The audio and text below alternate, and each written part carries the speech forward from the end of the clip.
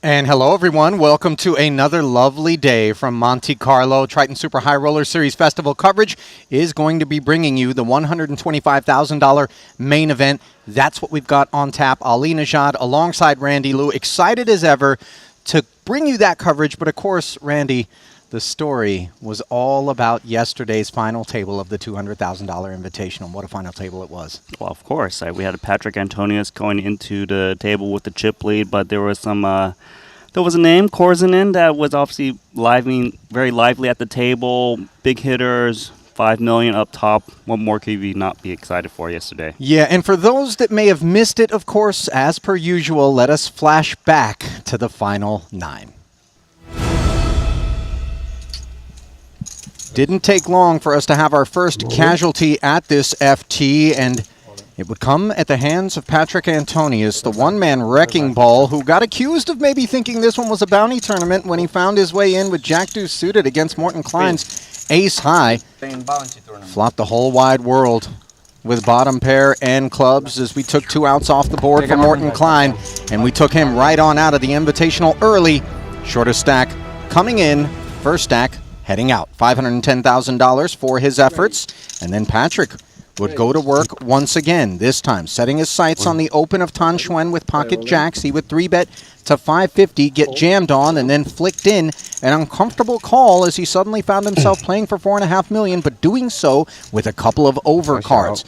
Board looked good for Tan as he uncharacteristically called for cards. Spade coverage for Antonius on the turn, and then he found Lady Luck on the river as Xuan smacked the rail and then was rewarded $684,000 for the 8th place effort. The turn of the Russian would come next as the jacks were passed along to Patrick, and he had to hold against 2 overs. Konstantin Maslak did not find the help on an 8-high flop in a 3.4 million chip pot. Turn didn't get him there either, and the 6-outer would fail to materialize as he quietly exited the arena. $908,000 richer, 7 figures plus was guaranteed to the remaining 6 players, and then you got your first look at the man who brought us the Christmas spirit early. Self-anointed Santa of Estonia, Vladimir Korzanen, with King 9, would collide with Mikita Badziakowski, who flopped jacks and deuces, would check raise a $250,000 C-bet, and then would get stuffed on by the stone gutter ball. He made the call, and then listen to this. Huh? What are the chances? 40 mine, 6 years? No, you have less. Less? Yes. No, 20 something. I don't have. I only have 100%. I don't have less. Maybe a little more. Less, I don't understand. No, it's 100. Called his shot as he said, I have 100% in the turn. Definitely brought him that much closer. Bads wasn't drawn dead, couldn't fill up on the river, and he would be denied another Triton title, but he would be awarded 1.18 and change. And then Mikolai Vaskoboynikov of Belarus, his compatriot, found a king-queen suited, which turned into a flush draw and 2 overs on the 6-eye board. 4.75 million chip pot as he collided with Krabetz and then was sent packing. Failing to improve against those pocket 4s, collecting $1.5 million in change for his efforts. Then in turn, Roman Hrabetz found himself in the crosshairs, always dressed in some manner to honor the venue. Here he was, looking every bit the F1 principal. With Jack 7, he found top pair and an inferior kicker. His check raise would get jammed on as he pushed the little F1 car forward, but it was not the car that could, as his hunt for a 7 came up empty on the turn and the river. And Korzanen, as he had been doing all day, providing the embrace, and Triton providing Hrabetz with $1.86 million for the 4th place finish. Now, Espen Jorstad came in 8th in chips, would head post-flop versus Korzanen, who flopped top pair, versus a flush draw. Ace 10, 6. Check jam from Jorstad, hoping to clear the riffraff. Longer game. Yeah? Yeah. Let's see. And Vladimir said, let's go. Held on in an almost 10 million chip pot on the turn, and he faded the heart on the river, as your stat made sevens, but it was no good. And it was his turn to feel the warm embrace of Gambledore. $2.25 million going to your stat, setting the stage for an oddly hard-fought heads-up battle between Antonius and Korzinen. They both would flop bottom pair on a Jack 9-4 board. Antonius would pick up a flush draw. He checked it a second time. Vladimir would activate. I think we have to finish here.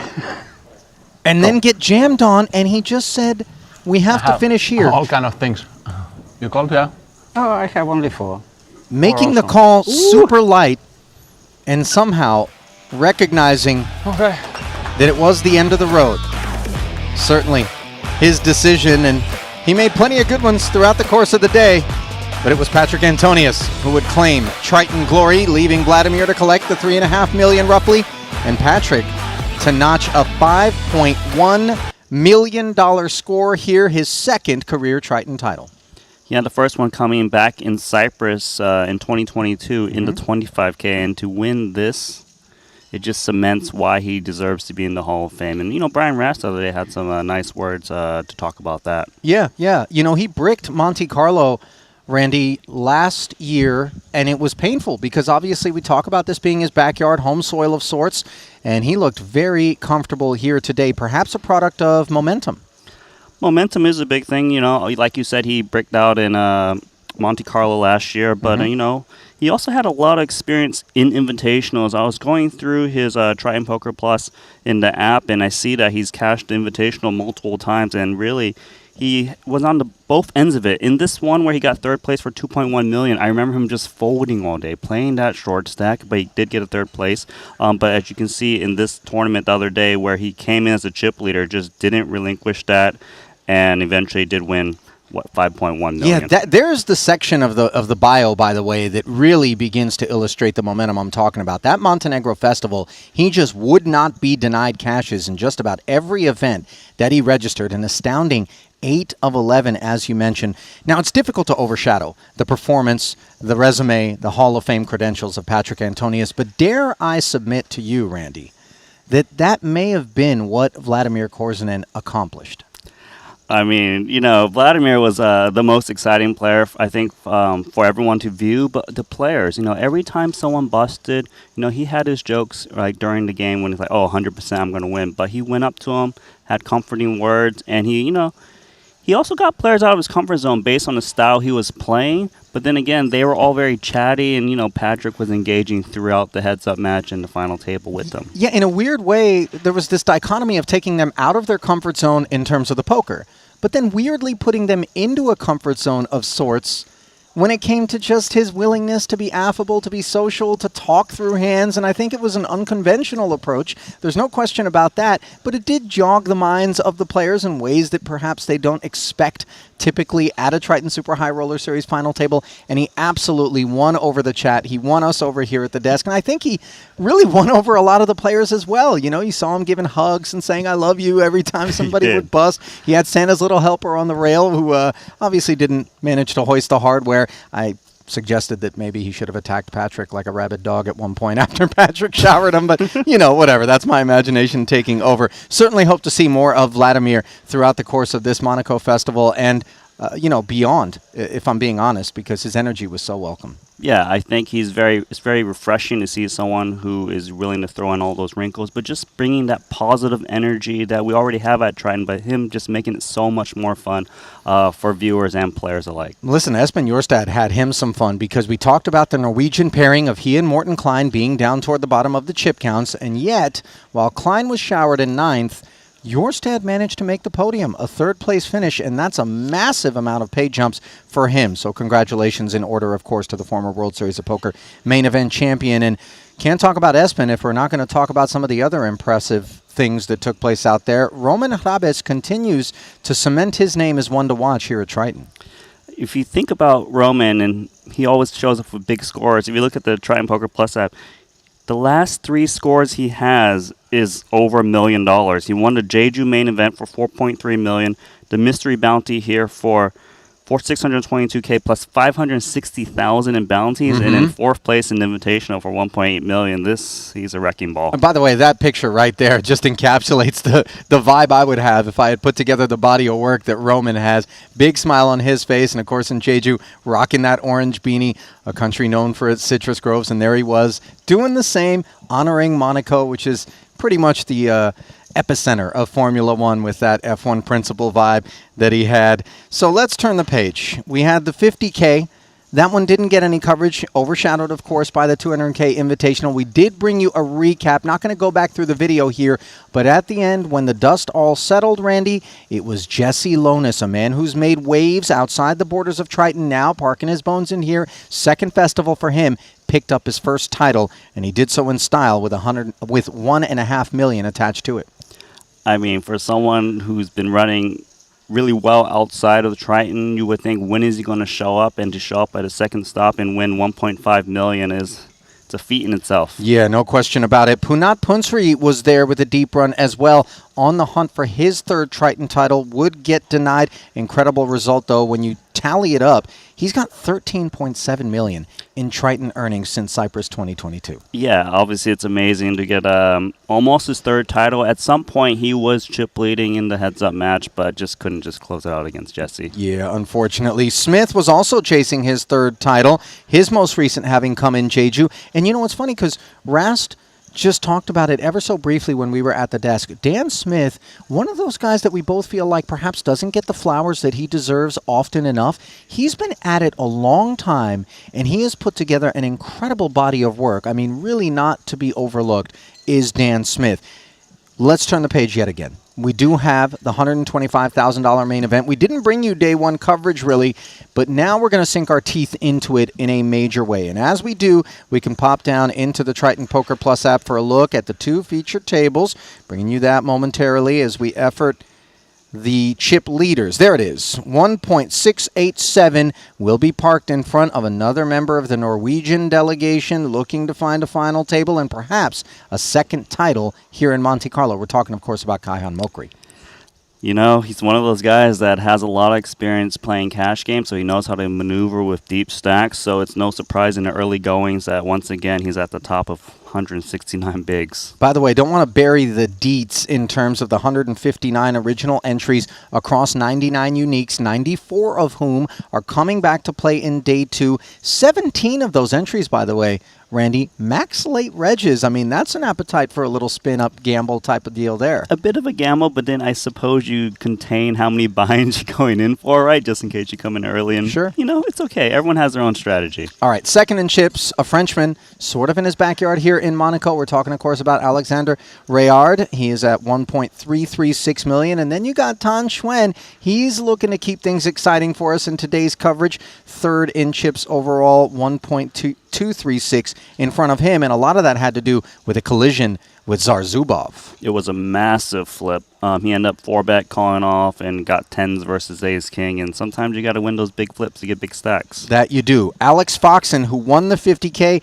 also in the hunt, fifth in chips overall right now, 828,000 in front of him, a click ahead of Shaman O'Dwyer, who also has a deep run on his resume here in Monte Carlo. Fifth in the 100K, looking to build on a good first half of the stop. So, Tan Xuan, the aforementioned, going to be a part of this table 3 deal here. Going to try to zoom in on it quickly. There it is. Finds himself direct right of Lyubovitsky. And then Antonius, who's coming off of that victory, to his right, but sitting just 12 bigs, not so hot for the time being for Patrick. I mean, he also didn't have that much time to kind of build his stack, given he had to late register this, so he does have just 12 big blinds, but that is a phenomenal table to watch. Yeah, Roman Habet's out there, Ding Biao, another member of the Chinese delegation, Leon Sturm, plenty of us, to look forward to, and we do want to give you a quick glimpse if we've got some time at the red table. I'm being told we've got 30 seconds, so let's dive right in, and there it is, Espen Jorstad, who finished in third, parked between Haralabos Vulgaris and Juan Pardo. Also got the chip lead at the table, and, you know, that's never easy. No, definitely not. Stacked is that particular table. You got Nikki P out there as well as Thomas Muhlacher. So good luck to the gentlemen as we get set to send you down into the arena for another day's worth of coverage here at this absolutely spectacular Triton Super High Roller Series Monte Carlo Festival, which isn't done yet. So buckle up, as the blinds will be 5 and 10,000 with a 10K big blind ante. Back at Sporting Monte Carlo. Brought to you by BetACR. Players just trickling into the room. Now, we did focus in on the 2 feature tables, but there's plenty more tables that still remain, as we touched on, given the 94 entries. Here's one of them. Anson Yu. He's got a final table under his belt. Ben Tollerine, Sir Watts, Emilian Pitavi. I'd be biting my nails too, Emilian, if I was to the right of those 2 guys. We may need to square the table a little bit. This feels a touch intimate in terms of the separation there. How you feeling, Watson? So you gotta look at chip counts. Let's flip over. Mosey on down. Where are we going to take a peek? Looks like Ibinger is to the right of Ossi Katola, who my understanding is he's the man responsible for Santa's Little Helper. He's also responsible for putting on some bad beats on players as he's very out of line. Yeah, brace yourself. If you want to get involved with that man who's got 500K in ammo.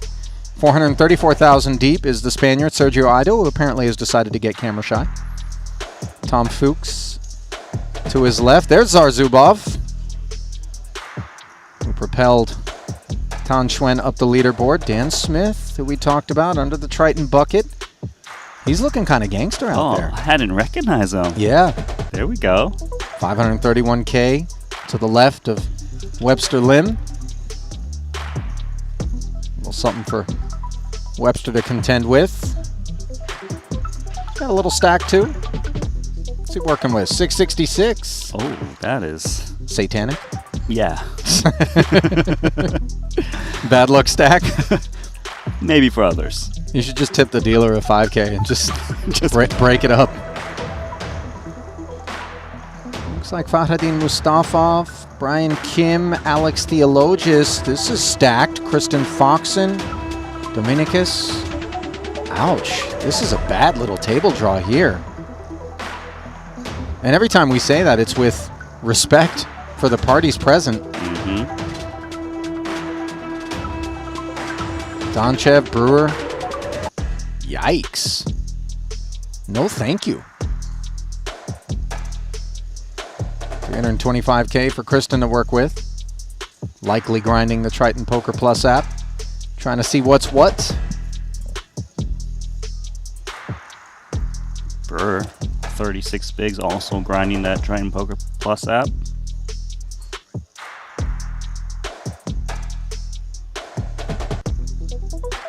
Looks like Vogelsang seems a little lost. Where's your table, buddy? He's inside a poker tournament room, Randy. How on earth can that man be lost? Right where he belongs. Same with Martirosian, 376,000 deep. And while this intel is not yet uploaded in the Triton Poker Plus app, word has come down that first place in this one is going to be worth $4.4 million. And there's the man. Hearts and minds captured. Vladimir Korzinin. Maybe he partied it up last night. He looks a little tired, but you know what? He's back in it. Great to see, by the way. One of the quotes that he provided among so many yesterday was, I'm collecting experiences. And collecting $3.5 million as part of his last experience. See Greenwood collecting 386,000 in chips. To the left of Lonis, who took down that 50K. Dylan Weissman, 4-card specialist. Bookending Shirzak Hisu. Stevie Chidwick, also a part of the proceedings. 37 bigs deep.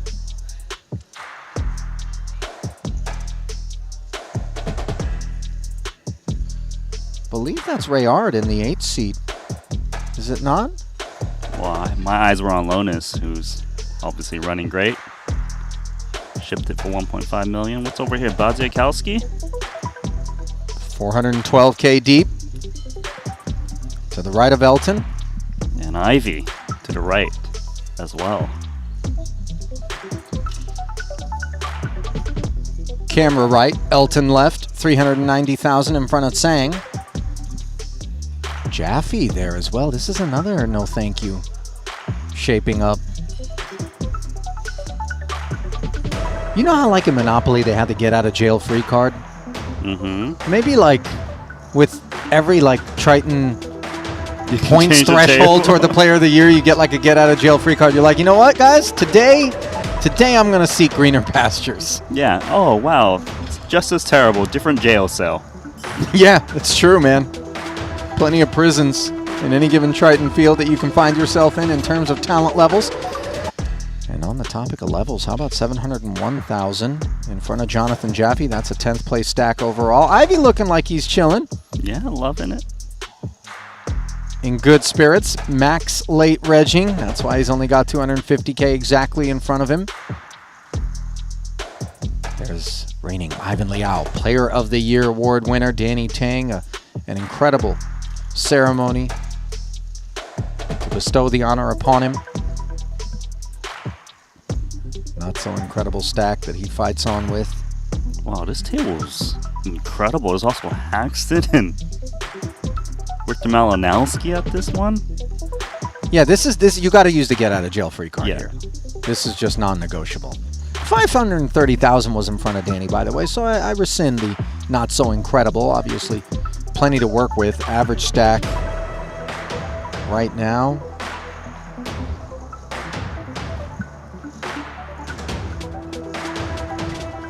Oh God, that's Ike? I didn't Yes. even realize Ike was there. It's- Did you mention that? Maybe I did, slept and on it. is Forgive the me. worst table I've seen I mean, so far. You know, you can look at all of this stuff on the Triton Poker Plus app, and yeah, that's a candidate right there.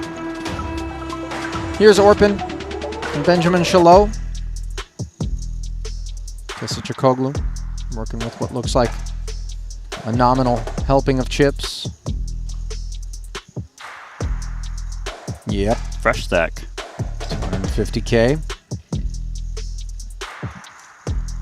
I mean, that's not to say that maybe guys didn't get involved on day one and decided they didn't want to rebuy until day two. Possible.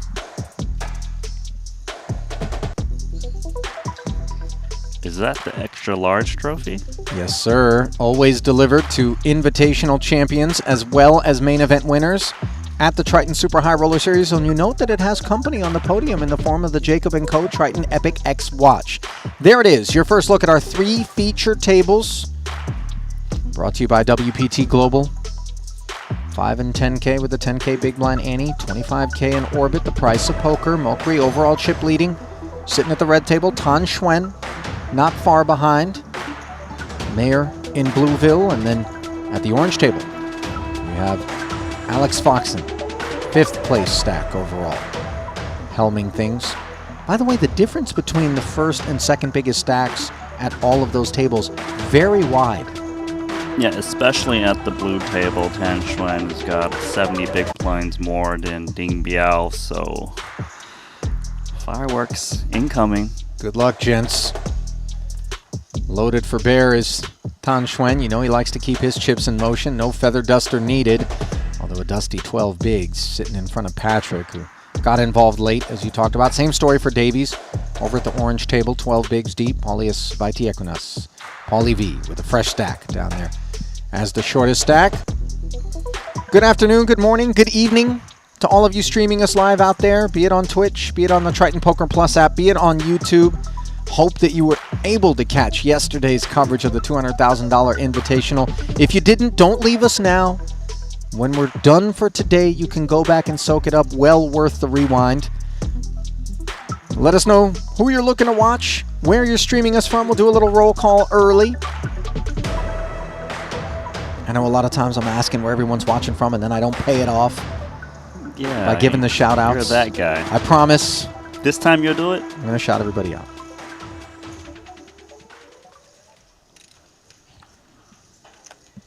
I just can't believe we're paying another $4.4 million out for first place in this main event. Believe it.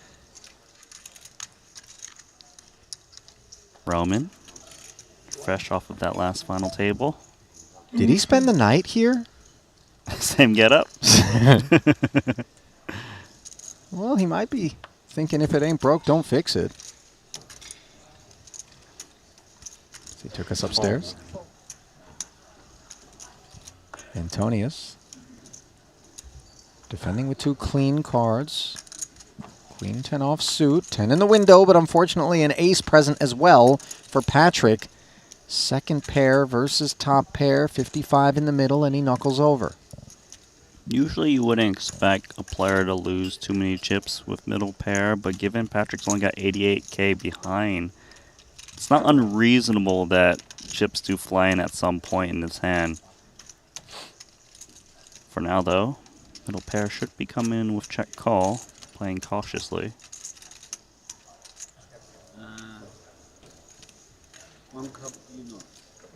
You say should, Randy. And it will. Yeah, there it is. Extra 24,000 into the pot, understandably. No improvements for Patrick on the turn. Playing roughly 1 SPR.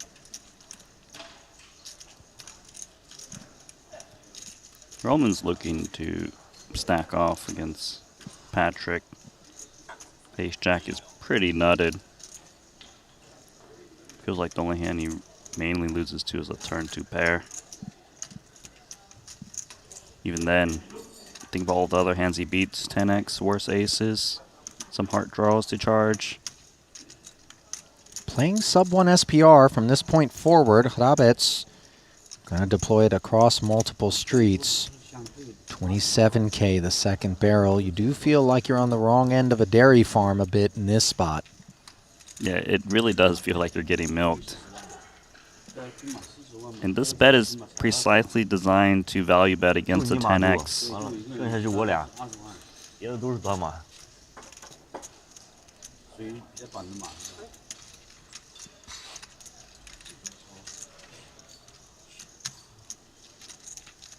I suppose one of the questions I would ask is, would Roman perhaps just rip it in if he's holding some kind of hearts?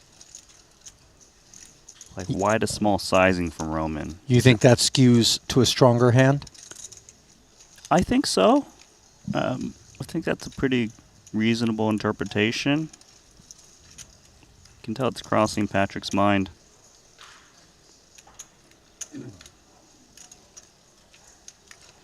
There we go. Good laydown. Hat outs.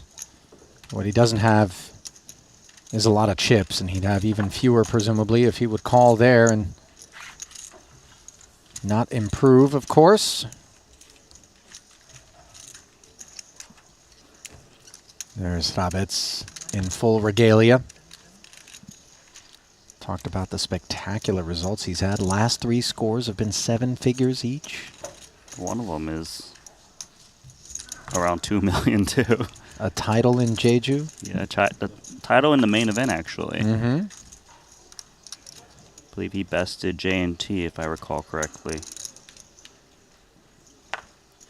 Here's a look at Andrei Libovetsky, who's left us guessing who he voted for. I don't think he could vote though. In, you know, like you don't get guest voting privileges from overseas, right? I don't engage in this type of conversation, buddy. Engaged is Ding Biao with the ace-4 suited here. Out of the cutoff, understandably. Now Tan Xuan seeks mischief. Queen 9.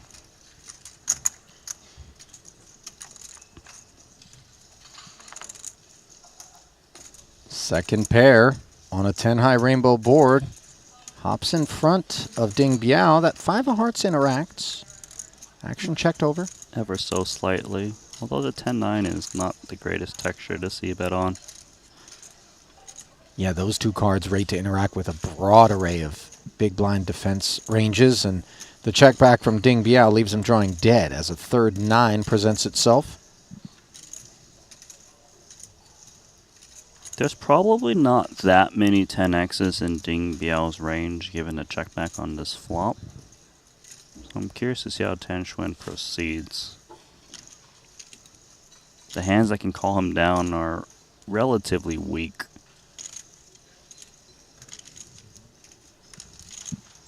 Makes sense why he's not going towards pot or overbet with his hand because of the weak check back range. 33K. Curtain drawn. Well, I promised some shout outs, Randy. It's time to pay it off as I asked where people were streaming from. Grace in Sarasota, Florida. We see you. Thanks for being aboard. Good to have you. 1 ton in Indiana. Did you say wonton? Because you're eating wontons I earlier. was eating wontons.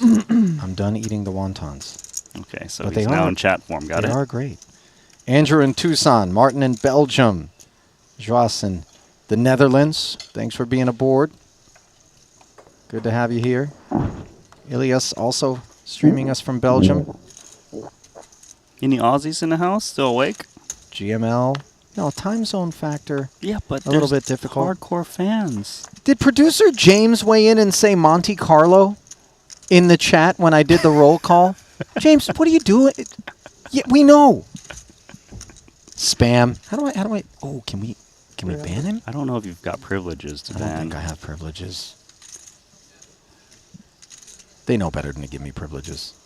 As the privilege of 2 jacks now for Tan Xuan being considered in the face of a Hrabich A7 suited open.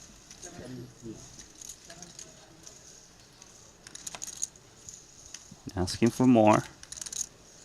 Understandably. 72,000 in total. Hrabich doesn't really have that great of a hand in this spot. Early position raise, which should reduce Tan Xuan's 3-betting. And by the way, if this collision looks somewhat familiar, it's the product of the fact that both of these guys were at yesterday's 200K final table, as was Patrick. So, a little deja vu. Shout out to Milo, or Milo, in the YouTube chat, pointing that out.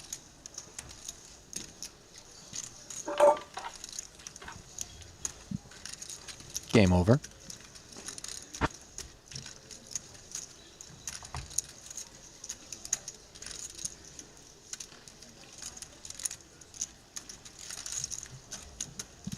A lot of calls for Vladimir to find his way to a feature table here today, given that he is still in the field. I certainly wouldn't argue with any of it. Keeping in the shout-out theme, we got Marte from Bronx, Ciara from Alicante, Paul in Hong Kong, Christian in Norway, Steve Ackley in Connecticut, Tom in Germany, Ray from Albania, Ooh, all around the world.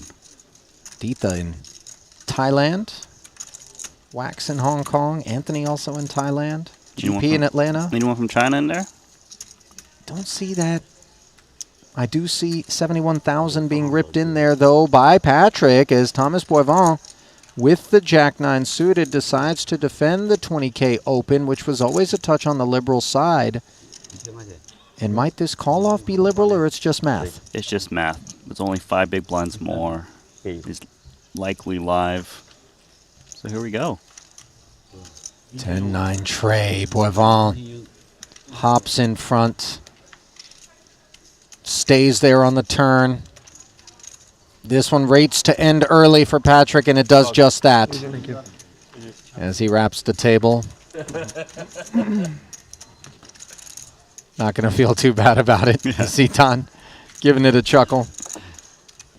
This one's a free roll from this point forward for Antonius.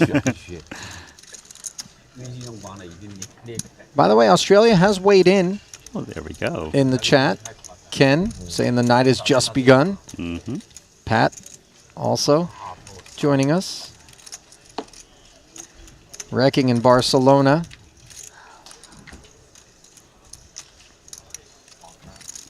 RF in Barbados also. As we flip it over to one of our other features, Petrangelo's got himself trip aces, and this is a mystery hand in progress. We don't often pick it up midway through, but let's recap how we arrived at this point. Petrangelo opened to 21,000, got 3 scooped by Mokri to 65, made the call, check called 31,000 on the ace-ace-king board with trips. and then check called 76,000, was it? That's right. Here's Double barrel. a look at it. Deal with all the. And now the river. Backdoor heart arrival. Remember, Mokri, a 3-better pre-flop, has failed to shed the opposition on 2 streets on this 2-tone board on the turn. 369K out there. Does Mokri have the better ace? Does he have ace-jack plus? Well, I'll tell you this. The heart is a really bad card because Mokri's double barrels that are bluffs usually contain hearts, so there's more things that beat him, whether it be better ace, like you mentioned, ace, queen, ace, jack, or even ace, king, or hearts. So there's a lot of value. Mokri's got the range advantage, so he could easily just ask for it all, and it really puts a lot of pressure on Nick. Even as a bluff, because of the nut advantage, you tend to attack a lot more.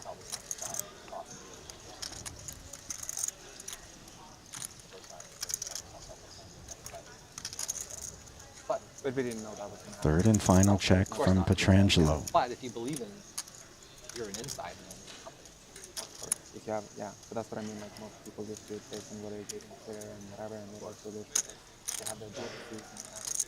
Like most people don't have that kind of. 175K. Randy, that kind of sizing is tough to step away from with ace-10, isn't it?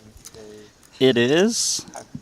They're just acting on. So I think the first question would be, do I beat any value? I want to say no. I feel like a weak ace would just check it back at this point. Nobody owns it. Ace-9 is now a full house. So then if it's only bluffs, I mean, you're getting a good price, but you need to think about bluffs you beat. It is nice that Petrangelo doesn't have clubs in hand, in case Mokri's got that, He also doesn't have hearts in hand, though. which is problematic.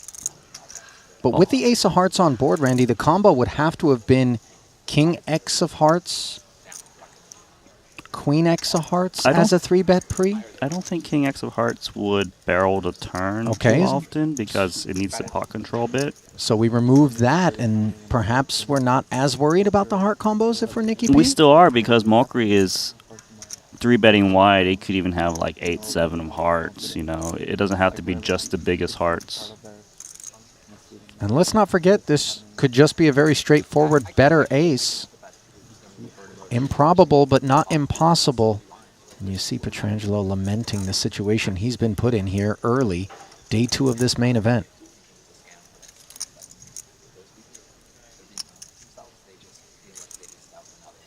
What's Mokri got, guys?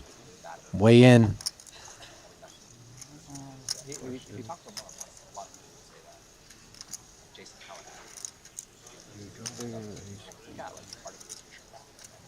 We either have some good hands and bluff, or it's kind of weird that he's back in this, like, with so much of his friends and close friends as well, and that's just like weird. And then they just have like all the. Nicky P calls, and he's going to chop this one up. Listen, Randy, I mean, ace-10 off, A, as a 3-bet candidate, and B, as a 3-barrel candidate. I'm not so sure I've got the heart for that 3rd barrel in particular. I think a lot of players would just be a little shy and just check that back and hope you're the winner because you could be up against a bigger ace. You could have been up against something backed into hearts. And you heard Nicky P say it was almost a good bluff.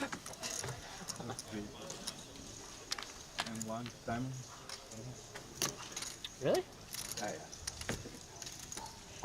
I mean, that's got to be way down in the value range. Should be Doesn't bottom. matter, right? It was a bluff. At that point, yeah. Mokri cop into the fact that it was a bluff at that point. I always get the needles from Nick. Nick's a good guy, though. He's a good needler. He's a very good sense of humor. You have to give him respect for the needles. They're very. In the beginning, like the first 2 months I played with Nick, I thought he was a grumpy grandpa. He's a grumpy. Now he's just like a real OG, man. No, he's an OG. He's definitely a grumpy grandpa. We He's played. just looking at me like, who the fuck are you? You know? We played. We played like I forget what it was. It was that tournament Doug Polk won, like some high roller WSO. Oh, 100K. Yeah, and you were long like time ago. the grumpiest, like I mean, I felt for you because you were like just trying to squeeze into the money. It was like you're in a bad situation, but like this, I was like this guy here. I feel like someone. Everyone thinks that. It's not true. I must just have to work on how I look at the No, table. No, but you were definitely like max. It was like the fourth time. Oh, I think I was like, Max I think I remember that time I had like 2 big blinds on the bubble. Yeah. I would be. It's not. It's hard not to be a grumpy in that situation. Juan Pardo opened with Wow, ace-king. this guy. Why doesn't he just accept the fact he's got 2 big blinds on the bubble? There's Thomas Muhlacher, who has brought Bond villain energy to today's action. I don't know, Nick. I have a really hard Defense. time to call that. So which James Bond are we talking Movie. There's too many to keep track of. I just saw you at ace jack. I mean, I guess I was right. Muhlacher Felt like ace jack. does find an open ender, and the only flush draw on this monotone jack-high board, checking over to Pardo, who had higher hopes in terms of flops Mine is really bad. with this ace of spades, king of hearts, but he will ask a little question. 15K, more of a whisper. Queen 10, clearly a decent draw. Although all What is your next? of the hands he does hits isn't necessarily clean, whether it be diamond You're not going the WSOP. or a straight might bring another diamond as well. I don't like it there either, but I think I'm gonna try it. Bro, it's like a. There was like last time I played WSOP. This was like pre-COVID, and there was like a Legionnaire's disease outbreak. Yeah. Not legit, a Legionnaire's disease outbreak. What Legionnaire? What is that? I It's like a thought- disease Legionella? on the water supply. Legionella. Oh, Legion. Oh. Would you never Muhlacher even check go to called Bahamas is- and play a 500K? I thought about going. Another 30K. I thought about this. Got as a into the middle. situation. He's turned top like that, you pair, might- but is still checking. Just too far. Yeah, oh yeah, because you live here, yeah. I also like when I'm not here, I'm on the West Coast. Did you think about going to Madrid when we played in Madrid? I didn't even know about it. Yeah. What was that? There's just one of these in Right. Madrid. When was that? A few years ago, it was very nice. It was obviously a cool. Double city. barrel incoming. Yeah, it was 2023, right? 2022? But I would go to that Double as well. barrel. Anywhere in Europe, I would think about it. Has a gut shot, 2 overs. I think it's Queen overcards the flop, which is nice to barrel on just to put your opponent in a tough spot. You know Jeju? Yeah, that was. You would hate Jeju, I'll tell you that. I hated Jeju. Like I would have gone. I would go to the Bahamas. Jeju? If I could like park my boat. Brutal. You can? Oh, 60K ahead, bringing us to the river, which gives Juan Pardo top pair versus London, you say something bad. the straight. no, but 4-liner on board. Like they literally. Pardo should just snap check this one back. what? It's got showdown value against the queen or jack. Yeah, note that Muhlacher didn't lead out. How many people? 209K heading Thomas's way. What do you We think? observe the balance transfer. If you had to guess, how many people got put? Now, we flip it back over.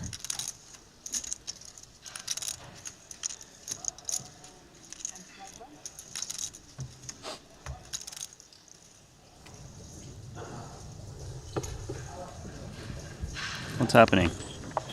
Looks like Ponikov's has cold called a 3-bet from Seth Davies' jacks with pocket sixes. Bryn Kenny started this Time. with a limp, rather. So this wasn't actually. Okay, I'm going to back it up even further, Randy. This was a Dvoris open to 20,000. Ponikov's flatted. Kenny flatted. Then Davies brought 102. Alex stuck around as Dvoris bowed out. This is some Apologies for the heavy confusion. action for Bryn Kenny. 5 seconds. Play roll it. 2 players on. He's never shy. Unloads the clip. And now Ponikov's has already committed roughly 20% of his stack in the form of a flat of the open and then a flat of the jam, and then he's forced out of there. Kenny was performing very well against the sixes, but was hoping to clear maybe some of the overcard combos. What he's not performing well against, however, are these 2 jacks, which are able to almost 3.5x if they can hold on here. The Queen 5 deuce board. Rates to allow Davies to do just that, but the 9 on the turn now puts Kenny in front with the set. Flush draw available. That hurts. Instead, Seth with a swift kick to where the sun don't shine. Even worse, because that would have been a triple up for Seth Davies. You saw Kenny laughing, but it wasn't courtesy of anything other than some sort of gallows humor that was offered up by Davies after that one. Now we flip it back over to two members of the Chinese delegation. Interlocking courtesy of a Ding Biao Open. Min raise was 3-bet to 85. Ding hung in there. Jack 7-3 board. Puts him way in front. Doesn't stop Tan Xuan from barreling, however, with the 2 overs and backdoor spades. Yeah, his hand has got decent equity, especially against a Jack or a pair lower than that. Regardless, though, for Ding Biao, lovely flop. Can easily stack off at some point in his hand. Does have position, so gets to react to the small blind. Calls the 80. Both players picking up the spade draw on the turn. Tans is no good if it gets there, of course. Yeah, at first glance for him is not a bad turn card. Maybe I can double barrel this, assuming that the king of spades is good if another spade does drop down. But we can see that Ding Biao with the ace of spades and top pair top kicker is going to be welcoming action.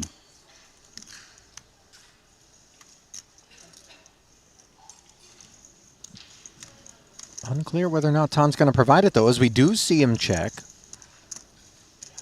Doesn't want to get blown off of that king of spades. There is merit for Ding Biao actually checking this one back with the ace of spades. You don't really mind if another spade drops off and you can really get a lot of value against a worse flush, or your opponent tries to represent the ace of spades that's in his hand.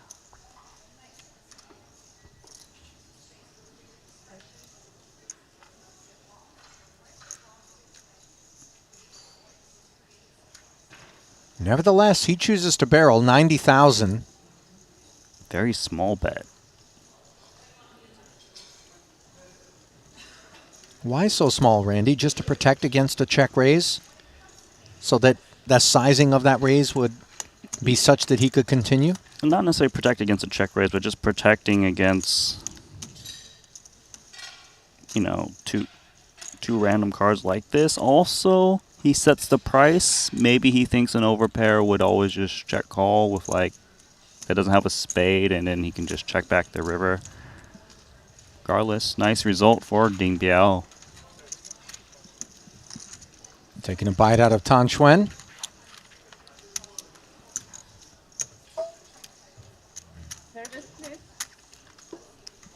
Nice restraint from Tan Xuan, not double barreling that one despite picking up perceived equity. You know, Ding Biao's name is one that we called a whole lot in Montenegro, especially toward the latter part of that particular festival, Randy. Just look at the resume. He actually did a lot of damage in the PLO. I wasn't sure if he was that proficient in that game, but a 5th and a 4th, 2 final tables, 13th in a $200,000 buy-in, and he actually started the series off with 2 other final tables in No Limit Hold'em, a 3rd and a 4th for 475K and 341K respectively. Yeah, he really put it together in Montenegro. Thus far here in Monte Carlo, however, it's been a bit less fruitful for him. Not so good, only cashing 1 of 8 events. Well, we've got ourselves an all-in and a call situation here. Blind versus blind. Ertz asked Dvoris for all of it. 7-8 turning into a pair against the flush draw and the gutter, and in the end, Dvoris unable to connect as the Belgian claims the Canadian's pelt. Showers for Dvoris here early. Tough spot. Those are the flips you got to win. Yeah, been a tough series for Dvoris. Only 2 cashes. No final tables yet. Emphasis on yet. He also plays Short deck. I don't remember if we saw him in the PLO part of the program, though. Looking back at Montenegro for Dvoris. I don't recall, but it wouldn't surprise me if he does, because I remember he was in the race for Player of the Year at some point. Presumably he plays it all. He does. He actually got a second place in the PLO event back in Jeju 2024. Oh, he actually has a title in PLO, Monte Carlo. Okay, so shame on me. Apologies, Daniel Dvoris, for the blatant oversight. Oh, Mr. Consistent. 没几个了，没几个了，没几个，我这运气，嗯，4、5个了，算了。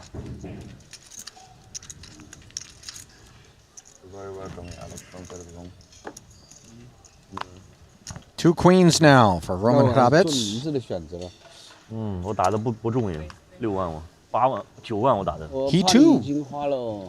does damage in the 4-card streets, which we touched on, right? Who? Hrabets. Does he? Didn't he win a title in PLO? I might be really off today if this is a misread. I'll take a look for you. How's that? I don't think so, but I could have sworn. he Am I hasn't getting even my played a signals? PLO event, Who Ali. am I crossing signals with? Somebody else. You're right. I don't know what's going on. That's okay, because we have a huge confrontation incoming. El Clasico, Queens and Ace King. As you see, Boivin could look a lot like he's squeezing here out of the big blind. 3-betting to 90,000. Hrabets loves to see it. Playing 271, covered by Boivin. Near similar stack, 30 big blinds or so. Queen 10 that's going to hit the muck actually has interference with these two hands in terms of diamonds and queen.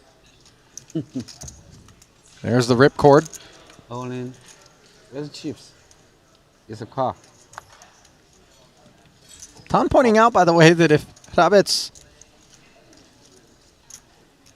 announces all in with less chips than the raise in front of him, it's a call, but of course that raise. No, he meant he pushed a car in. Where's the chips? Because he only pushed a car in. Oh, okay.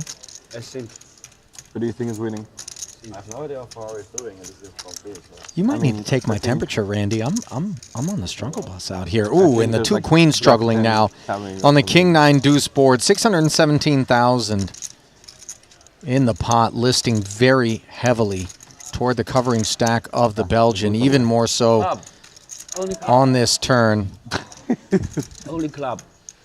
Hrabets needs a queen, and instead it is the end of the road for Roman. Is it awkward that you're not pulling chips back, you're just pulling the car back now?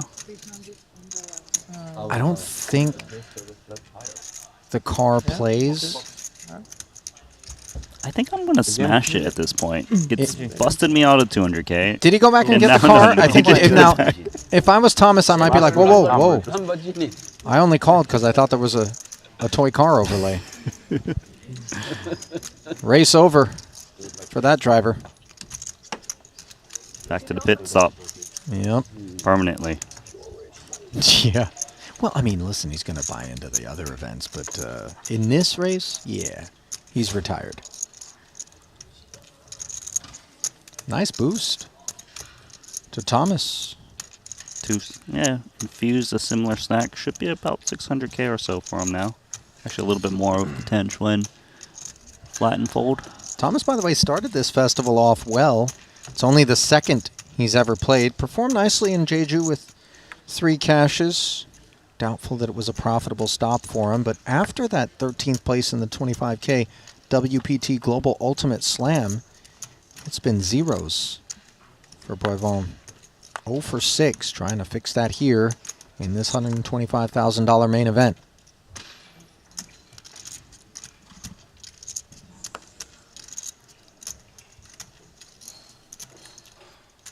This is not a card reader mistake. This is Tantruan opening 7-3 of clubs in the hijack. Out of the hijack, looking for mischief, and unfortunately for him, he's found it by a player, or from a player rather, who's got the clubs covered. Look at Ding Biao in there. This is 3 questionable hands in Yeah, this it is. pot. Ace 10 6.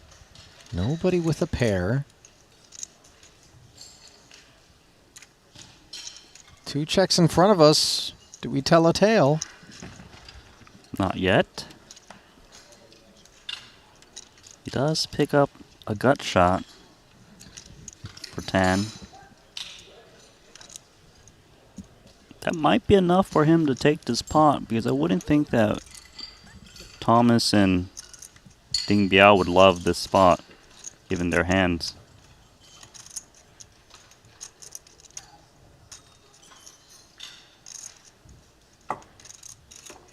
Is that little gutter and a second round of knuckles in front of us enough?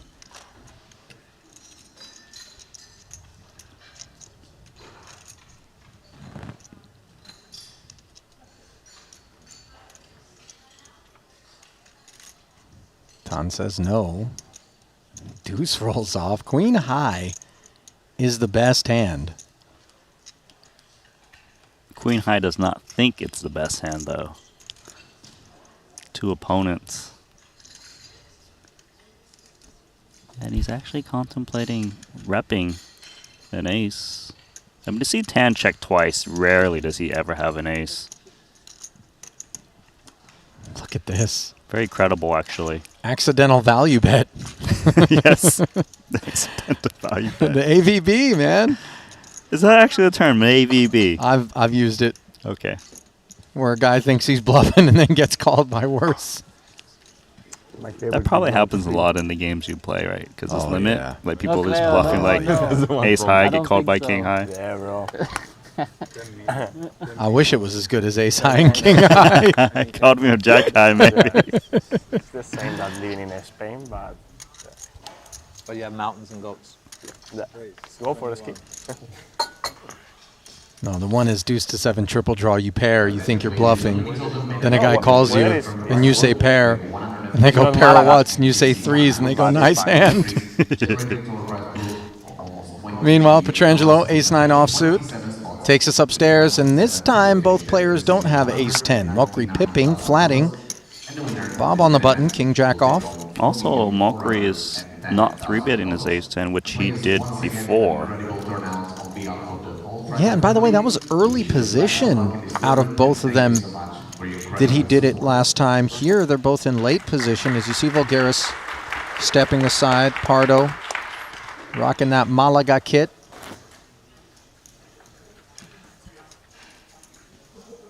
And rocking pair of threes kit as well. Did you say Malaga kit? Yeah, the soccer jersey. No, I only asked because he's known online as Malacca style, so I wasn't sure if it was a play on that at all. I think it is. I think we unpacked it at one point. And it did have something to do with that. Where are you planning to be based, like residency-wise? Here. Which means you I need to believe spend Pardo has firm ties to the island off the coast of Spain. Done here, that's why I haven't been spending much time here, but I've got an apartment that'll yeah, you have to spend the preponderance of days here. 183. No, I mean if you spend like 80 days here and then nowhere more than 40, you're Really? yeah, because like after I travel, I'm on a boat a lot, so it's like how am I going to spend anywhere? So it's just more like you have to actually make this your home base. Yeah, I wonder how this is going to be for me now, because I'm also waiting for my Dubai apartment to be finished, and then I'll be there. But for me, I think to get like the actual tax residence certificate, you need to be there 183, I think. Yeah. You know what's a good one to do? I don't know what but like Greece and Italy have, maybe not, this is not so great for you, but Greece and Italy have like a pretty decent one. It's 100K flat tax a year. It'll be cheaper than Dubai. All you do is like either buy an apartment or put money in the bank, buy bonds, like $500,000 bonds, Euro bank bonds, or you just pay $100,000 a year of your flat tax. No forms filed, nothing. It's not as cheap as, let's say, Dubai, but the cost of living is a lot lower. Of course, yeah. And you're in Europe, so you're going to save money on flights if you're doing this. Like it's just, I would look at it. They have a flat tax regime. It's quite good. Both Italy and Greece have this. I have the Greek one. Okay. That's what I did for 2024. I was Greek, basically. And 2 now rounds I'm of getting checks on the flop and the turn, as I confess. I was listening in on what sounds like sage financial wisdom coming out of Aralabos Vulgaris. But here you don't need like And a 180 brilliant days, you just need this Here what you development do for is Mokri, first- who's got the Correct. 10 high Yeah. straight But versus they want people top who are pair. going to come here because how they make their money is on the bat. So if you're not here spending money, similar to the buy, right? yeah, so you're not here spending money, they'll just bounce you. It used to be really like they didn't even care before. Or they cared, but they didn't do it. But now they actually want to see like the first thing for the first 3 years, you have to go every year and to the police, the surete, and show them your, you know, your where you were for the year. Also, they want to see your bank statements and see like where you're spending your money. No. Threes. 10K min bet. Say goodbye to that 10,000. Petrangelo might say the same thing. It does look crazy. Yeah, I've looked at some of them.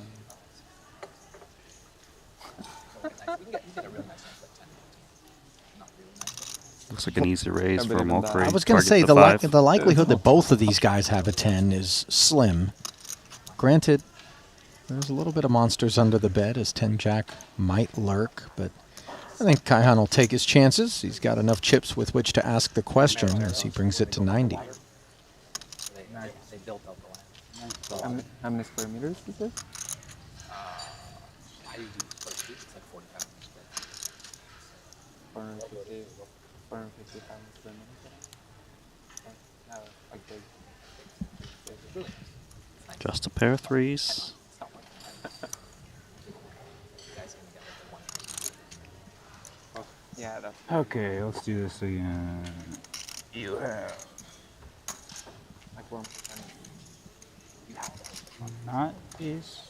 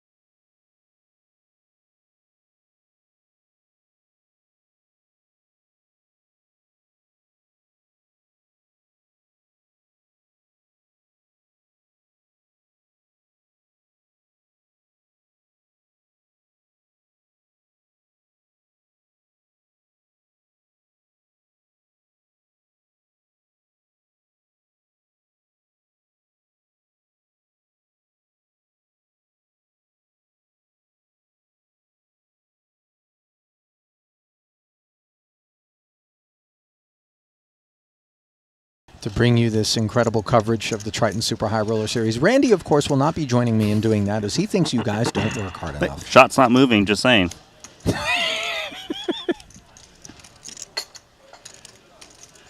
Oh, there we go.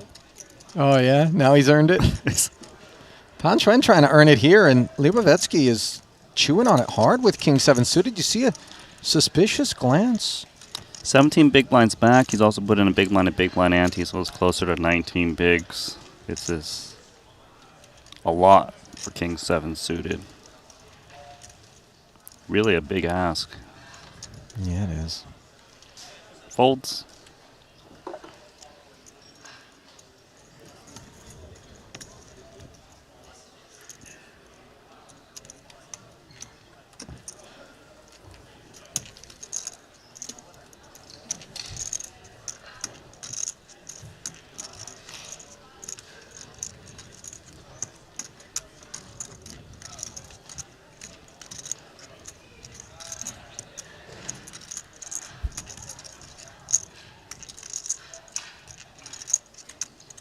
The fact that Leibovetsky thought as long as he did with that King 7 suited, I think, had a lot to do with exactly who it was that was jamming from the small, right? I mean, Tan's just going to show up with a wider range than your average bear in that spot. There's other players where he would have just snap folded instantly. Right? I feel that way too. I mean, don't forget we also just saw Tan open, 7-3 clubs in the hijack, so surely he's very wide in all spots. I don't know if word came down on that one, but yeah, you and I don't need definitely word know to come down. They already know. Ding Biao, Queen Jack offsuit activations from early position. Leon Sturm of Germany. Flatting. 2 10s now for Tan. You know, this feels like the end for Leon Sturm. Tan is certainly going to squeeze this with the button. And I could see Leon just back raise his 348K back, expecting to take it down free. Sizing's a little bit tricky just because Ding Biao has opened off of a 70 big blind stack for Tan. So he might need to size up a little bit.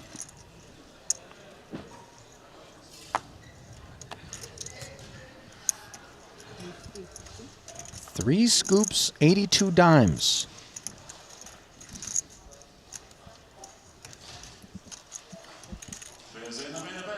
I just think that Leon is going to just go with it based on his reads on Tan Xuan. He can show up with much worse. Slight favorite against Ace King, Ace Queen still.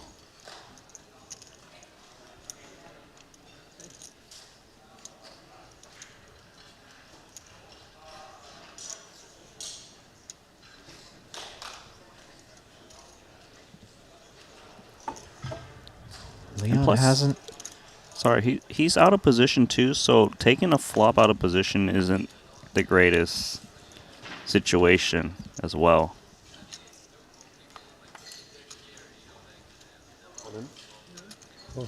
He's ripped it, and Tan did not hesitate. Snaps and rolls over the horrendous news for Leon. Who's got to be thinking to himself, really, this dude? He shows up with any two, and I got to run into 2 10s? Exactly.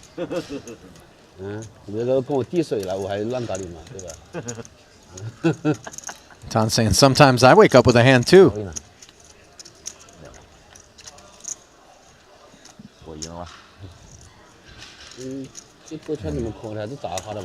Well, Tan woke up with one. It could very well be putting Leon to bed. 2 outs, 1 time for the young German. And it's good night. GG. Theologus offers up the knuckles and a GG. Own food has just been delivered to Leon Sturm, and it's getting a little awkward with the waitress. And that was like not raked or anything. So. Well, Nicky P getting some work done. And going to play Ace-Jack as a limp versus Mokri. It's always a tough assignment. All these guys kind of got interested in poker back in the day. To beat a Kaihan's right, Randy, but then when Mokri is loaded up as a chip leader, it's even more difficult. Yeah, very interesting. It is interesting, like, because in this lineup. I think they like the fact they can make fun of him, and he's okay with it. But I think also they like the fact that he is, like, you know, like very. It's a big kiss ass. So it's like he's like a big kiss ass. So I think they like that. And by the way, Phil's a good guy. Like, he's not. But yeah, it is odd, a little bit odd. Flop goes check, check, and Petrangelo. Like the guy who owns Golden State Warriors. He's just been in that scene. Hits He's top like the there. best poker player in the world, and they really truly believe he's like one of the best, if not the best poker players in the world. He's like, whatever, that's cool to believe. It's probably not. This kind of thing, but they also play with like Byzantine and whatever. Yeah, They must understand that there's like a big difference. quite a gap there. Oh, But they really believe that they're still in like. Wow, the 10K sprinkle is going to get called here by Mokri. Just king high, no diamond. 125K. Board pairing 10 now. You know what? That's actually a good card if you think your king high is good. Like a punching bag, like in a good way. So it's kind of a nice friendship. You can tell it's like a genuine. Well, strangely, it's going to be a good card for Petrangelo then if he chooses to value bet. Hard to take people's opinions seriously about something. This kicker is quite good. It's like something that I 10x feel actually strongly about. bets the flop a lot if check 2 for Mokri, so I think it doesn't need to fear What am I that 10 so much. about that I don't know anything about? Should I be trusting them? But they're all really good people. Like, they're all great guys. 15. I like all of them. 15,000 into 50.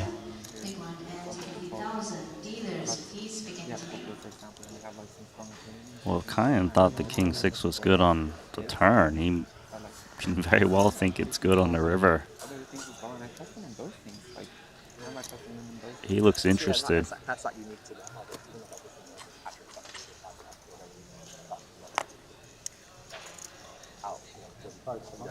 Okay.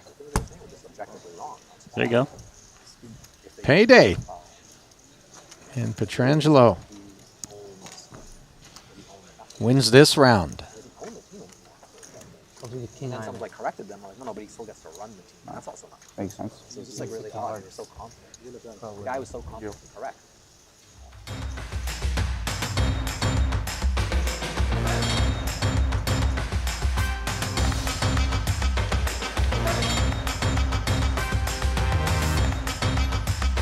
Well, WPT Global is the new title sponsor of the Triton Poker Series, and it's the best place to qualify for Triton events.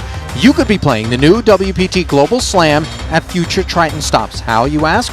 By winning your way in online. Just download the WPT Global app, use code Triton, and get yourself a 100% deposit match up to $1,500. Like, how was that level? Download today. I saw that beat you took. Like, Be more supportive, yes. they're like your partner. Weirdly enough, they're like not very supportive at all. No, bro. That's the.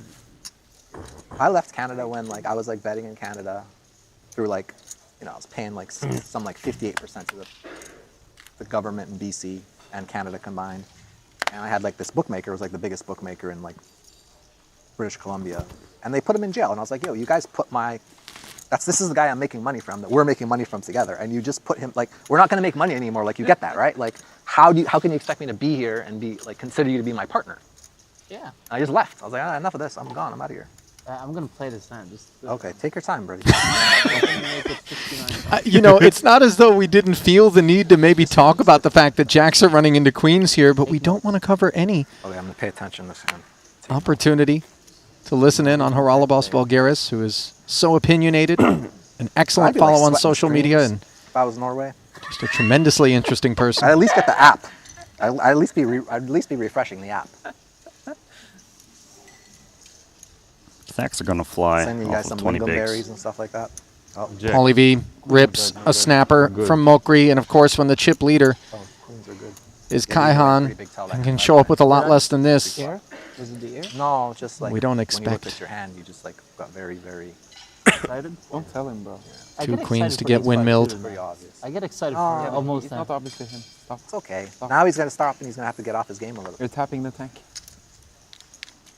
Should go back. 430K, and one of those Alright, seldom send the- occasions on which send the queens and Norwegian jacks government don't need to worry about the ace and Have king. them send the hand histories from the other table. They should, yeah, they should try to help me. They should have a WhatsApp group for all like the other hands.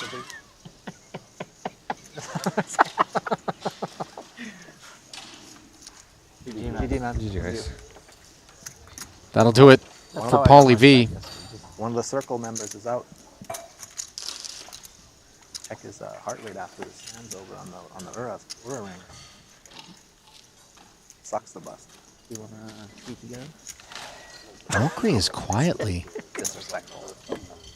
put together over 2 million They're all now. good. By the way, almost everyone. Seen him involved in a lot of pots. He hasn't won them all. Genuinely good. Like 99%. Paid off with King High, had to chop the ace 10. Like in these tournaments are super nice chops the guys, field super down. friendly, super talkative. Yeah. I mean, I talk the most, obviously, but Yeah. I think you're taking over my role today. But you can't use your phone, so it's kind of. I'm not gonna use my phone anymore. I was like, yes. What happened? 6, 5, went up. Super Davy. Yes. Andar de You need the other. You need everything. What did you do? You just stole money from me, and what happened here? You gave me No. change. 6K, What did you do? 12K I took now. back the 5K and put 1K for you. No, you didn't. I put the 1K. I put the 1K. I put the 1K. How much you want to bet? You want to bet on this? Yes. Yeah, how much? I'll bet you $10,000. Okay, you have a bet, my You friend. put the 5. I just put it out. She put it back, and I put it out. Yeah, but I put it out first. I just put this one. You think this is your 1K chip? Okay, that's off. Maybe you're right there. I mean, I'm not gonna bother with this. I'm very confident I put it out for you. I can't be that confident. You want to bet money? Yeah, but I don't want to. It's like like Floor. you seem like the very stubborn type too. Very hard to be with you two on the TV table. Usually I put my headphones and then I can't hear you. I mean, usually you did it for like it was like 1 hour yesterday. Usually, that's usually 1 hour. And by the way, it was only after you lost the pot that you misplayed and you got steamed. That was only when it happened. Oh, now you're saying I please play something. No, I didn't even know if you misplayed or not. But you definitely fucked off some money. That's for sure. Well, as advertised, Rollenbos doesn't bite his tongue when it comes to opinions, Randy. Sure doesn't. No, I didn't remember the hand. I just remember. I remember you lost the pot and then your headphone went in. Sorry. Well, I lost pot after pot after Can we pot get it after pot. confirmed? Yes. I didn't have one chip more. Yeah. Let's do it. We'll bet 5K. We'll bet 5K that the 1K chip that was out there, I put out. No, yeah, but no, because I put one in first. Okay, for you. I didn't take it back. I'll bet you that I did not take it Yeah, back. that I won't bet on because this I Then didn't. who did it? Who put it back? You think she, the long arm of the dealer over here? She Did did. you? No. Maybe you're right. Maybe I'm just. Look at Pardo. Maybe I thought about helping you and didn't. Well, that's probably a big part of your life right there. Yeah. Thinking about helping people but not helping them. and then taking credit for it. Yeah, exactly. Well, but I thought about helping you. You know when Espen plays a hand good, Yes. I say it was all me. It was all you did. Yeah. Espen got third in the Invitational yesterday. I was like, it was all me. congrats, man. Very strong player. Yeah. He won like a main event. Yeah, man. Doesn't get much bigger than that. Be very careful of this guy. 20 big blinds, no problem. He's the maestro. Man, Got he's all the moves sleeping down with on the 20. GTO with Sims. 10 you to know, 20 it's bigs, like I'm sharp. fall asleep. Do you try to get down to 10 to 20 bigs just to get back in the comfort zone? Yeah. Only started with a flippy one from me. The flip I won? Ace king, queens. Oh. A2. Were you suited? I had suited queens. No, he had ace king? Yeah. Offsuit? I don't remember. That's not a flip. It's not. Most likely. People think a flip is like, I made my whole life on 57-43. It's not a flip. Oh yeah, I had 57. Yeah. Even worse. And I had 70 bigs and he had 20. Wow. That's how the day started. But no, it's people think like, oh yeah, I lost a flip. Like, yeah, you lost a 57-43, bro. No, fuck. It's more like a 60-40. Closer than Yeah. flip. Oh, yeah. Some people still call it classic Well, flip. this one's We call it 65-35. Yeah, they say it, by the way, when they have like the ace king. They don't really say it. Just limped pre so far. I mean, it's just queens that are like that. Oh, Malacca That's my says no, senor. Which is ace king offsuit. Have you Another noticed- 20 if noticed, you want like, to when it's tussle. Ace king versus queens, it's always the guy having ace king that's very optimistic. You have to be optimistic. Yeah, it's always. It's a drawing hand. Nick, what happened to you there? Mountain biking. In In Vegas. like in Vegas. Yeah. Yeah, mountain bike a lot in Vegas. Just fell. Happens. Road burn is not fun. Yeah, this is some from on the trail. Yeah, Oh, yeah, Espen loose rock. made the added investment and now trails second pair on this Jack High 2 diamond board. Put my hand down and ripped my whole fucking. That's road rash. Yeah, those things seem dangerous. Yeah, they were a thing for a minute. And not we're so much a thing one. anymore. Yeah. Well, people are ripping around on them drunk. Like, Might wanna just I'm sure there's check a lot of bad and stuff figure it happening. out if he 'Cause gets over to 'em. People use them to replace driving home after the bar and stuff. You know, so Yeah. many young people do College that. towns, I'm guessing they were. Yeah, insane. And they're like And- littered everywhere. That's what they And like multiple people on one, and I've seen even just as an adult, like if you go to bachelor parties and stuff, I've seen multiple people just fall going pretty fast. Oh, That is My buddy's a wife lot. took a bad fall. I mean, I'm sure everybody Spice. has a story about those things. I Trip was surprised tens. that they Yeah, lasted as long as they sopping did. wet. Yeah, I mean, I really fucked See the up flush my draw for Espen too. palm is like. Oh, what time is it, my friend? It is 2:05. Oh, fuck.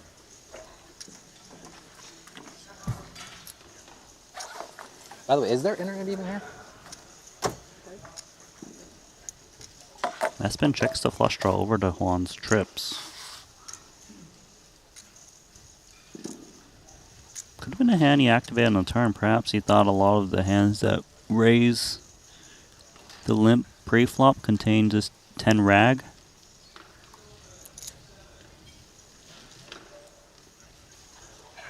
Clear targets for Juan, the Jack X.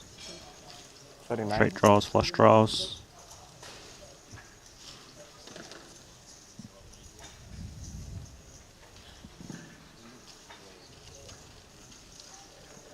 It is just queen high, but he should be continuing a lot just because he still beats the really dusty isolations, you know, like 6 deuce off, 9-4, these things would take Is this line as Haralabos well. grinding his laptop right now? Wasn't he deep in conversation not too long ago? Well, he asked Mulcree, I think, what time it was. He said 2:05, and then Haralabos said, "Oh shit," and opened up his laptop. So I'm not sure. Is he taking a Zoom call? What's going on? Check call of 39,000, and now what's going on is flush versus trips. Espen, out of nowhere, has this pot sewn up with 154 in the middle. Big problem for Juan. Also because clubs is less likely in Espen's range, given that some of those clubs will just bet out on the turn.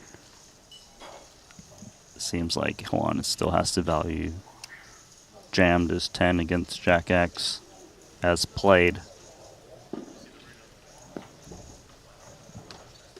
Doesn't help that he's got a club in his hand, which blocks some of the hands that beat him the flushes, that is.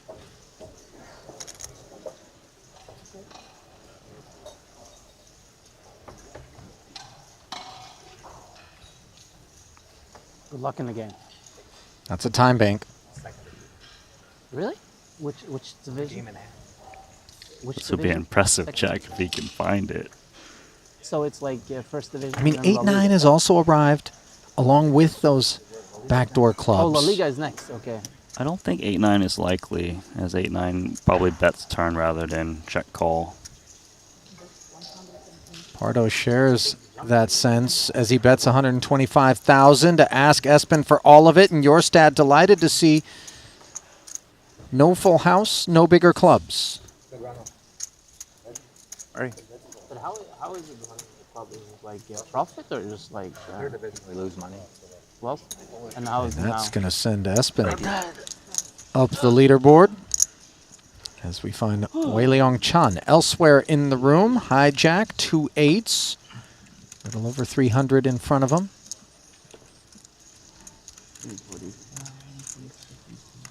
He's going to rip it. 25 blinds. Who wants it? It's a big jam from the hijack. Boy, Vaughn asking for a count. 6 is not so big. Funny thing here is Thomas might not think Wai Long Chan would jam a bigger pair for 25 bigs because they might look for induction.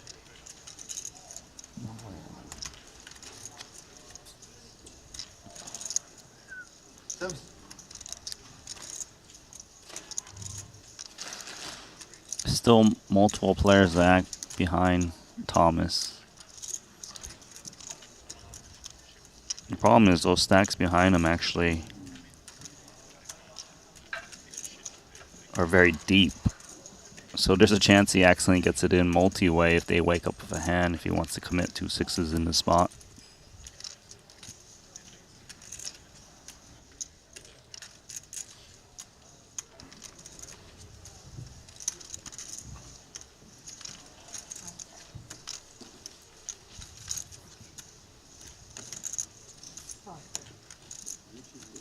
Makes the call. Surprised by it? Oh. Wow, Shalom wakes up with 2 10s. Now, with an all-in and a meaty flat in front of us. How are we feeling about a couple of tens? Are there traps in Boivin? There is. Boivin should be calling his whole range to continue. So if he's got aces, kings, queens, he should flat as well. I don't think Benjamin Chalot is worried about the open jam from Wai Long Chan. He should be crushing that range off of 25. It did kind of look like Boivin was really deep in the tank a bit. Don't know if that means something to Chalot on how to react. Tens is so much hand.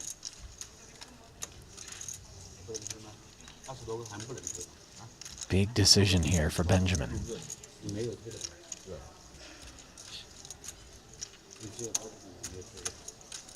And remember, Chan can actually have something too, but open ripping 25 bigs, do we start to remove the better pairs? Yes, I'm not worried about Wai Long Chan at all in terms of how tens performs against that range.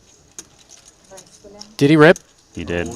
This is one of the problems for Boivin is the players behind you are so deep, and if they wake up with a hand, you've already committed 303,000. Greenwood easily stepping away from fives, and now a lack of ease for Thomas, who's shaking his head. You see the hatred for the situation he's placed himself in retrospect. Always a possibility. I know he's up against the overpair, but at this point, if I put in 303,000, and I might just call it off and hope I'm up against ace king. Maybe hope that Chalot's range interferes with Chan's, and they'll block each other here. But the problem is that there are plenty of bigger pairs. There is plenty. You're right about that. It's just he's put in so much of his stack. How brutal is it to put in 303K? If he can find a fold, it'd be amazing and great for him. It looks like he will.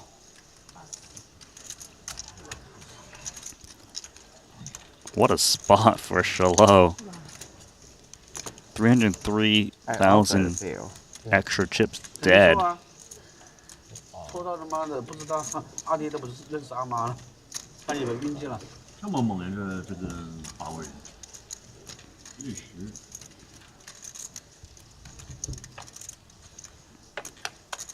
we go to a flop. Queen Jack 3 as Thomas got out of the way. Will be very relieved when he sees there's no 6 on board and he was cooked in 2 places. Oh my goodness. Relief comes in the form of a snowman on the turn for Chan, who makes the set. Note, by the way, that Chalot can find a 9 or 10 still. 6 outs. But he cannot spoil the party, and it's all smiles in Camp Malaysia. He didn't get a double up. He got a triple up. Yep. And for Chalot, it's particularly deflating because he realizes, I was right. I had Chan covered. Boivin ultimately folded. Have to assume that he didn't have us beat. And yet, that massive pot drifts away from him. Painful. Did you make a straight or a center?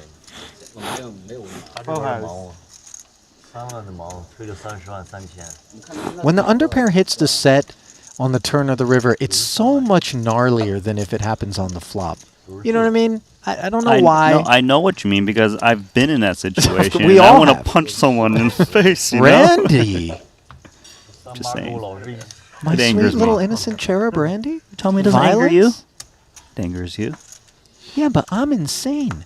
Randy, you're always the patient, calm, zen presence in the booth. Check out my office. Things smashed everywhere. It's just littered with broken monitors, ripped out USB cables, holes in I the got an drywall. Amazon subscription for new monitors coming in. Wow, it's a monthly reload. It's not monthly. It's bi-weekly. You ask Randy what his leak is, and he's like, computer hardware. Huh? You like the latest tech? No, I just break the latest tech. Rage tilting in my office. And I'm like, Ace 10 suited. tell me the number. Button makes it 36 to go. 3x open. Size up. And Greenwood with a level up. 2 kings. 344 deep. This is actually a little bit of an unusual spot to see a full 3x open and you're holding kings with 28 bigs on how to size it. It's likely that Ding Biao's got a hand worthy of getting Theologist chips in, given how short the Greek is. So that kind of shifts Ding Biao's range to have a bit more value. Perhaps not the best value because maybe they want to entice the big blind in. Greenwood does jam. I thought perhaps the flat there in the hopes that Theologus would have tried to squeeze with something like ace-5 would have been an option. I don't know about flat, but wow. Ding Biao misread there. Yeah, he made the call. Instantly. Covers, but this is a chunky commit. Wow. That's just stone disbelief on Ding Biao's part right there to make the call and do so as quickly as he did. Also, one of the problems of making it larger is you feel a bit more priced in. Fair. Here we go. Greenwood, nice favorite. To the races once more. Ace 10. I had ace also. You? Okay, cool. Ace. He folded aces. Yeah. Jack 6-4, 1 heart. The only concern for the time being, if any, for Greenwood. King of hearts. Clean turn.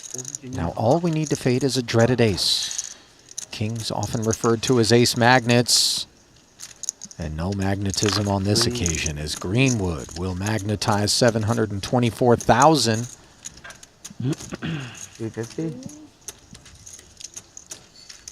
Straight into his stack.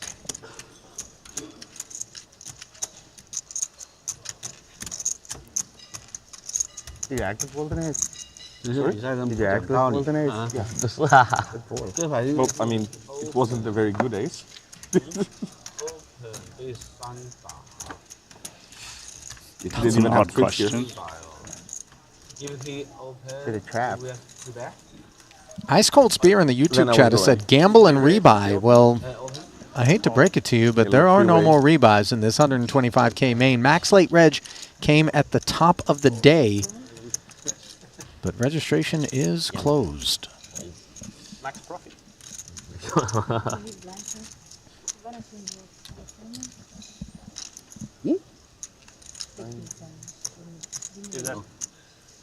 You want to? I'll change it.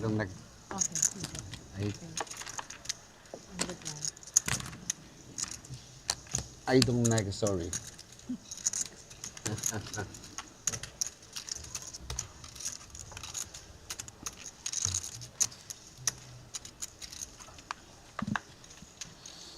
We touched on the 4.4 million and change going to the eventual champion as the lion's share of this almost $20 million prize pool, which is impressive when you consider the fact that this is a $125,000 buy-in, unlike the 200K Invitational, which is where we put together 20.4 million and 5.1 for first, which was taken down by Patrick Antonius yesterday. 27 total players will be paid. We started the day with 94. We currently have 76 remaining. And Kaihan Mokri continues to remain at the top of the chip counts with Alexander Rayard right behind him in second. Wei Liang Chan opens, newly minted stack 97. being put to work, and Theologus with that sub-10 big blind 97K, jamming the ace-queen. Another 72,000, 2-1. Looks like he's about to flick this one in. As long as he's not dominated.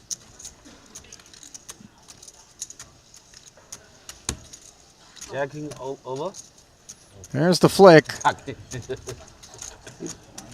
218K is Moments removed from having been 2 cards away from getting showered and finding the set. Chan now tries to ruin the party for Theologus. Oops. Oh, and he's doing a good job of that. Jack.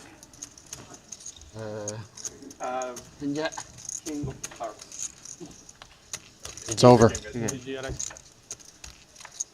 And Alex Theologus bows out of this main event. Not a familiar sight, considering his performance to this point here in Monte Carlo. First 4 cashes was 2 final tables and 2 final table bubbles for deep runs, but unable to cash this one in the prior 50K.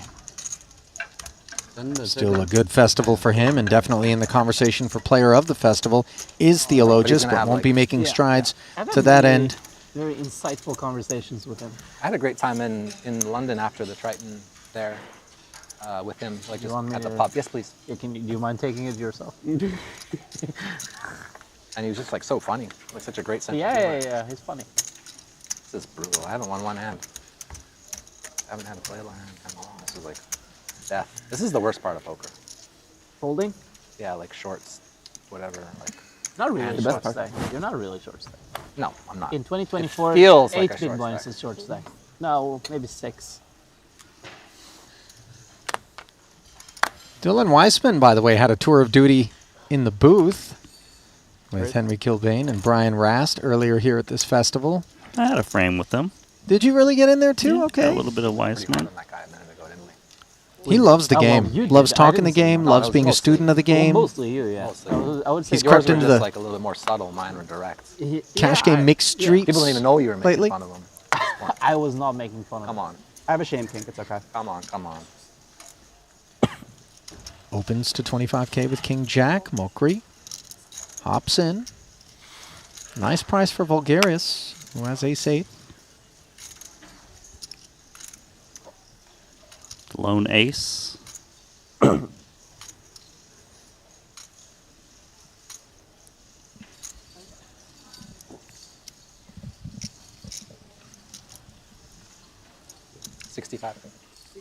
Oh, and he's going to play it as a 3-bet here, Randy, and you're nodding your head. Yeah, that's a very interesting play, actually, because Mulcahy's flat in the small blind is relatively Can I ask you weak. something without joking? This is a good spot. Did you decide to do that before you like? Oh yeah. That even occurred. No. This is the feeling I'm getting because you said, "Oh, the forwarding, worst part, blah blah blah." You were just setting it up. Definitely not. But that was good. It's a good little story you told yourself before the. I'll tell you what it is if you really want to know. Aces. No, you want. It's not that. It's look how many chips he has. Look how many chips you have. He's in a very tough spot. How's he gonna? What's he gonna do? No, of course I have aces there, bro. Yeah. Minimum. Ace king suited. You had ace king suited. At worst. At worst. I think you fucked us up there. I probably fucked you up. But we'll never know. That's the beauty of poker. We will know. Actually. No, I didn't. I don't show my cards. I never show my. I show my cards. They pay me money to be here. Give me a break. Am I getting an appearance fee? Fuck that Triton stuff. My cards go right here. They go right here. No, I show my cards. You could probably negotiate one at this point. An appearance fee? Yeah, They were like, by the way, they were disheartened when I didn't bring my dog. They were like, oh. I didn't know that was an option. I'm also disheartened that you didn't bring your dog. Yeah. An option. Where's Oscar? It got him a little bit of publicity, I think. Not a lot, but a little. Certainly not as much as. Next time, bring your dog and leave. For have him pay my travel. Spend one night at the Hotel de Paris and go home. Folded to. Can't play with Show. You got to. Especially when he shows the 4 of hearts there. You got to show. What have we here? Chris Brewer's got himself all in And a river. and finds the queen for salvation against Peter Ertz, who had 8s. Foxen opened to 27,000. Ertz flatted, then Brewer pounced as a squeeze. Understandably, Ertz gave him the spin, and that's a healthy infusion for Chris. And the way Chris put his chips in on the turn made it seem like this is the end of my tournament. Gets there on the river. Monte Carlo. Have you heard of the term narcissistic? That was pretty grim for him. Did cash the 200K for 13th, although he did get brutalized by Patrick Antonius at ace king versus ace queen hand. Give it a break, dude. I'm not autistic. I don't know where that rumor got spread, but I'm definitely not autistic. I'm just not agreeable. You said narcissistic, There's a big difference, right? Narcissistic. He's making a play on words, you know. Oh. He watched the Dave Pacman podcast, and he decided to Sam Harris. No, I don't. That one came from my partner's therapist because we were talking. She was talking to her about other poker players, and yeah, have you heard of the term narcissistic? Is your partner comfortable with you discussing her therapy on stream? For this one specifically, because I have. The answer is for this one specifically. You just don't give it a break, do you? That's amazing. I love this guy. Yeah, he's funny. Thank you. He's diagnosing me and then telling me about his partner's therapy sessions. Thank you. So what? Are you guys do therapy together, or are you guys separate? Both. How's that work? Part of what flopping Hajiev here. Wait, let me ask you what. Aren't you a PLO guy? Me? Yeah. What? Aren't you? I only have 2 cards in front of me right now. Funny, like the autism thing is interesting because like I am a 4-card guy. People know you from, but I like 2 cards too. You like 2 cards too. Those are fun. Interesting. Oh, is this offside or a goal? Think about that. Oh, how do you miss that? No, I know. Madre mia. Interesting. Ramin opened to 26,000 pre-flop, by the way. Pardo defended. They've never met you, but they know you. Yes, but then I can bet more than the size of the pot, so I also feel free. Check calls 21. A little bit of both. The difference is people don't give a fuck. It's used as a compliment in certain spaces.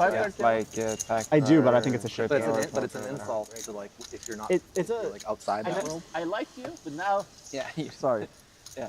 So let me put it this way. In the games that you play 5-card PLO, and I'm sure that they're great. No, I'm not playing in any. I think 5 cards is a good game if everyone is not really doing stuff. If everyone's good, 5 cards is a bad game. Second check from Juan, and Hajiev doesn't have an appetite for a second barrel, understandably. Another overcard. I like 5 cards. It's very fun. On the river, along with backdoor spades. You gotta have some fun in life. Like not giving a fuck. Come play the PLO tournaments with me. You'll see how many. You'll see how many. The rest of it I don't care about. I just really. I don't go out of my way to. There's like a 50K. You can fire. Looks like we're gonna show this one down. You can fire a 50K. Yeah, but it's tough to get that. Yeah. I've been working on that as well. It's like obviously the goal to get that. Pippy very much, Must be like insanely comfortable. says Malaka Styles. You just have to be really. I think you have to. Hajiev was one and done post-flop. Where you know you're doing the best you can and making decisions that you feel comfortable with, and who cares if someone judges that? You're just going about your life. Damn therapy session here. Life coaching. Oh man, But I will say, no. This is a swing, boy. I hate to see Bro, it. I hate вот to это see и this guy есть билет, да, я просто с аппа Emirates покупал онлайн, вот наверху номер рейса, время, а внизу список. Anyway, let's be quiet for the last 20 minutes. And let's try to play some poker here now. Wait, we're on stream? No, please don't do that. Show this I doubt a it. bit too much, yeah. I doubt it. I bet you're gonna be the first one to break the Salle. My vote was on. That would be an interesting prop bet, by the way. Last longer quiet between Bulgaris and Mokri. Nice to see. Who'd win? I don't know. Feels like a pick'em. Team basically Who ejaculated asked to all buy of out our deals first? last year when they beat us. And like, By the way, I don't want them to be quiet. I love this. and had we won the game, we would have been like. Aspen loves queens. It's like a 9 point. We would Who have done doesn't? 9 points. With like At least pre-flop. Second, said it was a 3-point game. 3 points a table. Oh.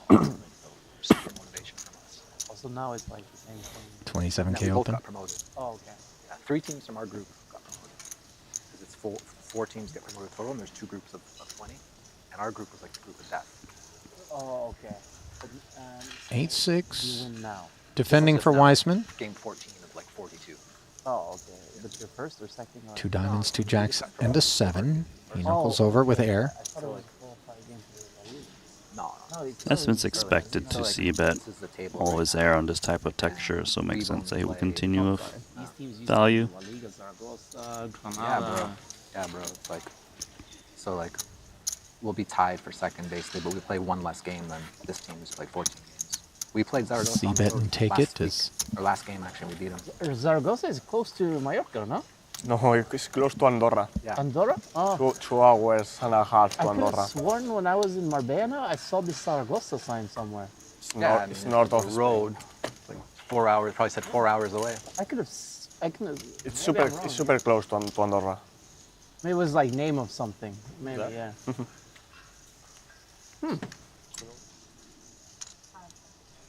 What do we have here?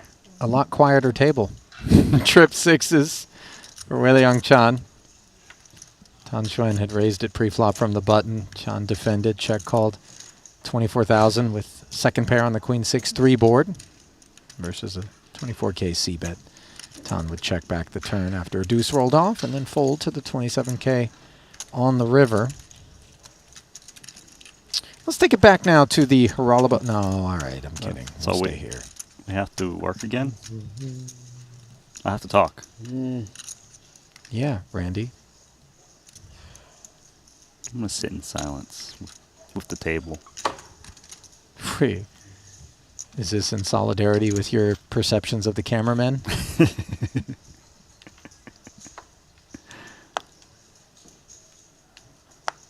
There's Shalot, who really got tortured by Wei Liang Chan, who's since doubling through, courtesy of that 8 on the turn with the under pair. Now sits at 1.3 million. Has the chip lead by 2 blinds over Tan Xuan after they played that last pot here at this table. Suited ace on the button for 11 big blind stack. Pretty much a mandatory jam.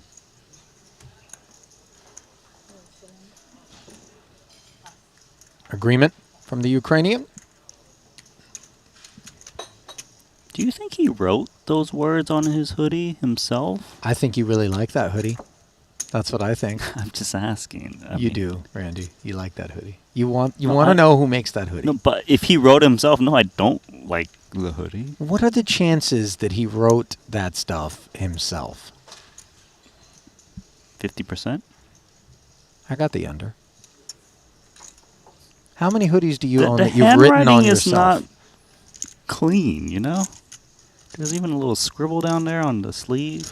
What designer was it that used to do? They had a collection that was it Moschino? Moschino or whatever, I thought, for a while. Anyway, this is the part where everybody Who am I to know? rolls their eyes at the two of us, pretending that we're at Monte Carlo Fashion Week. What's happening? Ooh.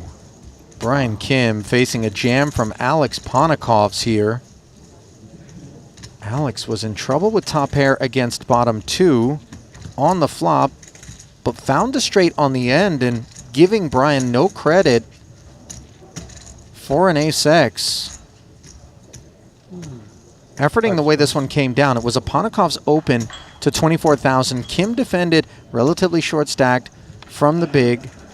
Check called 17,000, check called 60,000. Now faces the jam, and Ponikov's loves that Brian didn't snap, so he knows chop is the worst case scenario. This is a nice value jam with the bottom end of the straight on a 4-liner.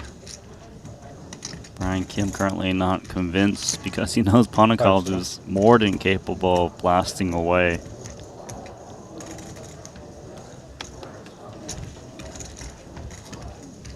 This is for his tournament life in the main. We know Kim is capable of making the difficult call. Well served not to here. Brian asking the question how Ponikov shows up with a straight in this spot given the action. And also, would he value jam a 9? Because if that's the case, there's more hands he loses to. It was rainbow on the turn, so there was no flush draws present at any point in this hand, which should reduce the bluff combos a bit with bet jam.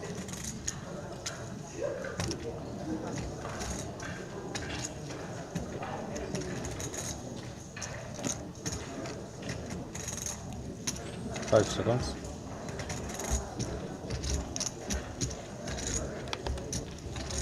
Even some of the bluffs are ace X. That got there.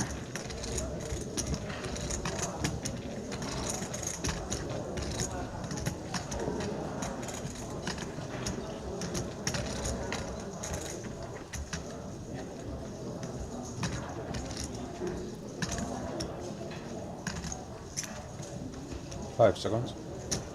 Kim burning through banks. 6 times.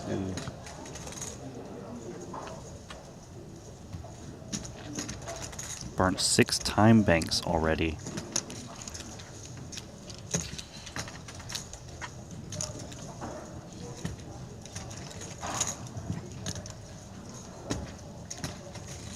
Kim had as much as 400,000. Makes the call. In his stack throughout the course of this tournament, but now he's got 0.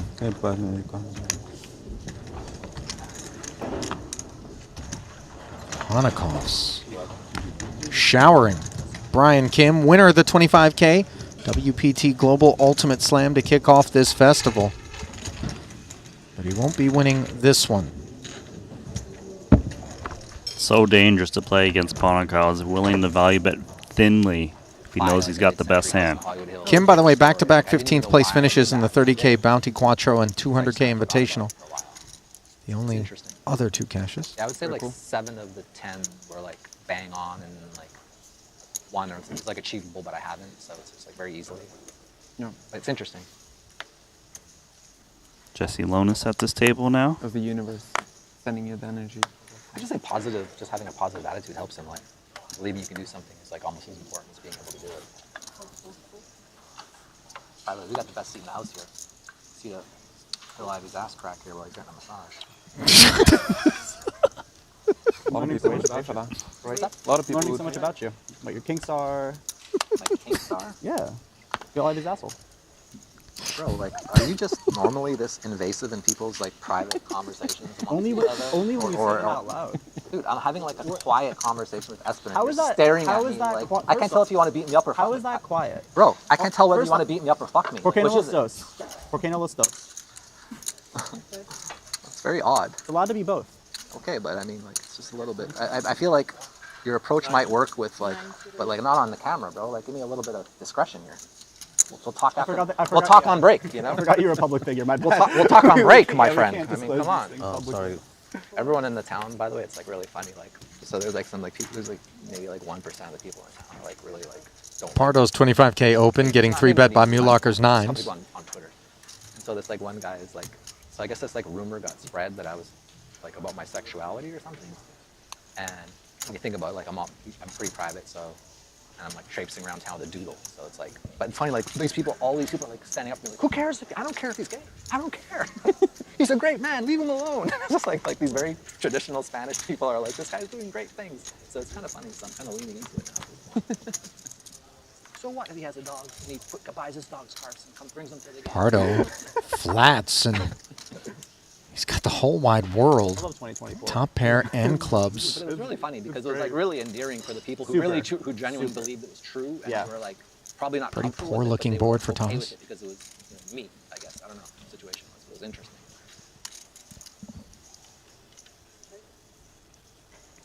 Not much of a hand for Mulacher. Checks it over to Juan, who has everything.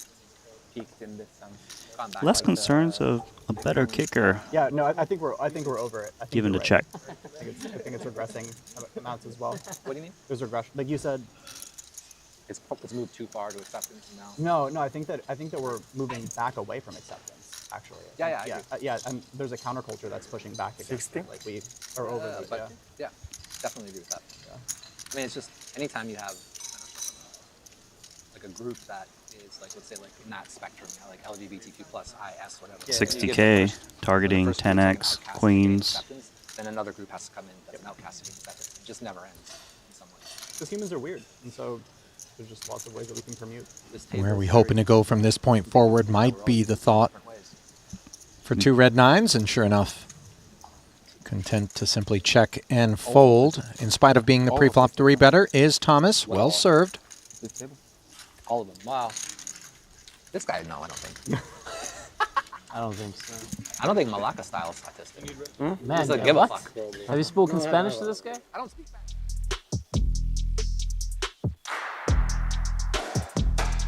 Look at the chip counts here at what has easily been the most entertaining of the tables we paid a visit to on the day, driven largely by Vulgaris being seated directly next to none other than the chip leader coming in, who has not relinquished that chip lead, Kaihan Mokri.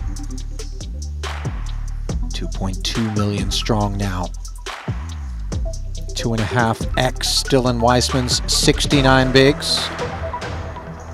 So can we take away the scoreboard and get back to the conversation? I hope so. I see the chip counts already. Vulgaris is very entertaining. I haven't really got to watch him too much in previous streams, but he's one we would like to stick around.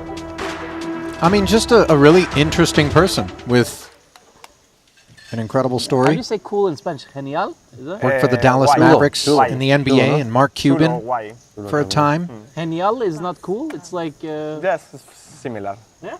Now owns CD More Castellón, cool than Genial is more genius type. Spanish Play football poker club, with, PK? Yes. who he helped get In Barcelona, in the promoted. Oh, but not like in Andorra or whatever? In Andorra, no. Yeah, he came to the EPTs. Yeah. A friend of mine is good friends with him. I won a 25K in Barcelona like 5 years ago, and the heads up with him. Oh, really? Yeah. You're trying to brag, or? That's a pretty... I won a 25K, 2019. No, Hajiev decides Queen 7's good enough out of the small. Because, man, he's been picking on me for like, you don't know how Jesse long. backs down. You just haven't seen him. Are you sure you can understand what he's saying? And he's trying to be nice? You didn't know what cool was in Spanish, and now he's telling you he's picking on you. No, but he's been developing his English now. It's very good.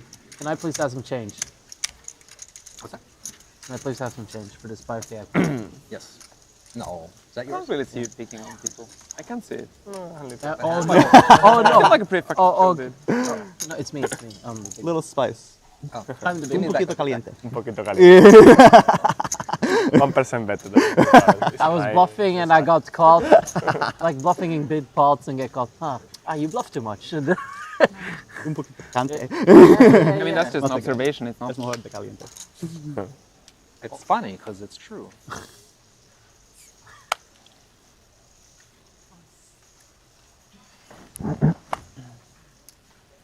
That Juan is very nice guy. You're It's very, the best country in the world. You need to speak Spanish, you're no like English.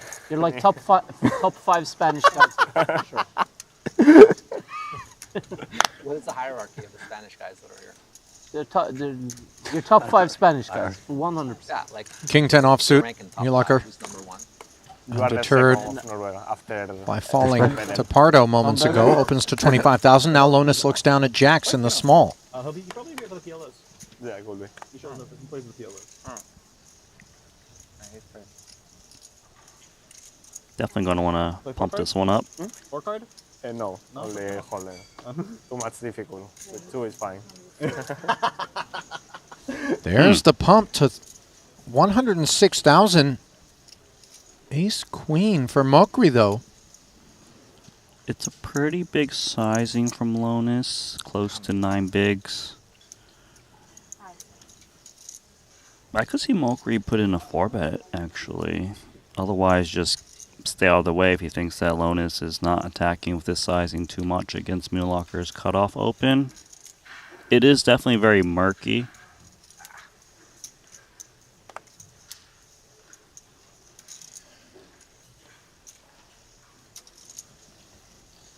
Rast and I talked a little bit about the scouting report on Jesse Lonis as being capable of 3-betting with far less.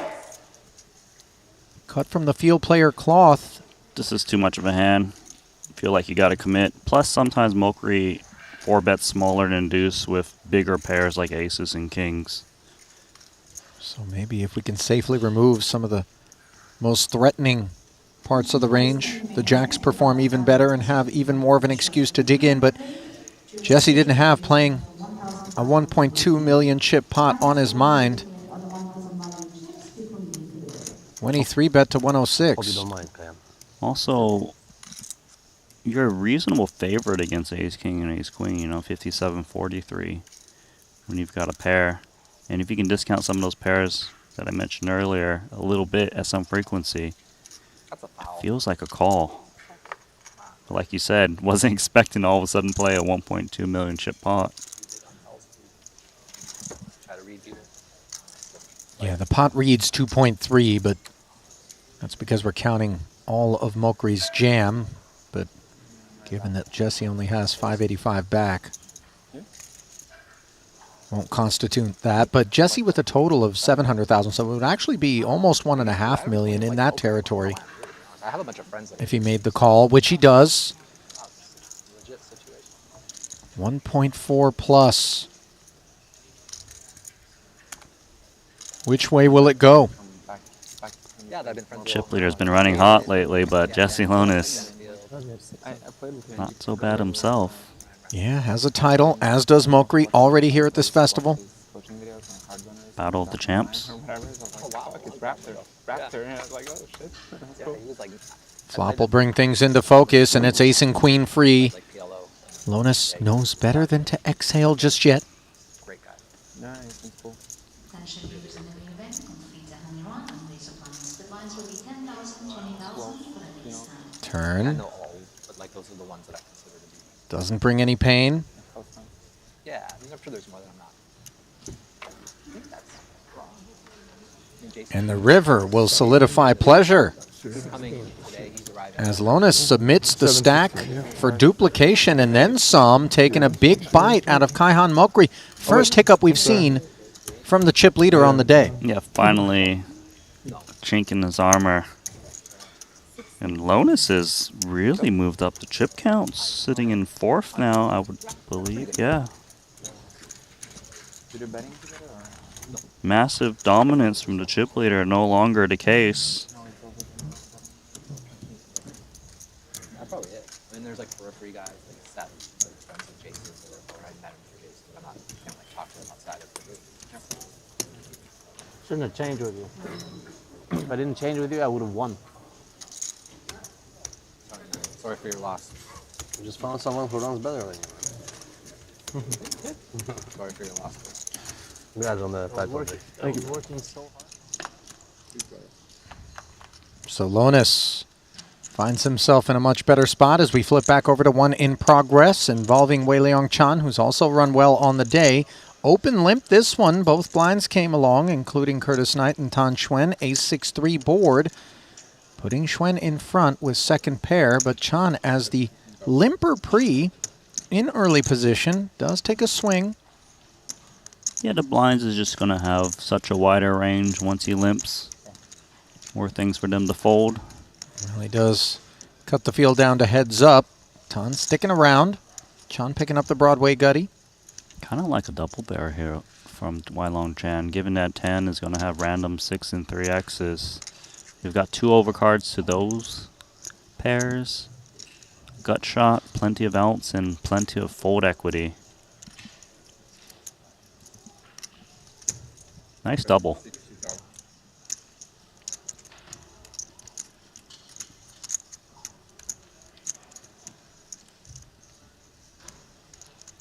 $60 into $78. 3/4 pot and change.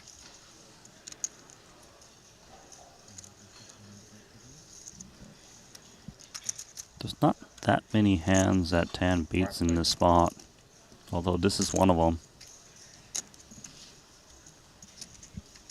你这有个毛在卡龙顺那里搞搞搞。 He's going to lay it down, but not without an earful. 独拍精准。 Being delivered. 我是真的要 raise 的，跟你聊天没有说到。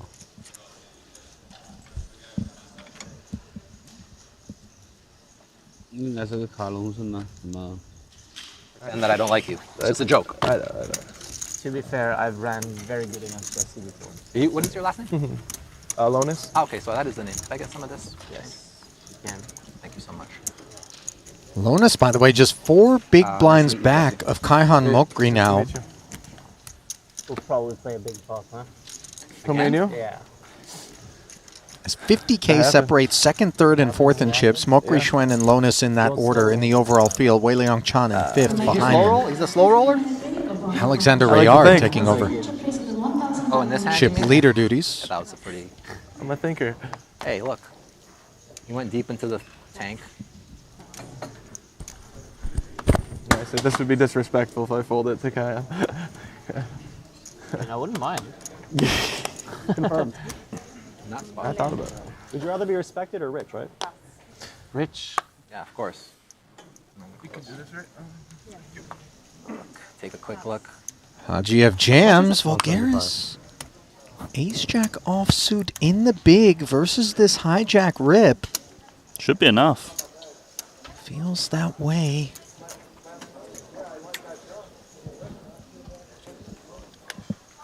There we go. Yep. Late in the level, Hagiev's going to get a spin. Thank you. That's a flip. It's a good portion of Vulgaris' stack that has been committed to the call. But I thought, how can I know? This is a sign I got to call. I was all in on this table in this tournament yesterday. Was eights. Is it a lucky hand for you? Didn't go well, man. First card looks good. Well, so far so good on this occasion for Hagiev, Watch yourself. Oh, you're good. who's carrying trauma from pocket eights at this very table a day ago, he says. All he needs to do is fade the ace or jack. 75, you said? And he's done just that. Thank you, buddy. Yeah. Boosting himself up to 374,000. Cannot fold. And leaving Vulgaris with just 128. 20. Yeah. So with that, we give you another look at the chip counts. First frame of the day in the $125,000 main event, day 2 in the books here in Monte Carlo. Blinds will be going up to 10 and 15,000. That glimpse brought to you by WPT Global.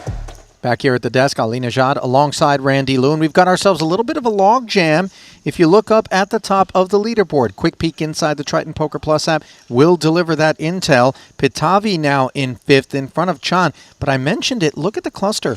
1.5 million down to 1.45, and you got 4 different players in that territory. I mean, that cluster wasn't there not too long ago. As you know, Jesse Alonis spiked up there in 4th when he won that all-in from Mokri to push him down there. But yeah, there's a tight cluster up there. We still have a reasonable amount of players remaining, 67 of 159. We are going to play down hopefully to that final table here today, so it's still a long way to go. 27 players is where we burst the money bubble. Current short stack in the room, just 2 blinds deep, is Webster Lim. Down there as well as Peter Eretz, who was on the wrong side of a collision, and Andrei Lyubovetsky, along with Haralabos Vulgaris, freshly anointed into this club, sitting with sub-10 big blinds. Igor Yaroshevsky of Ukraine also down there. Okay, we're going to take about a 15-minute break. Don't go anywhere. Continuing coverage of day 2 of this Triton Super High Roller Series from Monte Carlo comes your way after this.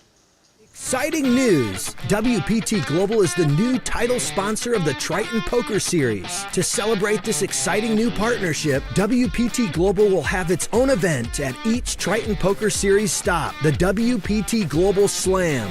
Look out for your opportunity to qualify online. Download WPT Global with code Triton and get a 100% deposit match up to $1,500 now.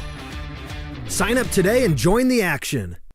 Online poker is back in the USA and Canada, and it's back bigger than ever. To celebrate the launch of Club WPT Gold Sweepstakes Poker, we're kicking off a $5 million invitational free roll in the poker capital of the world, Las Vegas. Only 2,000 seats are available, and it's invite only. Register now with code Triton for a chance to win a seat. And did we mention, the first place prize is a whopping $1 million. Pre-register now at clubwptgold.com. Ready to dominate the tables? With GTO Wizard, the world's #1 AI-powered poker solver, you can instantly study any spot in cash games, MTTs, and spin and goes, build custom solutions for your games, accounting for factors like rake, annies, or tournament payout structures. Plus, you can upload and analyze your hand histories with just one click. Beat the best, crush the rest at GTOWizard.com. Looking for the ultimate platform to place your bets on the biggest sporting events? Look no further, because BetACR.eu, Triton Poker's official betting partner, is here.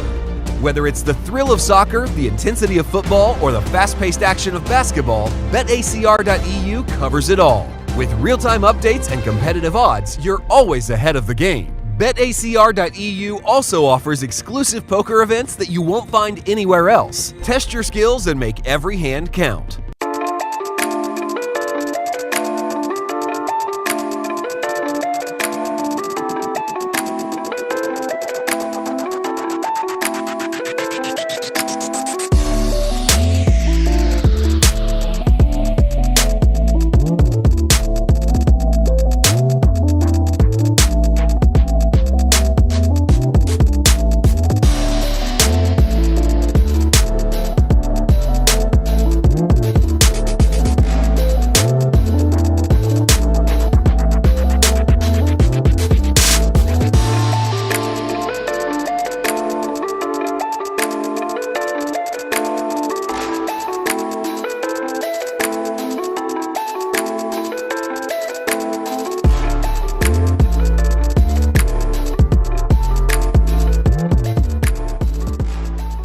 Steve Ackley in Connecticut.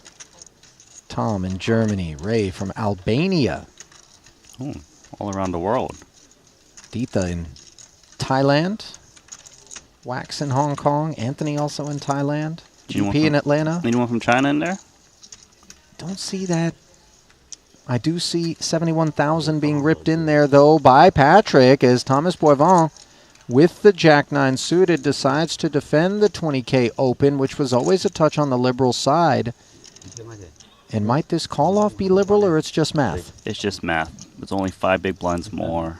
He's likely live. So here we go. 10-9 tray. Boivin hops in front. Stays there on the turn. This one rates to end early for Patrick, and it does just that. As he wraps the table. Not going to feel too bad about it. Yeah. Zitan giving it a chuckle. This one's a free roll from this point forward for Antonius. By the way, Australia has weighed in. Oh, there we go. In the chat. Ken saying the night has just begun. Mm-hmm. Pat also joining us. Wrecking in Barcelona.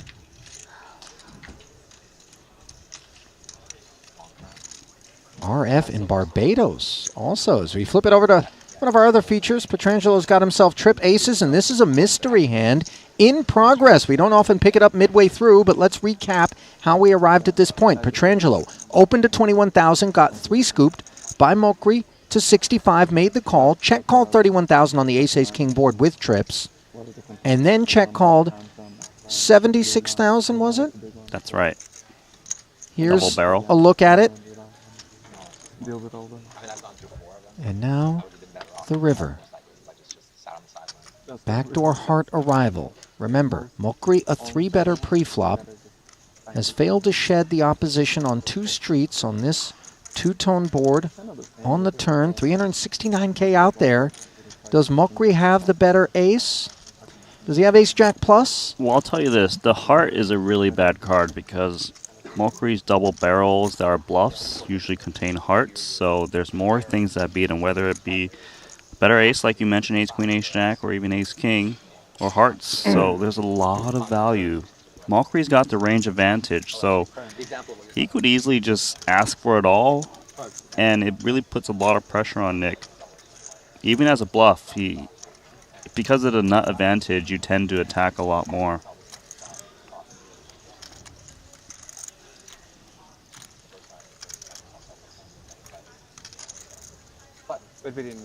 Third and final check from Petrangelo. But if you believe in, you're an insider. If you have, yeah, so that's what I mean. Like most people just do it based on whether they can clear and whatever, and they also they have their abilities. And like most people don't have that kind of. 175K. Randy, that kind of sizing is tough to step away from with ace 10, isn't it? It is. So I think the first question would be, do I beat any value? I want to say no. I feel like a weak ace would just check it back at this point. Ace 9 is now full house. So then if it's only bluffs, I mean, you're getting a good price, but you need to think about bluffs you beat. It is nice that Petrangelo doesn't have clubs in hand, in case Malkery's got that. He also doesn't have hearts in hand, though. Which is problematic. But with the ace of hearts on board, Randy, the combo would have to have been King X of hearts, Queen X of hearts as a 3-bet pre? I don't think King X of hearts would barrel the turn too often because it needs the pot control bit. So we remove that, and perhaps we're not as worried about the heart combos if we're Nicky P? We still are, because Malkery is 3-betting wide. It could even have like 8-7 of hearts, you know. It doesn't have to be just the biggest hearts. And let's not forget, this could just be a very straightforward better ace. Improbable, but not impossible. And you see Petrangelo lamenting the situation he's been put in here early, day 2 of this main event.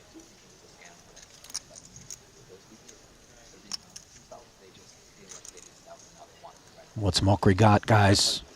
Weigh in.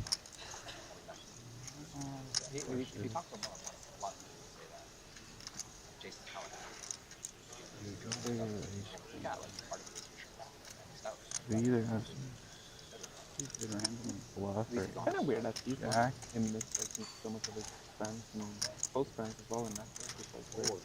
And then they just have like all the. Nicky P calls, and he's going to chop this one up. Listen, Randy, I mean, ace 10 off, A, as a 3-bet candidate, and B, as a 3-barrel candidate. I'm not... 2 queens now for Roman Hrabets. 我打的不中赢，6万我8万9万我打的。 He too does damage in the 4-card streets, which we touched on, right? Who? Hrabets. Does he? Didn't he win a title in PLO? I might be really off today if this is a misread. I'll take a look for you. How's that? I don't think so, but I could have sworn he hasn't even played a PLO event. Ali, who am I crossing signals with? Somebody else. You're right. I don't know what's going on. That's okay, because we have a huge confrontation incoming. El Clasico, Queens and Ace King. As you see, Boivin could look a lot like he's squeezing here out of the big blind. 3-betting to 90,000. Hrabets loves to see it. Playing 271. Covered by Boivin. Near similar stack, 30 big blinds or so. Queen 10 that's going to hit the muck actually has interference with these 2 hands in terms of diamonds and queen. There's the ripcord. All in. Where's the chips? It's a car. Tom pointing out, by the way, that if Hrabets announces all in with less chips than the raise in front of him, it's a call, but of course that raise. No, he meant he pushed a car in. Where's the chips? Because he only pushed a car in. Oh, okay. I think.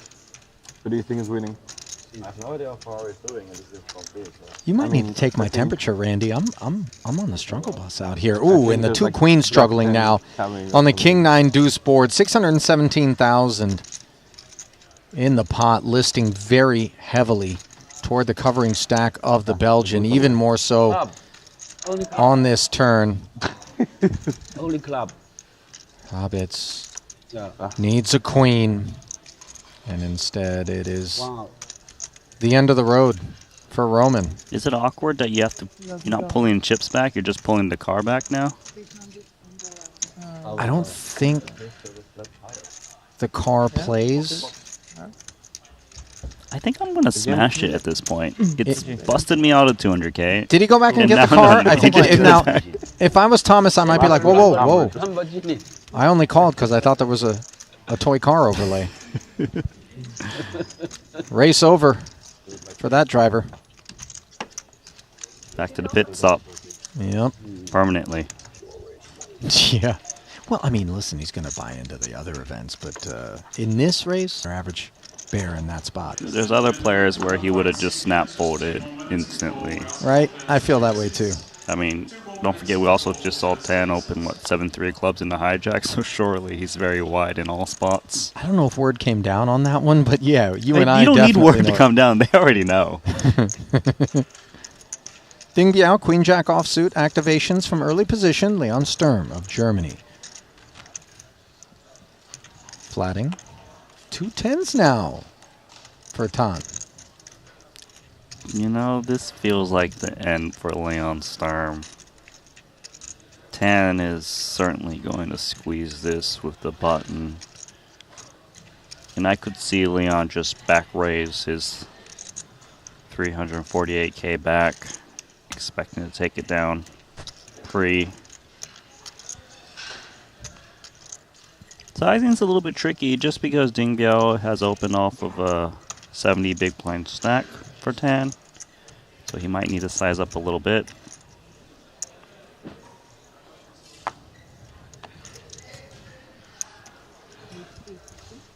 Three scoops, 82 dimes.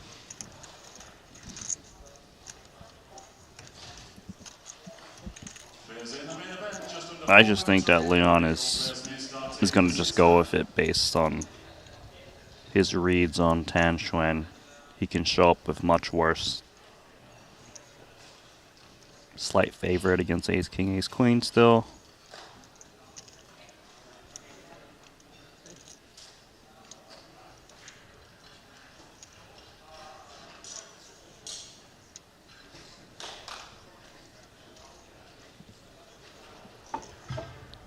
Leon Plus, hasn't.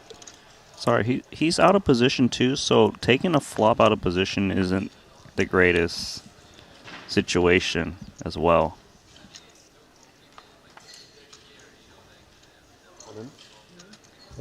He's ripped it, and Tan did not hesitate.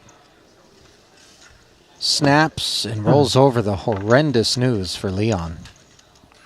Who's got to be thinking to himself, really, this dude? He shows up with any two, and I got to run into 210s? Exactly.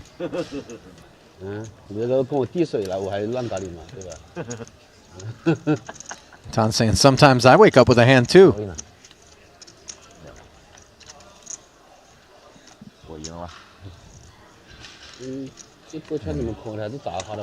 Well, Tan woke up with one. It could very well be putting Leon to bed. 2 outs, 1 time for the young German. And it's good night. GG. Theologus offers up the knuckles and a GG. Own food has just been delivered to Leon.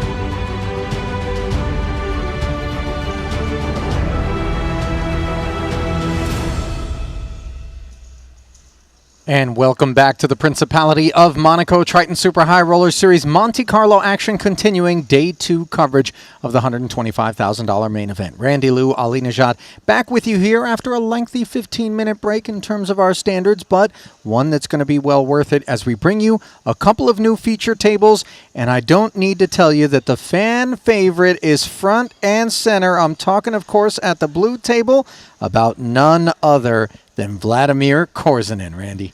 Magic will be had at this table. I mean, you know, he's one that's willing to just make it fun, whether it be the hands he plays, which is a lot of aggressiveness, or it be just him showing love and always calling his shot, and 100% he's going to win every single hand, he says. Wait, I caught a glimpse of another name at that feature table in one David Benefield, who has not joined us since London 2023. Back here, he played the 30K Bounty Quattro, finished in 6th at that final table that Martirosian blew through, played the 50K, and here he is in the main, keeping an eye on that lovely and storied kind of resume that Benefield has. Did you ever play with him online back in the day? Raptor? Wow, from way back when. Yeah. I can't really remember it. It's kind of cool to see him out here again. He kind of picks and chooses a couple events here and there, but nice to see him back in Monte Carlo. Yeah, Martirosyan going to be out there along with Yaroshevsky, Greenwood, Kisachoglu, and the other Estonian, Nikiforov. As we send it down, back into the arena. Very much looking forward to watching the self-anointed Santa, or Gambledor, as the chat has christened Vladimir Krozinin. Second place in that $200,000 invitational in a performance that really was one for the ages.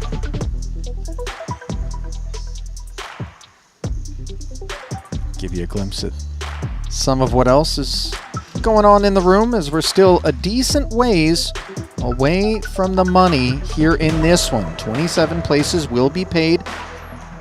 Min cash is going to be $199,000, $4.4 million.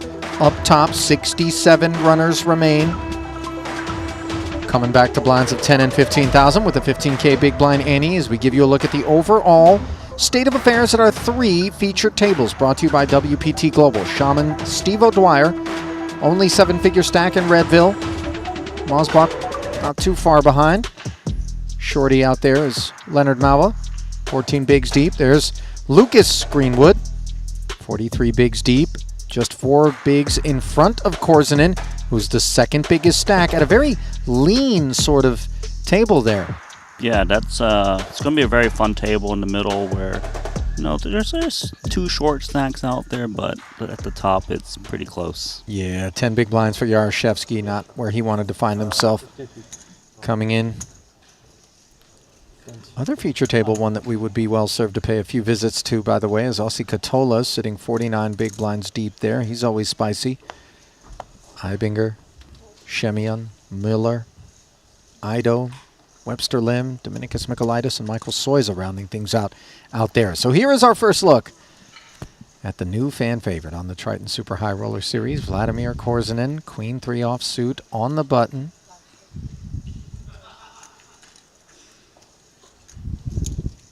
Lays it down. Ilya Nikiforov, his compatriot, with similar kit, suited edition. He's got a little bit invested already, so he's going to come in actually with a raise. $35,000 to go. Martirosyan, King 8 offsuit. Playability in position. The kicker of the king is reasonable.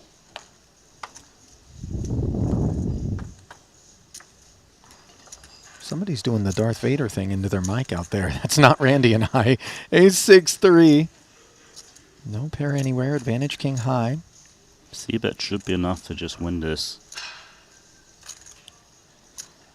Ilya's range is more ace-x heavy, given he raised pre and didn't get reshoved on.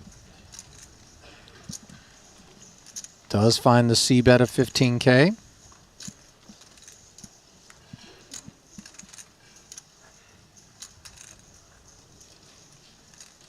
Ooh, Martirosyan. Gonna get a little sticky.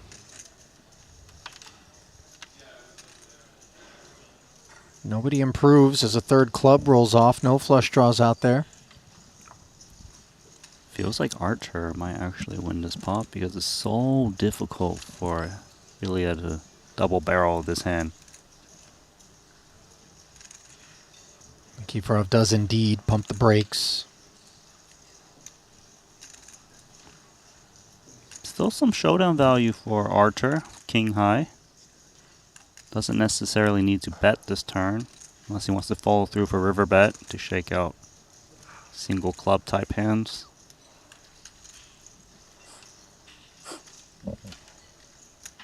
Huge bet. 90,000. Take it. Martirosyan wasn't looking for the need to show it down.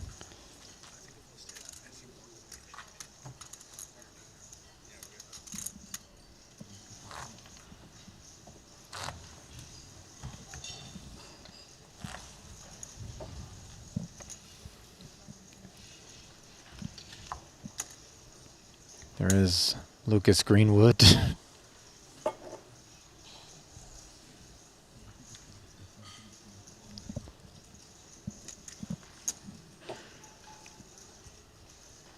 Suited ace. Waits him under the gun.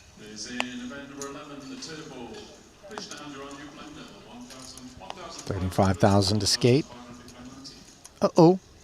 Kisachikoglu with a far better suited ace.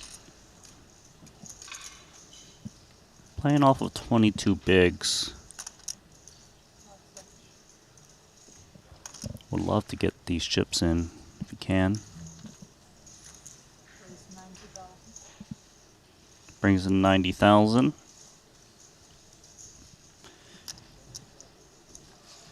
Action now on Vladimir. Jack 10 offsuit. Raising 3-bet in front of him. Shouldn't be too interested.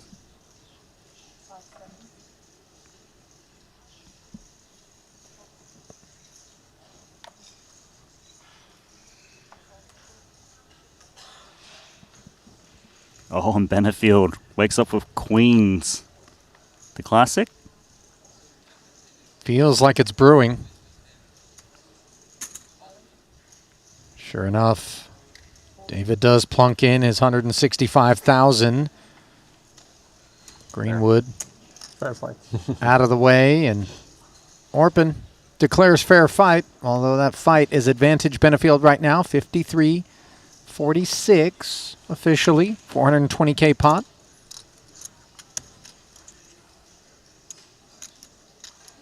How much is it? 180. Oh, how do you feel about that, Orpin? I don't think the fight is so fair anymore. Queen run out. Yeah. Asking how much it is, and then you just flop and that's that. I thought I would lose. GG boys, go up. Benefield never really had a sweat. Ace king key. Running queens exactly would have been required. You gotta have your tricks. I thought you said there's always a sweat.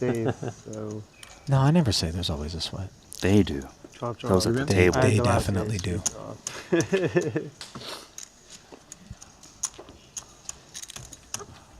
I don't know what I would have done though. A little sad to see Benefield out because I'm right on the edge. I was hoping to reminisce. Yeah, you know, I agree with you. I mean, really a beast once upon a time in terms of online poker, cash game, MTT, both, I believe. Cash games mainly. He was pretty much the original guy who was using obscure lines and bet sizings, and people didn't know how to play against it. Really create a lot of value for himself. Talking about pre-Tom Dwan? About the same time, though. Okay. Yeah.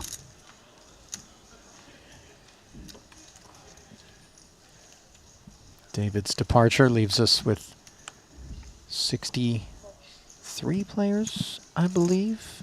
Stand by.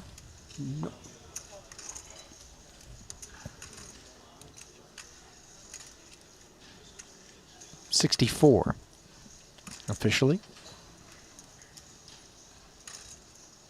for 10 big blind or smaller stacks out there. In Yaroshevsky, Kyatley, Haralabos Volgaris, and Webster Lim. Folded around to Nikiforov. Should see more involvement from him.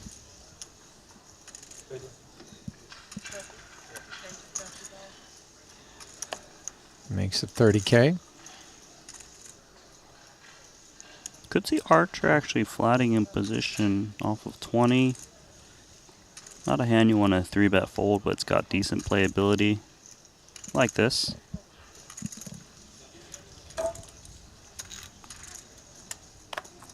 Jack-9 suited. Will give us round 2 between Artur and Ilya. And how about that flop if you're Martirosian? Pair in the flush draw, the dream for Nikiforov. This is a Nightmare. dusty board. My guess is he just gives up. Archer likely wants to build a pot. Plus, there's obviously a few number of overcards to his 9, which you don't want to let your opponent get a free shot at that.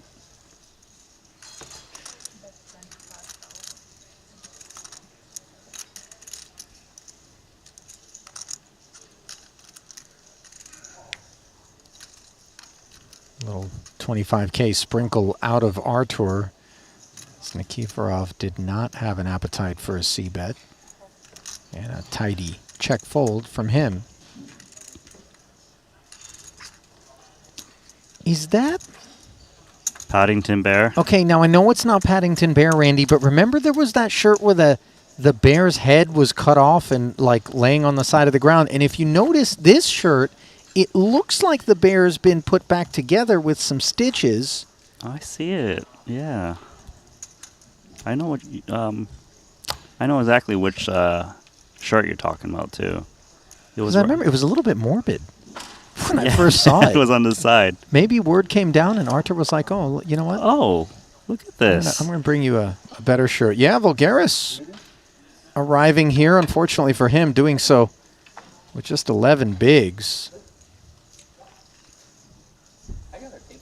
Just take this one. Yeah, it's fine. Laptop in hand. No, not really. Just.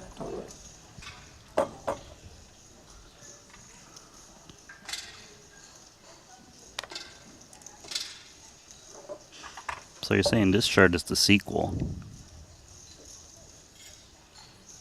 I mean, chronologically speaking, in terms of it being worn after the other shirt, yes. And for the Bears' sake, I certainly hope so. Otherwise, the surgery didn't go so well. 40,000 out of Martirosian and the Bear. King 7 for Yaroshevsky.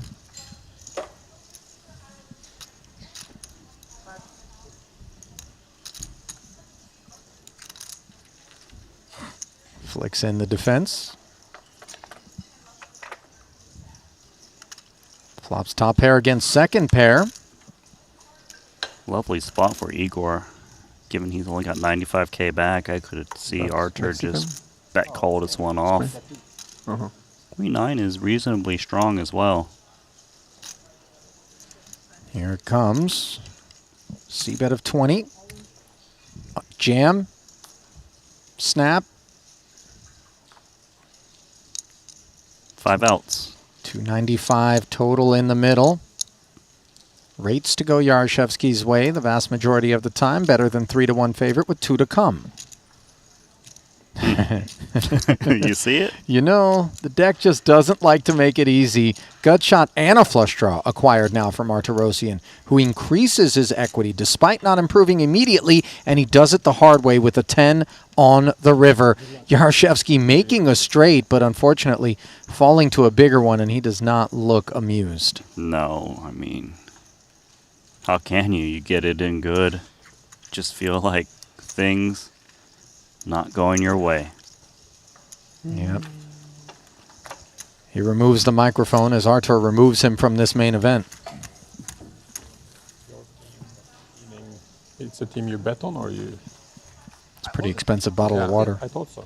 I think I remember someone telling me you own it. You can get it for free. You don't have to enter to get the water. It is weird, though, if you show up and you start grabbing waters without entering. Although I confess, I guess that's what me and you do throughout the course of the day.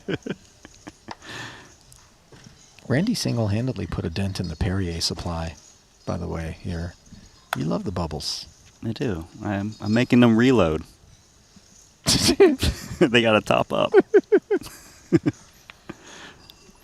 Pocket tens. Well, Garris would love to top up. And this is a good chance to do just that. Ripping 11 bigs. Let's see if anything develops behind him as the jam comes from under the gun. Uh-oh. Rosanen asking for a call. For that, my friend. I don't want this coffee on this table. Please. Sorry. I'll get another one for you.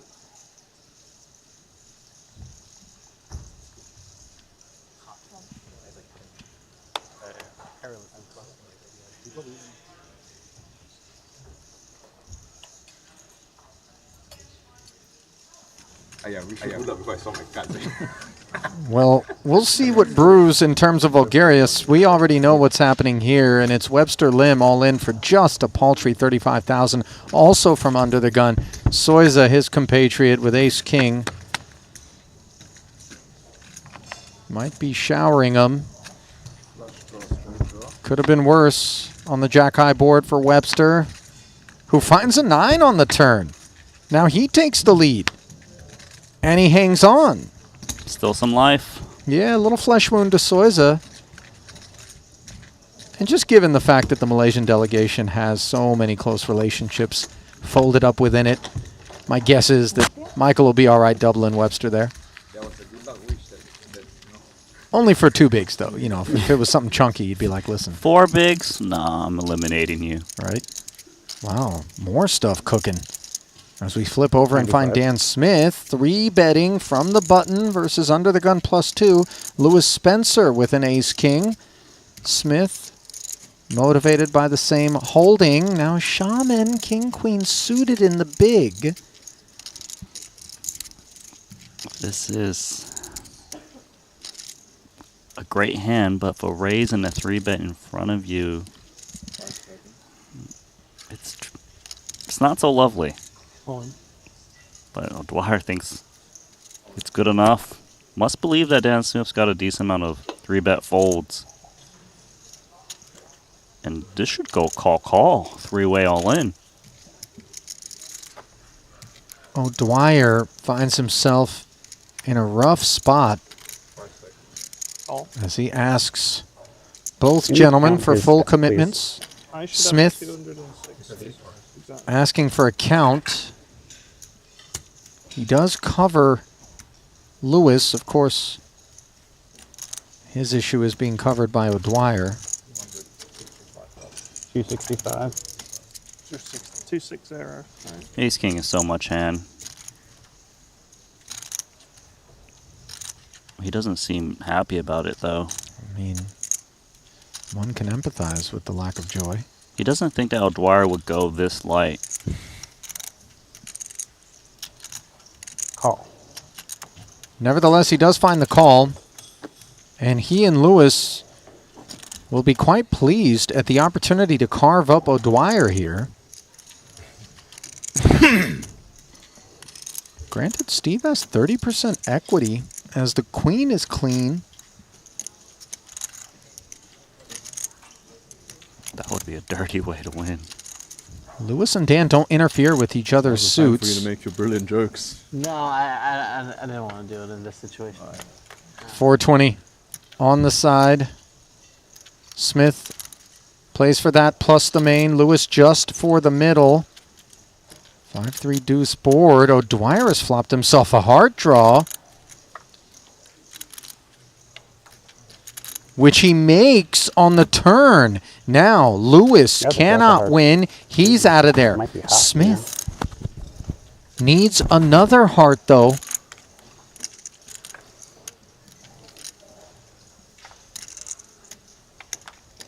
And he finds it. What a tease. And Spencer's out. Somehow. Against Ace King and King Queen. And the Ace King actually won. It's pretty brutal. Very improbable for Smith to be an outright winner here for obvious reasons. And he knew he would never be drawing dead even if that heart rolled off on the turn. Webster in again. Ace King. Remember, he just had 35,000 not too long ago as we take another all-in confrontation. This time he's a favorite with the Ace King. By the way, Vulgaris ultimately didn't get any action at his feature with those 2 10s that we stepped away from. As Jack 10 this time providing the spin to Webster. This time Webster in front and he stays there on an Ace King 9 board. Top 2 against the gutter. Heibinger does find one extra out on this 10 of diamonds turn. But Webster managing to hold. A little double fist pump. Why not? That's about as animated as I want to say Webster will get. Okay, I'm sure he was happier when he won his Triton trophies. Yeah. For this I'm week, not arguing. Maybe that. He'll take it. 38K, 35K up to 280,000. Yeah. Man, is this just action heavy? We're just bouncing around tables? Always nice to have the RFID at the ready across not one, not two, but three features. Picking this one up. The 100%. You were sitting right Luke here, made it 35 to go. Orpin flatted. Dominating with ace-jack. He's been out-flopped on the king-high board. Luke did not c-bet in spite of flopping top pair, and now he turns top two while Orpin hits the lone jack. Yeah, that flop jack is really going to pay off as Orpin makes the worst card for himself. Does he know?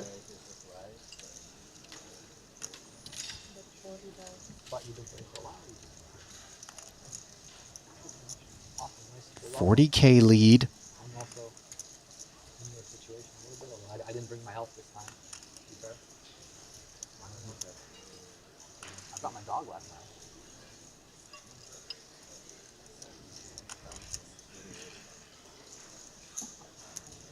Are you're a real Santa Claus? Isn't like Santa Claus, like, does that mean you're going to be splashing gifts around for everybody? Orpin calls. Extra 80 into the middle, and this is a very unwelcome river in the third heart and four-liner presenting itself. 190 in the middle.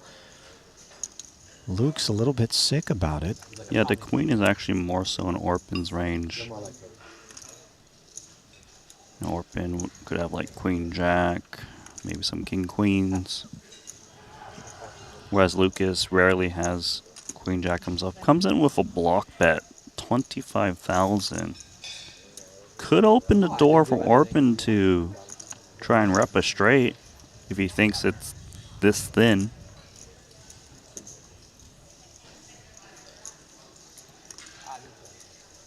I don't really see call as a play though. Even with this good price, rarely is your opponent blocking with worse.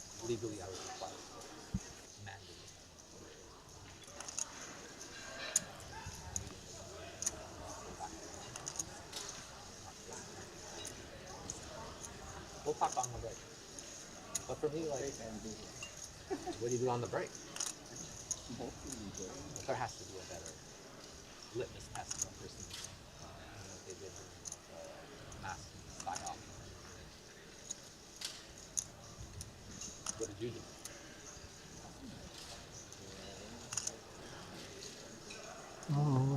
25K, and Orpin will not pay it off.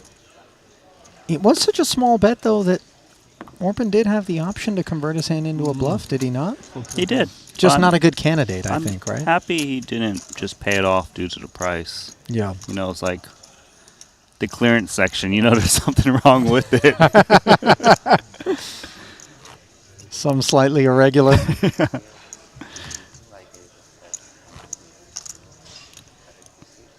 How much?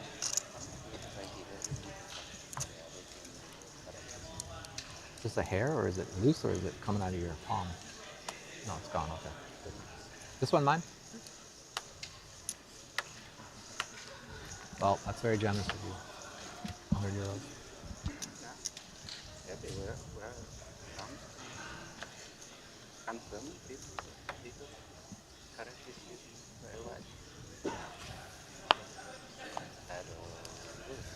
Just correct or incorrect?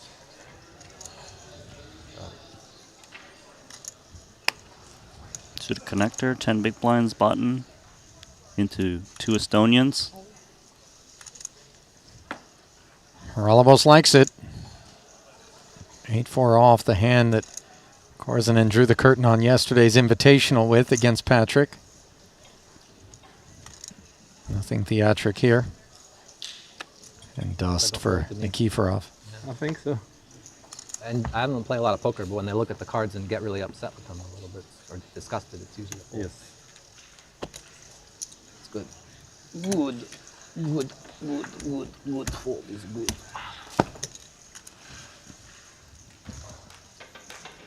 Up to 12 bigs goes Bob. We take a moment to remind you that Club WPT Gold is bringing online sweepstakes poker back to the U.S. and Canada. And to celebrate, they're going to host a $5 million invitational in Las Vegas this December. It's free to enter, and that winner is going to get $1 million. Sign up at clubwptgold.com with promo code Triton to win your seat today. Must be 21 and up to enter. Void where prohibited. No purchase necessary. You ever do any bonus hunting back in the days, Randy? I have. Yeah, A little bit. grinding, churning those offers. And then driving those offers to zero and then re-hunting another bonus. Yeah. Try to rinse, repeat. Yep, trying to get the free roll spin up. Mm-hmm. $1 million though, man. That's a real one. We hunted a lot smaller than that. Yeah, I was hunting like $50 here and there. Right. That's a good one. Get in.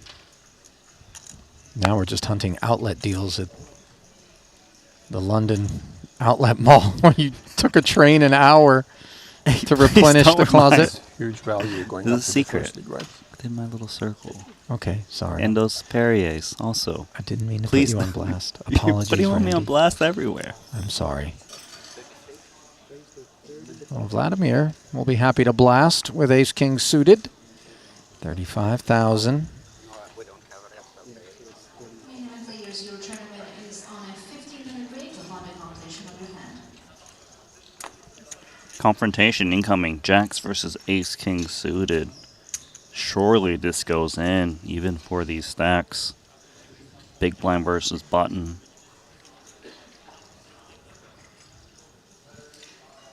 This is going to be a massive pot. Martirosian lights the fuse with a 3-bet to 140,000.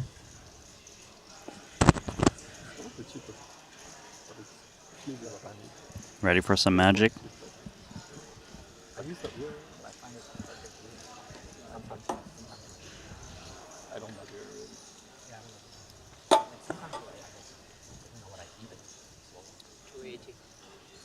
Four bet.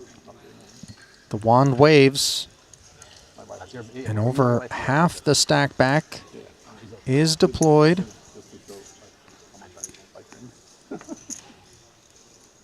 Arthur's just whatever. You got it? You got it.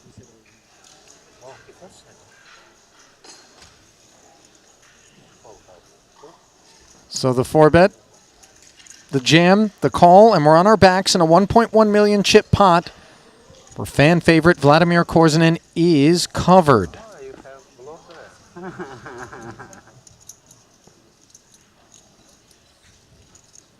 Artur being anti-sweated by the entirety of the YouTube chat. I don't know. For home Christmas, it's okay. You don't feel it this time? Huh? They're calling for an ace or a king, and they found one. Ace 10-4, but note the monotone texture. Artur with the flush Good draw. where the camera is. Oh. Well, he spoiled the party for the time being, but in a way that allows Korzinin to draw live with top two. Can he go runner, runner, boat and keep his seat? No. A little wink, a little shrug, Yeah. and a little less than Artur in chips. Just under 7. I never know how much I have. Right now it's good. I look at the screen and...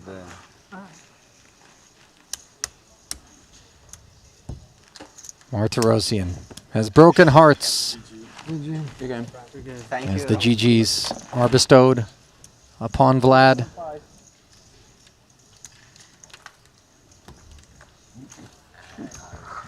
I love this. Love it. Not too often Martirosian enjoys a hug after a bust. Thank you. But if Vladimir's involved, or even if he's not and he's just at the table, you can bank on it. Mm-hmm. In that sense, he fits in so nicely to what is such a comfortable and refreshing sort of climate out there, you know, in spite of the fact that we have the sharkiest sharks in all of the poker ocean that descend onto each and every Triton Super High Roller Series festival. they kind of show us that, you know, there's a softer side to them. It just takes one person kind of take the lead in that way, and I think most of them really rise to the occasion of being ambassadors and creating a welcoming environment for the lesser experienced, the newer players. Well said. Good feels. Jack 10 suited for Orpin, as the field has been whittled down to 55.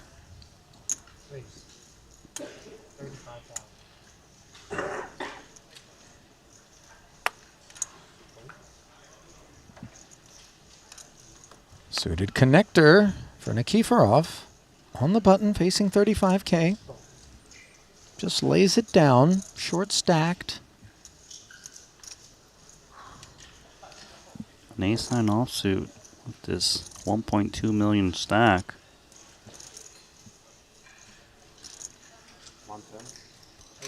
Looks like he's going to use those Korsunen chips to work. 3-bet. A tad aggressive from the small blind. Jack 10 suited's got playability in position. Start the hand with 30 bigs.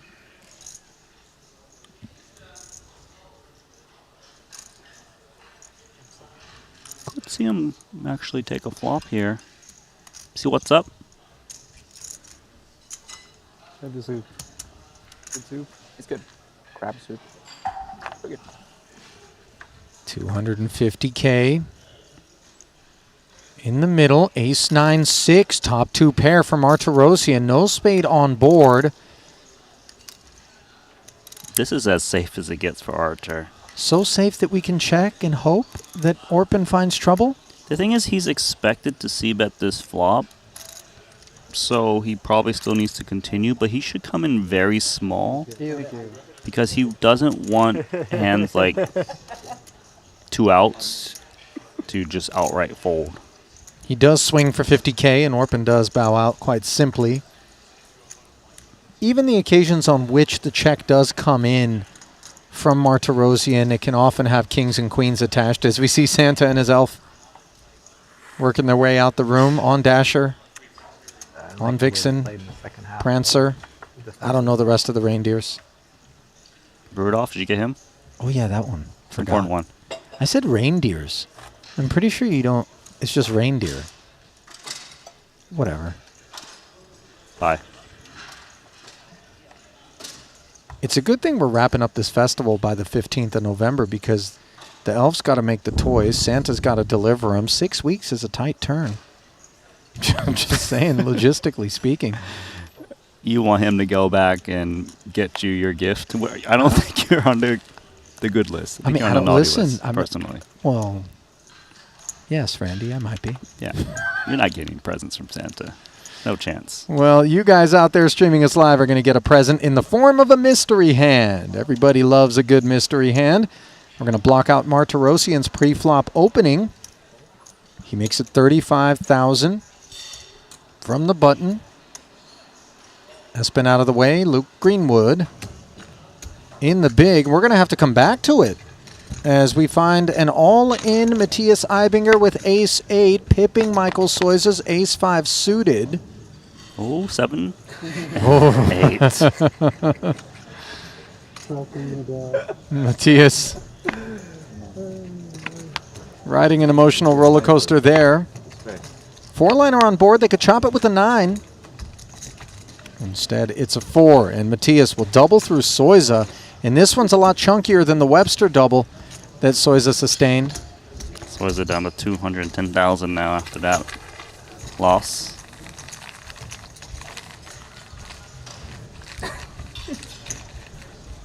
Shall we get back to the mystery?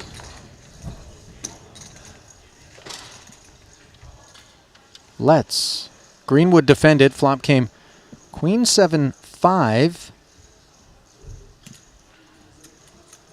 Luke check calling a 60K c-bet with second pair. 8 of diamonds is nice. Pot up to 215K, and even nicer is a third 7 if you're Greenwood. This is a card that Archer rarely double barrels on, unless he's very strong. The 7 is meant to hit that big blind check call range. I wouldn't surprise me if Lucas just leads out himself.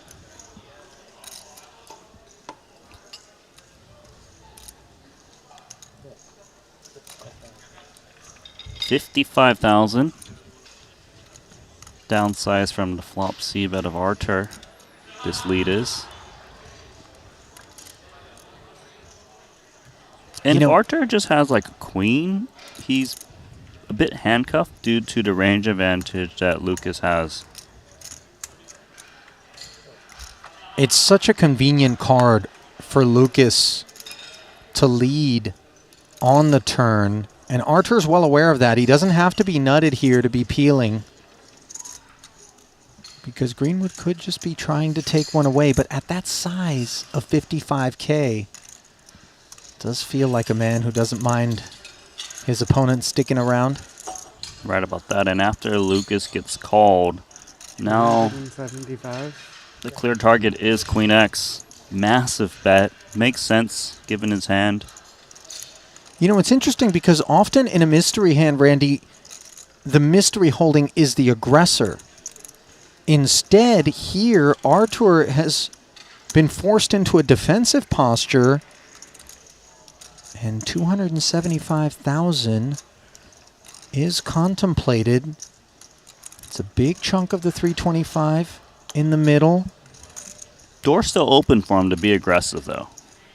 Right, there's still 295K back. But normally, for Archer to raise in this spot, he'd have to be pretty strong because Lucas is repping that 7 very credibly. And if you don't think a 7's going to fold, then bluff raise is a bit thrown out the window. So we don't really expect this big a commitment across two streets from Lucas without the desire to get to showdown. But you see the hatred for the jam out of Martirosyan, and now we ask, what do you think Artur has? I think Archer's got it. In what way? Unclear. 8 of diamonds blocks 8, 9 of diamonds, which could value jam in this manner, of course. Boats possible for Archer, whether it be queens, 5s, even like a 7-6. He's on the button, so there's even like 7-5 suited, queen 7s that got there. And on top of being on the button, he is the boss stack, having just showered Korzinen. Right. Boy, this 7-8 has never felt more vulnerable. Hey. How many time banks have they used? I've used one. 1, 2, 3. Is pocket 6 a part of this? Yeah, I think so. Small lead on a turn. 6s is reasonable. There's a lot of hands he loses to in this spot. I would imagine, you know, a tiny bit of pocket queens. Of course. Your opponent did the betting for you on the turn. Yeah. I mean, obviously 5's full is a thing as well. Maybe that hand in particular would still be willing to raise the turn.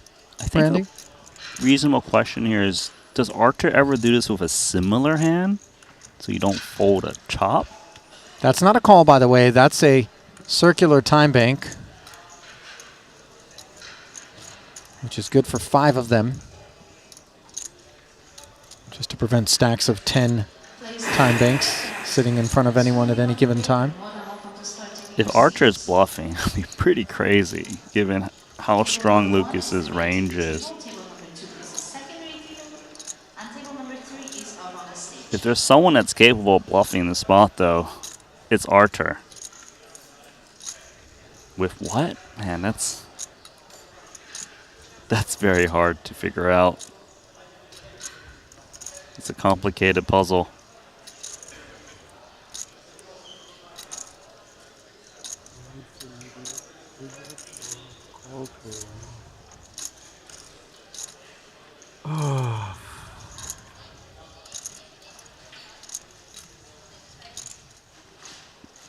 He's gonna fold, it looks like. Drop him. He drops it. And it was Queen 7. So an excellent choice by Lucas Greenwood to lay the hand down.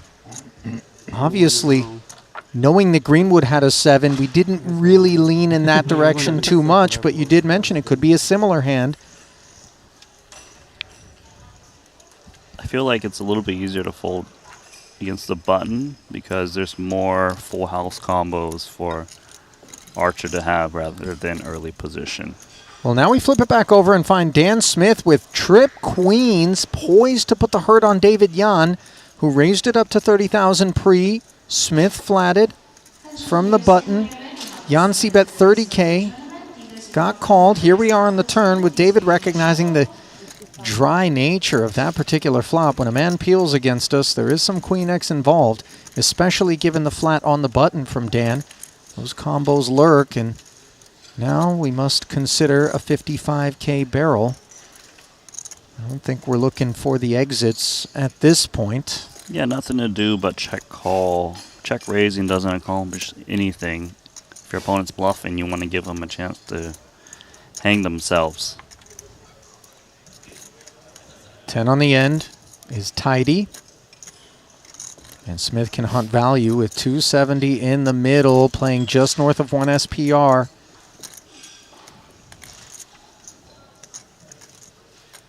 This is going to be a very tough spot for David Yan once Dan Smith likely puts him in north of 1 SPR, as you mentioned. The thing is, he kind of played his hand a little bit face up as some kind of pair that isn't a queen. And it's just a pure guessing game at this point. 675 covering Jan. The ace of spades a little bit helpful in terms of hands you might be able to pick off. Often contain backdoor flush draws. So you block a little bit of that. Whereas you might be able to convince yourself your opponent is playing this as a queen.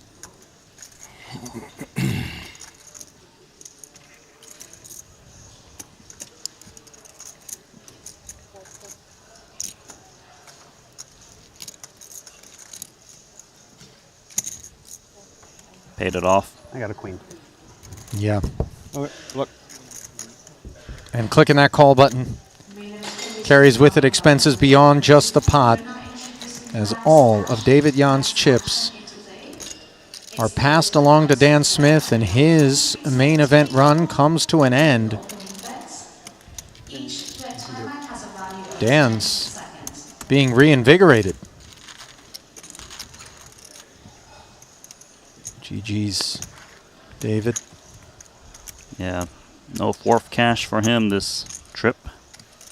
You know, it's the call in that spot there. It's quite clear that we know Queen X is just going to shower us sometimes, but we also know that Dan Smith is the kind of guy that's going to stick us in the weeds, and he's going to do it with less than aces.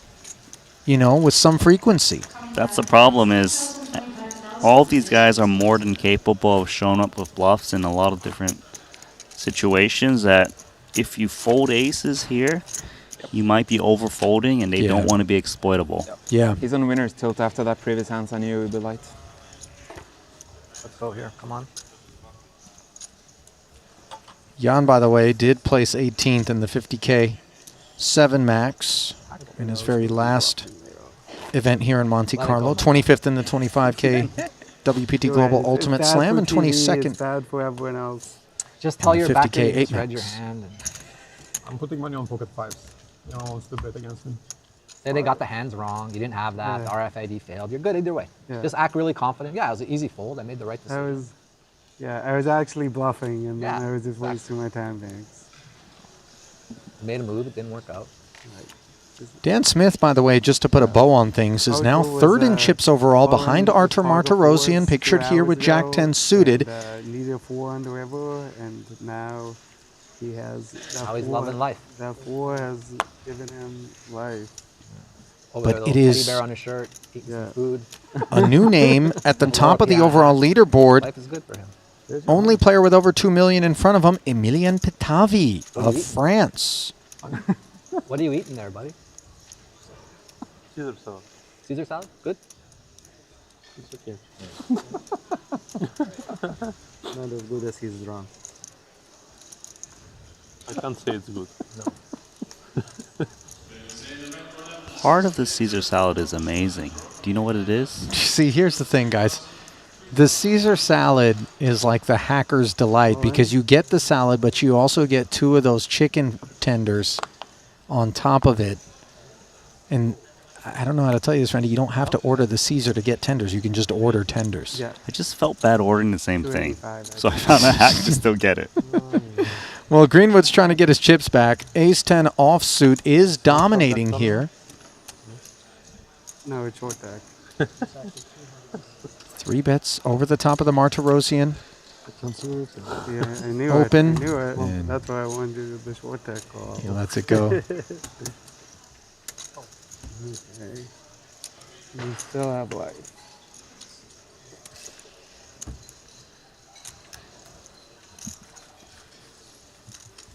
Luke, by the way, the lesser called name here at the Triton Super High Roller Series for a good stretch of time, courtesy of the fact that he stayed behind to run the family business, but is back on tour and trying to work his way back into contention as aces once again surface, this time all in pre against Ossi Katola, given a spin with Queen Jack of Diamonds, and that's not his board. He'll draw dead on the turn, so Ibinger locks up a double through Ossi, who made it 30 to go pre. Ido and Soiza both flatted. Ibinger's 3-bet came to 105 out of the big blind, maybe perceived as a squeeze. Katola moved all in over the top, and we saw how things played out from there.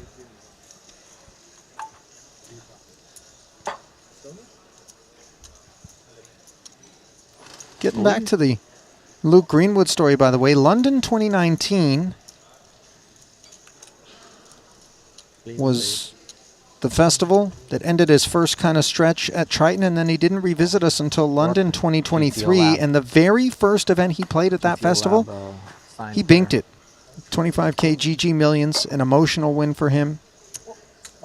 Talked about he and Sam losing their father, and how much it meant to him to be able to come back and make Dad proud. Another all-in. This time, Nikiforov's ace-queen dominating Orpin's ace-4. This is becoming a theme.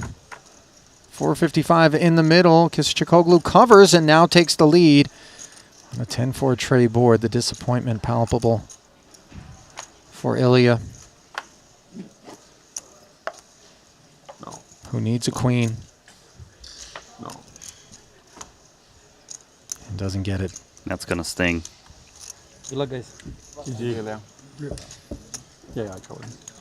No luck for the Estonians at this feature table. No, both knocked out now. Seat open on 5. See, the seat open thing, like, I mean, we should chat with Lou. Just the seat. I know we want to be efficient and expedient in that spot to get the void filled, but wait till the dude's gone. You know what I mean? I talked about my favorite story ever in terms of the seat open, where one of the guys who's got the most recorded cashes in history, David Levy. You love poker, yeah? It's in a tournament. I can't remember if it was him or if it was someone else at the table, but I don't dislike it, but I don't love it. guy moved Sometimes all I in like into to a sit man with the and nuts who covered. Start playing. Now I realize why. And on the river. The guy's like, excuse me, what'd you say? Nice to get out. Are you're all in? He goes, yeah, I'm all in. Hobby, bro. Rather than announce call, the dude stood up who covered and had the nuts and just turned to the tournament director and shouted, seat open. Was this our goal? That's savage. It's so good, though. Yeah, exactly. I mean, really, that's, yeah. That's maximum. You want to talk about savagery. something that stings, Randy? That's venom injected. All these chips are like, it looks like they're going to fall over at any minute. Does anyone else see this? They're like vibrating. Haralabos, King 7 on the button. Ready to expand. 12 bigs. Just not enough, he deems. You have their teddy bear? Martirosian will get a walk. Nice Nikiforov busted in what would have been the small blind. Got king 7 offsuit. Just jam. Bad fold. You have a lot of, yeah, it's probably is a very bad fold, but no small blind. There's so many chips over there, it's intimidating. I'll shove this one. I remember Arthur like some months ago, maybe wearing the same t-shirt and then like spooning a little honey from a jam. Like, that's a nice picture. It's a new one. It's a new one? Bought here. Fake news. Fake news. But it was, you had some other teddy bear stuff, no? Polo probably, like a... Yeah, one. Looks like Orpin's picked up on the teddy bear shirt situation. Polo. Honey from a jar with a little spoon. I remember. I'm like, that's such a nice, like, sweet moment of in life. Can be. Ace Jack suited. I thought I caught Arthur saying he picked it up here, so perhaps after his win? I mean, I don't think the guy has to win a Triton to buy a T-shirt. Randy, the roll is probably safe without For that. celebration, all right. Commemoration. Where are you staying in the Bahamas? Me? I'm not sure there's enough money in the world to get me to go to the Bahamas and hang out with really? poker players. Yeah, what's that? I mean, it's so close, right? Close to where? I don't know where you live, but I'm assuming it's closer than here. I live here, so it's definitely not closer than here. Are you live in Spain? I live here and in Spain, like here. Bad read on your part. I mean, I should have guessed. Oh, Spain. Raisin take there for I Arthur. don't think I will go. I'm sure I will not go. It's just that place is so big and it's like such a, yeah. It's just weird to be like in a hot environment and playing poker and then it's like kind of odd.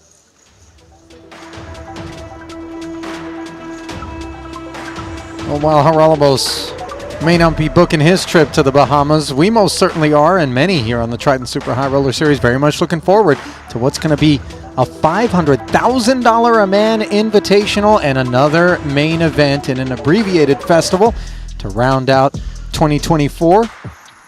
Martirosian has rounded himself up to 90 bigs, an over 3-1 lead over Orpin. Bulgaris continues to struggle to give himself breathing room in that precarious sub-10 big blind territory with the blinds at 10 and 20K. Not too long ago, Archer only had 600K before he busted Korzinin. Now he's 3x that. Oh. I'm telling you, there's Christmas spirit on those Santa chips, you know? It's not one of the, it's a reoccurring gift that just keeps on giving. They don't die, they multiply. Ace 9 of clubs, in a way, unbeknownst to your stat. I'm looking up at this Razai 40K open. This doesn't seem very comfy. Small line versus UTG. I believe it versus a late position raise, he probably just reshoves. Here it's a little dicey. Well, I'm still going to go for it. Razai's going to ask for a count here. It's uncomfortable. 330 more for ace 10 off. It's kind of a lot for ace 10 off when you open from under the gun. Yeah, it sure is. Small blind reshove range shouldn't be too light. And while Razai covers, he doesn't cover by a whole lot, so it's not like it's a flesh wound if he clicks call and is wrong, even though as we can see, he would be oh so right. I feel like he's going to fold in this spot, and I wouldn't blame him. He's easily up against a bigger pair. Some of the broadways you're trying to pick off don't always jam in this spot, given the positions. And I also feel like Espen expects ace 10 to fold as played.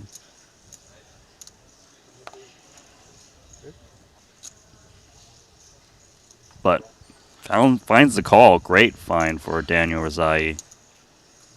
Out pipping the ace 9. This was not an easy call. He made it look easier than it is. just by virtue of using a single time bank, I think, to get himself there. But this is bad news for Jorstad, and I think Espen might be a little bit surprised to see Rezai make that call, and he's going to be even more surprised that he's able to find the lead in a 780K chip pot on a Queen 9-8 board, courtesy of the 9 of diamonds. Has to fade a gutter, and now has to fade the ace as well with the queen on board. A 10 rolls off on the end as Rezai showers Jorstad the hard way. Always a favorite to do so, but post-flop, can't blame Espen for having higher hopes. Yeah, extremely well played from Rezai. Not an easy call, as we mentioned. No, I was big blind last hand, yeah. Holds. Yeah, I mean, like they do not get along. So kind of stick your guy. Daniel plays under that Austrian think tank banner in terms of poker. I've referred to it many times. You got Mario Mosbach, Matthias Eibinger. And then they run with some of the Germans as well. You know, I know Fedor currently calls Vienna home, if I'm not mistaken, but plays under the German banner. Sam Muller, German banner as well, but I think he's part of their spent some crew, time out there. Yeah, so, I mean, really a good crew to run with if you have the opportunity. I hope so. Maybe 8-9. Who cares? It's over now. I kept all my Rezai up to 45 bigs. That's all you need. Second biggest stack here. Bow to the bad luck chip. Wykin joined the table. Yep. Well, kind of, I'm pre-rolling you. Had a better hand.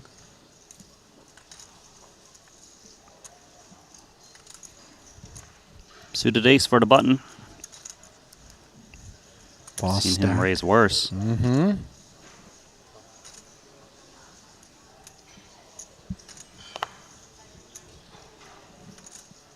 Wykin, by the way, fresh off of a double with pocket fives versus a queen 10 suited for chip leader Emilian Patavi. That's how he arrives with 550,000 in front of him. Four-time Triton title winner is Yang with 21 cashes, 12.7 million in career earnings. You see Greenwood laying down, and it is Rezai with ace 4 who defends from the big. Pipping Martirosian, neither player interacting all that nicely. Yeah, The but king, queen, advantage 6 to board. pre-flop raiser. Getting the same type of hand to fold, I'd imagine, on this flop. There you go, Archer. See bet and take it.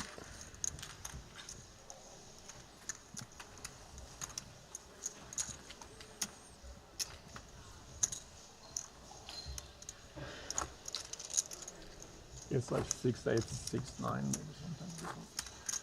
You're more interested in that hand than he is at this point. It's an interesting hand, right?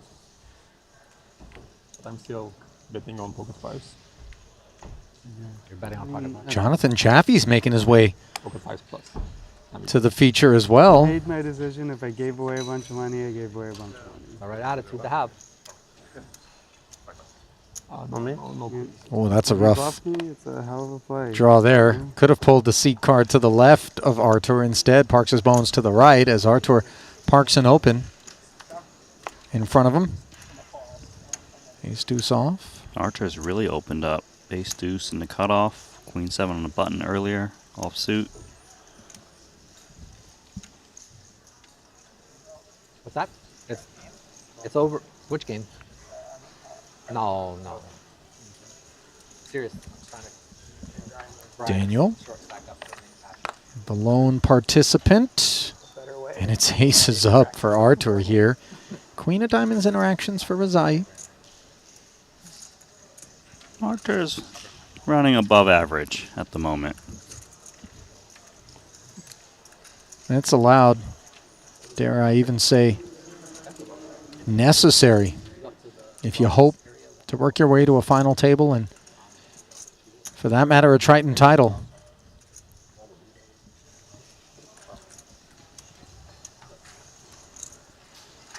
It's kind of one of those things that I feel like gets overlooked.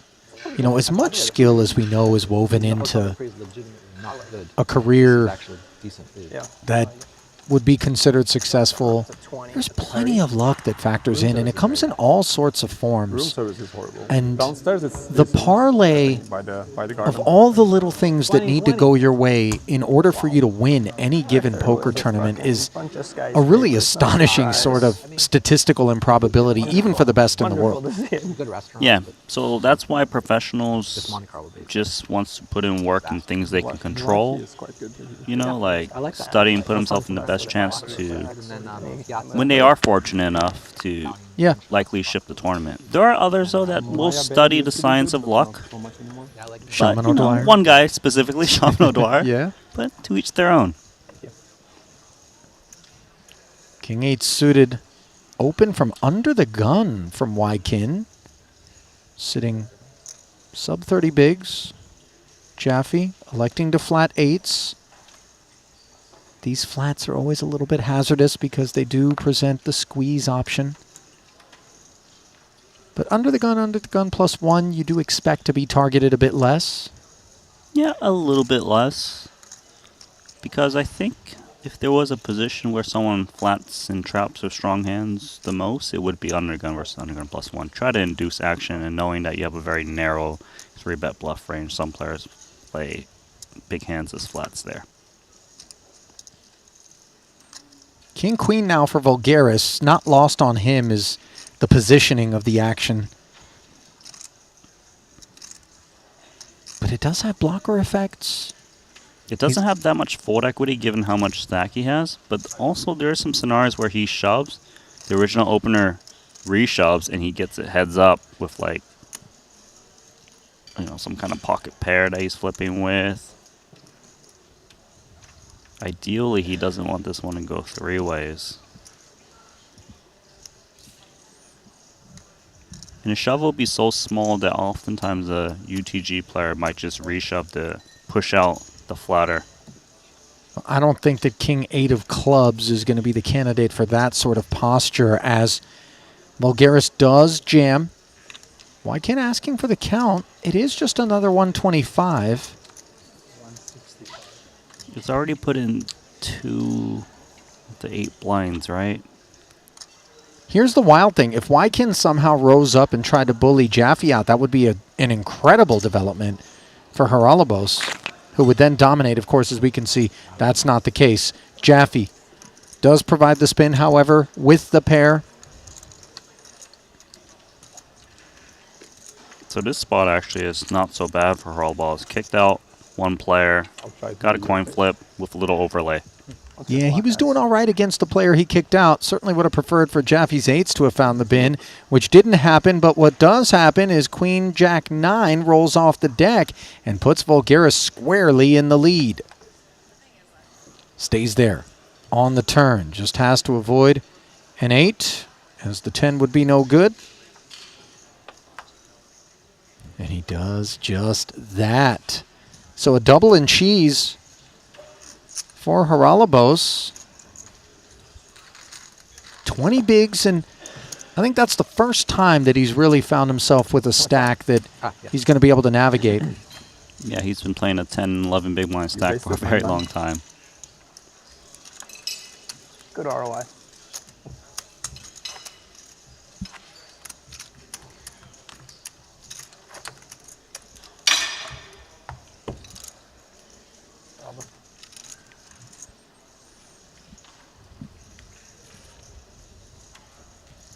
Thank you. Yep.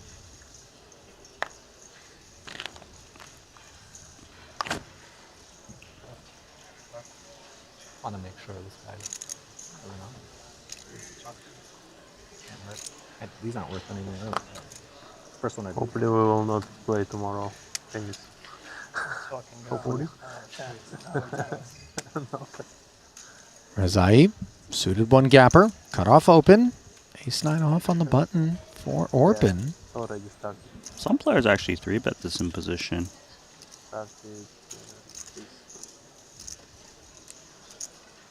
Orpin's not just some players. He is absolutely top shelf in terms of guys who aren't playing for a living here on the Triton Super High Roller Series, but are playing for keeps. decides to flatten. Now Vulgaris, fresh off of that king-queen success, finds ace-queen.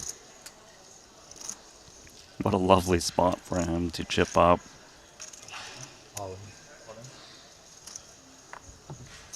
In it goes, and out they're going to sail behind him.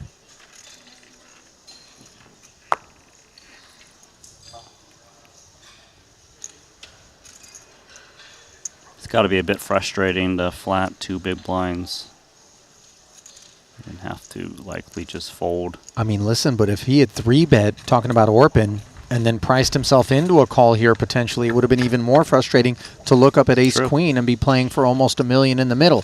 Meanwhile, Souza plays for his final $260,000. King-9 was always in a bad way and stays there on an ace-king-4 board, which pairs on the turn, but doesn't bring the king on the river.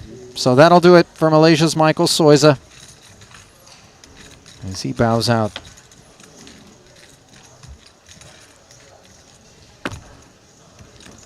Downward spiral that just never ended for Souza. Yeah. 2 for 4 coming into this event, by the way. Now 2 for 5 in terms of cashes. Second in the 100K 8 max for 2.3 million. 17th in the 50K 7 max. So I'd say the buy-ins are covered from here on out for Souza. Doing and you are. That could be the edge. Always good to swim upstream, I find. Grading salmon bodies. Ace-king suited for Wykin. Are you just like smash updating the stream there to see what the hand was? You just, if you're done? Just to irritate you. Just Those are 200 irritated, or maybe you made a great fold. Yeah, maybe. I mean, I'll feel good. You feel great if it's right. Definitely. Well, then, of But course. I'm also saying it's like, you know, I'll find out whenever and like. Oh, so you will look at some point. Yeah. Like, there's no point in But like you also said you're going to retire if he bluffed you, so if you see it while the tournament, you're just going to walk away. Oh, he said he was going to quit. Yeah, but like the tournament or after the tournament? Just quit poker. He said he was going to retire and do something else. I said I might. Okay. You're walking the back already. You know you made a bad fold. You're walking the back. Oh, I still think, I mean, I'll find out, but I need the phone for the right four. Great. We're on 150. Jaffe went after a 10-3 off, blind versus blind, limp. Did follow him around with the jar of honey? What was Winnie the Pooh's sidekick? Could be or. I feel like I'm too off for 60 years. Maybe I'd be more of a bigger. Well, 10-3 offsuit described as the kitchens by Nick Petrangelo the other day. You're right. This other guy here can walk around with an elf everywhere he goes. Right? Does that mean he's going to 4-bet rip it? Because you're supposed to go ham and show up with bluffs in unreasonable spots. This is a $125,000 main event with 4.4 million up top. I'm not sure ham is on the menu. So we can just walk away from the 60K quite comfortably, which is exactly what ends up happening. It's been a while since I've watched Winnie the Pooh, but I think you know it's more of the... Limp 3-bet, a profitable choice for Wykin, and the all-ins are coming fast and furious. This time it's Webster Lim, who actually has the best hand on a 7-3 deuce board here. He put his last 20 out there. Dominicus Mikolaitis decided for privacy. Actually just called the 40,000 as that's the big blind for Gimme. Shemian came along with the ace-5. Now we're building a side pot, where unfortunately for Webster, the turn is disaster. Shemian and Mikolaitis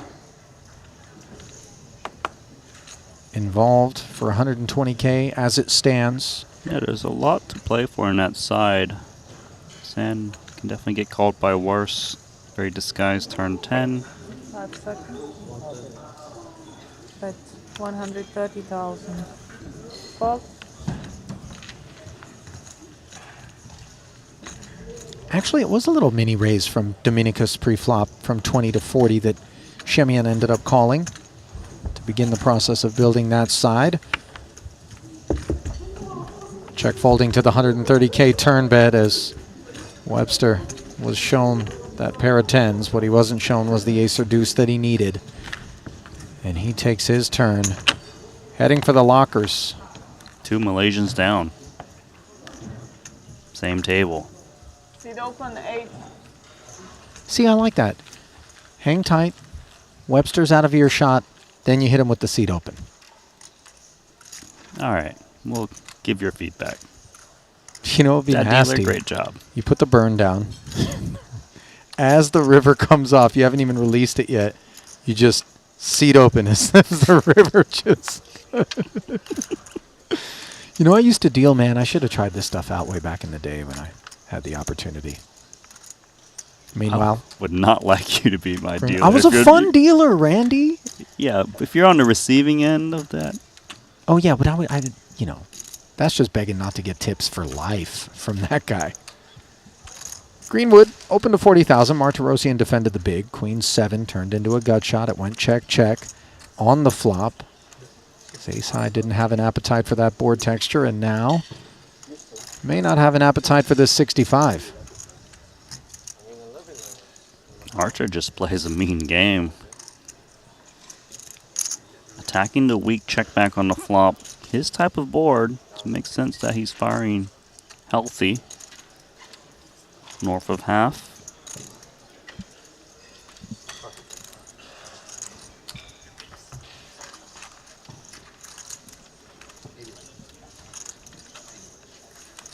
You know, the snowball effect of just getting that big stack, especially in a, you know, a big buy-in event like this where, you know, it's a difference maker getting on the inside of the bubble and being on the outside in a more significant way than perhaps some of the deep bankrolls that visit Triton. Yeah, you know, Archer is the tournament chip leader now. To just like seamlessly adjust. I know he's been up there toward the top of the leaderboard. I was going to finish a thought by saying, you know, guys in the prelim events, 25Ks, 30Ks, might have a more freewheeling attitude, but things beginning perhaps to feel a bit cagier. And looking at the overall tournament leaders, indeed, Martirosian is at the top. Randy, who's joining him up there? Emilian Patavi, yep, who's relinquished, and Wei Liang Chan third. Remember Wei Liang Chan? He got it in with under pair and Pocket really eights. ran up a stack.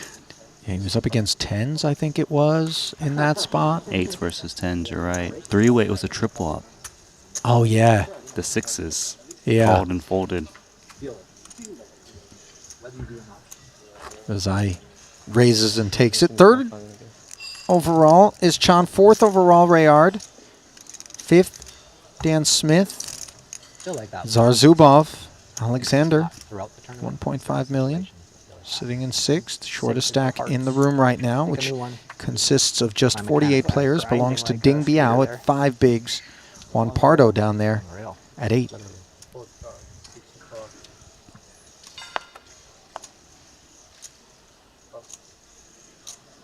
Pocket 10s now for Vulgaris, who really has seen a resurgence since arriving at this feature.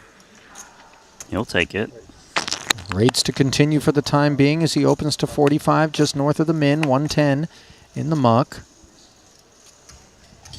Archer's been pretty happy playing pots in position with big stacks. Curious to see if he comes on Queen 9 of Hearts.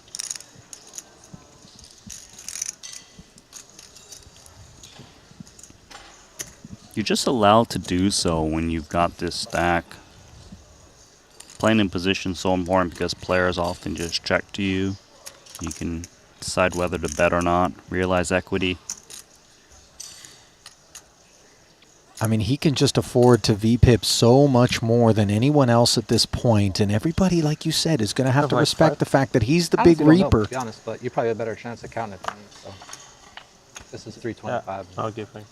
Razai joined the party, does not find anything of interest on a Jack-9 deuce board. 1 over card for Vulgaris to consider.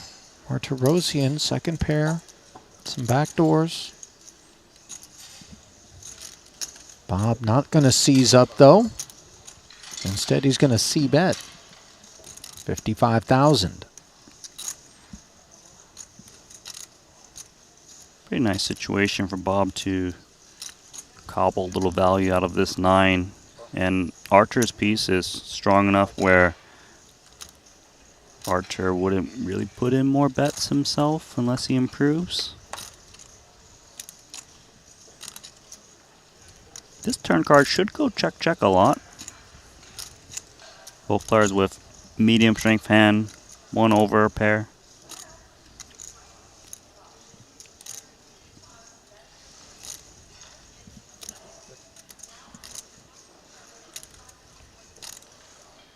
If Archer was to bet this turn, Voulgaris shouldn't be laying down, just given he still beats some gut shots like King Queen or open-ended Queen 10 type holdings. Although, of course, he blocks that a little bit.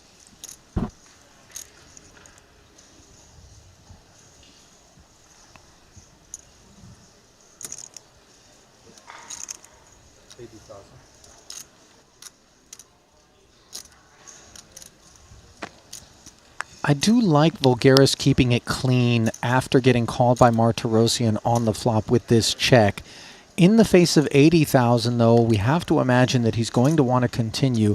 It gets a little uncomfortable with such a dry board if down the streets Haralabos has to consider a much bigger bet sizing, which is always a possibility.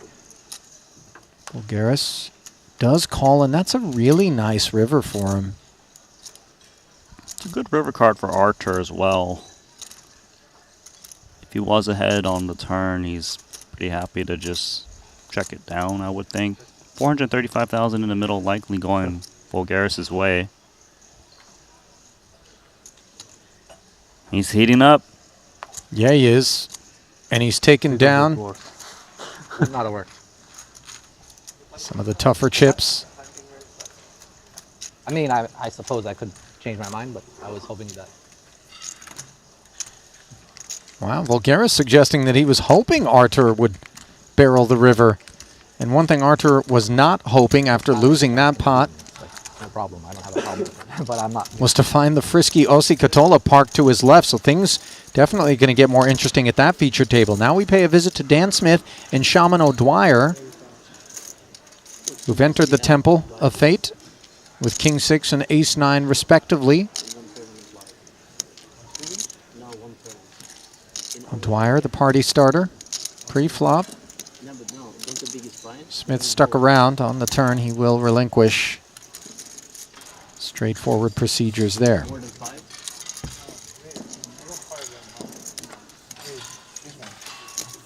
Earlier we had designated one of the tables as the table of death, much like the World Cup. Does the 10K count?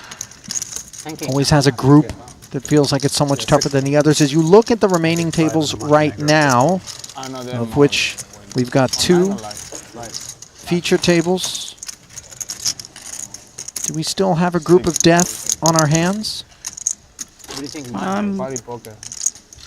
Still not in love with that table that I mentioned earlier, which contains Isaac Haxton, Danny Tang, Phil Ivey, Yeah, but it has to be like Nikita Bodzikowski, and Perez. I thought you said like I think that's still Yes. probably one of the toughest ones out there. Zubov, Rayard. I mean, if you should like play like a multi-flag. yeah, then it's different. Haven't had a chance I would say to watch them. 4 or 5. I mean, Do to their be thing. honest, just looking at the table, this looks extremely tough. 2 Foxens, Ponakovs, Brewer, Lolliger, Mulacher, Bryn Kenny, and Weissman. That looks pretty nasty. 8, 7. Don't think something. I'm gonna play this. 8. I need to know before I play this.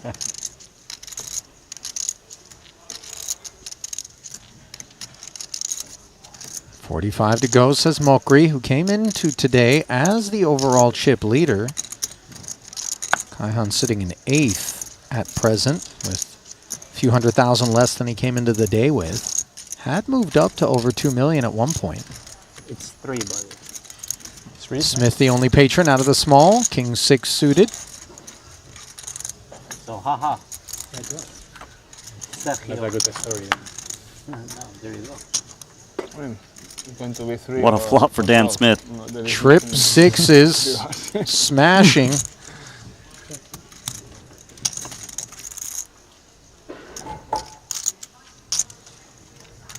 Still a decent texture for Kaihan.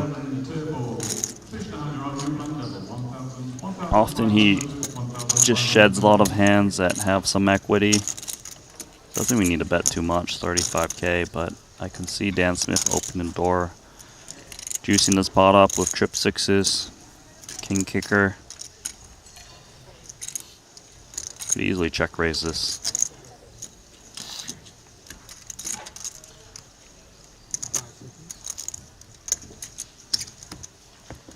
Proceeds with call. Tricky trappy.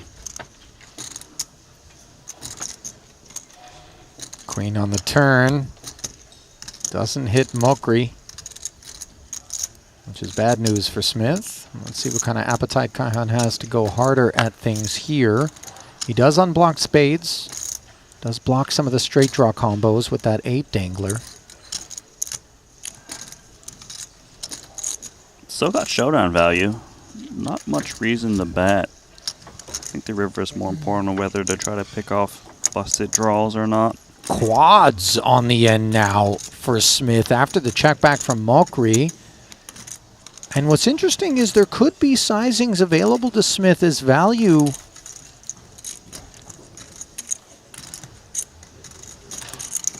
He likely will go pretty large. He wants to make it as polarizing as possible so that his opponent is more attached to his hand. Because if he goes too small, he did go small. So I guess he's targeting ace-x. And pocket pairs, like the little baby ones.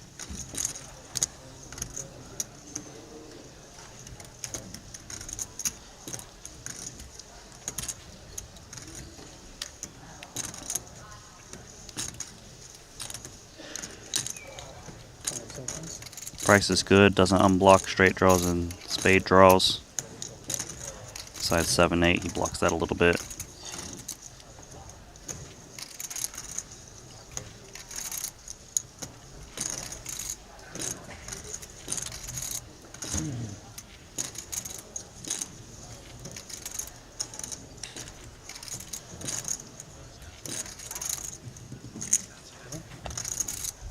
Just quads.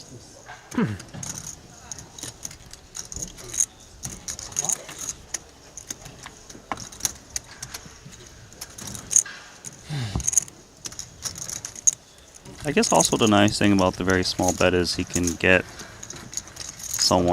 his opponent to value raise. If he bets too big, then maybe those hands would just call with like a queen.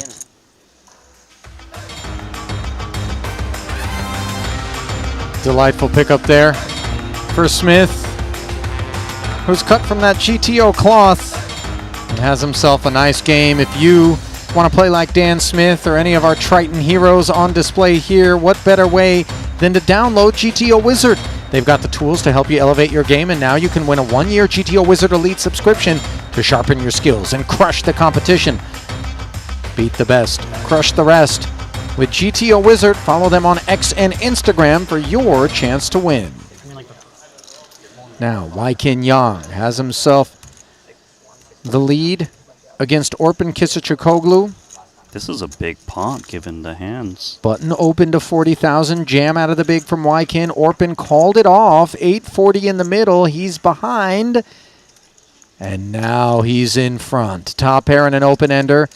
Waikin cannot hit the ace. Instead, he wants Orpin to make 2 pair with a queen. I'll make 2 pair.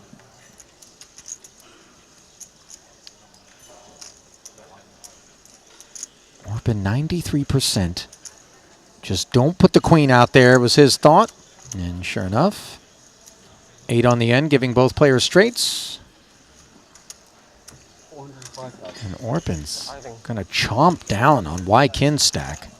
Yeah, he's going to move up to about 40 big blinds or so. Waikin, sub 10 bigs. I had no skin in the game.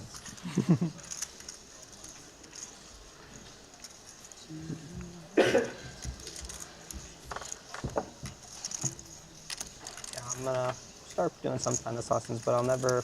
Table tennis is my game, so I kind of tennis to be social at Triton's is nice. Yeah. But I love table tennis. Yeah, I don't know. I want to play that. Put in 40. You put him in. Sorry. I want to start playing like this later this week. Nice. You're staying for the PLO? I'm staying till the 16th, the 15th, but I'm not. I don't have any plans to play. I didn't really want to even play this tournament, to be honest. I'm just here, so. Yep. But no, I don't see myself playing a PLO tournament. I like PLO, but not tournaments. King Jack off here for Artur. Kind of turns into like a. Surprised you didn't want to challenge Jaffe to a table tennis game. I know you're a professional. When you went out to, was it Shanghai? I got mopped up in Shanghai at like a state-sponsored gymnasium by geriatric dudes and kids under 10. And I was nice too, man. I had a coach that played on the South Korean Olympic team, which of course I only paid her because there was a dude that was going off for 5K a game, and I was like, this is a good investment. Back when I was making a living playing foosball and ping pong. You're finding all of the obscure games to just swindle your way to a bankroll. Every now and again, my mouth wrote checks that my talent couldn't cash. Sure. Foosball, really? Yeah, man. I was nice in the foos streets. 9-5 suited deemed nice enough to continue for Jaffe, defending his big against Martirosyan and outflopping on an ace-9-4 board with second pair. He checks over. Martirosyan could find an excuse to barrel. King of spades works, as does range advantage. It's also nice to see bet in the spot because he blocks a little bit of the backdoor hearts and spade flush draws. Makes it more likely he'll take it down on the flop. 35,000. Barreled.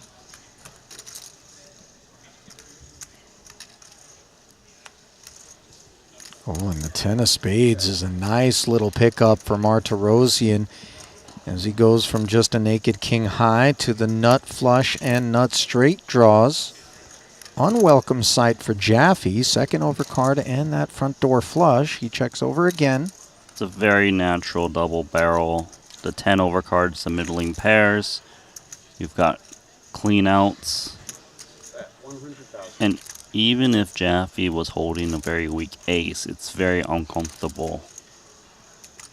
Especially because, you know, Artur is more than capable of dropping the hammer for a triple barrel. In the main event, please go back to your seats. We're now going to continue on. Dealers, please deal. Nice hand, Artur. Keeping the pressure on for 100,000 and earning himself the pot.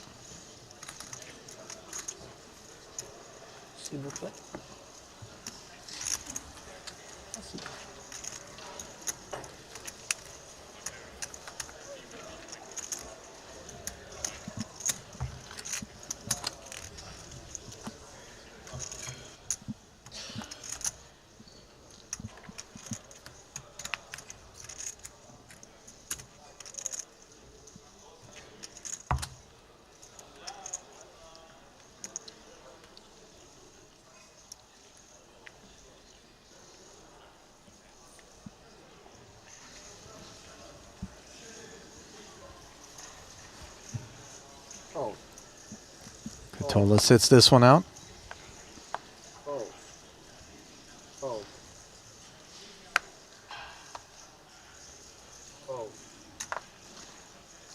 Wykin's got no chips and a decent hand. Go time. 115,000. It's gonna get snapped off. Run it.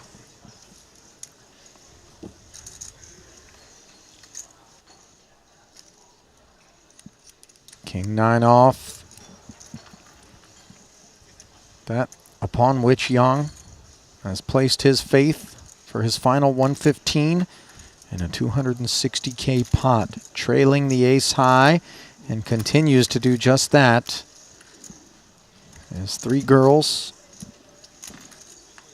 roll off the deck, and now the It's all but showers. Another queen, and we can chop. Yeah.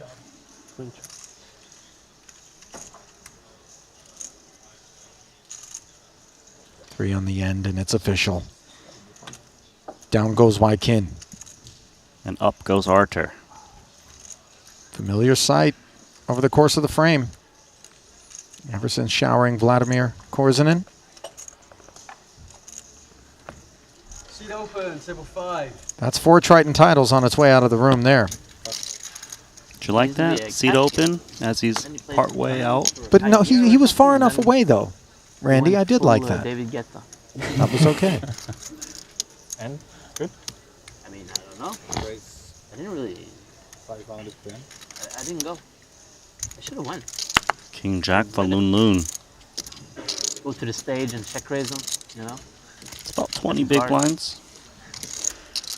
I played a lot. It was Run it again.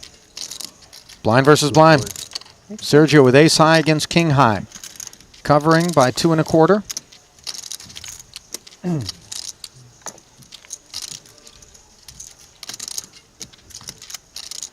$820,000 in the middle.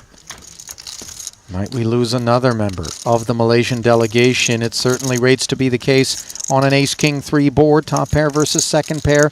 Loon needs more of that king-jack stuff. Oh, and he finds the jack. So the volley back over to Ido.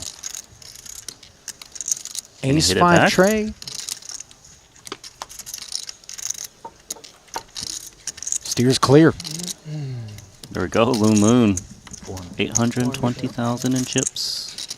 Made a call to kind of defend his big blind because Idol can reasonably jam worse in that spot as Jack 10s, King 10s. Makes sense. Loon, $2.5 million in career Triton earnings, 15 cashes. No. 2 of which have come here in Monte Carlo on 7 attempts coming into this one. I think it's this one. Or maybe this one.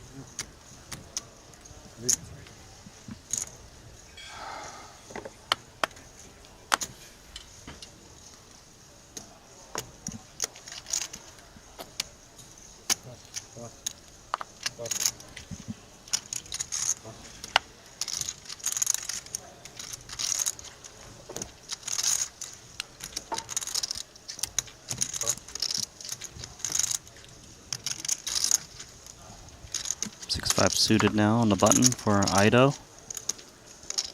Maybe suited connector. Yeah, but this hand goes way down in value when you're so short. Thank you. Unless he really feels that he can just pick up the blinds and I love antes, but Martin, the way he talks is so funny to me. Mustafa? Yeah. folds. Good timing, as Loon Loon has pocket jacks now. Kind of felt bad, yes. Big blind in his hand is Punat Punsuri. Similar stack of 40 bigs. Ooh, and Loon getting tricky over here. And Punsri actually with one of those candidates to activate in the big. Yeah, especially with that deuce game where players do like to isolate in this spot. He's going to take the free one. Good for him. Almost like face falling on the river or something. 9-6-5. Punsri should be able to avoid trouble. Loon with the overpair and the diamond decides to slip it. What's the spot that Loon Loon could have definitely fired to flop? Hunting some value. It does go for check, and check as well for Punsri. Now the pesky little overcard and really no clarity in terms of Punsri's range. Yeah, is that okay for you? King High's got a sliver of showdown value still. Not on Steve, no, on Bahrain. You shattered on the table already. I said, what did I have? I mean, just more reasons for you having trouble to value bet with two jacks.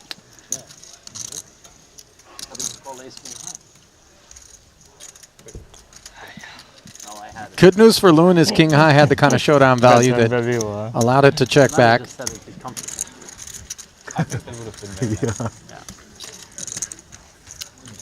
I would say, no matter, like, I would say it's comfortable because he was really upset. I thought I want to bet that queen and river 8.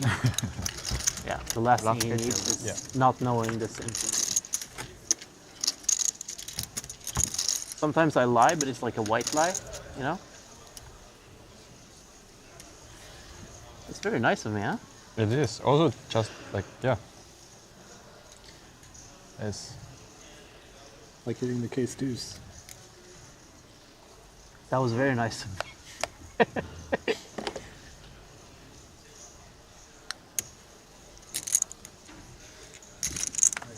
Baby suited ace for Dan Smith. Makes it 45 from first position. Reasonable kit with which to do so.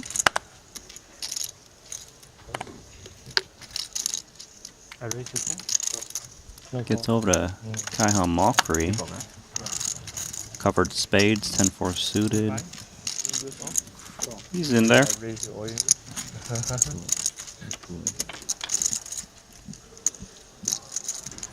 Queen Jack 6, not what he had in mind. Spade free board texture. Smith doesn't love it either, but action checked over. Let's see. Difficult board to see bet on, but if he can do so, he can just win it now.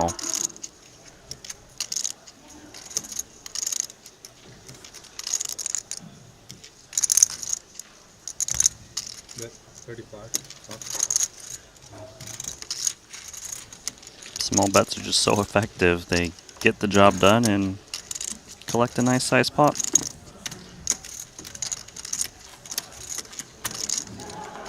You see that little black dot on Smith's index finger? You wonder whether or not he got his finger caught in a door or something like. You ever had that? That's the worst. Yeah, by the way. Owie. It's an owie, yeah. It's a cry home to mommy. Did your mommy used to kiss it and make it better? No, she says, "Fool, what are you doing?" Wow, Tiger Mom.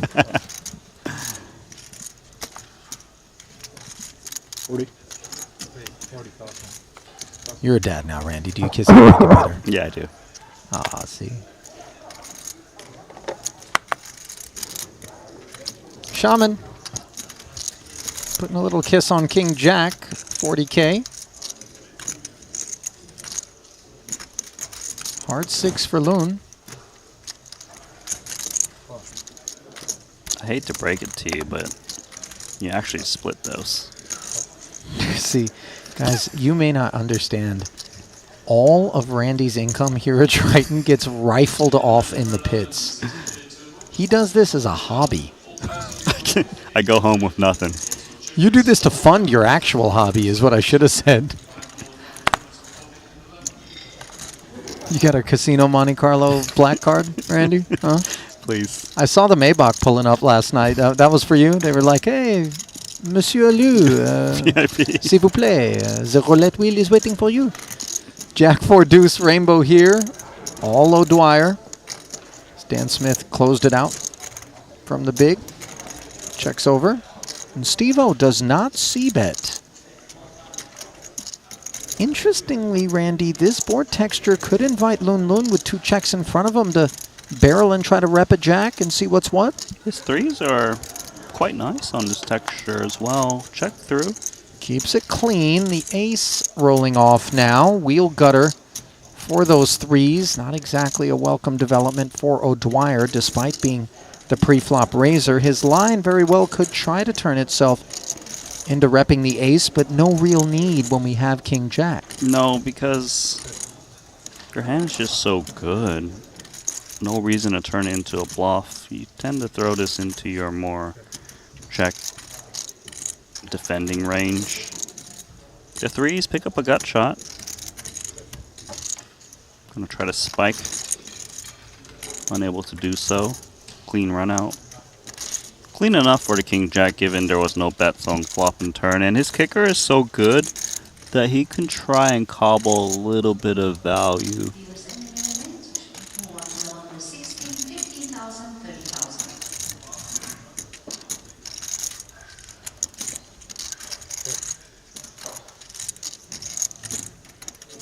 No post-flop betting through to this point. I definitely wouldn't mind if O'Dwyer was to try and get paid off. With a weak jack, then probably not so much, like Jack 10, but King Jack checks around everywhere.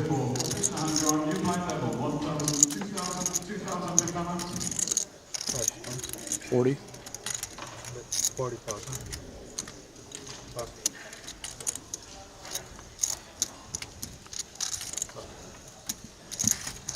Well, finally, O'Dwyer could take it no more. 40K barrel. Take it, sir. Just getting a look at how this festival's been treating Shaman. 1 5th place finish in the 100K for 904,000. It's been shut out of cashes. Besides that one, 1 for 6 coming in here.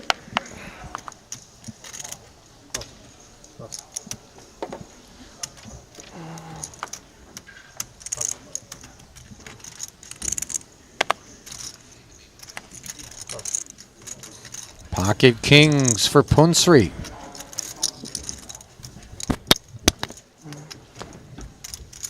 Great, 45,000. How much is that? 15-minute break upon the completion of your hand. Thank you. What one fell blue?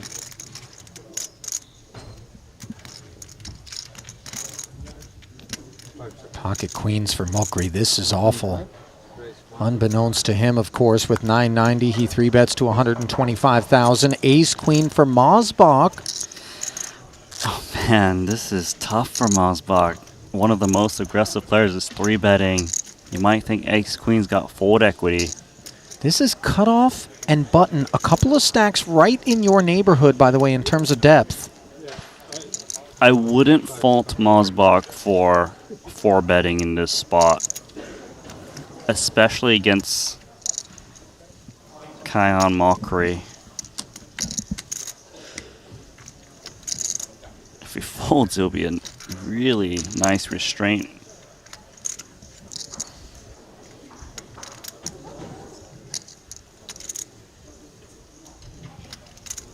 Obviously, it's tempting to think that maybe with a 4-bet you can haul in 170K uncontested, but as we can see, that's absolutely not the situation that Mosbach finds himself in, as 280K smolders.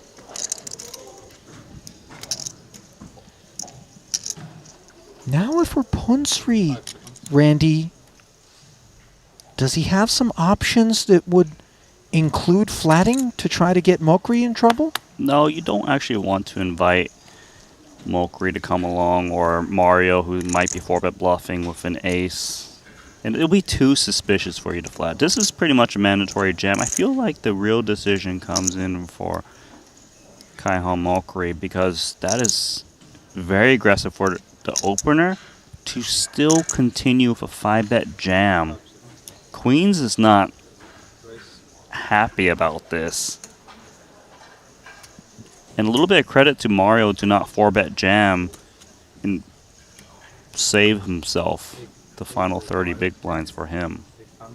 Yeah, I mean, this sizing is the type that he can step away from in the face of this declaration of war out of Punsri. This is posturing, because it's very difficult with queens in this spot. Here's the thing. I mean, I'm not suggesting Mokri's going to fold, Randy, but the fact that Mosbach 4-bet and then Punsri 5-bet that 4-bet does leave the queens feeling a little bit worse. Not worse enough to do anything other than jam Deems Mokri, and he just sees the bad news.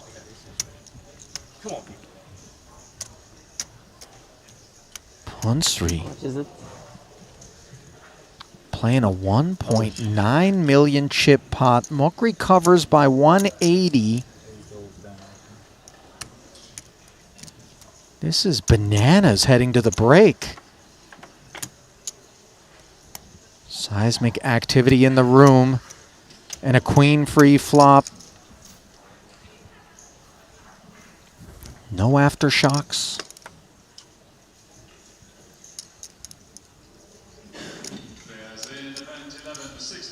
And no queen. That's the mantra on Punsri's mind as the covered stack in the lead with kings, and they hold all the way down.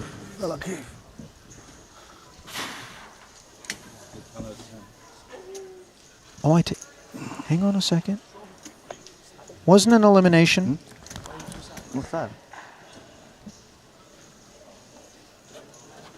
Danny Tang on hand, by the way, to see his good buddy vault his way up to the top of the leaderboard at the red table. Just take a look at the implications for Mokri. Never expecting to head to the break with just 7 big blinds. Chip leader coming in now, sitting just 180,000. That came out of nowhere. So we bring you back to the desk, and we're a little bit shell-shocked and stunned. And if you think that's how we feel or you feel out there, imagine being Kaihan Mokri. Yeah, that's going to be a very tough break for him to have, 1.8 million peaking and down to less than 200,000 in chips. It's just an utter disaster. 1.93 million on the other side of that exchange for Punat Punsri, who is now heading into the break as the overall chip leader. We're going to step aside for a few minutes. We'll come back. We'll walk through the chip stacks and the new feature tables when we get back to Monte Carlo in this 125K main event. Stay close. Exciting news! WPT Global is the new title sponsor of the Triton Poker Series. To celebrate this exciting new partnership, WPT Global will have its own event at each Triton Poker Series stop, the WPT Global Slam. Look out for your opportunity to qualify online. Download WPT Global with code Triton and get a 100% deposit match up to $1,500 now. Sign up today and join the action. Online poker is back in the USA and Canada, and it's back bigger than ever. To celebrate the launch of Club WPT Gold Sweepstakes Poker, we're kicking off a $5 million invitational free roll in the poker capital of the world, Las Vegas. Only 2,000 seats are available, and it's invite only. Register now with code Triton for a chance to win a seat. And did we mention the first place prize is a whopping $1 million. Pre-register now at clubwptgold.com.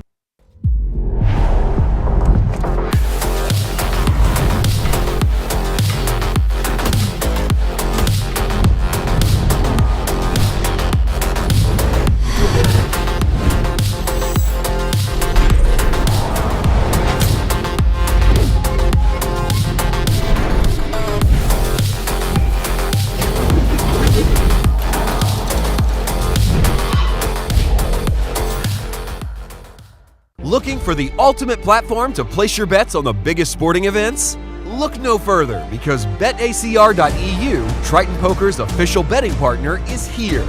Whether it's the thrill of soccer, the intensity of football, or the fast-paced action of basketball, BetACR.eu covers it all. With real-time updates and competitive odds, you're always ahead of the game. BetACR.eu also offers exclusive poker events that you won't find anywhere else. Test your skills and make every hand count.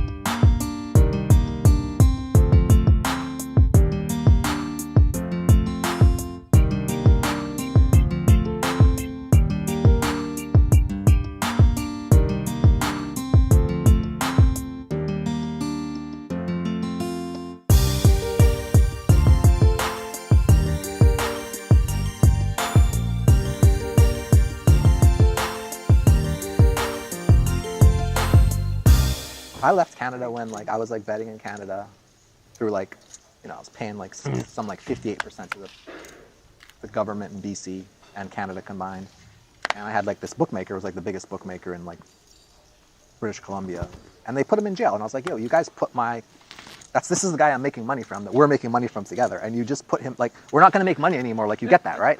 How can you expect me to be here and be consider you to be my partner? Yeah. I just left. I was like, enough of this. I'm gone. I'm out of here. I'm gonna play this hand. Okay, take your time, brother. You know, it's not as though we didn't feel the need to maybe talk about the fact that jacks are running into queens here, but we don't want to cover any Okay, I'm gonna pay attention this hand. opportunity to listen in on Haralabos Vulgaris, who is so opinionated, an excellent I'd be, like, follow on sweating social media, and If I was Norway, just a tremendously interesting person. I'd at least get the app. I'd at least be refreshing the app. Stacks are going to fly Send you off guys of some 20 bigs. lingonberries and stuff like that. Oh, Paulie V rips a snapper from Mokri, and of course, when the chip leader is Kaihan, and can show up with a lot less than this. Ear? Was it the ear? No, just like We don't when you expect- looked at your hand, you just like got very, very excited. Don't tell him, bro. Two queens to get windmilled. Pretty obvious. I get excited for Oh, almost It's not obvious to him. Stop. It's okay. Now he's gonna stop and he's gonna have to get off his game a little bit. You're tapping the tank. Should go back. 430K, and one of those seldom occasions on which send the queens and Norwegian jacks governor don't need to worry about the ace and Have king. them send the hand histories from the other table. They should, yeah, they should try to help me. They should have a WhatsApp group for all like the other hands.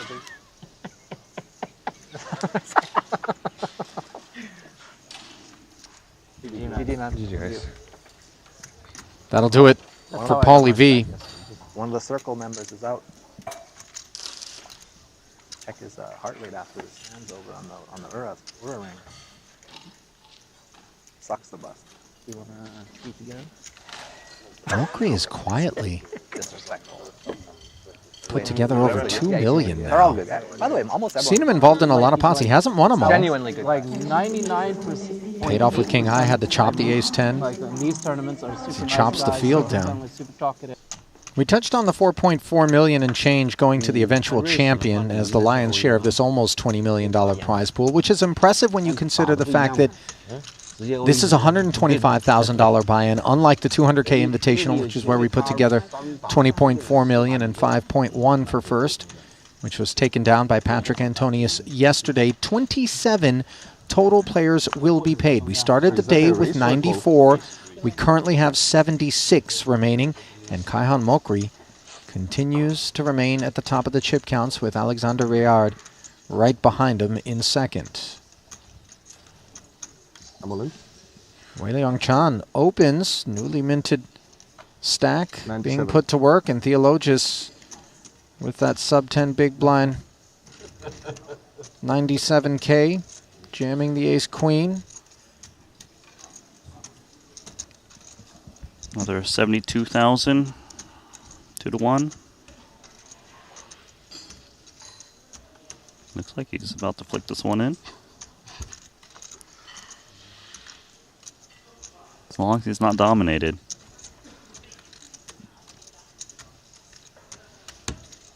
Jacking over. There's the flick. 218K is moments removed from having been 2 cards away from getting showered and finding the set. Chan now tries to ruin the party for Theologus. Oops. Oh, and he's doing a good job of that. Jack. Yeah. King heart. It's over. And Alex Theologus bows out of this main event. Not a familiar sight.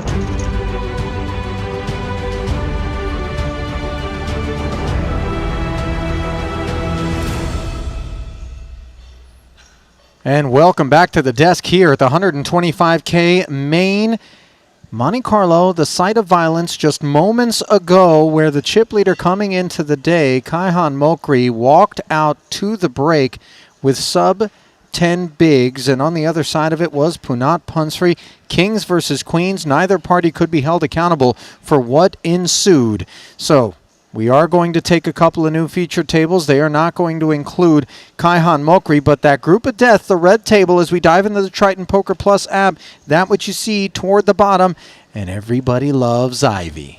Everybody loves Ivy, myself included. He's sitting on 22 big blinds, like we mentioned. Tough competition. Bazikowski, Zubov, Ibing, Ertang. I mean, it's just star-studded down there. Now, when you say down there, Randy, I know you meant the red table, but look to the right where you find chip stacks down there. Sub-10 bigs, Sergio Idol, Mokri, aforementioned, and Lucas Greenwood. Work to do. Few stacks in the teens as well.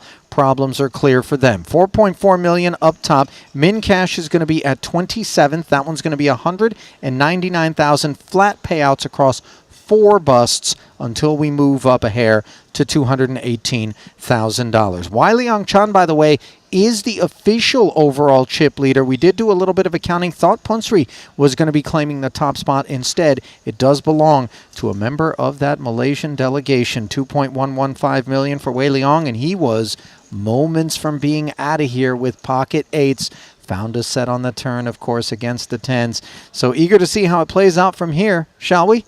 I'm eager. Let's go. All right, let's do it. Back into the arena we dive. Brought to you by WPT Global. Continuing coverage from Sporting Monte Carlo on the east side of the Principality. 125K main event. Careens toward the bubble. At present, 44 players remaining. There's Brian Kim, Santosh Suvarna, Seth Gottlieb, maybe rumbling.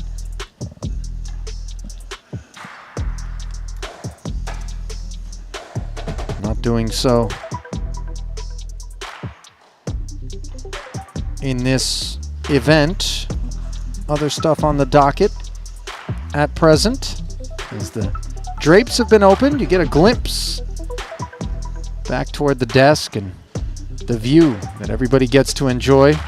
But only one player is going to enjoy the extra large Triton trophy alongside the Epic X watch with Punat, which Punat Punsri knows a thing or two about, having won a Triton main before. He's rocking it today.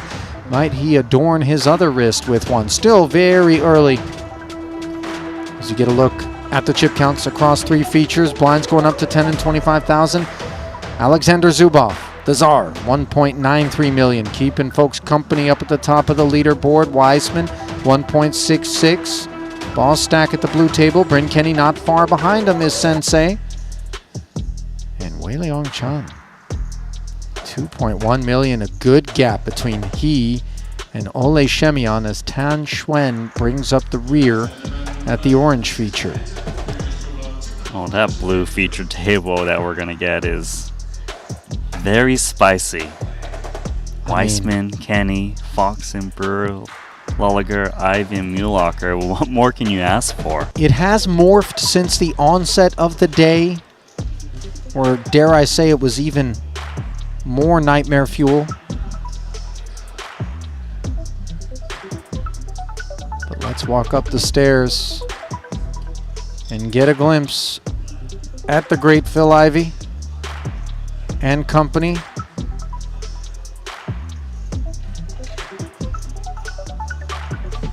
That cardigan looks eerily similar to the one that Sensei Bryn Kenny was wearing the other day, the Murakami.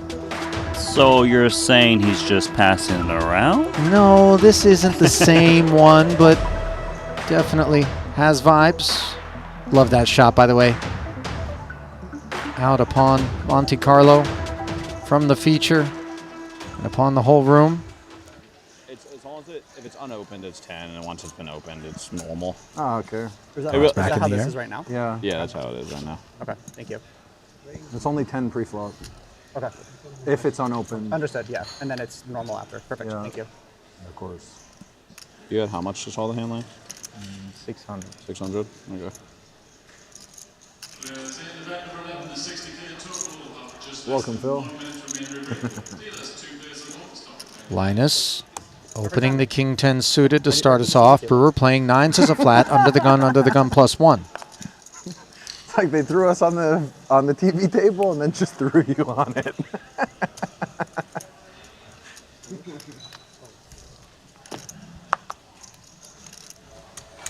Ace-2 suited for Thomas Muhlacher.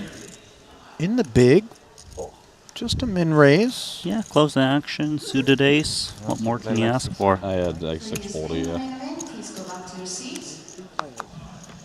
You're I have just 595. table number 6 at the moment. And Mühlacker outflops the field here on this ace-high rainbow board. 185 in the middle.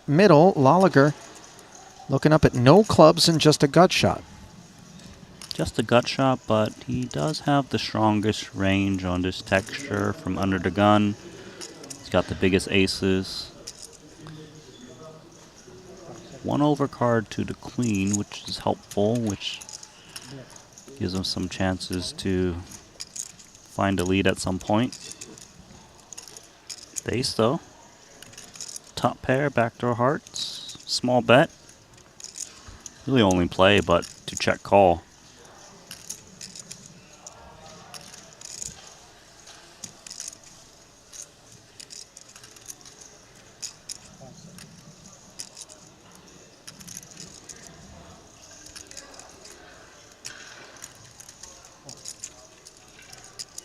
Pot grows by 90K. Nine of spades turn. Backdoor flush draw arriving. Linus has got a hand that he could consider double barreling. Still has that gut shot. Mühlacker's range, while it does contain an ace, it's often a weak one. Could be a queen X or 6X. Or similar straight draws chasing that probably can't handle two barrels. 130.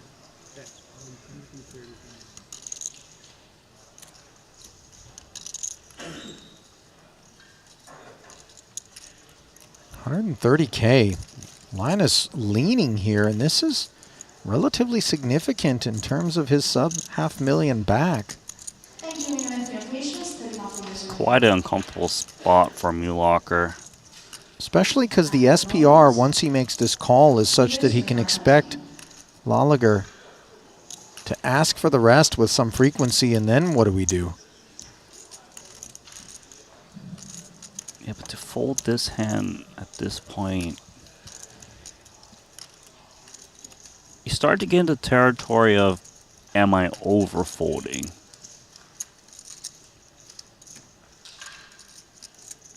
Boy, this is a really unenviable situation for Mühlacker. 345 back, covered by Linus, and feeling like he's up against value. You can really understand his decision. You had queens. No, I said I hope you had queens.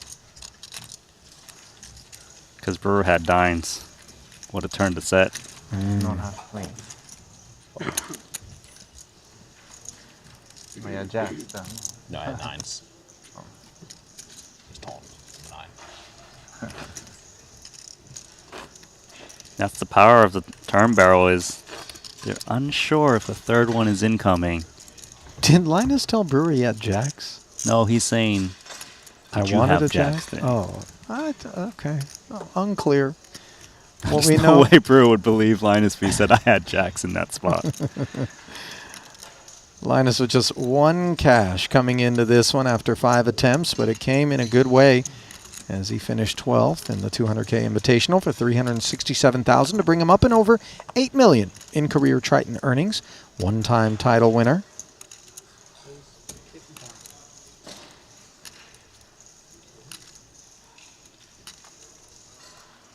That title coming early in Linus's career at Triton, London 2019.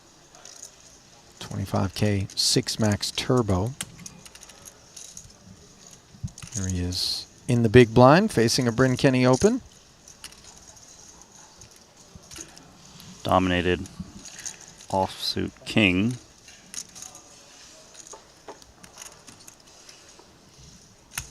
Hand doesn't play that well post flop, even for that price.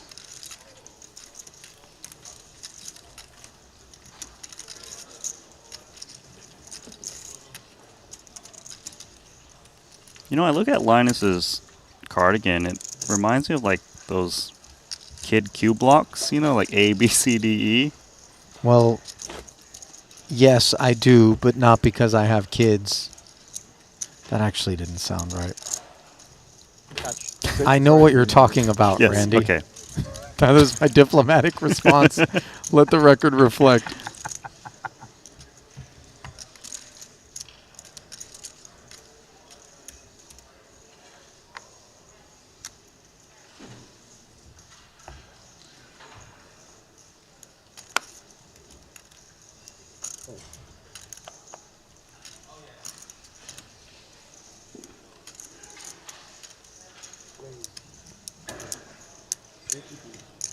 Quite the holding for Ben Kenny.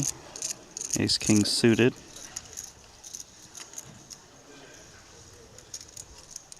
Weissman sitting on a 1.7 million chip stack.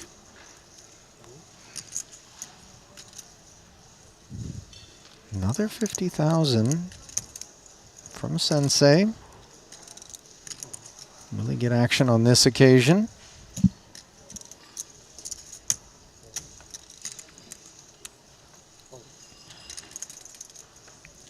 Seems like it. I think it's actually designed based on those kid blocks. The alphabet on them? Yeah, the alphabet. Because I see all the letters on there. So it doesn't All really 26, Randy? You clocked them all? It doesn't really spell anything. Well, no, I mean, like, yeah. Do you think you can rearrange the cubes on the sweater? Probably not possible. It's like patchwork. It's not modular. 135 out there after Brewer defended with 5-4 suited. This one not shaping up to be too interesting. Kenny does. C-bet. 35,000. And Chris will bow out.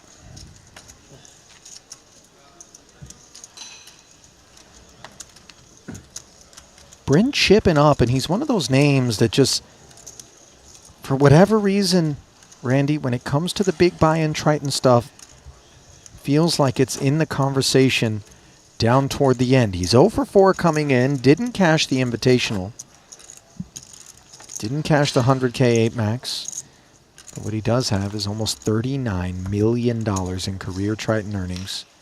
3-time title winner.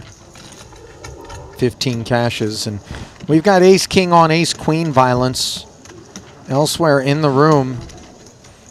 This one was a Tan Xuan open to 50,000. Ole Shemian 3-bet to 135. Dominicus Michaelitis worked his way all in. Will he work his way out of this jam? Not on the flop or the turn. On his feet with 3 outs. And now taking steps out the door. Seat open 3. Oh, that was a little early, right? That one was a little early. She could have given it maybe 4 or 5 more seconds.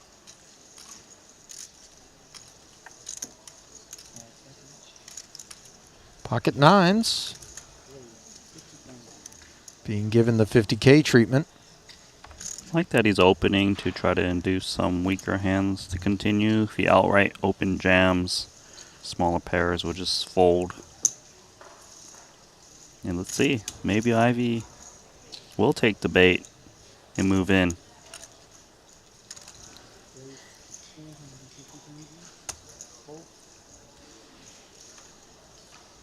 Terrible spot for Ivy. 6s versus 9s all in.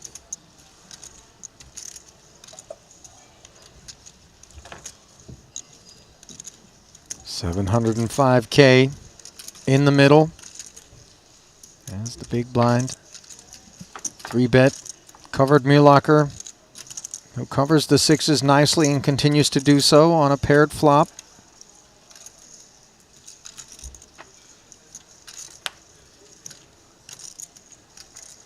Safe turn. And Ivy can only spoil the party with a red 6, which he's unable to do. So Muhlacher is going to double through Phil here, sending Ivy cascading down the chip counts. 180. All that's left for Phil as Muhlacher Shoots up to over 700,000. Ivy doesn't appear amused. Would you? No, I wasn't judging.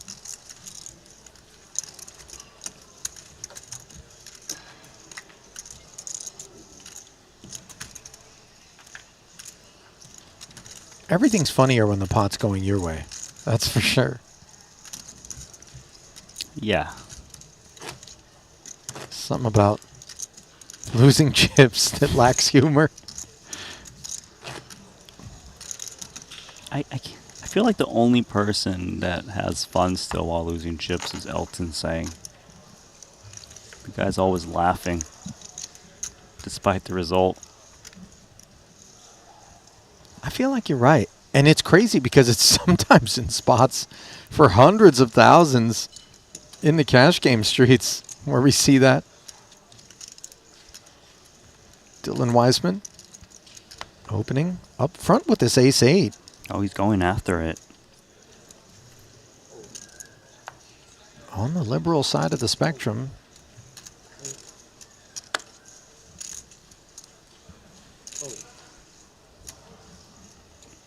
Looks like it's going to work out.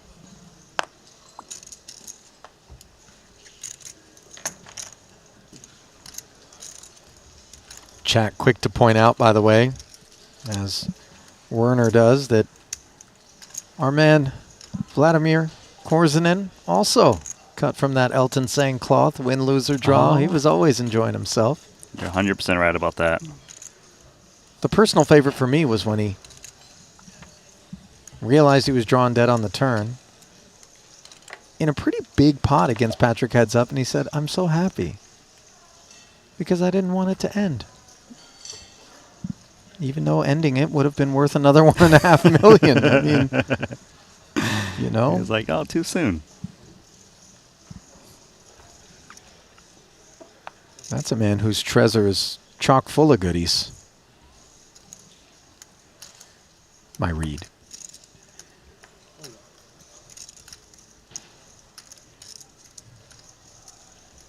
That's a frustrated fold on the button. 9-8 off, just not good enough.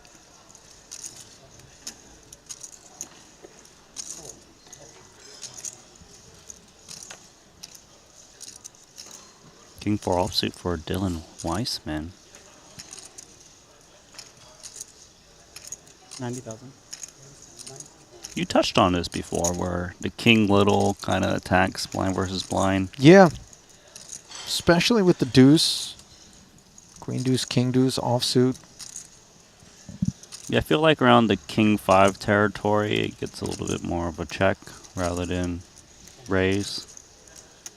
For now, though, we are going to take a flop because ace-9 is very under-repped. 90K price point. Gut shot straight drawn backdoor diamonds for Kenny, who's ace high is best. Just enough to get involved.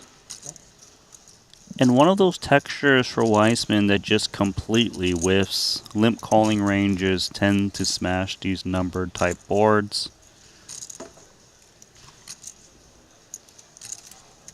Wouldn't surprise me Weissman just slows down now.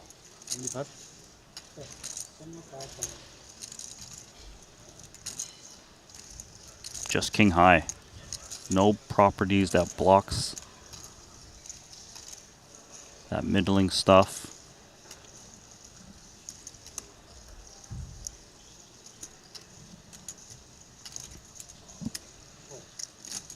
Check call of 75,000. And how about a 7 of spades, Sensei? 10 high straight. Delivered to the doorstep. That's the absolute best card for Bryn Kenny. Coming together for him here. Yeah, might be toying with the idea of leading. Because when Weissman bets this flop, usually he's got a little piece that can continue. He doesn't want this one to get checked through. Unfortunately for him, it is just the random king 4 off. And this one should be over. Yeah, problem is drawing to a straight. The bottom end is your opponent could already have the 9, and obviously that would be very costly. I just don't know how he does it. He always shows up with a big stack and these big buy-ins. I mean, I got to say, I was shocked that he didn't make the money in the Invitational. It just always feels like a given. If you look at his Triton resume, Randy, it is just chock full of cashes in the big stuff. Yeah, and Montenegro, the last stop, the last 3 events he played, cashed all of them. The buy-ins, though, were 100K, 125K, and then 200,000. 2 of them were final tables, the 9th and 8th, and he got a 12th. And obviously he's got huge scores from way back when he won the 250K Luxon Invitational for $6.8 million. I mean, you say way back when? That was last year in London? And there's even more scores before. I mean, we know about the Triton Million, got the lion's share of the prize pool, 2nd place for £17 million, and before that, he went to Montenegro back in 2019. He only played 3 events. He won 2 of them, 1 being the main event. Just astounding, his performance. As Phil Ivey looking to perform better than he did last time his chips entered the middle. Ace-3 offsuit doesn't rate to do so, though, as Fedor Holtz has woken up with 2 9s.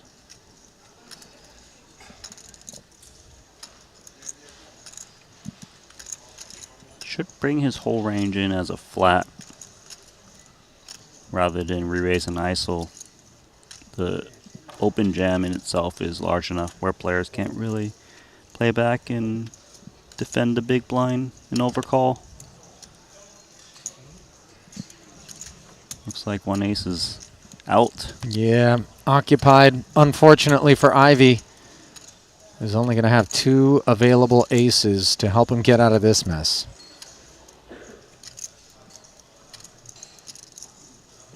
$400K in the middle. But more importantly, the main event hopes of Phil Ivey.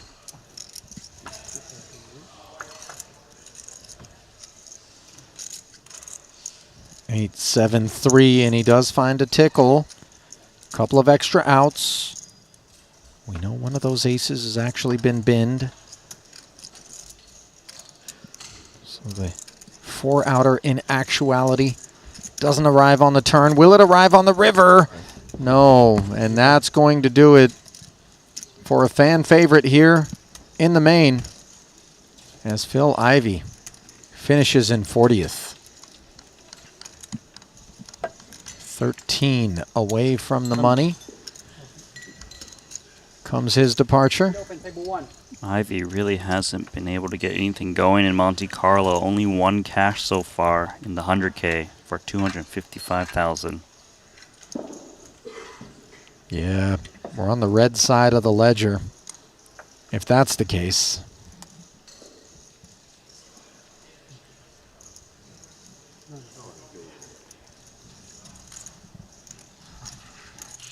Not to belabor the point, one that we touched on ever so briefly in the pregame hours ago, but first prize in the $200,000 Invitational, not an open event, which consisted of 40 pairings, 80 players, was $5.1 million. First prize here in 125K, $4.4 million, not far off. And the total prize pool collected just shy of $20 million, while the 200K was just north of. Just goes to show you there's plenty of players willing to put up 125K for a Nolan Hold'em tournament. It never ceases to amaze me, Randy, because you consider the drains that the aggregate poker economy incurs, especially when you consider buy-in fees, which do add up.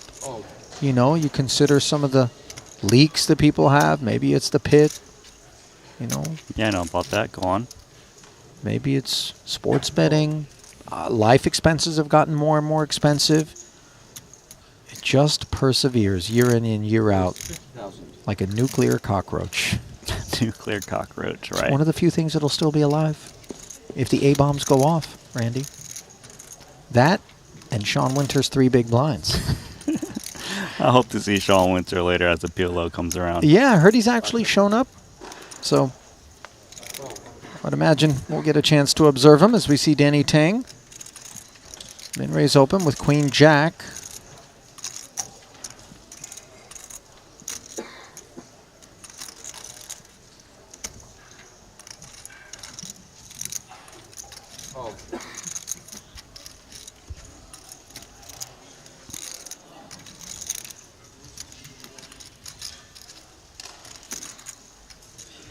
Roberto Perez, suited queen combo on the button. 510,000 coming in. That's good for 20 bigs. And he wants to take a peek. Gonna be an easy release here from Bads, and then it'll come back over to Zubov.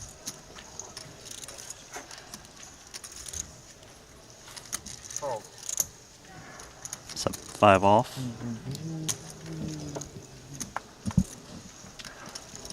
Options to close this one out. Pre. He's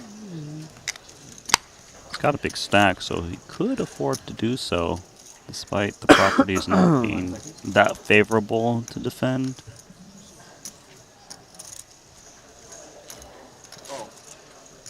Always nice when the Reaper steps aside, which Zubov is here at this table, one of the biggest stacks in the room. So Tang, table for 2.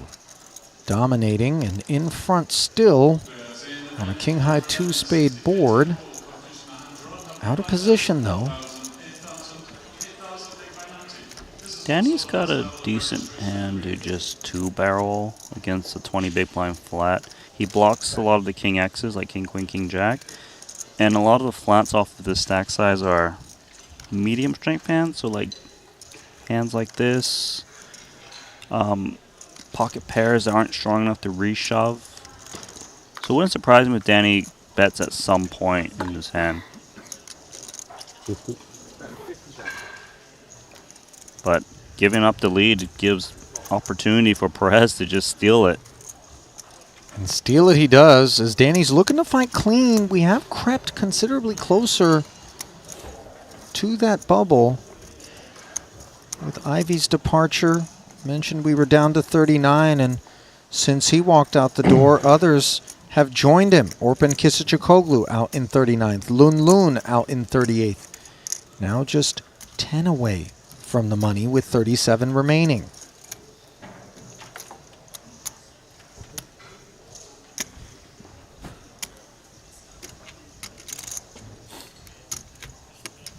You know, this orange hoodie for Ibinger has sort of turned into that red polo shirt that Tiger Woods used to wear in golf. He would do it on the Sundays. Has Ibinger worn another color in his life? Yeah, it's not all orange all the time. I mean, of the poker code hoodie? I don't even know if it's available in other colors. I know that's the one he always rocks. As he's rocking ace-9 here to the tune of 50,000. Rayard, king jack offsuit. He was among the chip leaders coming into the day. Has since slid down to 8th. 5 seconds. Yeah, he actually surged late last night.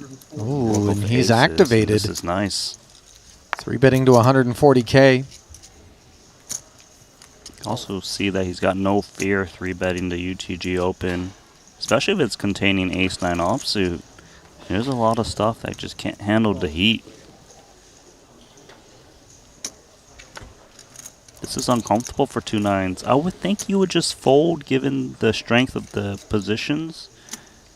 Calling caps your range. 4-betting seems a little bit excessive with this holding. Steer clear.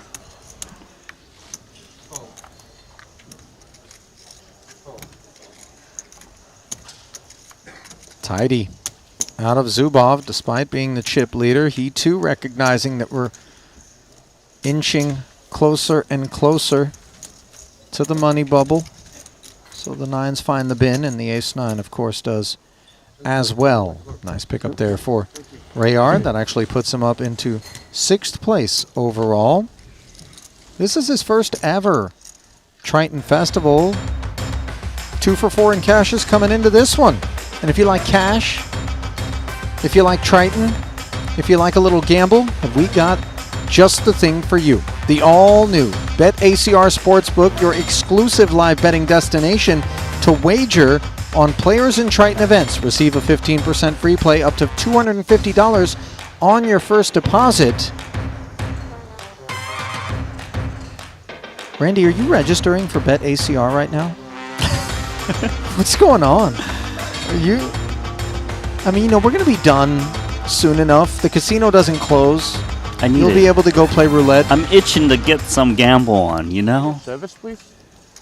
No, I'm not. Come on. One of these days, I already have it downloaded. Let's be honest. I'm going to get woken up in my room, and Randy's just going to be like, hey, man, hey. Randy, you all right? Yeah. No, listen, can I, do you have cash? Like, what, Randy? Everything all right? Yeah, no, I'm just upside down in the roulette wheel here. Okay. It's going to come black eventually. Pocket tens for Haxton. Min raise open. Under the gun +1. Ace 9 not interested. Suited king for bads in the cutoff.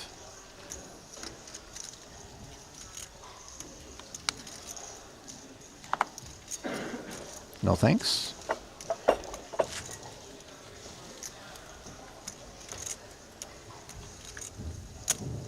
Looks like it's going to fold over to the poker code team. King 3 off first. Ace 5 suited. A lot of players like to throw this into their 3-bet bluff range. From these positions, you might just see flat in the deepness of the stacks, but certainly wouldn't be surprised if he plays it in another fashion. You have chips I don't see. It's like 860, 870, something like that. 5, 6, 7, 8, 8 something. Matthias's defense yields fruit. As a ripe ace of clubs shows up to give him the lead. He checks over to Haxton, who can't love this texture, especially without a club. No, but he also has a bit of a range advantage on this texture Sure. from +1, so he might be inclined to just still fire. 35.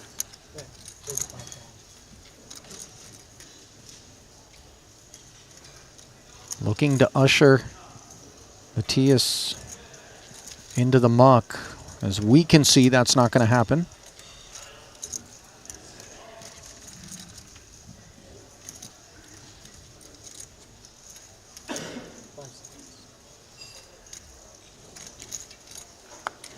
Another 70,000.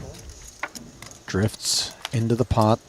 Ace is up now for Ibinger, just in case he was outkicked. Now Ibinger can handle pretty much any turn or river sizing. For now though, Haxton's got 2 10s. A little bit of showdown value against the 8x.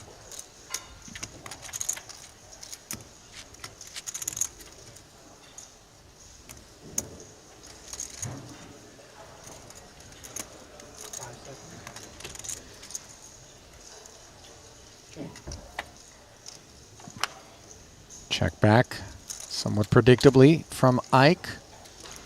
Keeping it clean. Front door flush arrives. It on does, but Haxton multi-barrels some clubs on the turn, so Ibinger should still feel very good about his hand.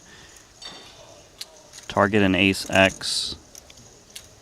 Likely he's up against not the best ace X, like ace king, ace queens bet the turn a lot, so if he's looking to get paid off, it's something lower than the jack.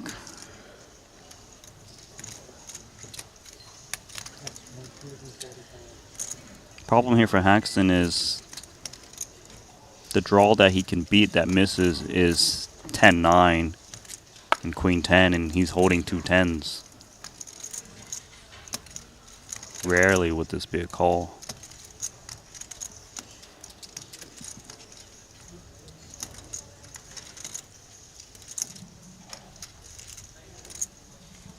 Yeah, 140.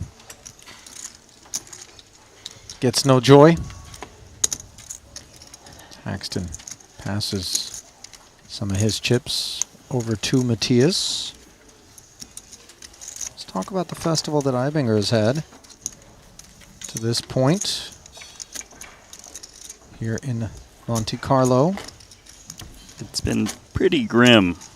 He's only got one cash in the opening event. A 10th place finish for 81,000. Everything else has been pure bricks. 85. His hunger to make the money in this one could very well be motivated by that. 85,000 motivated by ace-3 suited. Note the size up. Small versus big. Weissman bowing out.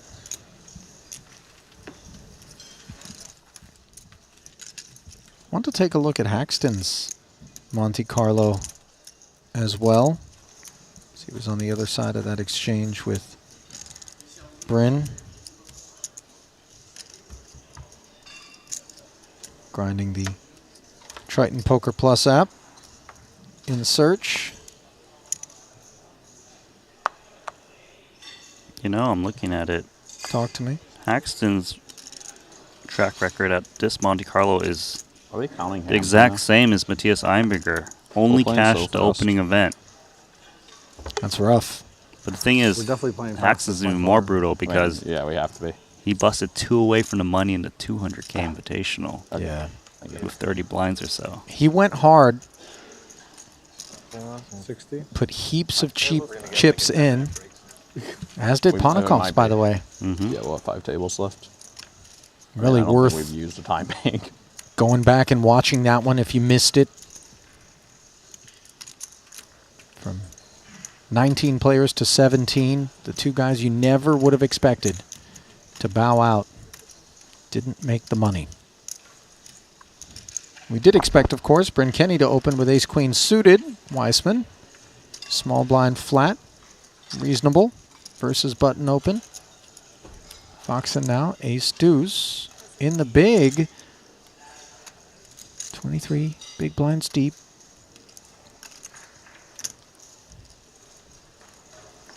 Discipline.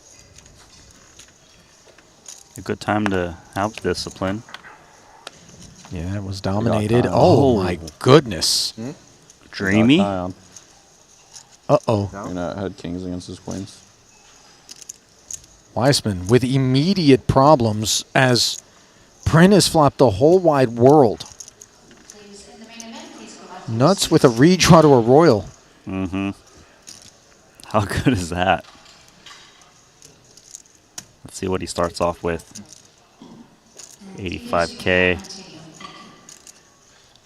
I mean, at this point for Weissman, it's just defense mode. You're so deep. Mario called for that.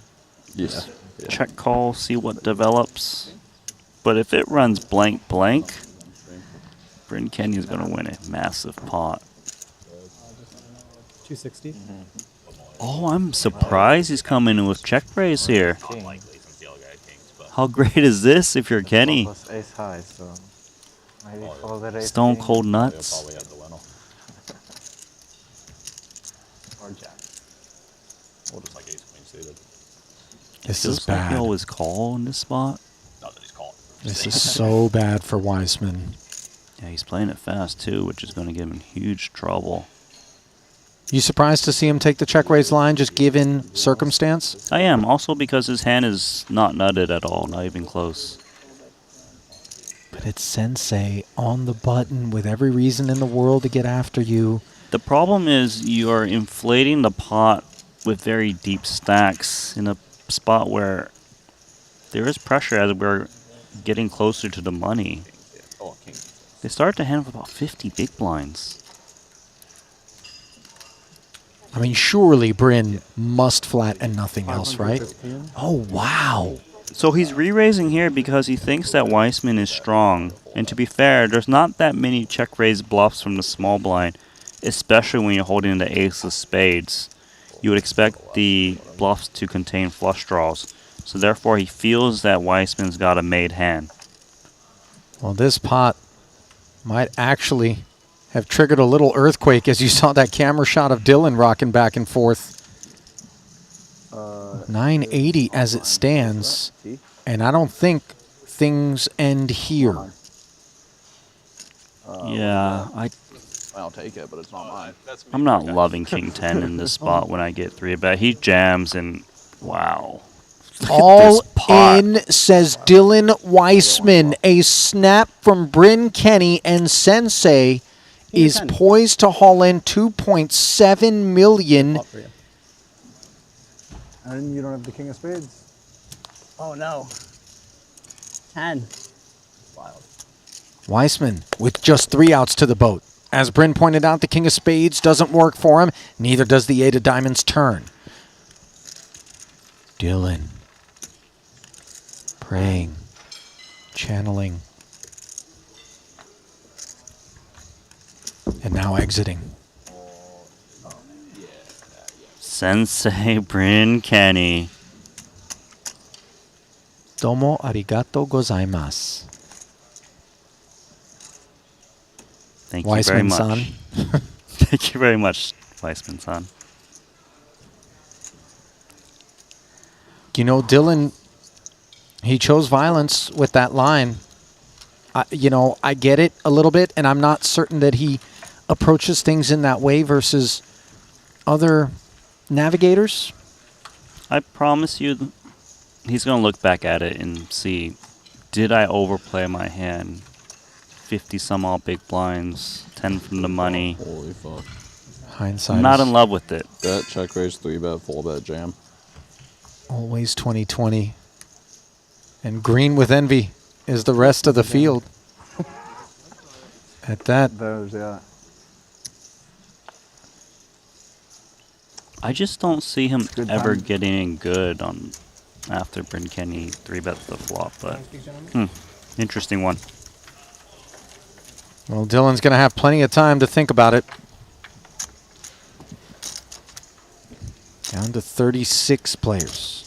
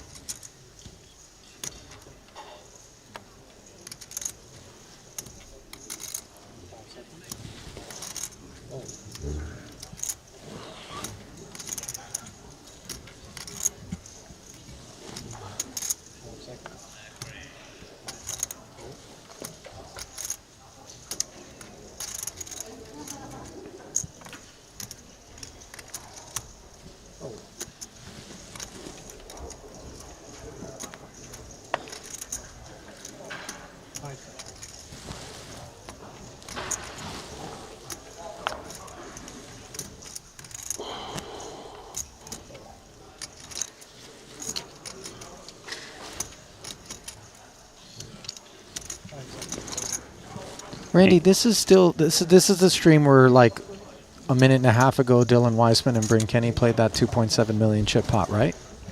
Yeah, I'm just having a moment of silence. Wait, do you mind? I'm going to put my arm out here. Can you just pinch it real quick? I just want to make sure I'm in. Oh, yep, that hurt. Ibinger. Button open to 55. Another King 10 off suit flat from the small blind. Yeah. Hey, I don't know how to tell you this, Danny, but the old King 10 off in the small ain't doing so hot. Of course, he's not up against Ace Queen of Spades, as Dylan was. 160 in the middle, open ender for Danny. More attractive interaction than that which Ibinger has.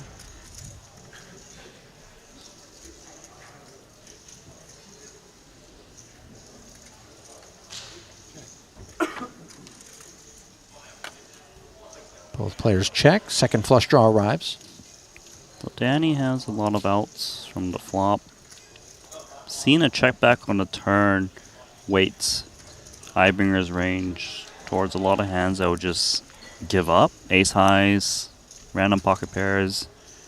Most of the time, the strongest pair he's holding is Jack X, so he can just really lean in, bet turn and river, large sizings, and it's very difficult for Ibinger to call down. So, after the check back from Matthias, Danny pounces and earns one. There is other activity in the room at present. Event number 11, a $60,000 buy-in, 8 max turbo coming together.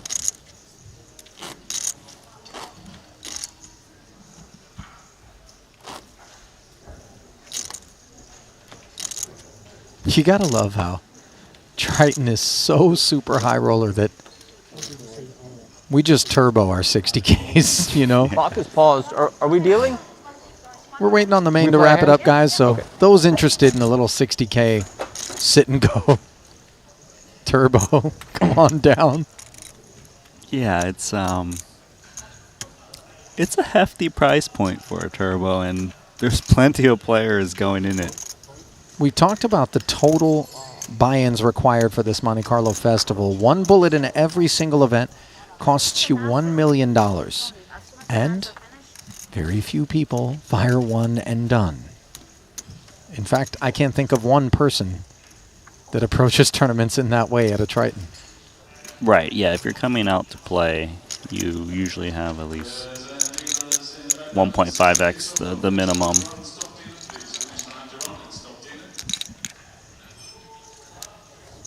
You mean $1.5 million bankroll, and then you come and plunk it all down? Then you're allowed to, plunk it all off.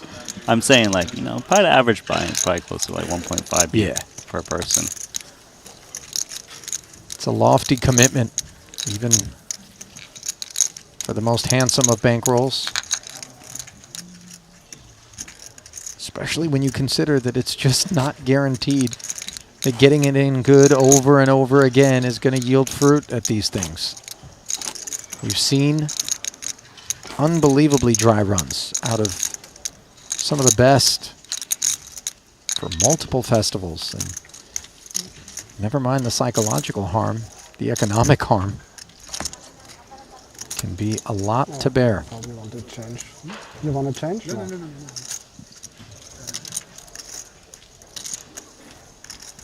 So Ibinger rocking his Triton Epic X watch. He too, a former main event winner. Oh, you missed it the other day when Ibinger was on stream in this event. He was teasing, man, I forget who it was, but he was like, "Where's your Triton?" It had to be gear? Adrian Mateos, right? No, it wasn't Mateos. Because he's the guy who beat heads up for his main event title. That's a needle too. That is a little bit too much. Too close to home. Yeah. Rayard, chip leading in front of Zubov by a couple of bigs. Sam Miller down with 19 bigs, along with Ibinger, the Austrians. Bringing up the rear of these chip counts, brought to you by GTO Wizard. Blinds of 10 and 25,000 with a 25K big blind ante means 60,000 in orbit. The cost to play poker.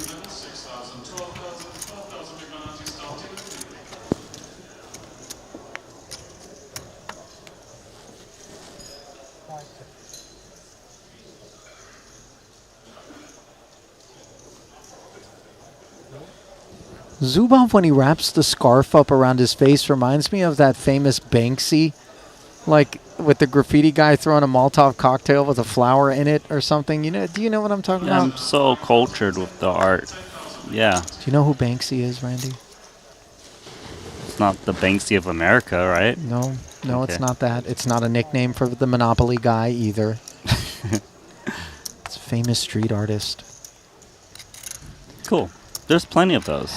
They just graffiti on the walls? Sometimes, yeah. Okay. You don't Randy, seem very pleased. In between these festivals one time, I'm just going to ask for like a week. We're going to watch movies. We're going to listen to music. We're going to fix this. Invitation declined. Did I just get showered? I'm trying to help you. Danny, trying to help himself. 55K open and doing well in terms of that ambition versus a Perez big blind defense sitting on ace-6 off. King 10-9. Perez with that ace of clubs. Danny with the better ace high in the gut shot. Clubless.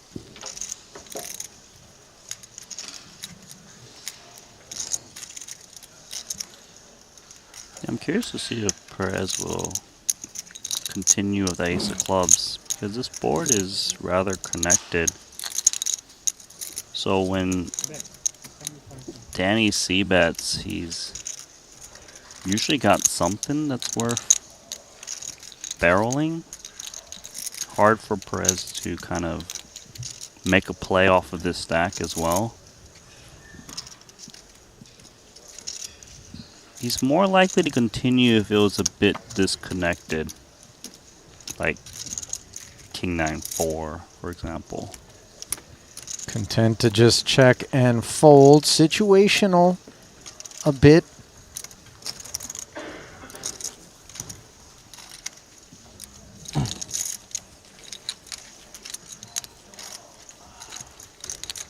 Nine away from the money here in the Monte Carlo main.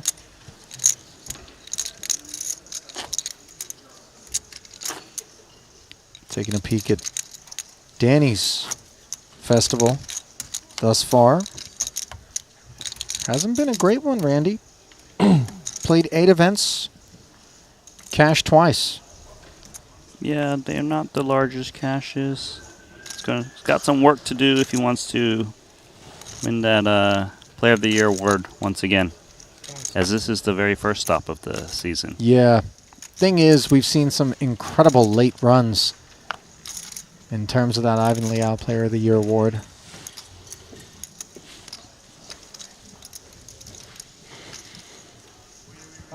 So don't go counting Danny out as the reigning award winner from this past season. Players in the main event, please go back to your tables, and dealers in the main event, please deal out the last hand before the break. Thank you. Ace King suited. Once again, main event dealers, please deal Alexander makes it 55. Pocket 5s for Perez in the small. He's been trending down. I think it's very likely he just reshoves this one. Yeah, he agrees. Off of that ever southbound stack. 25 bigs in total. Unfortunately for him, Rayard is ready for it. Of course, he does have the lead with the 5s. What he doesn't have is a big one. 3%, the equity differential. Yeah, you should be. Which one of you should be happy if I say that the I way have he was king rolling like roll of 5s, it was like he was dominating. You happy? Yeah. 1.13 No, I'm million really not. in the middle, as is a king. Deflating developments for the Spaniard. I would assume it's better for 5. Diamond could help things out. First Triton. Not anymore. Can't lose. Only a nickel. And instead, a third king for Rayard, as Perez, the most recent victim here in the main. Let's try with extreme. So if we're taking 2 kings and 2 5s out of the deck. I mean, like 5s don't have any more outs. 5s, it's good for 5s. I mean, you don't like, you losing I think the power. for deuces it might be interesting. Sorry? Because for deuces it might be more relevant because like there are more 2 pairs on the board. But you're losing the power, to hit a set, and if you ever hit a set, Perez like you crush in any other now pair. 2 for 6 here in Monte Carlo. I never checked this. So. Did make the FT of Feels like it's our first maybe event, better for the 25K. 356,000, 16th in the 30K. Turbo Bounty Quattro for 33K. Yeah, I would assume very it confident. seems like it would be better for 5s, but I don't feel confident about it. Only the deuces I would like be unsure about. Like if you have 3 kings out, it's more likely to board double bears, and then with deuces we have the under bear.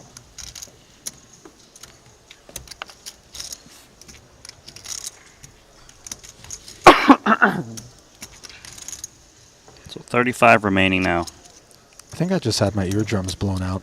Yeah. Didn't like that. That cough was directly into the mic. That's a 1 round penalty, isn't it? Should we go issue it? I'll tell you what, Randy. Be my guest. See whether or not you're able to come back with a black eye. Didn't work out so well. Ace Queen for Ibinger. Takes us up.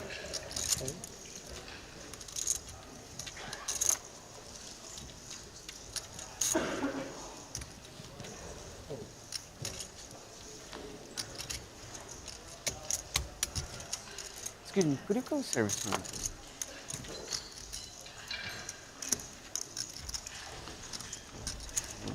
Big little offsuit, Randy. Yeah, this one is hitting the muck. Sure enough.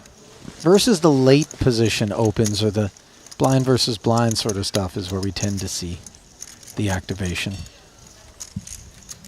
Just deuce X is so bad because even if you make a pair, sometimes you just get counterfeited and just reduces your overall equity in the hand.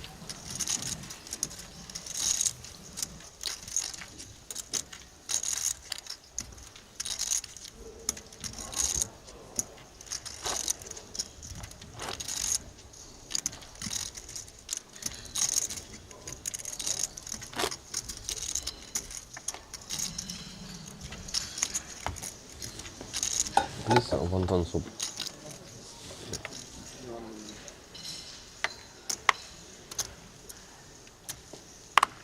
This far away from the money bubble, play right now resembles direct bubble play. Yeah, because we're kind of close now, because now it's ticked down to 33 players remaining. Top 27 pace? 6 away? Yeah, I guess after Perez, we lost Martirosyan of all people, and Maher Noira efforting what happened to Artur here. I can't imagine it lacked violence. He was finished off with an ace-king versus queen-6 suited for Jonathan Jaffe. All club board. Artur actually had the ace of clubs versus the flop flush. What's crazy to me, Ollie, is that Archer had 1.9 million not too long ago on our stream. Yeah, I mean, the last hand wasn't where all of the damage happened.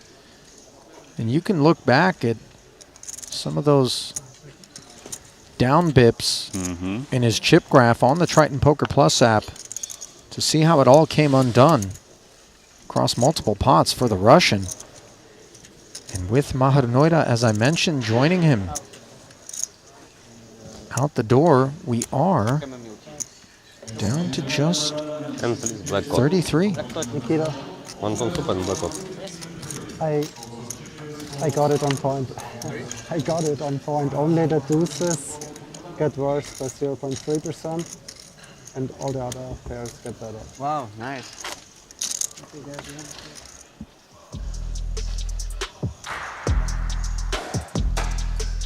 2.25 million for Alexander Rayard. 19 bigs in front of Danny Tang. Raised and took it down a moment ago. Zubov, the only other 7-figure stack. Haxton, Ibinger, Bads, and then Sam Muller. In that order here at this feature, where things have gotten very, very cagey. Even being 6 away from the money, we don't always anticipate this much tension in the room. But 4.4 milli up top, and the biggest of our open events, the main. You kind of understand it. I understand it because it's 199,000 min cash that players are trying to slide into.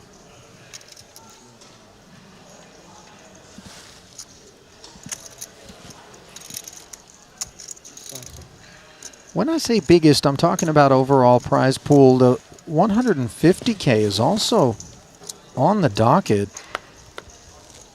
Still left to come. That's going to be an 8 max. 2 card, event number 12. The follow-up. Bads in the cutoff. King Queen offsuit with the open. This hand's a candidate to mess around with. The problem is it's caginess time.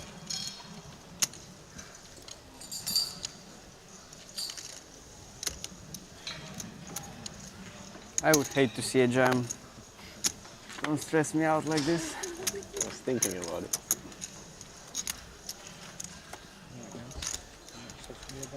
No takers Blinds now are 15, 30, and 30. of the Bads open, and I think I heard that right. Blinds going up. 15 and 30,000, and that is a considerable hop as both small and big increase. This is a pretty slow structure compared to many of our other events here in the main. Levels are 50 minutes long, and then blind levels stay static across level 1 and 2. Same story across 3 and 4, with the exception of a 500 chip click up of the big. You saw static small blind across levels 13, 14, and 15. And now here we are, level 16. King Queen now in the hands of Haxton.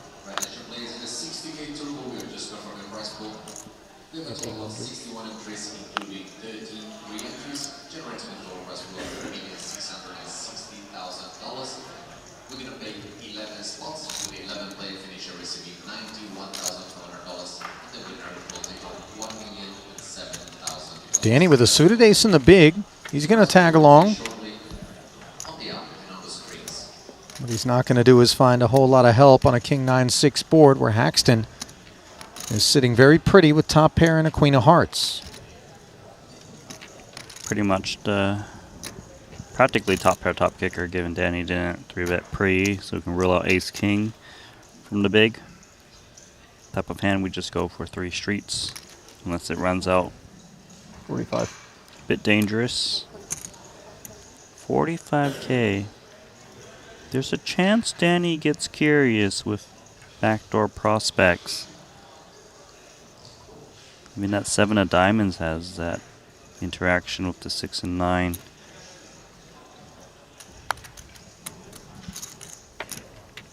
Appeal. And there is the nut flush draw on the turn, along with an open ender. This is exactly what we have in mind when we plunk that 45 out there as Danny, who checks once more to Ike. Texture changing dramatically with a $250,000 in the middle. Yes, it does, and that turn card can easily improve the big blind. That might overtake the king queen. There's some 2 pairs. There's some straights. Time to just respect situation, and the nut flush backdoor in for Danny Tang, as good as it gets. Very much so. Value available if he comes with reasonable sizing. Maybe we get too greedy and the king queen won't be interested. In general, Haxton's hand is often tethered to 1 pair unless it's king jack. Should size accordingly, because a lot of the check call hands on the flop that are marginal 1 pair, they've got a little bit of showdown value, so those hands wouldn't want to bluff, like 7-8, 9x, etc., like jack 10. So he doesn't want to kind of scare his opponent. Or does he? Because he's grabbed a monster amount of chips. Full pot. 285. Now, I suggested that something within reason would get paid, but something too far out of reason could leave Ike, who, as we witnessed in the 200K Invitational, does not lack heart and will go with reads and take risks in spots where others might not. You see his brows furrowed, very confused about what it is that behaves in this way. Haxton unblocks diamonds, but that Queen of Hearts blocks Queen 10. It unfortunately blocks busted hearts. When someone bets in this manner, they're representing a very big hand, you know, straights plus, and 2 pair would be like top 2, king jack, I suppose. You really want to block those types of hands. So the queen, like you said, blocks queen 10, but it doesn't block diamonds, which is pretty important. It's a decent part of Danny Tang's range that can go for this sizing, whether it be 6x or 9x of diamonds. They would continue flop and turn.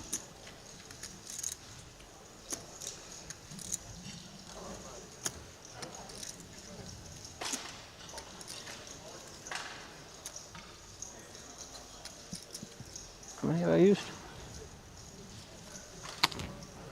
This is what we have time banks for, and those 3 plunked out there to pay off a 2-bank marker. He does have 5 more with that blue disc behind that little white stack. What he doesn't have is a real good sense of where he's at just yet.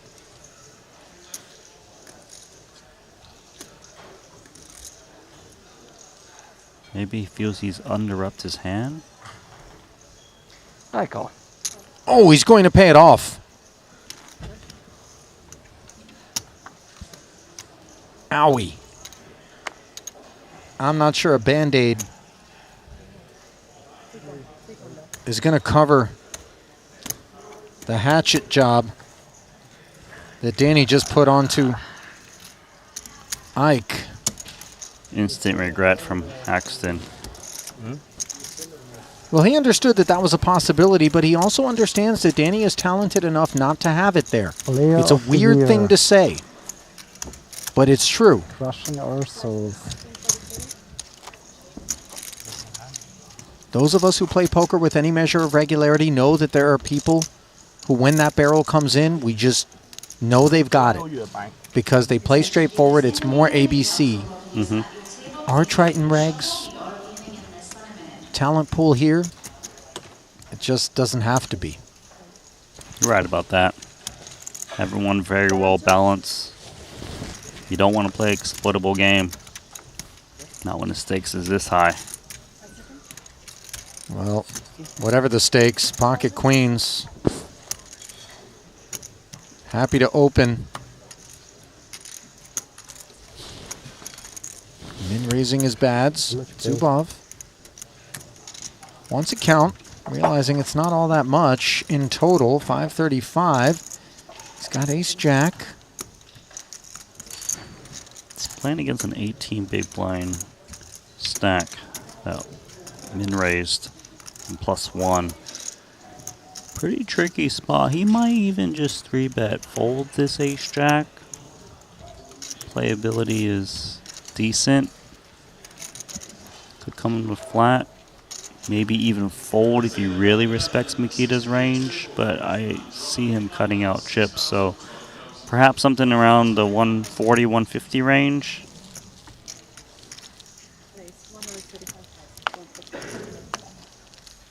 There is 135,000.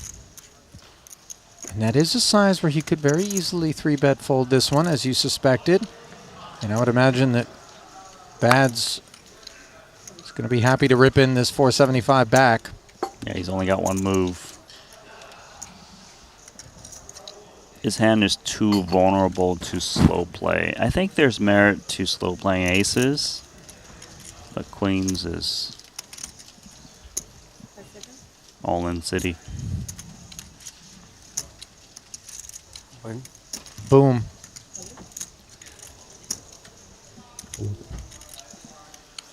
Zubov going to ask for a count. Now, he did size up Bads' stack before choosing to play it this way.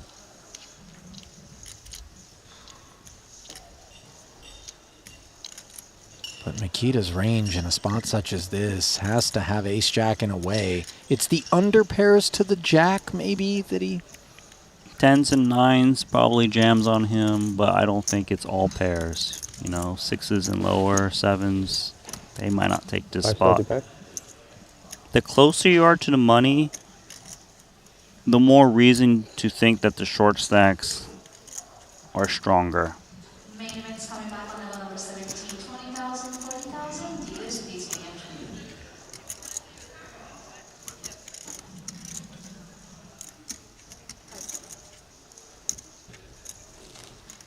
That's a light call, but he makes it. I think Mikita's going to be surprised. Look on his face suggests that he didn't anticipate having to take this spin against that holding. That's precisely where he finds himself, uncomfortably. Yeah, sometimes your reputation gets action. Anxious moments for the Belarusian. 1.145 million in the middle. Tips in favor of Mikita on a King H6 board. Even further than it was pre. One-legged ace on the turn.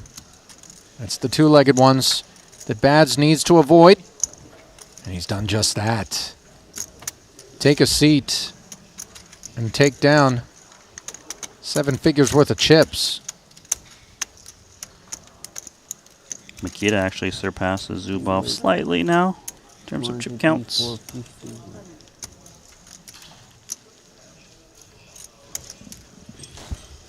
That one bottom of range in terms of 3-bet candidate and also call-off candidate?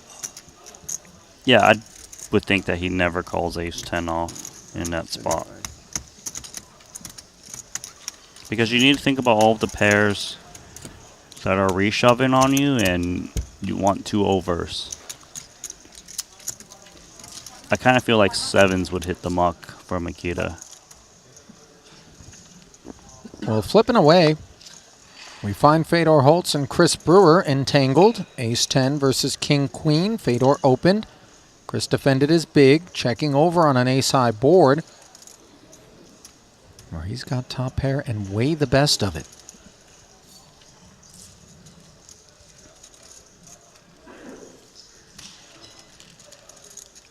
Whenever we're close to the money and you've got the bigger stack, you just are going to see so many C-bets from the bigger stack because the big blind, they won't float as much. They want to preserve that stack and hang in there. Play high equity spots. And they have a lot of pot control in them. Check call now for ace-10. Yeah, not a float. Another 100 into the middle. 4 on the turn.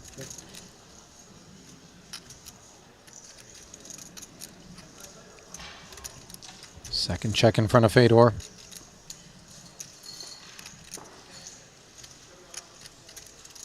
We've witnessed him really ratchet pressure up on some people. Not going to do it on this occasion, at least not on this street. Checking back. Very safe run out for Brewer. Likely would have heard from ace-jack plus on the turn. Now he can safely value bet. And pretty much never get jammed on. Rarely do players check back turn and raise your bet on the deuce, so he can just go for value, feel very comfy about it. And he can clearly represent some draws that feel desperate and need to go for value, such as straight draws and spades that clearly missed.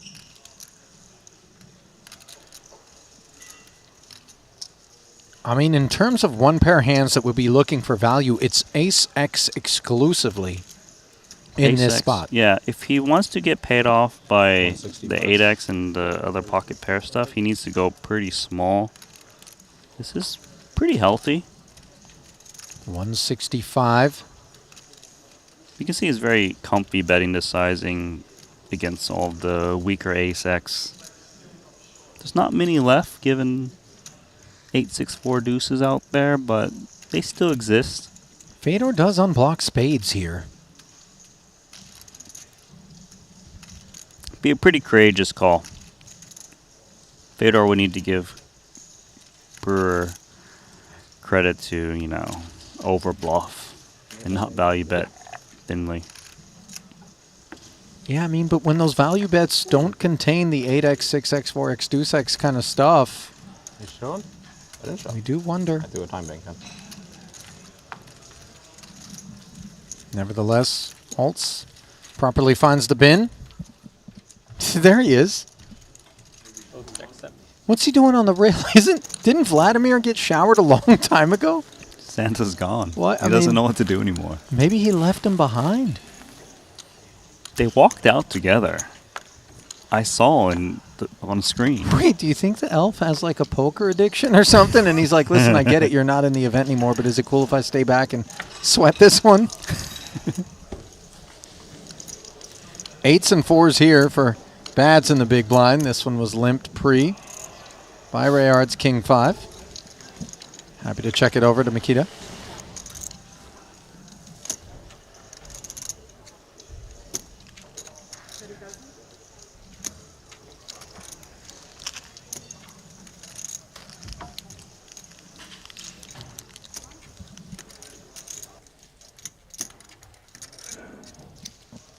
$30K out of Bads. One pin. Hello. Rayard has check raised to 110,000. This is dreamy for Makita. And this is also very out of line. Trying to press that big stack.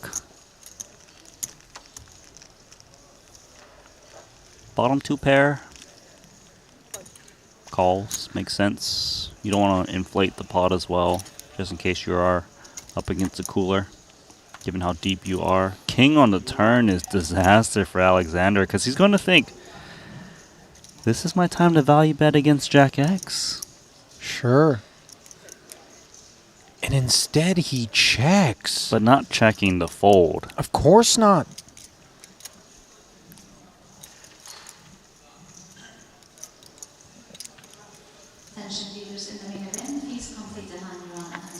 Bads has checked back.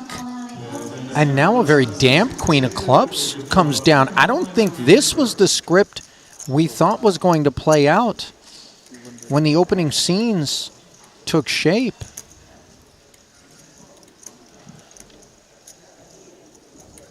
Looks like he's on a value bet against the Jack and the Queen X. I might have hit.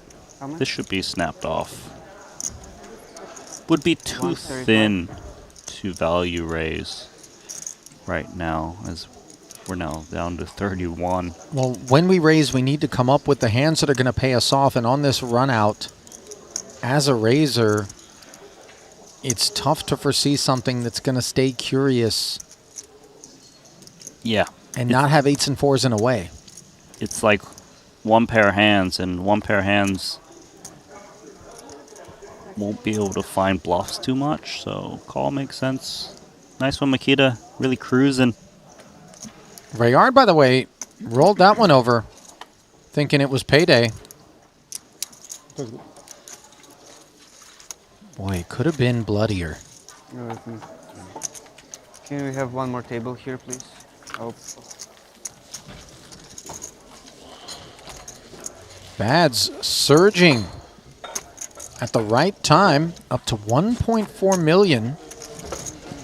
Good He's for been third in served chips. Plates and chips. Yeah. Did he go double entrees? He did. Is this Patrick Antonius in a different Pat's not life? the biggest dude, but those are massive. Let's get like a pasta.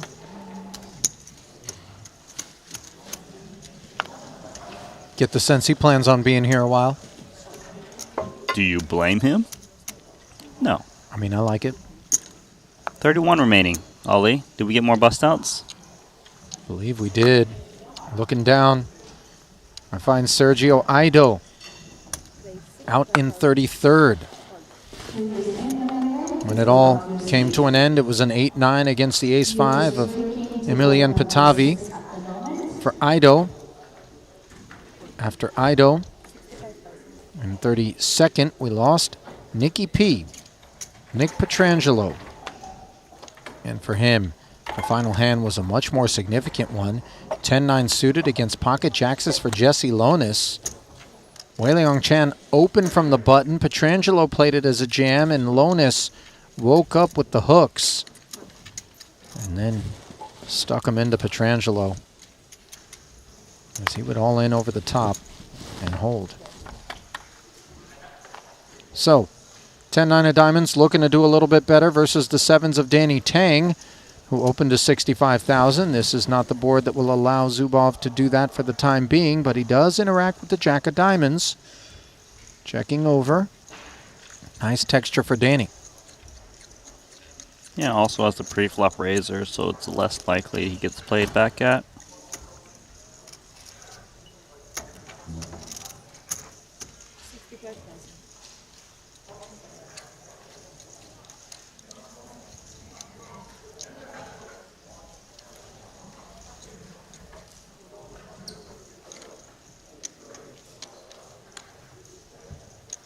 There is some interest with that Jack of diamonds lingering, although it's a little bit nicer to be holding like King Queen of diamonds or Queen 10 to go for like a check raise or float, because you want these middling cards to be in your opponent's bet fold range, like 9x, 10x, etc.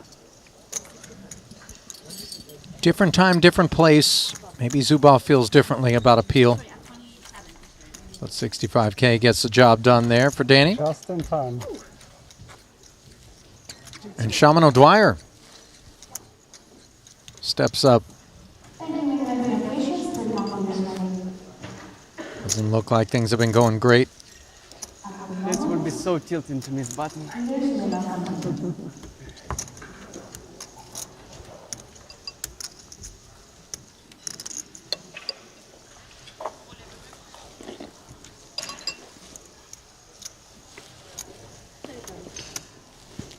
4 away from the money now. Average stack, 1.3 million. Shortest in the room is Ike Haxton. Here with 12 bigs.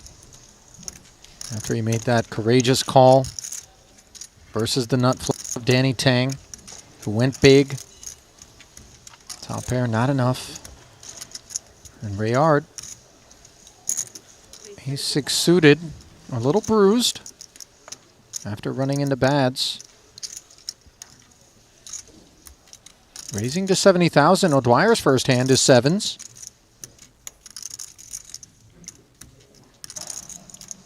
Sitting on about 14 bigs. All of them. Yeah. Want to reshove onto big stacks whenever possible. You have much more fold equity, even though they can afford the calls. But you don't want to take this to showdown if you don't have to. Try to take it down pre, which he should against ace-6 of clubs.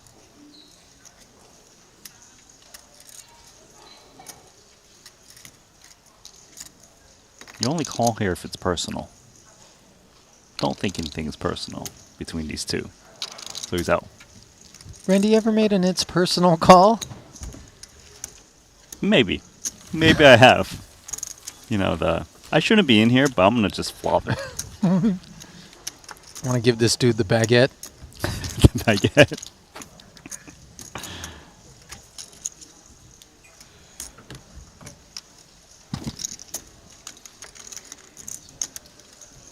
You know, in cash games, you don't get a penalty for flatting with the nuts. And I confess there's been some it's personal flat calls there. Playing in a limit game, so it's not the end of the world, you know? You just flat, make the guy think he's good. Then you're like, oh no, I have... you let them show I have first. this. What's this? Is this good? Really get to practice your slow rolling skills in those limit hold'em games, huh? I mean, listen, I abide by the rules of engagement. I don't fire until fired upon. You give me an excuse. Do you remember how we used to play Chinese poker back in Rosvadov, and you would just slow roll us every single hand? Randy, you slow rolled us every single hand. You slow counted your points. You did everything as slow as possible. The difference is I don't know how to count the points.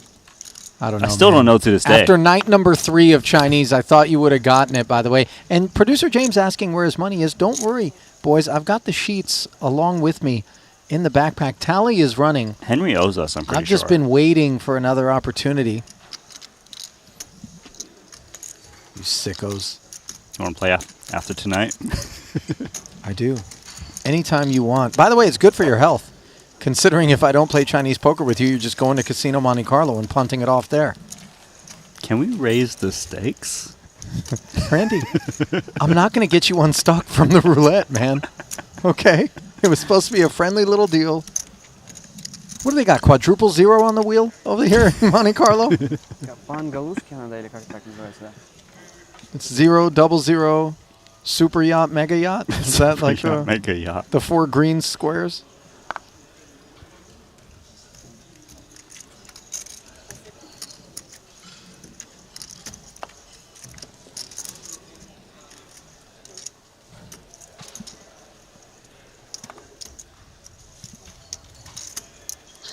Ace 9 for Bads.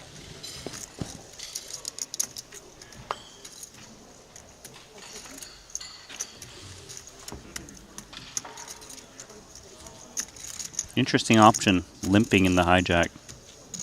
Yeah, kind of catching Zubov and Sam Muller's attention.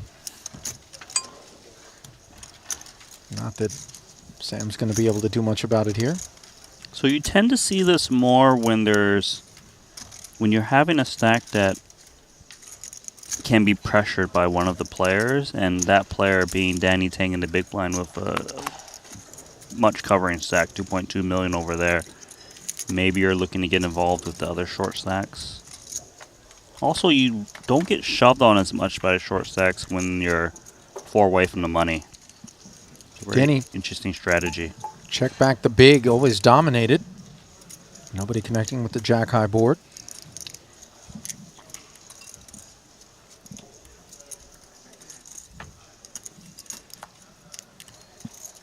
Both players check. 8 doesn't make things any more interesting.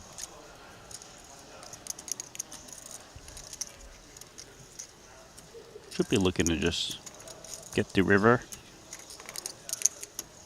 Ace 9 has nice showdown value. Unless you just think your opponent's just going to check fold, which is likely, I guess, given that Danny's range is wider. There we go. Delayed C bet of 35K. Take it.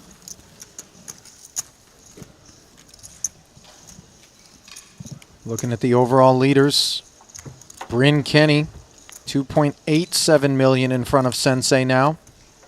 Jonathan Jaffe has vaulted up to 2.65. Wei Liang Chan third. Dan Smith fourth. And pictured there, Danny Tang, 5th overall.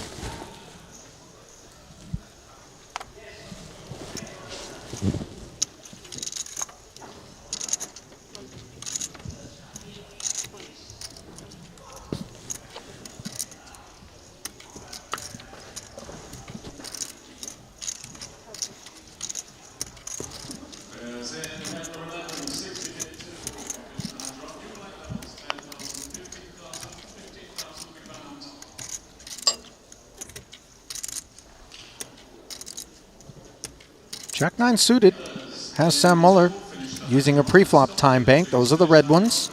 Good for an extra 10 seconds in unopened pots. 28 players remaining. 27 players will be in the money. We're going to play hand for hand. Leaders, I kindly ask you to prepare your deck, collect your ante, and wait for my instruction to deal one hand. In case I'm calling on a call, players, I kindly ask you to keep your cards face down. Please do not disclose the content of your Paxton's short. Danny should just put pressure. Hope Paxton doesn't wake up with something, which he doesn't.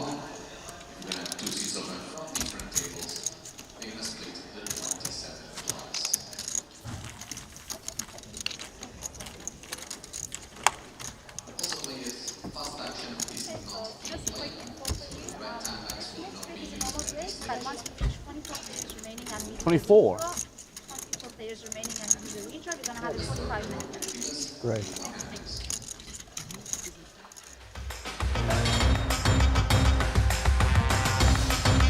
Well, Jacob & Co. is the official timekeeper of the Triton Poker Series. We make these incredible timepieces on your screen, not just about the diamonds, the sapphires, and the rubies. If you're into poker and gambling themed gear, there's just the one brand to check out. They're embedding a playful spirit into watch functions, including the Astronomia Casino piece, which has a functioning roulette wheel inside it. On the right there, you got that functioning W16 motor in their Bugatti Chiron piece. And of course, the winner of this main event is going to be awarded a Triton Epic X watch, just like the one wrapped around Matthias's wrist here. Now, O'Dwyer is going to wrap himself around Ace-Jack suited. 60K open.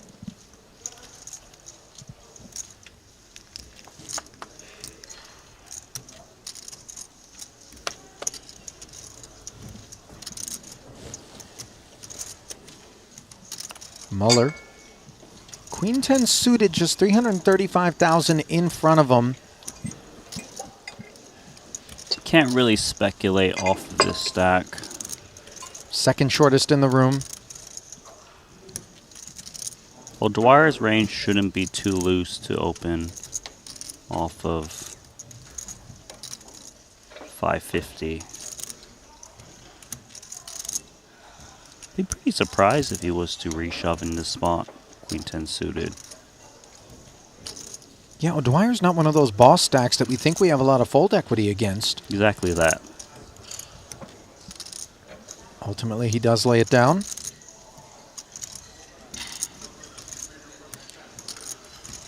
I don't know whether or not Danny's going to have designs on something such as that, as his stack is absolutely robust enough to hop in with eights. Could easily just see him flat this one in position. O'Dwyer's stack is shorter, but it's not. It's still meaningful. 550K or so.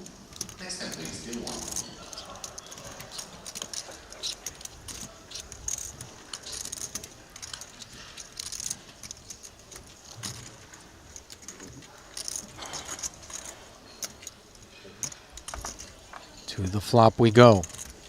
Heads up after the Danny flat. Both blinds mucking. And O'Dwyer fans in a major way on this board, which is a good one for Danny. O'Dwyer often has to just play defense on this texture. He's got the inferior stack. Danny's flatting range consists of these kind of pocket pairs that wouldn't be looking to fold. You don't want to just bleed out as well if you just c-bet relentlessly and get resistance. Even floats would continue, whether it be backdoor hearts or front door clubs.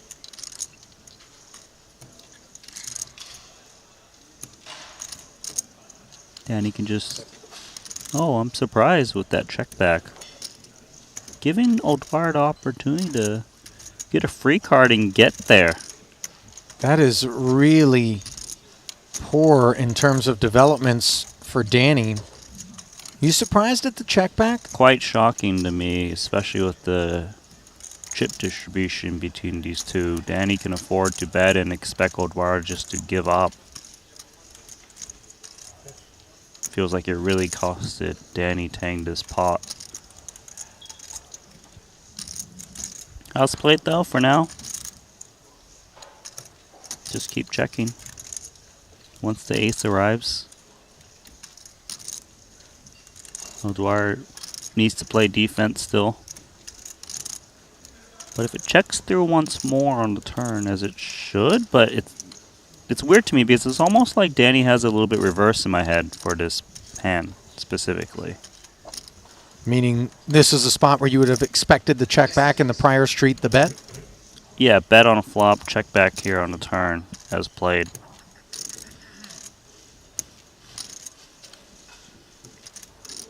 Danny's 45K bet is basically designed to attack check folds broadways. And O'Dwyer's check obviously designed to conserve precious chips here in the interest of getting himself closer to the money. Now a fourth club rolls off. Nobody likes this card.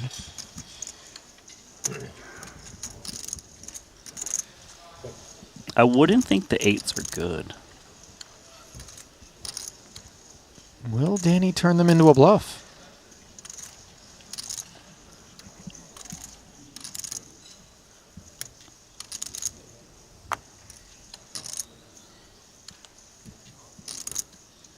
I guess the question is, how big of a club would Danny be able to show up in this spot? He's probably not flatting offsuit broadways that would have that king of clubs, queen of clubs stuff. So if he was to value bet in the spot, it's like 8s of a club, 9s of a club. Although 9s of a club might 3-bet pre. There's actually not that many clubs that seem credible for me. Maybe like ace-jack offsuit with a club. Well, we're going to find out whether or not O'Dwyer thinks there's credible clubs across the way. 190,000 out of Danny.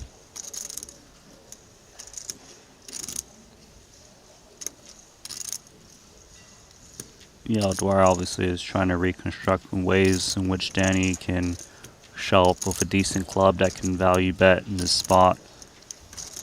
His hand does look like what it is. Kind of feel like he's going to find a call. Boy, it would be such a big one when you consider he's got 450 back. He's desperate to make the money.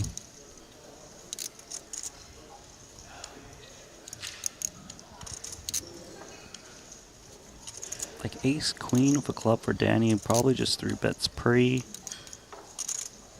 Ace 10 off, is that flatting? I'm not so sure. Button versus under the gun. Feels like he only loses to ace jack with jack of clubs, unless it's 8s, 8 of club. Yeah. Would the 8 of clubs go for value? Hard to say, it's unclear. O'Dwyer's really good at figuring these things out.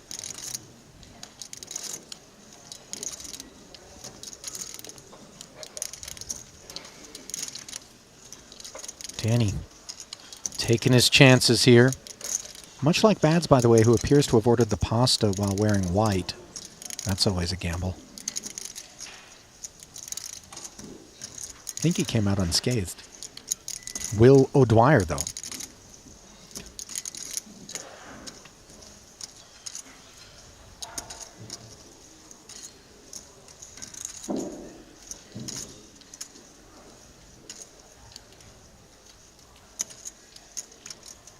Pitches the winner. Too much pressure. It really didn't come down at all like we thought it was going to. Mm-hmm. And then the board made it even more peculiar. Danny with the overpair flatting, in position, not betting the 6-high board, and then deciding to bet when the ace came off. And you don't expect O'Dwyer to be dancing too much off of that lean stack with the early position open. A lot of ace-x should have been available. And for that matter, Shaman also one of those dudes that when he hits that ace, you know, I think reputationally speaking, you don't expect him to be betting all the time, just given current circumstances. Well played from Danny Tang. Yeah. Really just stole that pot away from Shaman O'Dwyer. I mean, if it doesn't come that 4th club, I think it just goes check, check, and, and Shaman takes it. It'll go check, check.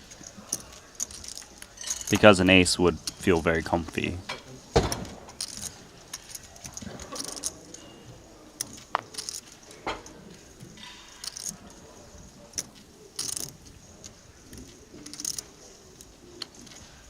Ace queen in the hijack for Ibinger, sitting 415. He goes sailing. By the way, you can push it, you know, over the line. Granted, he's breached the threshold, but yeah, Okay. Like if it's soccer, that's still in bounds. I keep saying soccer, and then our international audience gets Football. upset. Football. Yeah, okay. Ace queen suited for Rayard. 420 total behind, or 420 total. That's the big one. O'Dwyer preemptively offering a count. So given O'Dwyer is so short, this is a pretty slam dunk all in for Rayard. Shaman out of the way. Flush draw advantage over to Rayard. Job.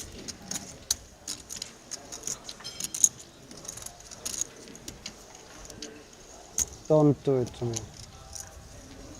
The dirty way.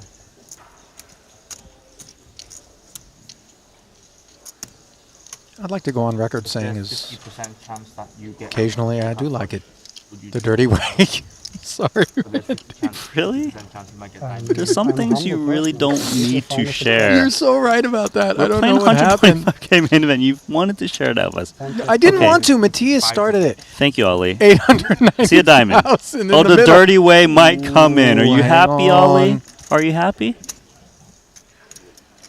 No, I'm not. I Don't feel do it guilty to now. me. Feel a little grimy right now? This one will be my fault.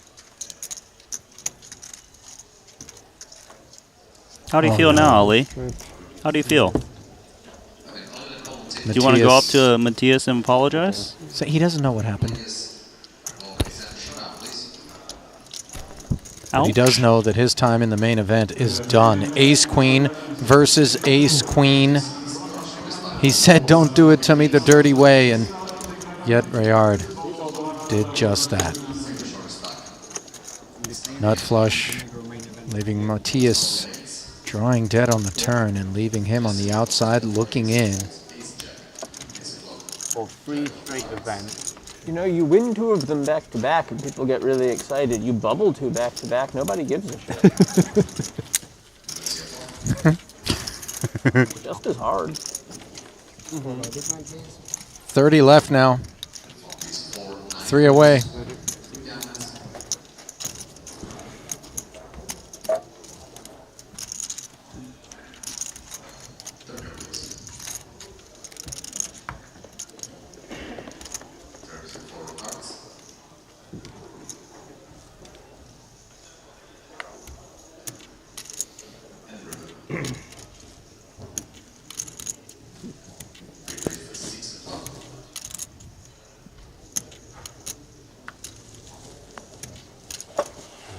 King 5 in the bin, suited queen for Muller. This is early. Just 335 left. He's going to try to chisel his way down to the money. Danny can really open up with this stack. 6-5 suited in the hijack, or maybe not, because Haxton's got aces right behind him. What a dream off of 9 bigs. Well, those chips sitting in front of Danny look familiar to Ike, as he lost a bunch of them. 2 tang. And he's going to try to get some of them back here with the aces. Ace Queen suited for Rayard, who is much more the candidate. Rayard's still going to come in here. It's only 9 blinds. He can just flat, and his range is very strong, so Danny Tang can't mess around. I mean, the dream was pretty good for Haxton. It's gotten even better now with Danny, you know you're not gonna fuck the with call. a newcomer, huh? Well, Rayard used ace queen of diamonds Exactly. Who have aces? Ike. moments ago. Huxton. It's nice to wake up with aces and bubble, huh? We'll see. Until now, yeah. I feel okay right now. newcomer, though. I feel okay right now. To dispatch Matthias Last time Eibinger. he showed up with ace queen suited, it didn't go well for the previous guy. My jack True. hearts back. If people back to back win with ace queen suited, people would care or wouldn't care? Yeah, I think that would be very exciting for everyone, yeah. Not for you, Haxton. Because there's a queen. And that's as far as it gets. Rayard, though, drawing live. At least no clubs.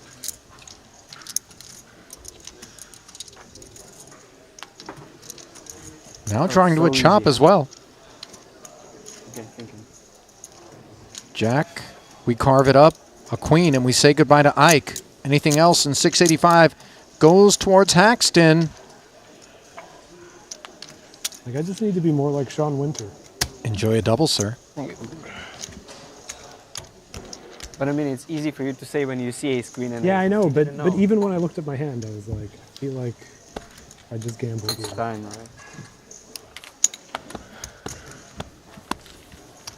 Nice one, Ike.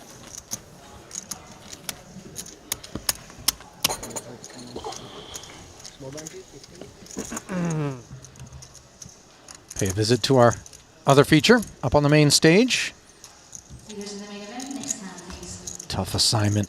This table always has been.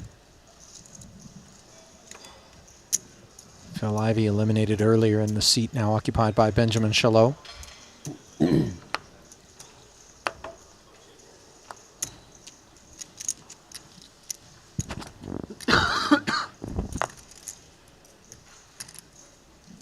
Oh. 10-10. Fedor opens. Off of 870K. Yeah, those two seats are tough. I just like lifted my head. I was like, oh wait, everyone's waiting on me. Nope. It's better now, but when they had the old shot clock. Oh yeah, then it's impossible. Yeah, it was actually.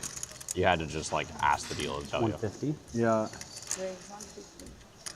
3-bet 150, King 9 suited from +2 versus the UTG Open of Holtz. A tad aggressive, but he's got the chips to do so with. Dan's currently sitting in 4th in chips overall on the leaderboard. Wonder whether or not Foxen himself might have had ideas of this nature. Probably not.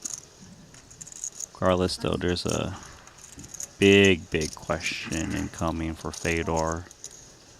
How do we want to proceed? That's a difficult question. Dan more than capable of 3-bet bluffing off of the +2 position. You're more than happy that if you are facing the 3-bet, it's from the big stack because they're more likely to have some air. Fedor? He's not afraid. Rips it. 4-bet jam and take it. Yeah, Smith punished. Can't mess with Fedor. Thing is, if Fedor is going to have raise folds because he himself has a stack deep enough with which to be opening. Mario Mosbach. A little deep tissue. As you get a look at the next blue table, this is going to be a good one.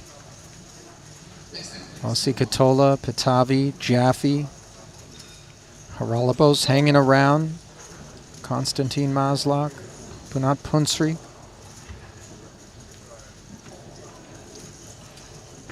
Here's our next red table. Ole Shemion, Tan Xuan, Wenlong Chan, Mateos, Greenwood. Be fun. El Conquistador and company.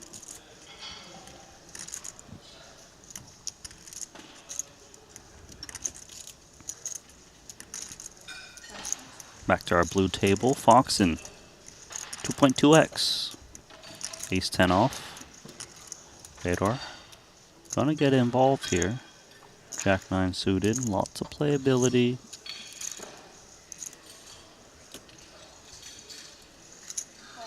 Fedor agrees. Flatting. 175 in the middle. Queen 9-8 all hearts. Foxen with the gut shot, straight flush draw, and ace high. Fedor with a pair and a gutter. Has checked over. Most of the time you'd want to see bet ace 10 in the spot. Monster equity. Love to take it down, but 3 from the money, you just play a lot, so much more passively, trying to realize without risking your stack. And that passive play yields a jack on the turn, giving Fedor 2 pair, 4-liner on board, and Foxen is there.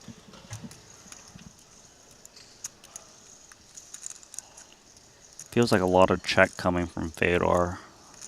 Keep your opponent honest. One street.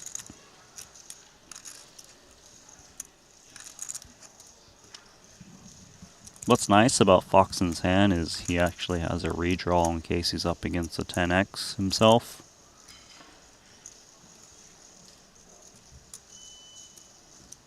Plenty of hands to protect against. There's hearts that can get there. Unless he really thinks he's getting slow played by Fedor. He does check it back. One street game, perhaps? Somewhat surprised, I confess, that Foxen didn't find a barrel, maybe looking to induce Fedor with far less than jacks and nines into a bet on the river. Yeah, I'm not sure what sizing he would go for if he gets back to him, but as played, I think Fedor thinks he's got the best hand. I wouldn't blame him. He's got two pair. His opponent often just has some kind of one pair hand trying to get the showdown, so he is going to try to get a little bit of value. 65K barrel. Feels like if you got this far of ace 10, you just call rather than speak up now. Extreme ICM on display? Extreme ICM. I don't think he expects to have the worst of it, though, which is why you may consider a raise. It just sucks, like, say he makes it, I don't know, 180 or so, and he gets jammed on. That's a pretty big disaster with his hand.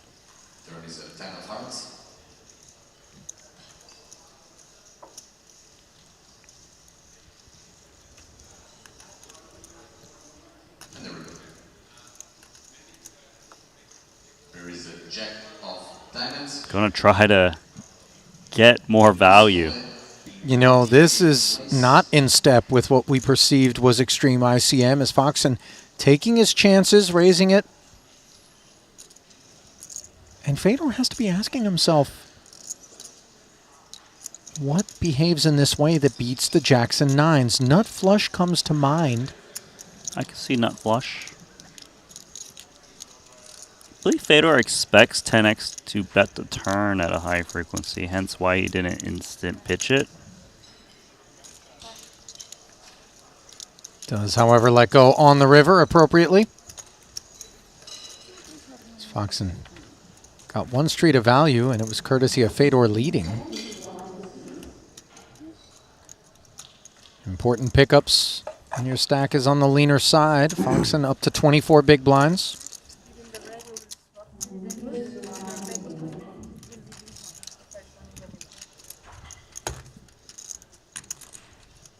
Current shortest stack in the room is parked right there in the 7 seat. Benjamin Chalot. 4 big blinds. Flipping back over to Haxton and Co. He'll sit this one out, as will Rayard. King Jack offsuit for Shaman O'Dwyer in the hijack.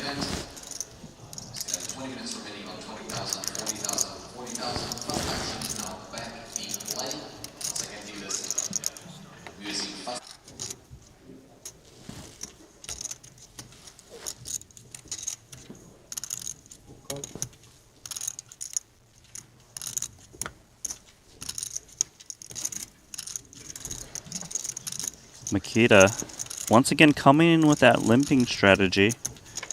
This time 10-9 suited. For me?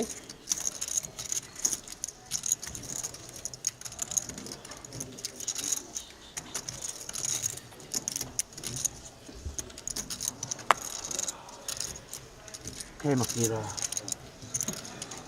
Danny's not going to mind it. He's getting cheap flops in the big. Second time, I think, Bads has had a dominant 9 when limping pre. Ace-9 versus King-9 last time around. 10-9 suited versus 9-3 suited this time around, but Danny finds hearts versus the open-ender and 2 overs.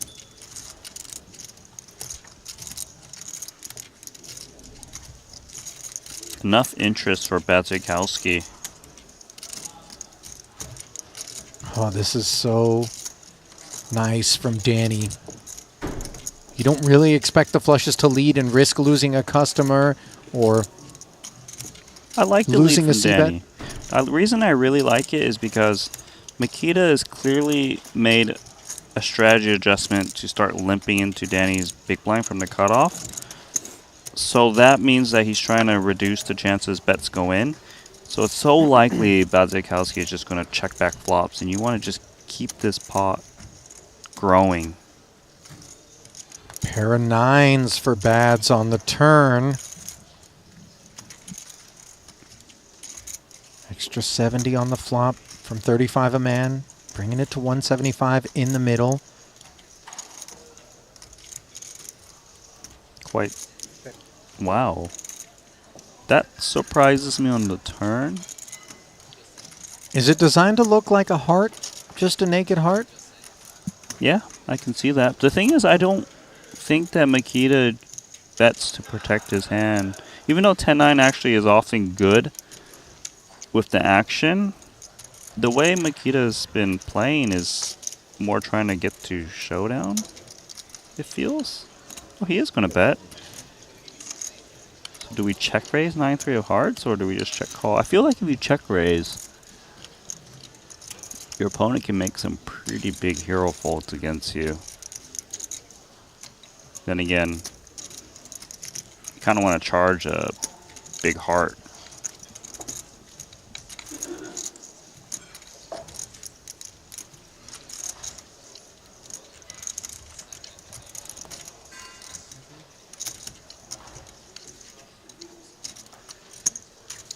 Danny just check calling 75K as these two deeper stacks are getting slippery against one another. Wow. And this 6 on the end gives Bads a 10 high straight. This is bad news, because Bads is not really going to put Danny on a flush too often. To have let the flop and check call turn isn't really tethered to flop flushes, even though it is what we see.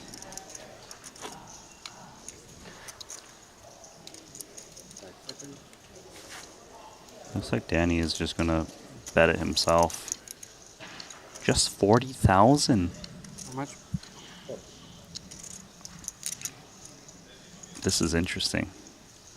Bet here is to get called by non-straight hands, given how good the price is, but also entice straights to raise, because it's just 40K into 325.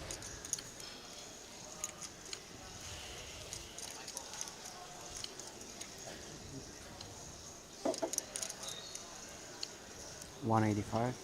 Raise 185. This is problems on the horizon for Bads. Now for Danny, Randy, just a mandatory 3-bet here with a 9 high flush? I wouldn't say mandatory, just given that there are better flushes out there. Would they have played this way? Would they have taken this line of flat, then bet 75, and then raised to 185 in the face of a bet? Does that hold water? Yeah, it does. Because it was checked over to Makita on the turn, so he chose the price. Yeah. And you see Danny make the call. Bads oddly reached out and grabbed his raise, sensing that at a bare minimum he was going to be chopping, and he's left lighter in his wallet than he was before that one, and shaking his head a little bit. That line was less conventional, I suppose. Look, Danny's unconventional lines are really paying off right now for him. Players are misreading him a little bit.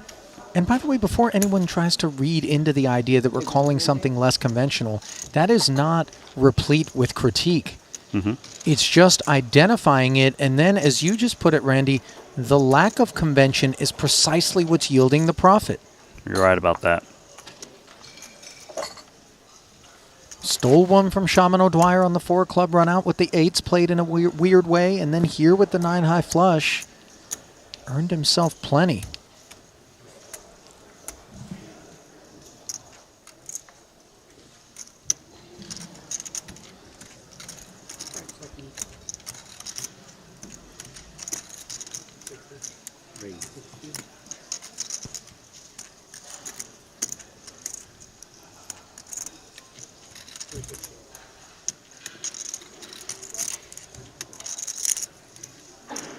King Jack suited. Opens. Pretty one for Bads. Sitting 1.2 now. He's going to flat. Do need to pay some attention to the fact that that 60 came off of 375, so you don't expect there to be a lot of raise folds from O'Dwyer, and you don't expect his range to be wide. Yeah, it's interesting. The flat of Jack 10 suited is... I feel like hands that do raise fold actually dominate Jack 10 a decent amount.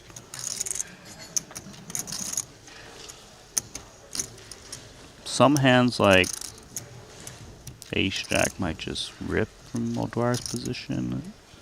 Feels like it's a spot that's not studied as much as others, as it's a little bit uncommon. There's flats off of against 13 big blind opens. Should be interesting going into the flop.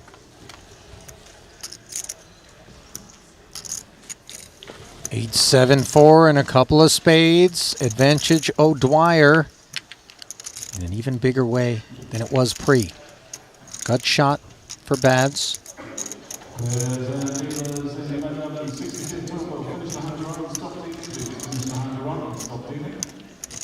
So O'Dwyer checks it over, and this makes sense because a lot of his hands that are min-raising pre that don't connect are broadways or big ace X, and they're just looking to check fold.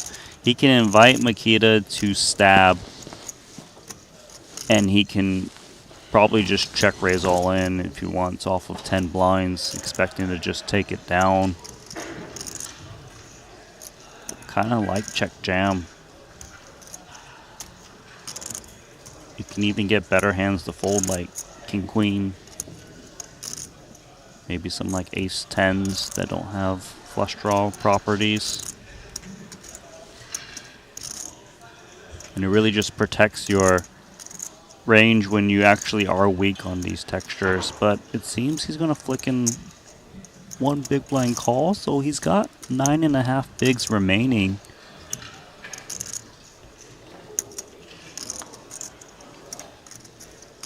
O'Dwyer again showing us some of the surgical precision with which he navigates these bubblicious spots. Bads just hoping that 30K would have ended matters. Now has to decide how to approach a $250,000 in the middle and a second check in front of him. Bads knows that when he bets just 30K min bet on the flop, he invites hands to call, even just ace high, because the price is so good. That's why he's barreling again on this queen. His hands like ace jack, ace 10, there's nothing they can do at this point if they don't have spades. It is getting weird for O'Dwyer, though. He's trying to construct the range for Bads as a flat caller pre, and then with action checked over on two streets, a better of 30 and 75,000 respectively. Does make the call. Will he find help on the river in this critical pot for him? Yes, he will. A king of diamonds to the rescue.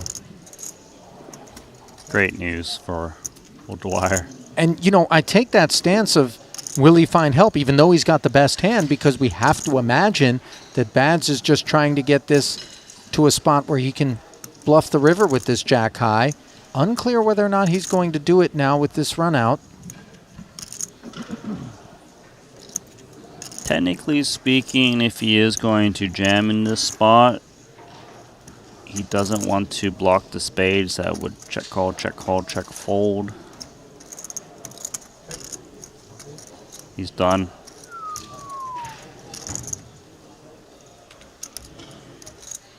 And interestingly, when he checks back and gets shown the king, he can still retain some credibility. Like maybe he had the pair. Like you got maybe me. He had king X beat and O'Dwyer got lucky. Save some face. Mm-hmm. Great pot for O'Dwyer. Actually feels like he got the maximum in that hand. Table number 1 is the main TV table. Table number 2 is the secondary TV table. And table number 3 to the right. Danny Tang sitting 100 bigs deep with the blinds at 15 and 30,000.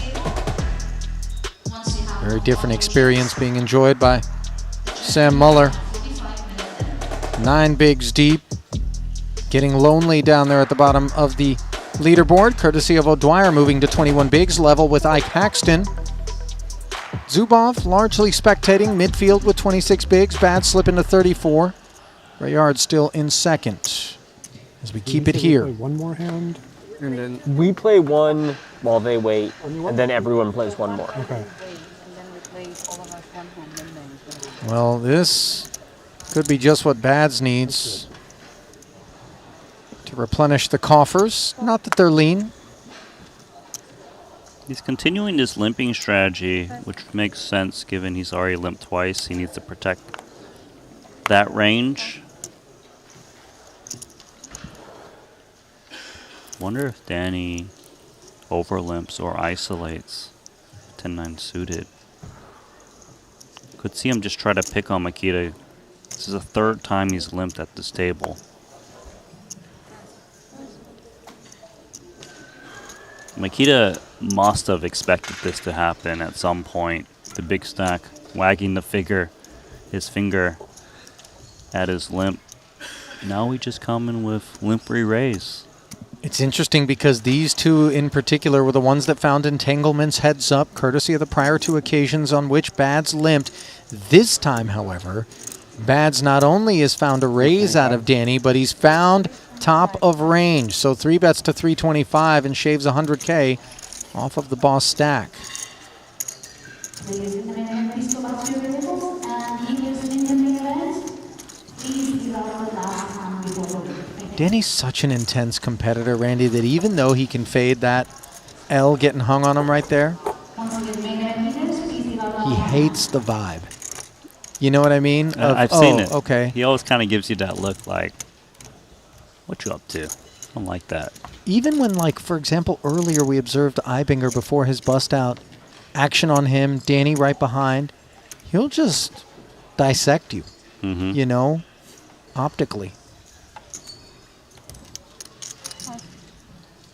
Reminds me a little bit of the impact that Alex Foxen, impression rather, left on me when he first showed up. Really just had that piercing kind of look. It's a bit intimidating, you know, and some players, like, they're friendly off the table, but at the table it's all business. They're in the zone, they're in a trance, and this is how they put themselves in the best situation to make good key decisions. Raise and take for Danny, who shows the king jack. It's like, all right, it's not dust.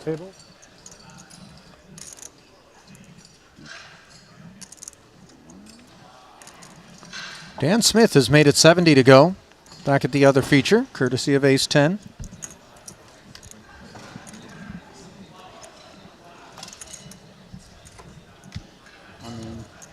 Linus Lolliger dominated. Defends his big, understandably, with Jack 10 suited. 185 in the middle, and it's top 2 for Linus on a coordinated 2-spade board where Smith does not have a spade, but he does have second pair. That ace 10 is going to get him into some trouble, whether it be on the flop or turn plus river. Definitely a candidate to just check back and see how the board develops, and whether to seek value or not on later streets. Did you just say perseek, as in the combination of pursue and seek? Did I say that? Sorry. No, I loved it. Both players checking. 4-liner on board now. Could cool the action.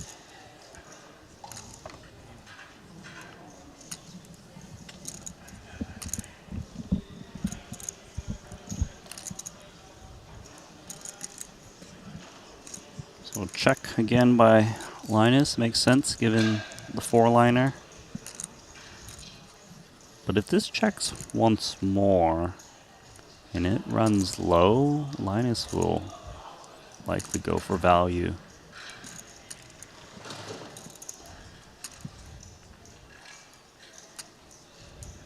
No post-flop betting. Queen on the end gets ace-king there. Definitely a below average card for Linus. You could even move to like Queen 10. That would check this one down. Queen Jack.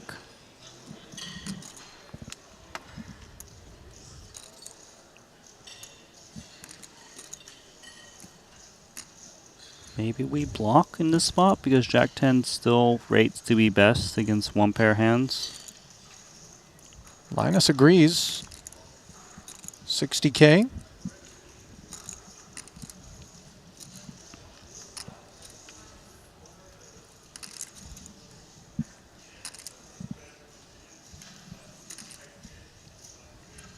Big question is, how thin does Linus value bet? Does Linus ever value bet a one pair hand, or is it always at least two pair plus?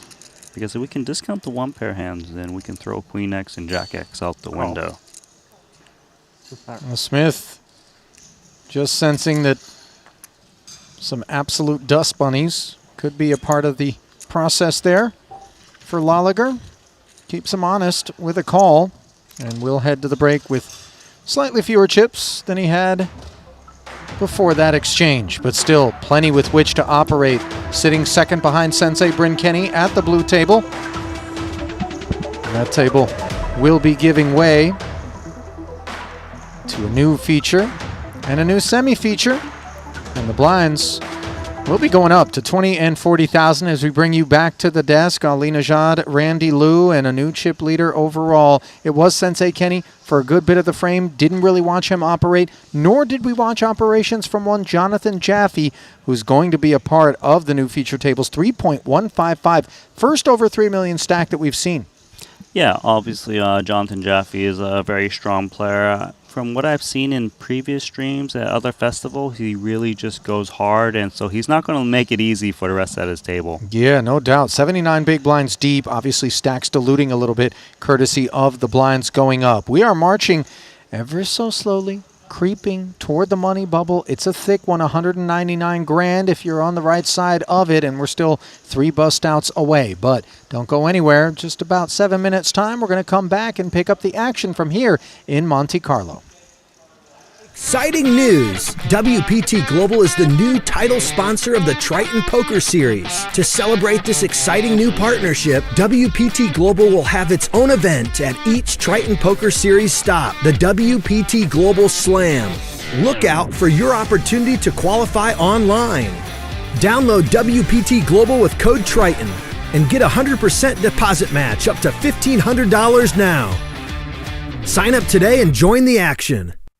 Online poker is back in the USA and Canada, and it's back bigger than ever. To celebrate the launch of Club WPT Gold Sweepstakes Poker, we're kicking off a $5 million invitational free roll in the poker capital of the world, Las Vegas. Only 2,000 seats are available, and it's invite only. Register now with code Triton for a chance to win a seat. And did we mention, the first place prize is a whopping $1 million. Pre-register now at clubwptgold.com.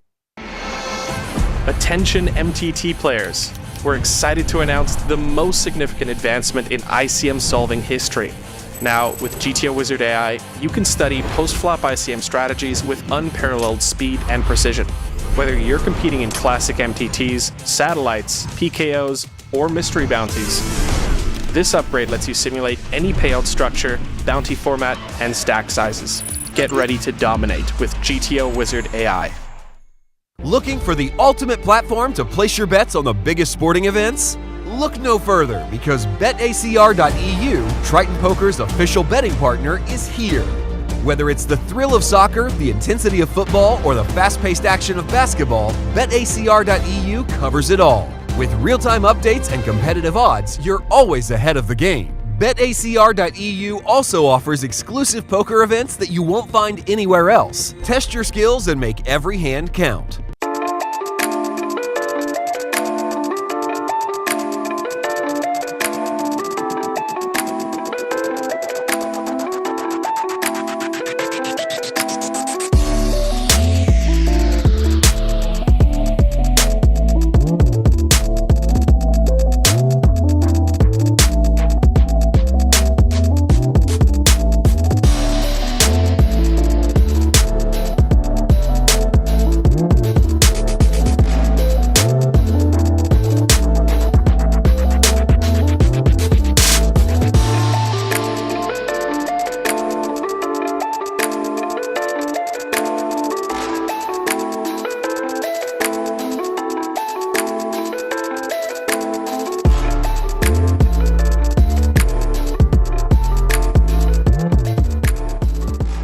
more scores before. I mean, we know about the Triton Million, got the lion's share of the prize pool, second place for 17 million pounds, and before that, he went to Montenegro back in 2019. He only played 3 events. He won 2 of them, one being the main event. Just astounding, his performance. As Phil Ivey looking to perform better than he did last time his chips entered the middle. Ace-3 offsuit doesn't rate to do so, though, as Fedor Holtz has woken up with 2 9s.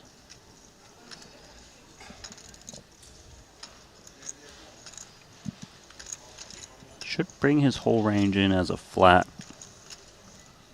rather than re-raise an ISO.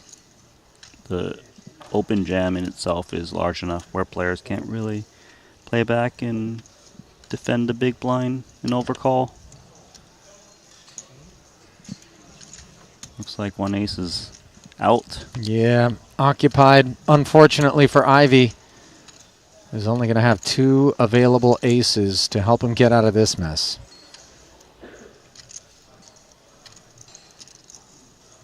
$400K in the middle.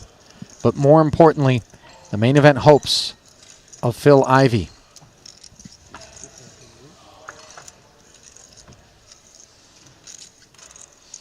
Eight, 7, 3, and he does find a tickle. Couple of extra outs. We know one of those aces has actually been binned. So the 4-outer in actuality doesn't arrive on the turn. Will it arrive on the river? No, and that's going to do it for a fan favorite here in the main as Phil Ivey finishes in 40th. 13 away from the money. Comes his departure. Ivey really hasn't been able to get anything going in Monte Carlo. Only 1 cash so far in the 100K for 255,000. Yeah. Win that Player of the Year award once again, as this is the very first stop of the season. Yeah. Thing is, we've seen some incredible late runs in terms of that Ivan Liao Player of the Year award.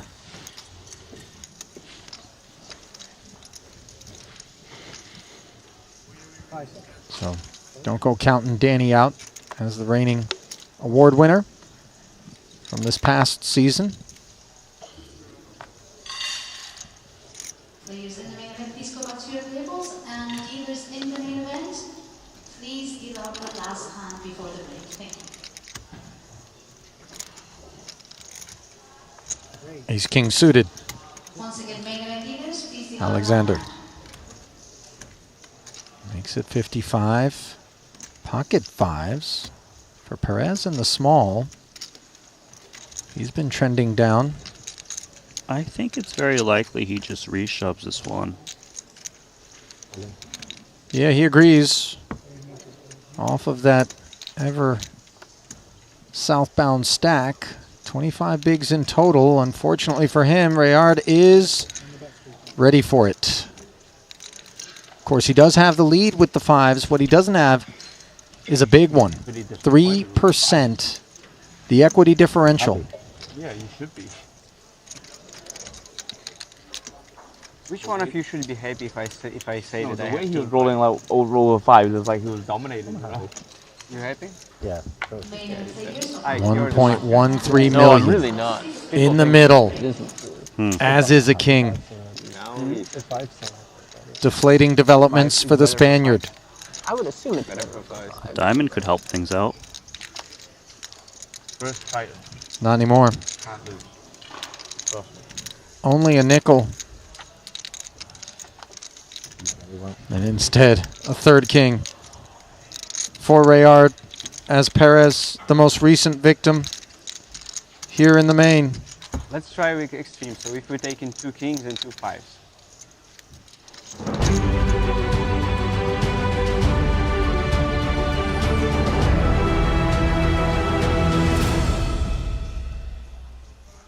Welcome back to continuing coverage of the $125,000 main event from here in Monte Carlo, where while I understand that $199,000 bubble is of great interest. Randy and I are going to settle a score here. You said, do you want to play Chinese poker? And the answer is yes, Randy. Here's 13 cards for you, 13 cards for me. You have 10 seconds to set your hand. Oh my God. Ready, go. Okay, here we go. Oh, look at that. No, don't bluff me. You can't bluff in this game, Randy. You know that. Okay. Wait, I might foul. I'm not really paying attention. I don't have any straights. I don't have any flushes. This is trash. What happened you here? Gotta set it. You gotta set no, it. this I don't know. sucks. 4, What do you got? 5. What do you got? Okay, I know you guys can't see what's going on. What's I got don't a pair know of what I fours have. on Did top. I lose? Did I win? Did I win? Do I have to make a valid hand? You faulted. Damn it. Thank you. Oh, pay. I do owe Randy in this game. All right, listen, we owe you guys a little bit of focus here because we are getting down to the nitty-gritty, the brass tacks, if you will. 27 players are going to get paid in this one. We touched on that 199, 4.4 million up top, Triton Epic X-Watch, double-sized Triton trophy. The shorties at present, Benjamin Chalot. Let's dive into the app. He's got himself 3 big blinds. Sam Muller, 7 bigs. Konstantin Maslach, 8 bigs. Trouble in paradise for that crew, which includes Curtis Knight, 27th down to 30th. All eyes upon them. And if you have these stacks like Greenwood, O'Dwyer, Vulgaris for that matter, Ike Haxton, you really are incentivized to lay back. However, on the other side of the spectrum, if you count yourself among the big stacks, this is the time to accumulate. Yes, the big stacks are definitely going to be raising.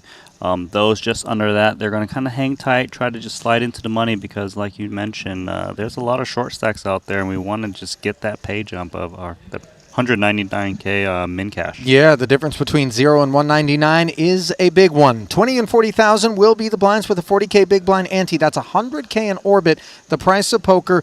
2 new feature tables are coming your way. Jonathan Jaffe going to be at one of them alongside Emilian Patavi, who was among the chip leaders for a time, no longer finds himself up at the top of the leaderboard.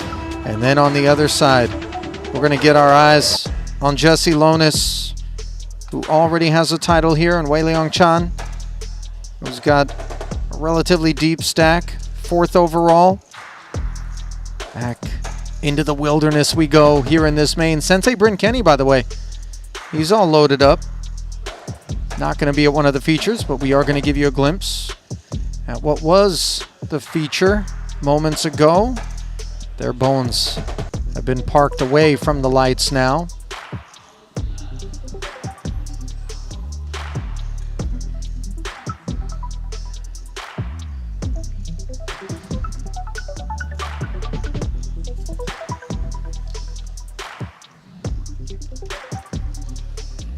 There's a look at the 3 remaining feature tables.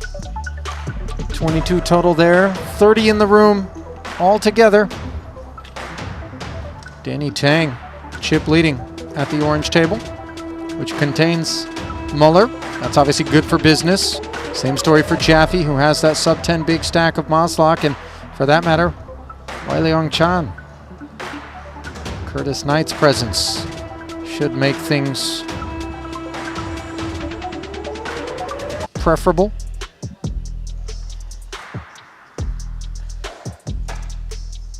Huge moment.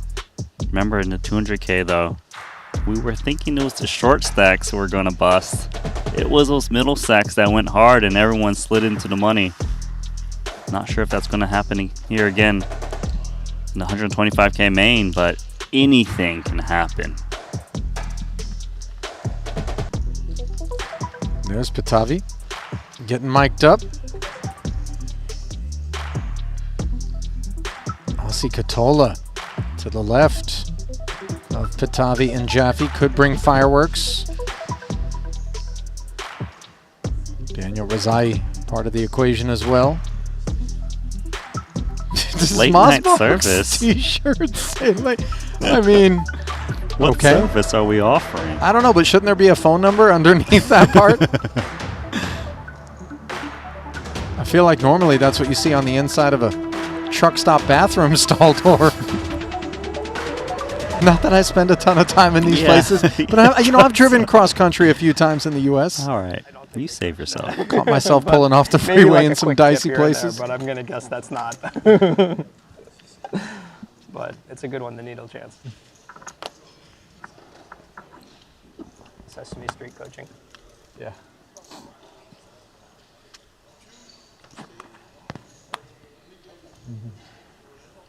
Actually, that's Garris. fun too. Chip counting coaching. So chip leader. Ace 8 is sitting out. Only got 8 blinds. Yeah, I would love to visit. Oh, I'm going on the 16th, 15th. Not interested. 15th. And Yeah? I'm good gonna for play him Cool because it would have ran into Jaffe's ace 10 suited. That could afford a call. 90.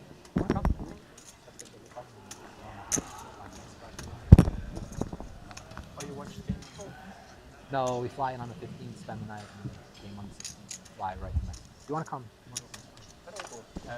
Yeah, no, not if not now, another time. Think about it. Yeah, get your number. Yeah. But do you use WhatsApp?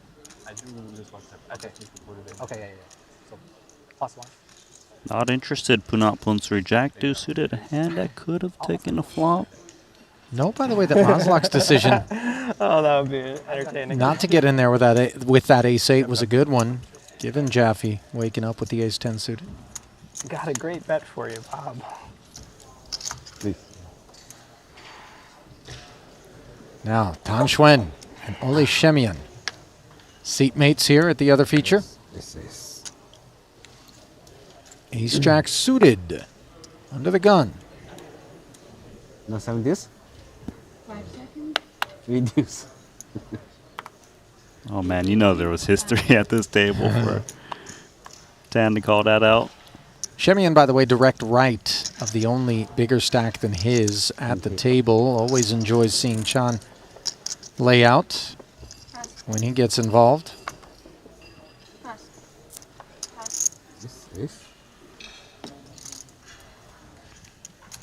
You fold, I shove. No problem. Does that work here?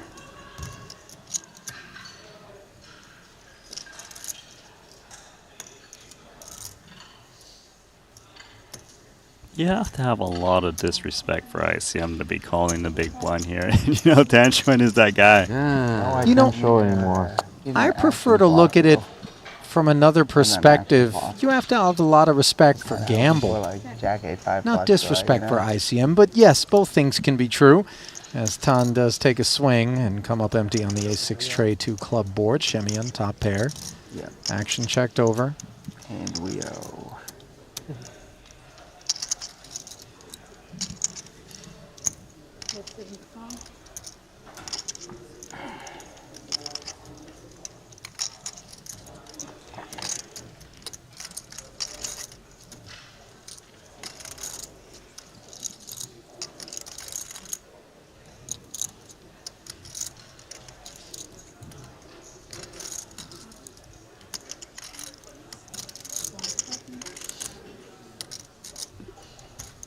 Oh my, I thought this hand was just going to be over. Raise 190. You know, you wouldn't be blamed, Randy, as I had to really double check and make sure the images on the screen sync up with reality. Tan has taken the 8 of hearts, 5 of clubs combo and chosen to check raise the under the gun raise of Ole Shemian. 5 seconds. He has no immediate outs. Shemian must have been getting very out of line at this stage of the tournament for Tan to make this play. Hold in. They're running. Fast. 他妈的偷个鸡好难啊！ Jam from Ole, and while I know Wei Leong Chan is there and can understand what Tan is saying, unclear how much appreciation Ole has for the Mandarin. What he does have an appreciation for is that little gift that Tan gave him. Nope. Xuan. Withering to 9 bigs. Aces. Only play aces. No aces.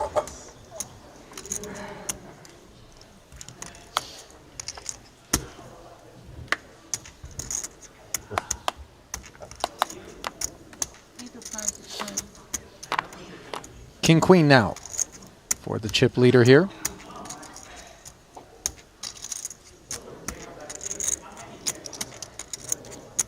Đấy.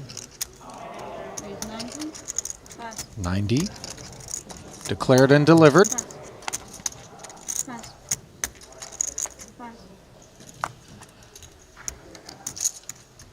Well, after making that last play with 8-5 off, Tan's got ace jack.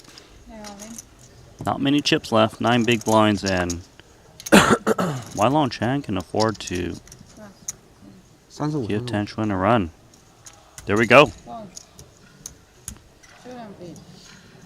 Well, Xuan passed along the 190 on the flop to Shemian, but he rates to pull in 780 now versus Chan. Last one.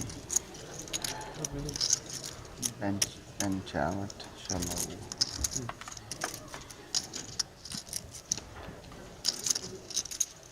Queen, Jack, 3, and Chan finds top pair against second pair. Tan in need of the ace or jack. Instead, trip queens on the turn. End matters. No spade in hand and no path to victory. Xuan out of here early in this frame. Salle is not Salle is not like somebody who like believes in like, you know, like luck or gigs or courses or anything. But Salle, He's been playing forever. what? He's been playing forever. I know, but Salle, you'll just like, you'll be like in a tournament and you'll be like, wow, you just do so well in this tournament, and I was just like, you just gave me the fucking kiss of death, buddy.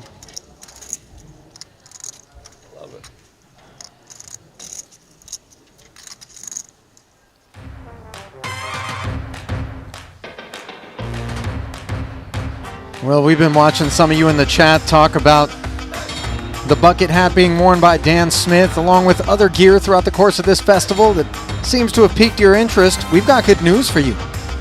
You can get 10% off Triton merch, whether it's stylish apparel or exclusive accessories. The latest drops all available in the Triton store. Show your support in style. Use the code Triton10 for that 10% discount during the Monte Carlo event period only. Grab your gear today and join the Triton community. Can you get those Triton invitational shirts in the store? I don't think you I can. came right after. I think those are reserved for, and in that sense, I guess they're $200,000 plus shirts. Can I use the 10% code to pay $180,000 for it? You mean 20,000 off? Oh, he's looking at it? 10% off. 10% off 20,000 200K. Yeah. 20,000. Yeah. Why'd you say 880? No, I said 20,000. You did? Yeah. Does it work? Are you trolling me, Randy? Or do I need to get my hearing checked? I know what you're going to answer already. Okay. Moving on. What do we have?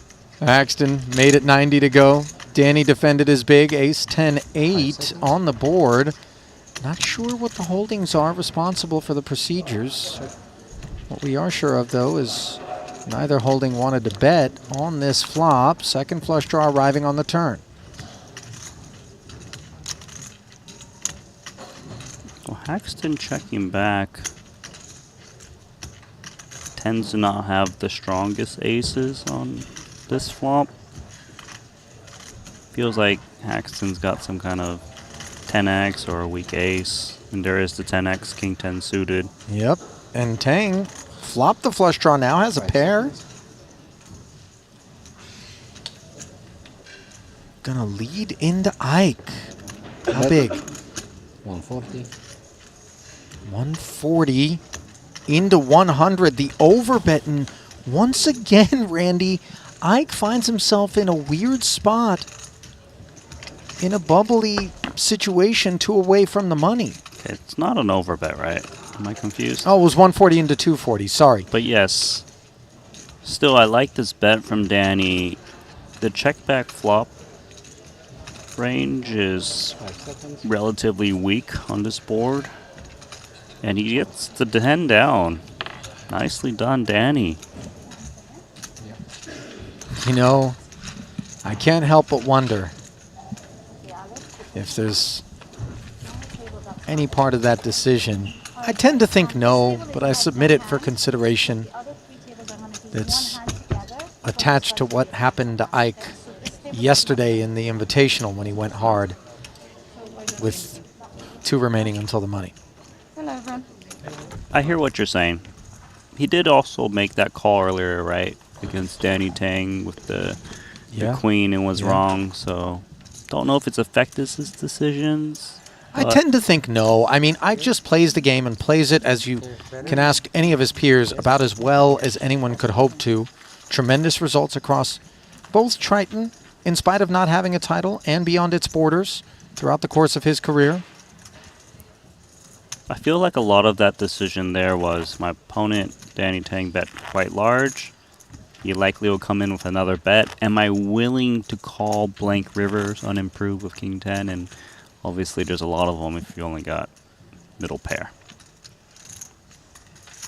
So Haxton does lose a few, as we need to lose 2 more to start the process of paying folks. Check that. 1 more. Who did we lose?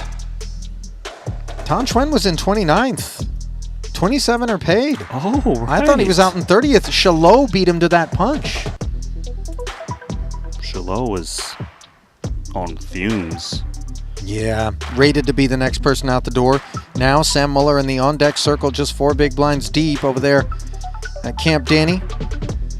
Curtis Knight, 7 bigs at Camp Chan. Ozlock, 8 bigs deep in Jaffe's world. Who will be the unfortunate son? Tell you this, no one's raising their hand. Nope. And for that matter, no one expects it to be someone other than one of those 3 shortest stacks in the room, who, if all goes according to plan, are going to have to take a spin. Because Moeller is so short with just 4 bigs, and you play a big blind ante, even the 7-8 big blind stacks need to be very careful.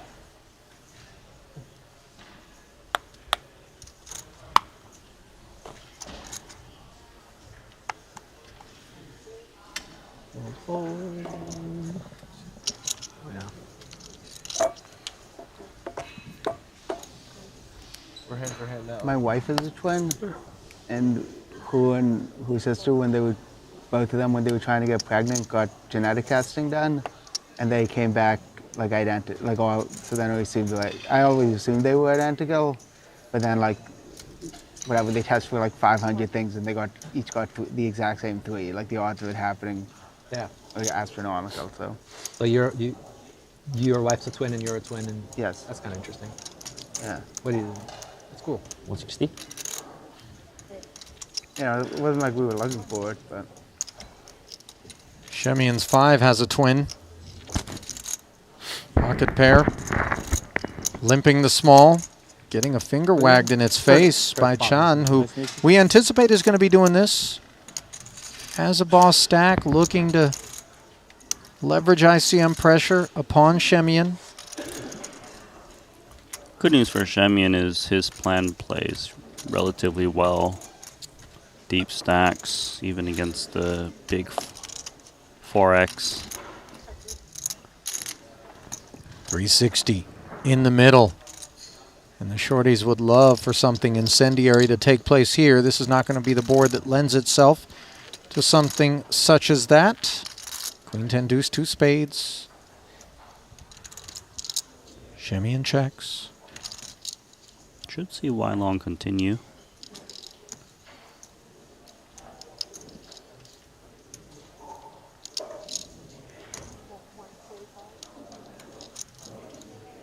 Seems like enough to get the 2 5s out.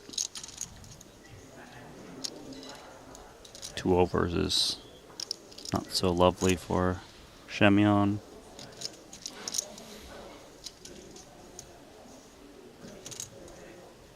Be a great call if he can find it, but oh so hard.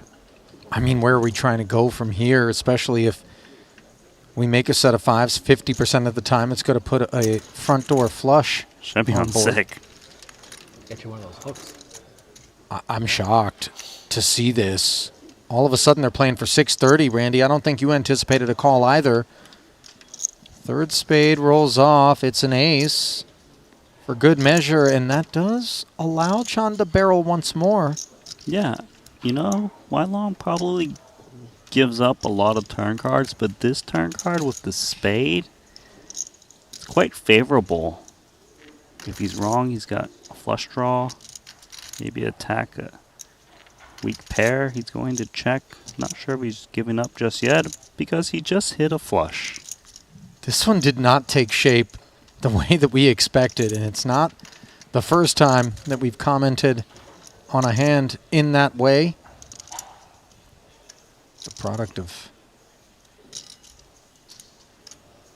unconventional things in the air here on the direct money bubble of the $125,000 main event in Monte Carlo. Chan with the flush. Shemian has to turn it into a bluff, doesn't he? I think so. If you got here with 2 5s, you got to stab. You can actually represent a flush quite credibly yourself. Some kind of limp call with... Could have the king of spades, jack, or 10. It's very reasonable. I like that he's reaching for chips. I don't think it's going to work. Well, Chan has the 6th nuts if you count 4-5 of spades. Well, sizing's important here. Wow, that's pretty meaty, actually. How uncomfortable is this for Wylong Chan? 2/3 spot? Yeah, 415 into 630.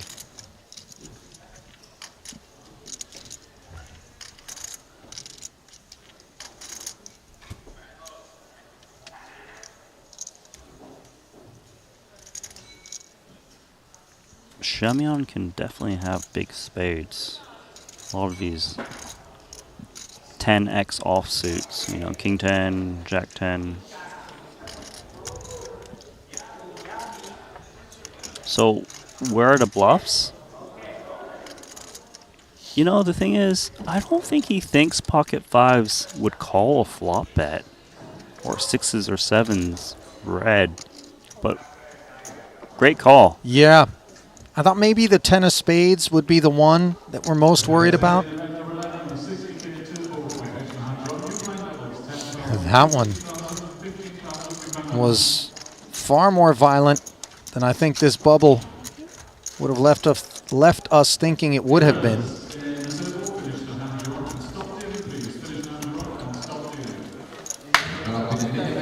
Shemian passing over a bundle, blind versus blind, as the two big stacks collide and now runway between them. Lonis inherits second place behind Chan, who now moves to 3.7 million. Overall chip leader. I mean, I started the day short, so I was short all the way. Short is easier. I had to use a couple, I had so many time banks, I used them trying to trick tan. Also players, fast action is not in play. I 4-bet shoved ace queen into him, but I'm like, he's the type of guy who might occasionally 3-bet ace jack. Some announcements being made by you know, and then like Luca Vivaldi. You're bluffing and called off, so I was like, I need to give him the chance to. Admin work behind us.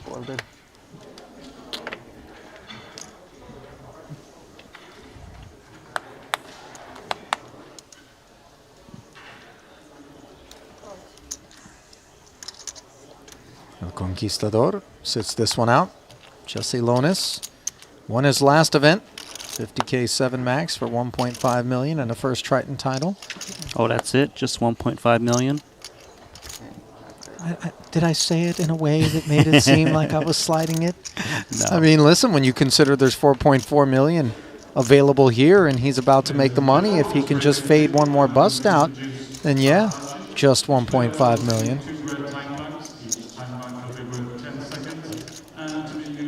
Just all of it. says Chan, 6-5 off. Vulgaris suited connector, but 9 high's 9 high, and there's some shorties he's got his eyes on. I feel like he knows I'm really trying to squeeze in for the extra cash here. He read me. Good hand. 9, 8 of clubs. 10 jack of clubs I call. 9, 8. Cannot call. Impossible. Impossible to call. 9, 8 of clubs. How'd the team finish? Tied, 2-2. Oh, wow. Yeah. Got rat fucked in the end. Yeah, come back. Disappointing. Alright. Looks like Vulgaris' CD Castellon drew their match earlier today, which was why the laptop was broken out. Better than that team. When Vulgaris was at his feature. We have to beat him though, by the way, in 3 games now, so maybe we're Earlier. not. Who knows? We finished like 15 points higher or something like that than last year, so. Yeah. Maybe not that many. 9. Is this a pure hand for hand Pure spot? hand for hand. Makes sense. Stone cold Too many bubble. announcements. I can't tell what they're talking about. We're just hand for hand. Is that what's happening? Yeah. So action paused, and Luca authorizes cards to get back into the air.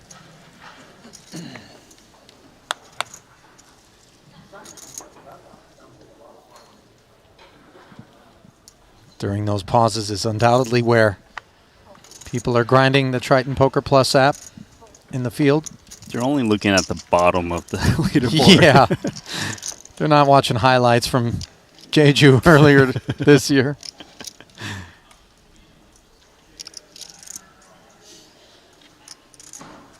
Six-3 offsuit. New premium. I mean, this is just bubble abuse at its finest by the biggest stack in the room. Moments ago, you heard Vulgaris say, I would have called off with Jack 10 suited. Queen 10 suited in the small. A little bit of a different spot. He does bow out. And now let's see if Mateos can do the same. Pocket sevens, Randy, but ICM. Huge ICM implications. Mateos. Wayne. Is it worth the risk? Look how well he's performing when the range includes 6-3 offsuit. Wow. Just lets it go, man. Man, that's a crime. It is.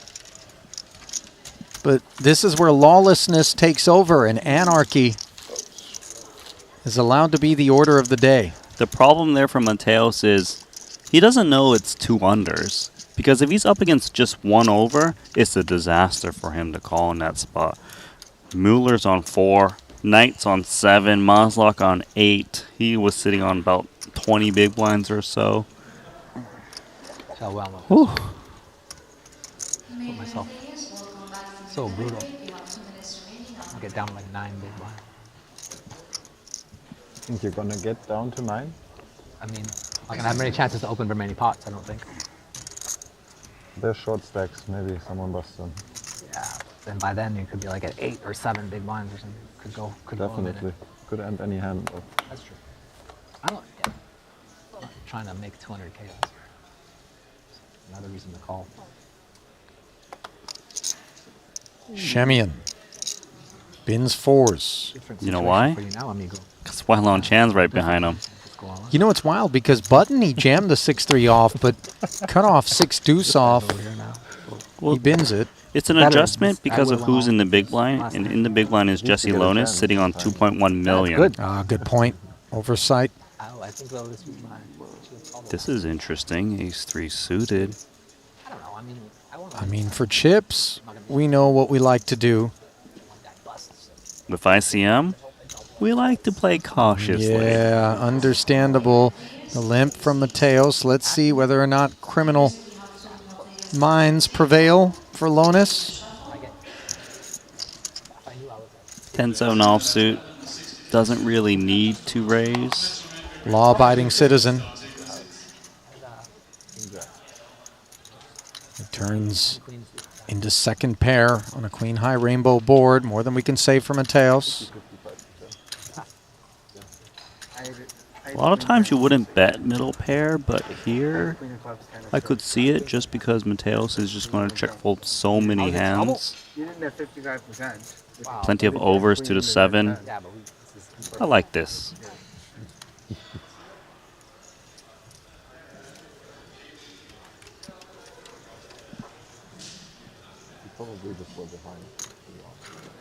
Unconvinced though, Mateos.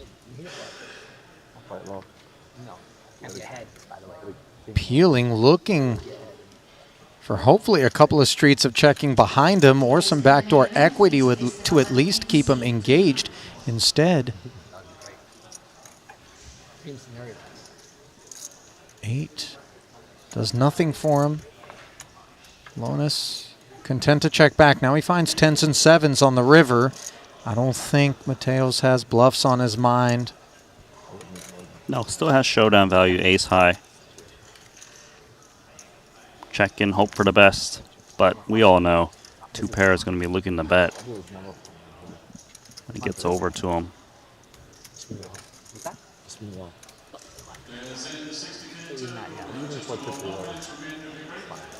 I don't think Mateos is contemplating bet. Ooh, and yet here comes 140. This is ill-timed, of course, as we can see. But I think he's reading into that check back on the turn as an honest one from Lonis, who, of course, is quite pleased to just call. Instantly snapped off by Lonis. Yeah, a lot of straights available. Also, he doesn't expect Mateos to just bet call on the bubble for his tournament life with a worse. Yeah, with worse than 10s and 7s. Yeah. Good point. Yeah, it was an interesting bet there from Mateos. I suppose the turn and river overcarded the 7 and 4. Maybe he was trying to get those hands to fold, and straight draws actually would have showdowned up a bit. It's definitely reasonably credible. Through here, now you're like, you leapfrog me. Yeah, I need to get one through. This is the one. Oh, you're going to get this one through, likely, Curtis Knight. 2 kings off of 260,000 UTG. Like, that is the best dream scenario he could dream for. 100%. My turn to act.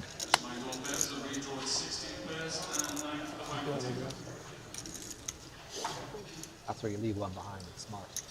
Doesn't actually matter, I don't think, because I'm in the big blind now. Yeah, it's not matter. All right, root for me here, my friend. You said it's my turn. I did. 8s for Mateos. Look at this spot. It's brutal. He passed up the 7s earlier, but he covers. Makes the call. Yep. Lonis has got ace-jack. This is wild, Randy. Note that Knight left 5,000 behind. We have to assume Mateos willing to put half of his remaining chips into the middle here with shorties elsewhere in the room. Is supposed to show up with something here. But you know what's really weird for me is why didn't Mateos jam? Well, guess who just did? Oh my God, Greenwood's got queens? What's happening? This might be the grossest spot I've ever seen on a Stone Cold bubble. Adrian, could you tell me exactly how much you have behind? Can you believe this spot? I mean, Greenwood's doing math here. Maybe I should have folded. The thing is, Lonis covers both Curtis, who we know is going to get in there, and presumably Mateos will get in there as well because Greenwood doesn't expect him to have flatted and then step away. So does he feel the need to get involved with the queens? No, he doesn't, and he bins, escapes. There's the final 5K from Curtis, and Mateos sheepishly puts it in. The guys are being advised to keep everything face down. Who? That's a pair. Obviously, they can't help but discuss the hand, but they're doing it quietly so as not to influence action elsewhere in the room. This was an insane hand, and it hasn't even played out yet. It hasn't. Queens You have the best pair? are down. You have kings? Wow. You had queens. And you have a pair? Yeah, but not so good. What? Not that good. No, but it's one guy. It doesn't matter. Tens? How don't I hit an ace here? I mean, it's 3 chances. Very tight range. You got to really I didn't think he did. Me? I don't. Now, Mateos does lead Jesse on the side. Worthy of note, By the that way, 520 you got it he's wrong. playing for. In some ways, these two hands are bananas. Mateos just needs to beat He could Jesse just have Lonis. Yeah, to stay alive. Well, Jesse could really spoil things the widest that they get, I would say. with an ace. It's still not. Mateos covers knight, which is good in case Lonis somehow comes out on top against both players. I'm rooting for a queen here. Yeah, me too. Queen. At least put a queen out there. Here comes the flop. 9-4 deuce, all diamonds. Nobody has the flush draw. No? How it's played. Nobody's got diamonds. That's crazy. Curtis holding on for the main. Mateos holding on for the side. The Barry Greenstein. One step closer. That's mean. Come on, bro. You knocked two people out. And a safe river. So keep your seats, gentlemen. How much is that?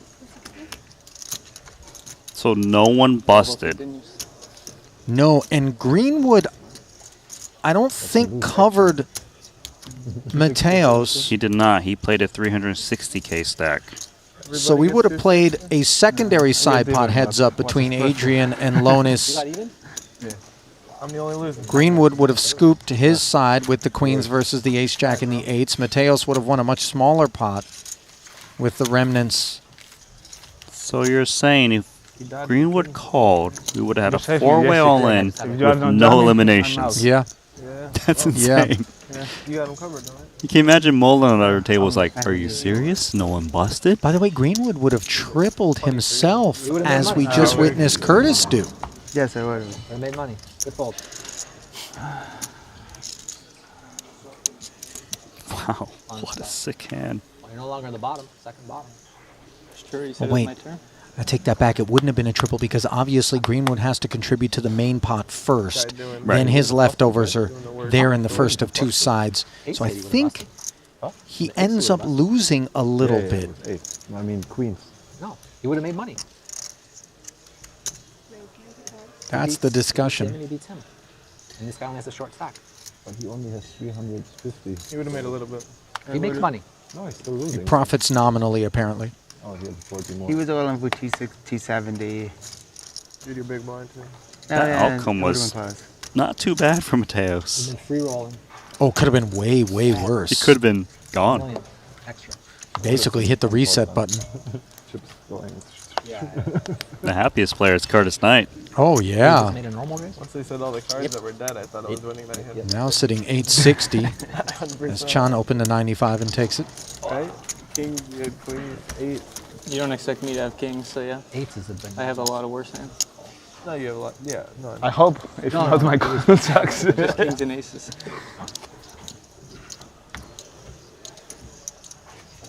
Yeah. Ace jack. Optimistic. I tell you what, you got queens fold behind you. Ace jack looks pretty good.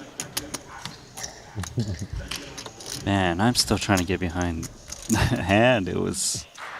That queen's fold was insane. It's also because Greenwood covered Travis Knight, whereas if he did get it in, as long as he beats Travis Knight, he doesn't bubble the tournament. But Travis was out pipping off of a, 6 big blind jam UTG? That's not the tightest, you know? It still has to be snug, but still. Weird things happening. Amazing hand. Amazing, amazing hand. So Muller, we know what he was rooting for. Sitting there 4 big blinds. Doesn't come to fruition. Maslach rooting for it as well at 8 bigs. I go all in afterwards, then like quotas bust so much. Like I beat quotas and then you win the money. Yeah. I think 8's gonna be full. I don't know how much you have left. Raised to 85,000. Okay. Long Chan now. UTG, Jack 3 offsuit. Makes sense given the layout of the land.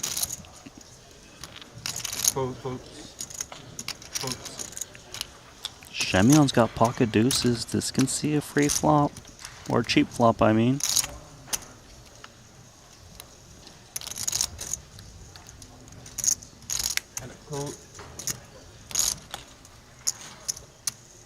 All day. Flatting. Duck hunt. Comes up fruitless. John, Jack 3, top pair. I mean, good flop. Yeah, bad hand. Good spot. Doesn't matter what you got pre, it's what you got on Deal the that flop. man a couple of Kleenex. He's jamming. He is about to be in the. He's about to be in the big blind. Oh no, this hand he's in the big blind. I guess. I don't know. I don't know how up to date the app is. The worst part of it was the short stack and the big stack. What's going on here? Danny Tang. King 9 offsuit open under the gun. Doing Wai Leong Chan things out here. North of 3 million in his stack. Rayard, however, pushing back from the hijack with an ace-5. I like it. Don't really expect it, though. You don't expect it. That's why Danny Tang instant folded. He's like, there's no way someone Rayard is messing around here off of that stack. I'm going to say that at this particular festival, more so than I can recall us bearing witness to in prior ones, it feels like some people have stepped forward to experiment with the profitability of playing back against those big stacks that we just know we're going to have wide ranges and 3-bet. The thing is, not all of those big stacks are created equal when it comes to their reactions. Some, you 3-bet them and they look at you and go, stop it, if you're one of the deeper stacks. And they'll 4-bet and remind you who's the big man on campus. You're right. But others will just concede. So proceed with caution if you are going to run those tests.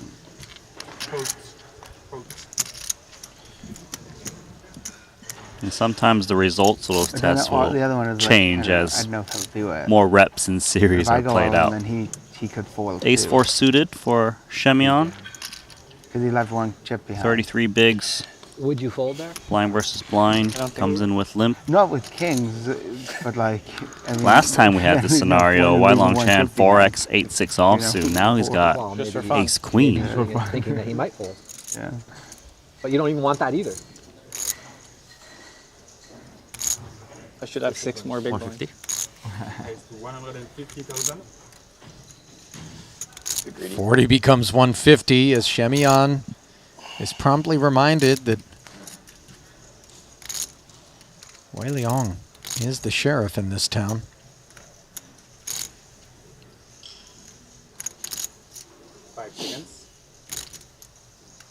All in. Oh my. Wow. Shemion somehow finds us playing a 2.7 million chip pot on the bubble. ICM crumpled up and thrown out of the window here as you saw the jockeying effort. He expects John to 3-bet him light. And yet it was upper portion of his range and the leveling war comes up. Advantage Wai Leong in a big way. They're not on their backs. Believe it. But Shemion has gotten the memo. I was going to say like ace-5, ace-3 or something. Just went for it. Maybe there is a lean in another table too. Because I think Samuel was. You know, hand composition had a little something to do with Shemion's willingness to come back over the top, of course, with the baby suited ace. Solvers like this stuff. He said he's queen, I think. But I don't know if they like it in this spot, Randy. No, they don't like it right now when it's gonna show down. He limp jammed 34 big blinds. to do it with. Someone fold that? Yeah, he can fold too. You're gonna see all the cameras rush over here and fold.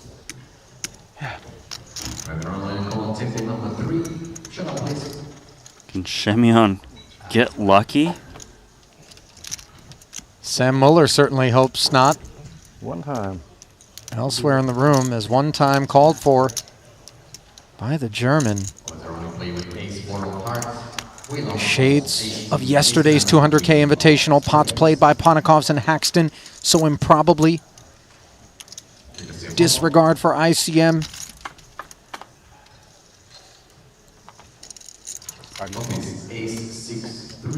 First card looked good. Ace-6 tray. Three of Hearts working hard.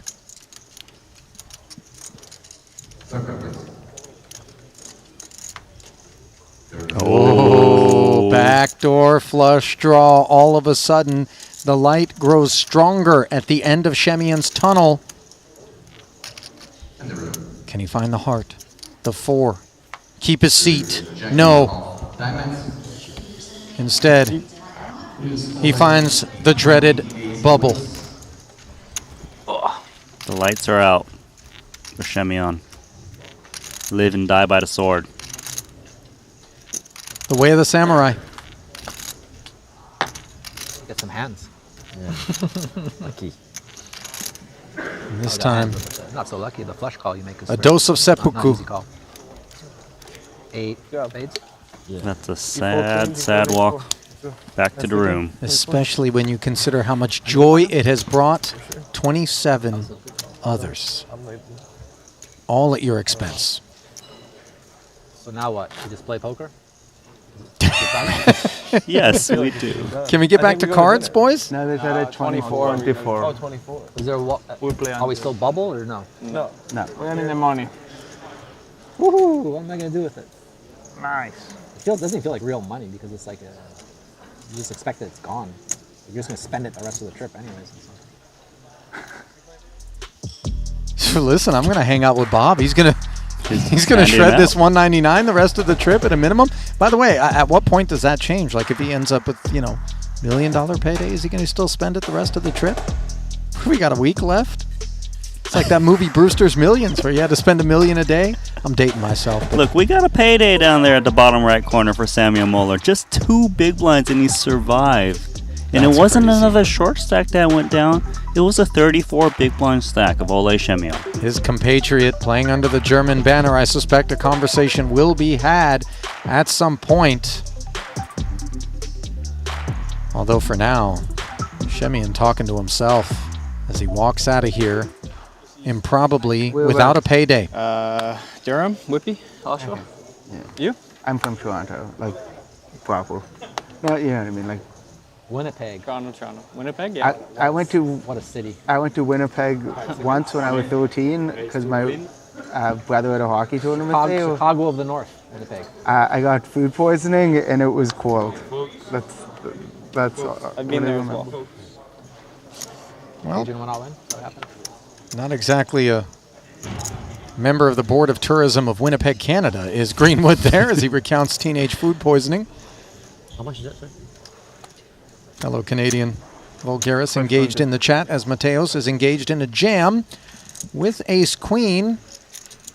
Long chance seems interested, makes the call.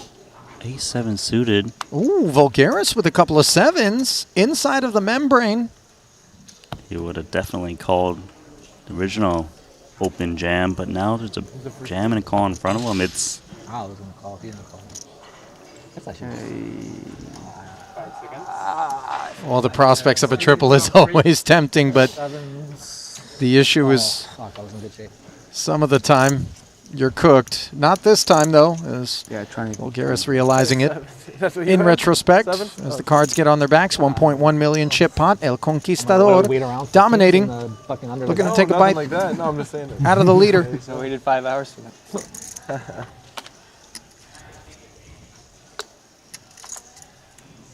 Wow. Jack 10-5, 2 diamonds. It really is. Always a sweat. That's a huge Sevens sweat. back now. Broadway gutter. Yeah. For Mateos, who's got the better ace high, needs to fade a 7 or a diamond, does it on the turn. You wouldn't want it on the flop? Getting 3 to 1? Yeah, no. Yeah, it's really good. Can he keep this board diamond and 7 free? Nope. Don't want nope. It. And he hits Broadway, but it isn't enough. Would have finished in 3rd place. They immediately X him out, or did somebody else bust? Wai Leong has 6 million plus now, Randy. Yeah, he's got a big stack. Don't feel too bad for Mateos because he did get unlucky there, but he did get in bust on the right side of the money. Yep, $199,000.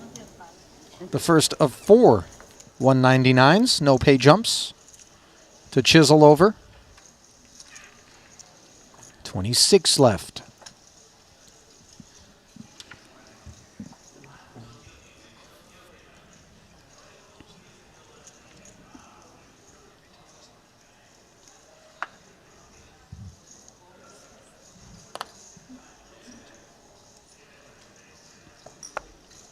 Mosbach, Queens. Healthy 2 million chip stack. Good for 50 bigs.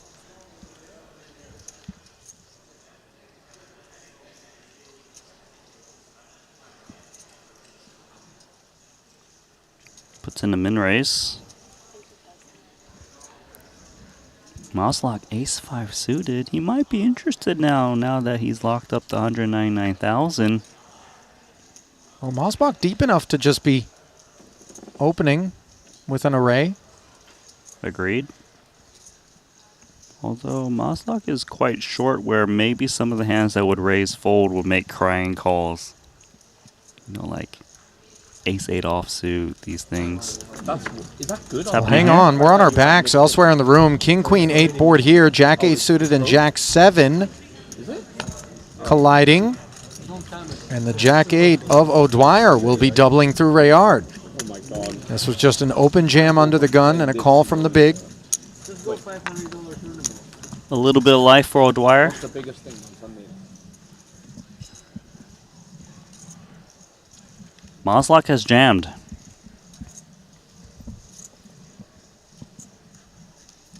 Ace-10 for Jaffe.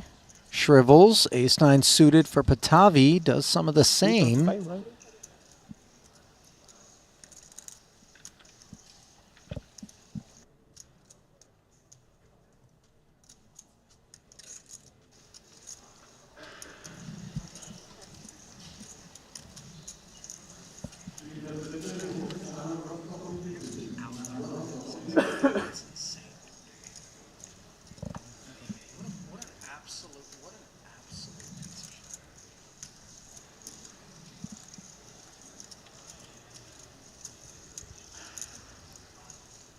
Million trying to figure out how well the ace-9 of diamonds performs. He decides to jam.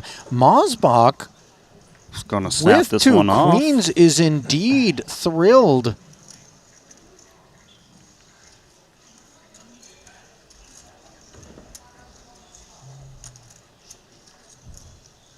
So the side pot is 1.19. That's between Mario and Emilian. Constantine in an awful way with his ace dominated. Looking for spades for the 1 million plus in the main. 4, 5, 6, and there are other pathways for Constantine that include a 5. Instead, it's a 6. Nobody with a club. Moslock now can't hit the ace for 2 pair. It would be no good.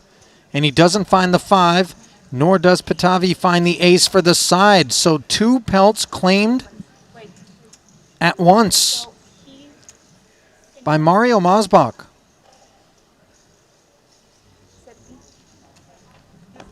That'll be 26th and 25th. Whomever had more chips is irrelevant given that we're not going to reach a pay ladder.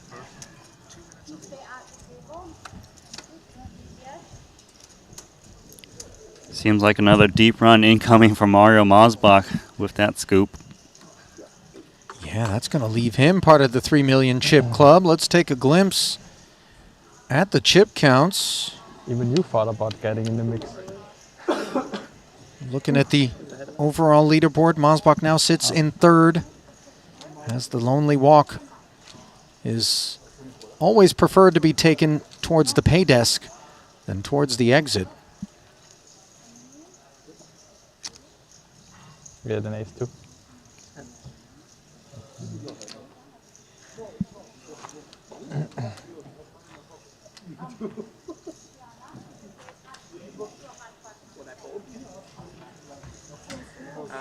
Katavi not far behind.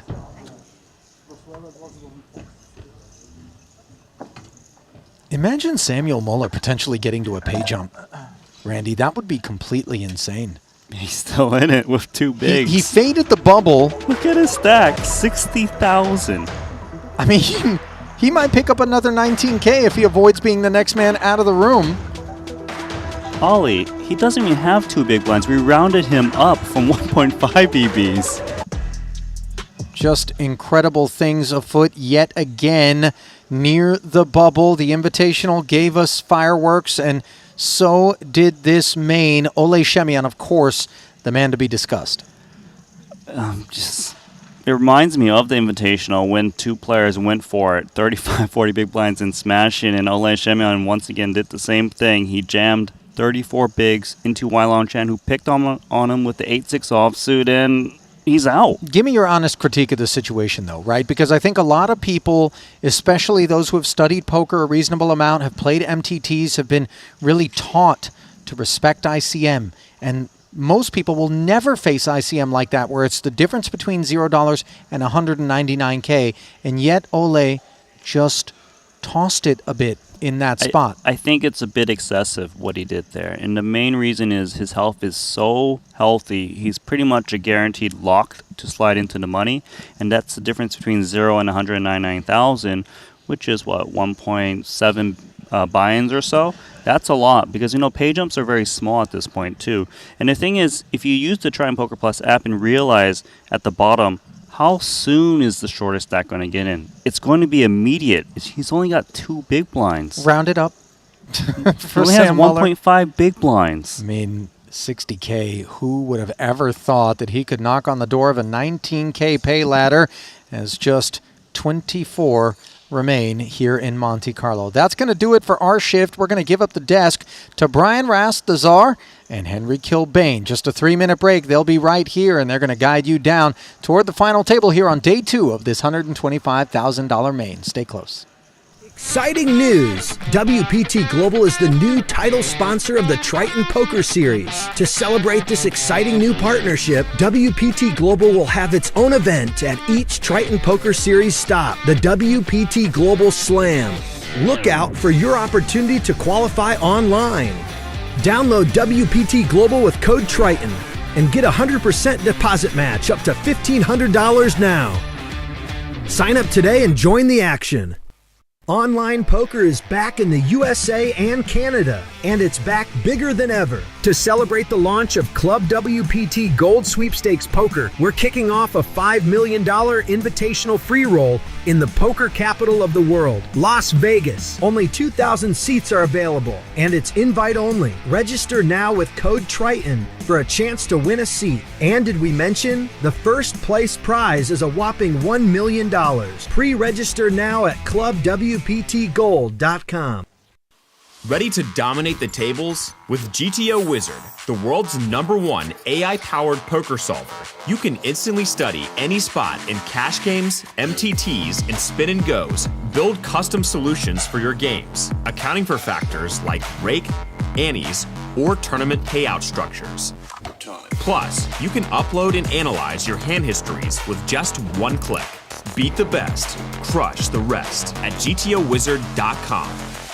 Looking for the ultimate platform to place your bets on the biggest sporting events? Look no further because BetACR.eu, Triton Poker's official betting partner, is here. Whether it's the thrill of soccer, the intensity of football, or the fast-paced action of basketball, BetACR.eu covers it all. With real-time updates and competitive odds, you're always ahead of the game. BetACR.eu also offers exclusive poker events that you won't find anywhere else. Test your skills and make every hand count.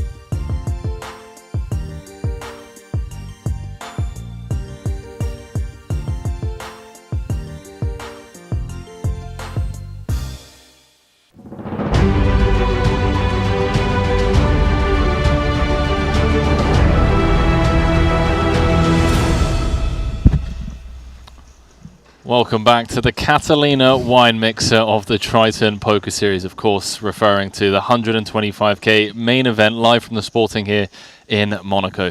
We're down to the final three tables. Brian Rast and myself, Henry Kilbane, stepping in for Randy Liu and Ali Najad, who worked us down through the money bubble, down to the final three. And Rasty, it is Wai Leong Chan with the chip lead, 153 bigs, which in itself is a huge chip lead, but when you look at Jonathan Jaffe over on the Triton Poker Plus app, who's second in chips. The guy almost has a 2-1 chip lead over the rest of the field, man. Yeah, he does. It's really an impressive chip lead at this point, and I'm sure that some of these other big stacks, when they do the redraw, are definitely going to want to avoid being at his table, and especially out of position, right? You can see the tables slowly filling up over on the app, so we are just obviously on break as things stand. But Holt's currently sat on his own, but he's going to be joined by a few people. On the red feature table, Kenny, Zubov, Brewer, Mulocker, Mosbach. I mean, we've got some big names left in the field. Ossi Katola, he's there, the Finnish superstar who was involved in the 200K, loving his first trip out to the Triton Series, finding the money in this main event. And of course, let's look at payouts whilst the tables are filled.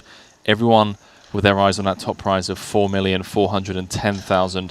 All currently guaranteed 199K with a little 19K ladder on the line with Muller on just two bigs. How do we approach these now, Brian? Is this the time to really just start going after it, or is there a bit of caginess perhaps to be expected? I mean, listen, if you look down at the pay jumps, it's like 199 for a bunch of spots, and you don't actually get even double that until 9th place, making the final table, right? So, in my opinion, right after these, and I think it obviously exacerbates as the field size grows. So this isn't a super large field, but ICM really diminishes, if not goes away for all intents and purposes, immediately after the bubble breaks. Okay. So yeah, consequently, I think it's a good idea if, you know, players open up in order to build chips. Because it's like, let's say you play super tight and you kind of survive and you don't go out, you know, 27th or 26th, you make it to 15th. You've only earned yourself another 100K, which in the real world is a lot of money, guys. But, you know, we're talking about 4.4 million for first, 3 million for second. So I just think like this is the time in the tournament to kind of go back to try to accumulate chips to make a real run for like the big 7-figure scores up top. So this is where you really want to just separate yourself from the rest of the pack as best you can to put yourself in a chance to actually win that 4.4 rather than like you know, or even on the FT or not even just that, but any of those top scores. I mean, it's 2 million for third, right? Like that's big money. And so you're talking about the difference of a 100K pay jump. Well, what's the difference between 300,000 and 2 million, right? So I just think it's like one of the things you find to get top tournament players understand is how, as the tournament goes, it's kind of there's moments to, you know, play a bit more for chip EV, moments to dial it back, and it kind of changes. So to me, you know, and it does matter at who's at your table right now and your relative position, but overall, I think the players should kind of open it up to take more chances in order to win chips. Really appreciate the breakdown on that, man. I'm curious to see who approaches it in the same style as you would, and who perhaps isn't as familiar, rather, with these final table run-ups. How about this for a terrible seat draw for Jonathan Jaffe, who is second in chips, but he's over on the table with the chip leader, Wai Leong Chan, with 153 big blinds, has the overwhelming chip lead. 6 million, that big blind 40K. What a table this is. I mean, I think, let me put it this way. When you look at people's results, I mean, obviously skill and some luck and some other factors go into this, but you see a lot of guys who make the money but get like, they don't make the final table, right? A lot of 15th place, 20th place, whatever, especially in larger field tournaments, you know, that number could be extended up. You don't get that much money for that. Like, you're not really covering that many buy-ins, right? And then you see guys who, you know, when they make the money, they get a lot of, not necessarily winning the tournament, but like top 5 finishes. And that's a massive difference in your bottom line at the end of the day as a tournament player. And I think it's because some of the best tournament players understand, right, it's not like just as the tournament goes, ICM increases the entire time without ever going down. And I think sometimes I'll say some guys who don't really understand tournaments, and I see this all the time at the WSOP, it's like they're still playing ICM nitty like after the bubbles broke and they're just in the money. And those are large field tournaments where it's even less of a thing than in a tournament like this. Anyways. You really do see it time and time again, and then people get down to that 10 big blind territory and then they start panicking. And they're like, oh, shit, now I've got to try and force them. Well, it's too late, pal. You had 40 big blinds 2 hours ago. Yeah. Could have just tried playing some normal poker because, you know, especially in those tournaments, it's like 1,000-person tournament, 150 make the money. There'll just be like a sea of payouts where there's like no change until like the top 20 spots. Literally. You know, so it's even more exacerbated than in a tournament like this. Anyways. How about this for a turn card for Smith? Yeah. First hand over on the blue feature table, which, I mean, we're talking Linus Love, Mikita Baziakowski, Jesse Lonis fresh off that 50K title. Got O'Dwyer, Smith, Jaffe, the chip leader, Chan. So sick. And now Dan is in a position where after flop check check, he's doing quite well with his range, and King 9 is a hand that, while not being a monster, is one of his better hands. Top pair, good kicker. And yeah, he's coming with a pretty big size here. It's like about 2/3 pot. That's probably too much for ace-10 to call. Let's see. I mean, we're coming in cold, bro. I don't know what Wai Leong Chan's been up to. I've played some high-stakes PLO with him, and the guy is just relentless. All right, and he is a non-believer. And I said probably because I don't think this call is ridiculous. I do think some people would fold here and some wouldn't, and Wai Leong Chan is not a believer. Well, he better believe him now because Smith's improved to top 2.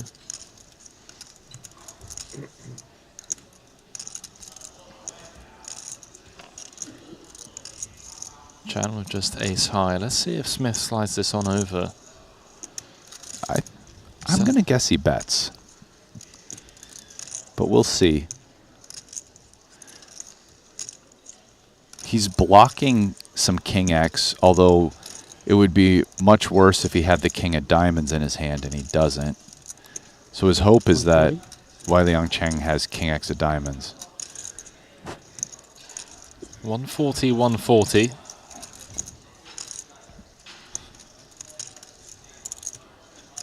So this is a very interesting bet. Smith is sizing down, which makes sense with a bunch of hands like 6x or 9x. He's actually, in a way, hoping Wai Leong Chan has a hand like aces or, say, king-queen or ace-king and raises him.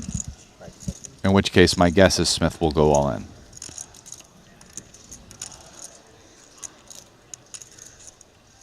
See if he can induce the Malaysian to do something insane here with just ace high.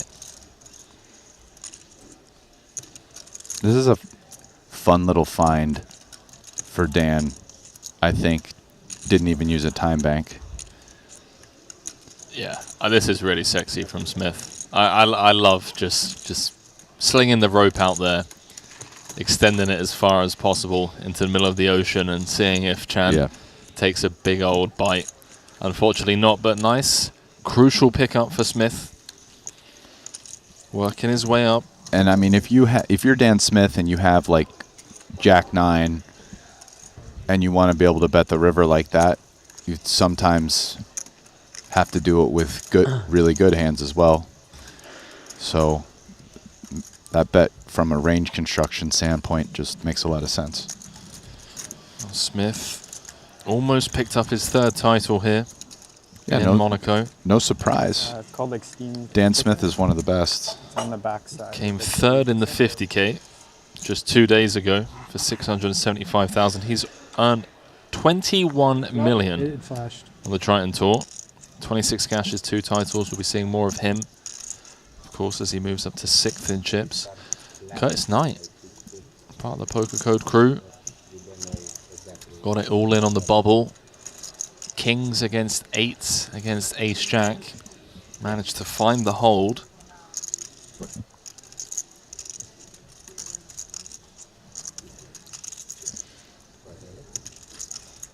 His first ever Triton series. It's been a rough one. Played 7, cashed 1. But in the money now in the main event. It's like a big moment, you know.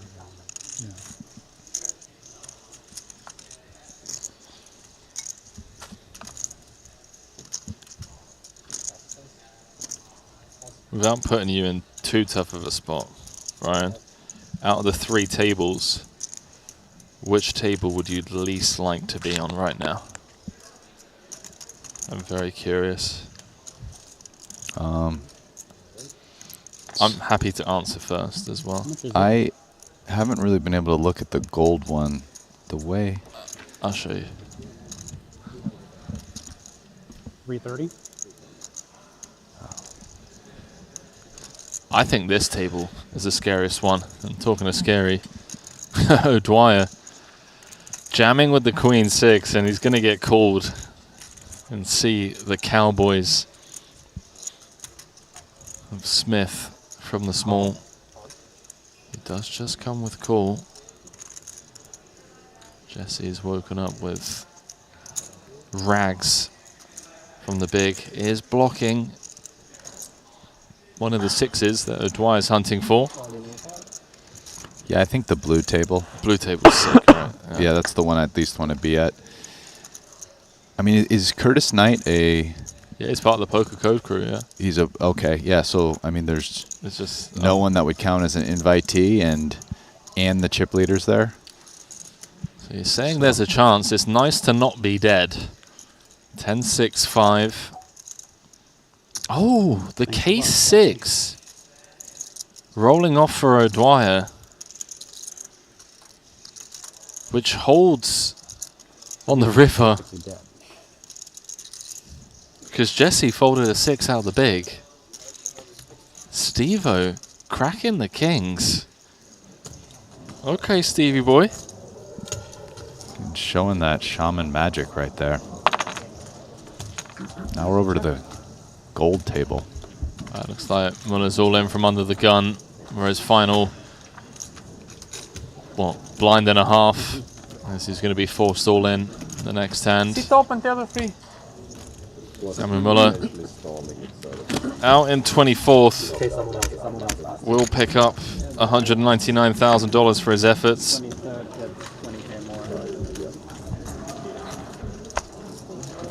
He's had quite the series here. Played 7, cashed 4, including a 2nd place finish in the 40K mystery bounty for $1,046,000.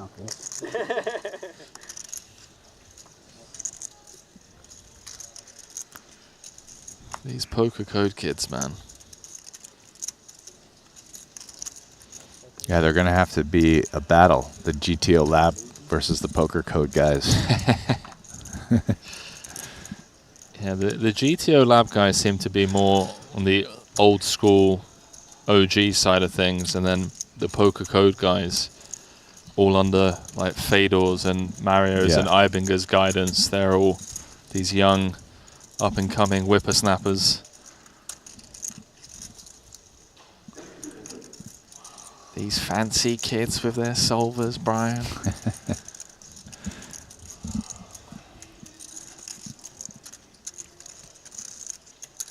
I do believe the action's on Curtis. There was a bit of a tank going on due to that 20k ladder between 24th and 23rd. The 218,000 guaranteed now with the departure of Samuel Muller.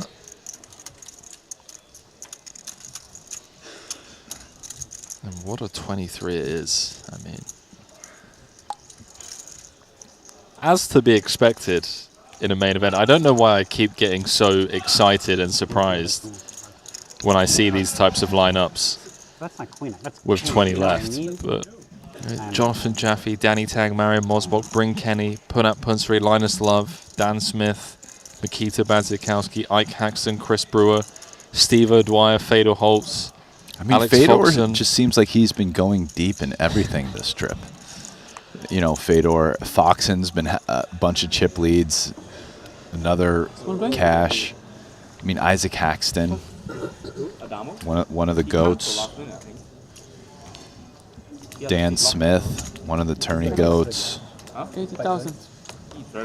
Makita. Maybe I'll go take. Bryn Kenny. It's a lot of huge names have made it. Champions League of Poker, my friend. Bill, I just got five times. What's up, Bob? Short deck. Legend. They don't do short deck anymore this year. Not much. Not that popular anymore. I don't know, but I think the entries is not that many. So 5 seconds. You're always getting more traction. Uh-oh. Ooh. When short deck took off, I thought Yeah, Bob just hasn't been aging. it's just like a better game. You know? It's true. I mean, he looks the same that he did 5 years ago. I love where, as a society, we're going with health, man. Yeah. Everyone seems to just be locked in. Dude, if you dial in now, you can stuff with health on. It was like never possible before. Just with your blood work and getting everything right, test levels, minerals, vitamins, vitamin D, just everything. Who's the Brian Johnson of the poker world? We still don't have one, do we? Brian Johnson? Yeah. Who's that? It's that like tech billionaire that started investing in longevity like years ago. And he has I folded, and then Nas ended up folding. the readings of an 18-year-old male, even though he's like 50. It was like very correct, and it's like a massive bundle for me to put it in. I mean, maybe the closest person, I'm trying to think, maybe it's like Jason Koon's a pretty good pick. That's true. For that. Yeah, like But it was kind of a funny one. Like You don't know this guy? It felt so dumb when he folds. I'm like, His company's called Blueprint. If I go Oh, all I in, have go seen to some something video like with this guy 10 before. off or something, and he is kind of dead. Like obviously he's getting like pot odds to call, but like he's bubbling I mean, between. he definitely has hands full. Maybe, I mean, like. No, Not- they leave one chip behind. I might So become this that guy's guy. just like crushed it in business and then Yeah, like you leave, like, got crazy about being healthy. And Now he's just is- trying to live forever. Yeah. And you face that action. you'll just- Oh, he's 47. You might need to call off because it has enough pretty- like. Once you call, Yeah. you're fading everyone. Having, Ooh, you're Bryn fading Kenny everyone just having picked no up quite a few outs there. Yeah. Like yeah, you'd rather have like 6-5 suited. Yeah. You Ace get, like, also like, way better card for his range. Pre-flop razor Yeah, versus the big blind They defender would and have queen, check queen, back. queen, or something, yeah. Bet is coming. Pundry took a long time to check there, but I wonder how many leads he gets. I would speculate none, but and then hope they don't have a set that then gets there.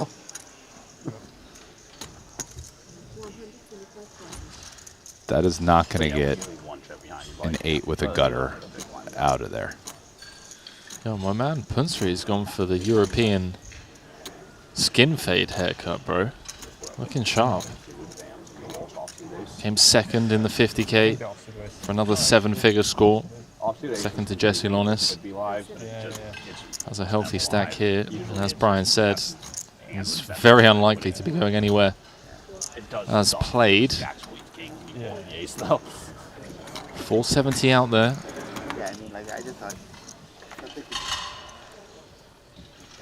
Great card for Punat Punsri. I mean, other than an 8-6 or 5, but just makes an ace a little bit less likely. And I think Bryn just checks back king high here. If he was thinking about bluffing, that's not really the best card to bluff his hand. Punsri up to 2.1 million.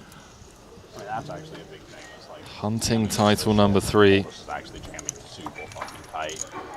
Like it's not like some tight 6 big blind jam. It's like he's folding 13.7 million in Triton earnings, which is pretty absurd when you think about it. I mean, join us for the first time in September of 2022. Just burst onto the scene, played 5 events there, final table the 50K, and then followed it up with a win in the main event for 2.6 million. Well, not out, but I'm saying like he's auto all in and 7 hands. It's like a pretty wide. You don't have a ton of reason to be that light with 6 bigs. Another one of these guys that doesn't really get many min cashes. Brian, I mean, Punsri that is. In Vietnam he had a 7th and a 4th. In Cyprus he had a 10th, a 3rd, and then a 5th place finish in the Luxon Invitational for 1.3 million. No, but he's another guy who, if you look at it, same exact spot. Yeah, he does get some min cashes, but then he gets final tables. So I mean, I would just guess based off of that he understands the flow in tournaments, the ICM flow. To be fair, you look like an absolute hero on stream. Kings. Yeah, you all know it.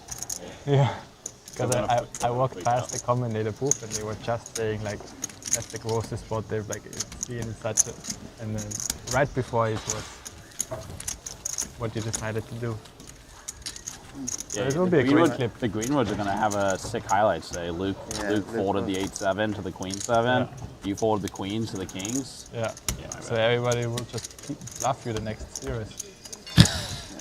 Gotta adjust. It's actually right here. People are really folding. Oh, yeah. I was trying to figure out where to the multiple clocks is a lot. Like just right behind us. People are really folding to me. That is one of the issues of the week. They fold to you? No, people have just been guessing right with on the rebel out trap. Nacho keeps folding to me. Bryn passes the Queen 8 suited. Nacho. It's not fun to go by Nacho. Weissman. Wow. Weissman just strong combo. Calling me with hands that not be called. Some people just having shade thrown their way by Greenwood. Nacho Barbera and Dylan Weissman. Shout out. What shade was thrown? Greenwood said people have just been playing hands against him that they shouldn't be. Oh. And then he said Nacho Barbero folded Queen 8 suited to me.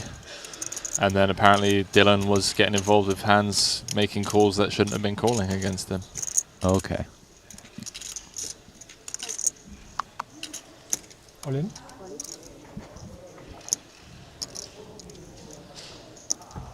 Go on, Mulocker. Fearless. Oh, the red one. Have you ever had that one series where you've had a highlight reel of making big folds and then the next series people have just been over bluffing you? I mean, back in the day, there was nothing like Triton. I mean, we're just putting out 12 hours plus of streaming every day. So there's just all these hands that are recorded. So no. Fair. So first, no, just because it's never been in that spot where I'm just getting a bunch of coverage while I'm playing some tournaments. And two, it's probably not easy to find a highlight reel of folds from me from like one series. Historically, I wasn't known as a huge folder. In my career, yeah, but like one tournament series, probably not. 21? 21 black.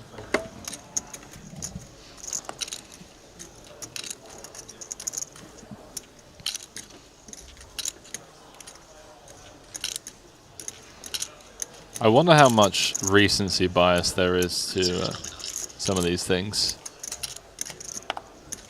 Like if these guys are watching some of the stream back or getting hands sent to them and they're just like, yo, Henry was doing this, Henry was doing that. And then you go in the next day and you're at a table with Henry and then you're just like, oh, dude, you've just been massively overfolding. Like, I'm gonna start putting you in the bin today. Yeah. I mean, small sample, but...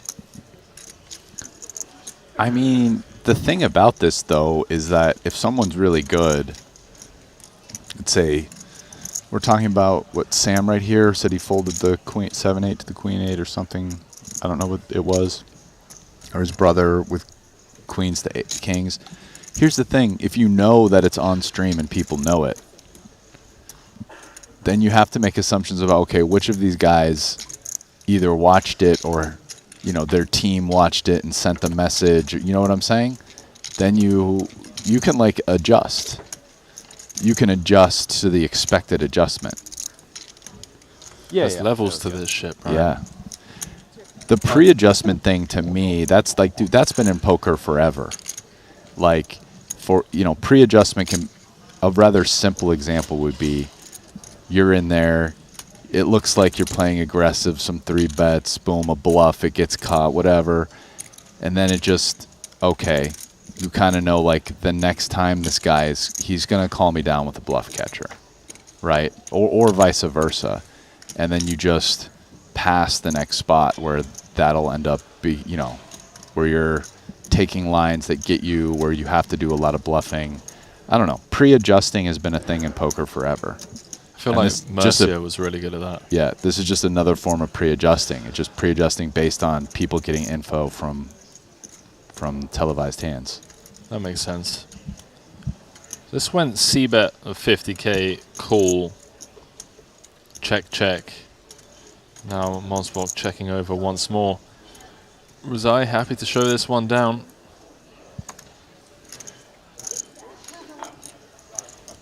Bouncing back up to north of 25 bigs. What about Mosbok as well, man? This guy just feels like everything he touches turns to gold. Mosbok can play, man. He also has like he has a tough style. I feel like watching him here, I'm not always sure what he's going to do. Well, you can take your tough styles over to WPT Global, the new title sponsor of the Triton Poker Series. It's the best and only place to qualify for Triton events. And you could be playing the new WPT Global Slam at future Triton stops by winning your way in online. Download WPT Global now with the code Triton for a 100% deposit match up to $1,500. GLGL. Yeah, Mosbok with 2 cashes out of the 6 events played this series, a 6th in the 50k for 350,000 and a 4th in that 100k for 1.5 million. Probably like a high OBB 400 then.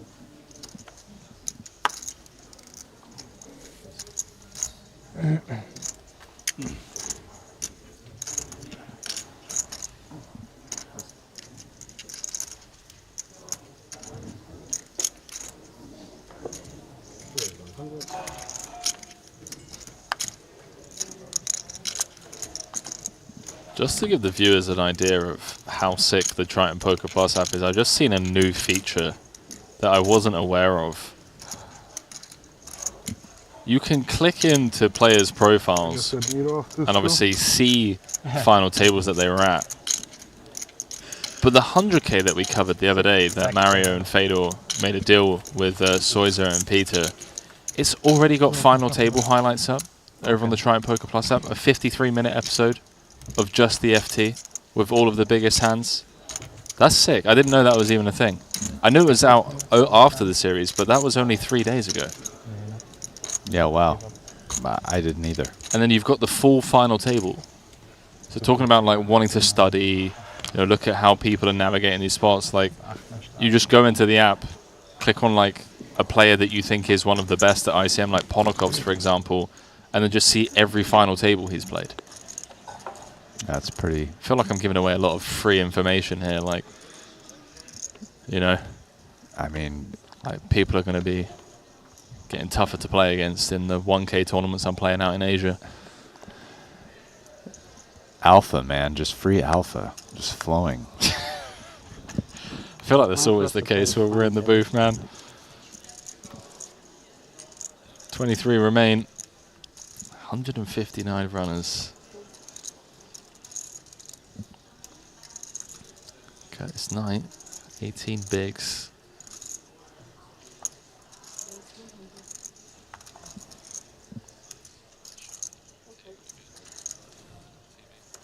$16, is it a redraw?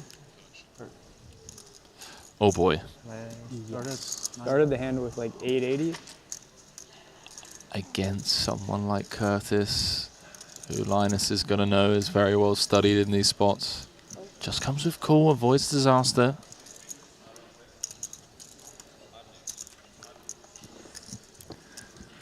Well, showers. Oh my. Just showers, boys.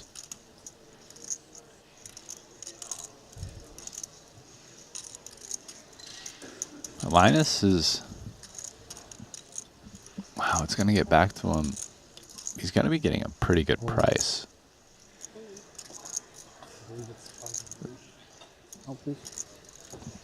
Well, Steve-O, who just got pretty lucky with Queen 6 suited against Dan Smith's Kings, finds the rejam for 12 bigs. I mean, all things considered, Brian, he's in good shape. 2 overs and diamonds. Going to be flipping for his tournament life. 885, that's probably too much. Yeah.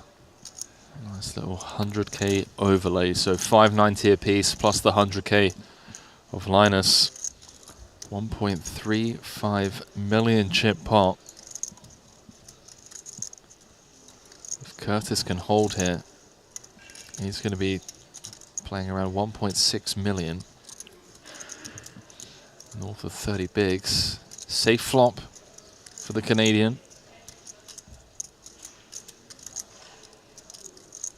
Needs to fade the backdoor diamonds, which he does on the turn. Now just needs to fade the 6-ounce once for O'Dwyer.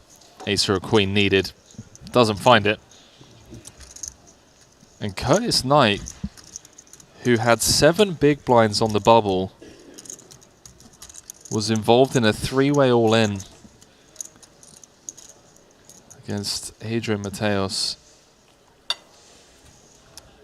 and Dan Smith. Now with a very threatening stack, 1.6 million, good for 32 bigs, eliminating a very tough opponent as well in Steve O'Dwyer, who's going to head to collect $218,000 for his efforts. And then there were 22. So Curtis Knight is a Canadian who is part of the Poker Code guys? That's right, yeah. Okay. He was probably, was he accepted as part of like the Fedor study program? I don't know, man. Fedor spreads his web, Yeah, globally. wide. I'm not too familiar with the story of Curtis, I'll be honest with you. Only recently kind of appeared on my radar, but already showing signs of just being another one of those impressive young individuals. Obsession beating talent every time. Dedicating Either 12 or 15. those years to the game. I feel like playing more.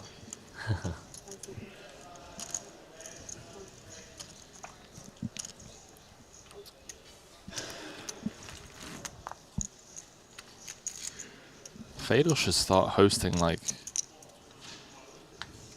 50 to 100 people boot camps, bro. Like 3-month summer boot camps.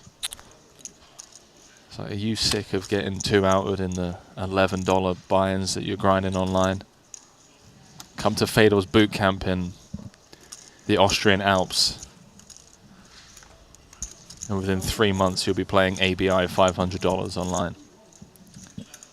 I'd sign up. A lot of people would. Dan Smith is going to sign up for this flop. Open-ended straight. 10 high flush draw.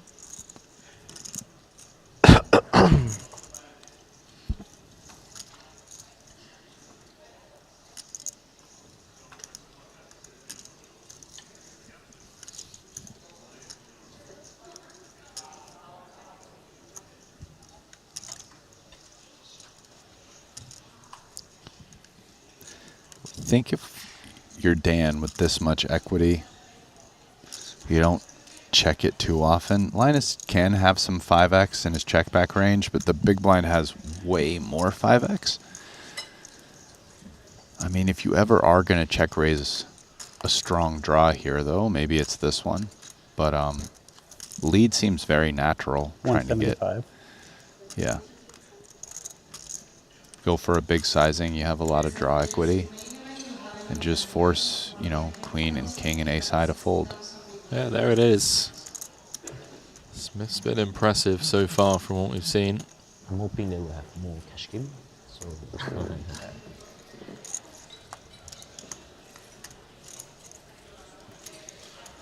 who we got on the outer tables? Yeah. Down to 22. Bob on the short stack with just 6 bigs. Greenwood with 6 bigs as well. Average stack of 36 big blinds. They're deep here, man. We're going to be here a while. Working our way down to the final table. They are. Some people might not. Unfortunately, it looks like Bob is down to 6 bigs.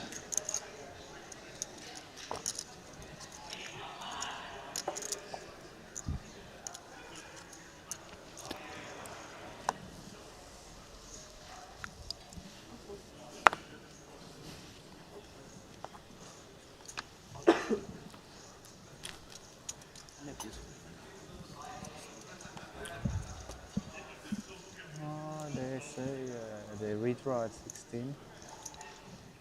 Yeah, there is going to be a redraw at 16. Full redraw thing. And These guys have basically the same amount of chips. Looks like they're both just over 30 blinds. you see that on the bottom. Complete redraw.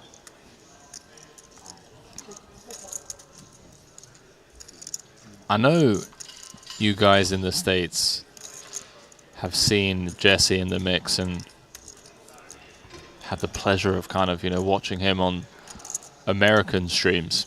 It's the first time I've got to call the action on him. The guy's a bit of a rock star, man. I don't know, he gives me like rock star vibes. Yeah, definitely. Picking up his first title. Plays a little bit like one as well. Yeah, he does, yeah. I mean, he's just like he's a guy who mixes it up. If he's got some feelings, he can get in the weeds and, you know, do some non-solver recommended plays. And judging by all the success he's been having, he does a pretty good job at finding the right spots to do that. Here we go. This turn is an interesting one. Dan, specifically with the queen high flush draw, is kind of a decent hand to check here. Queen high having some showdown, and he can call like any size bet that Jesse's going to make.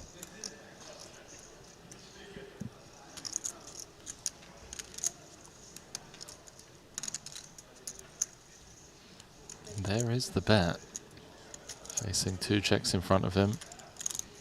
So Dan's beating bluffs, and you would think against ace-x, which is very unlikely but possible, and 5x, which is definitely likely, check raise won't work. It would have a good chance of working against a deuce. Dan has to ask, how often does Jesse have a deuce and bet the turn? Maybe not that often. His call is very reasonable because there's no reason to check raise when queen high is good. It does improve on the Queen of Clubs river. This one's going to go check, check. And Smith's going to be up to 1.9 million. Yeah, I like that call.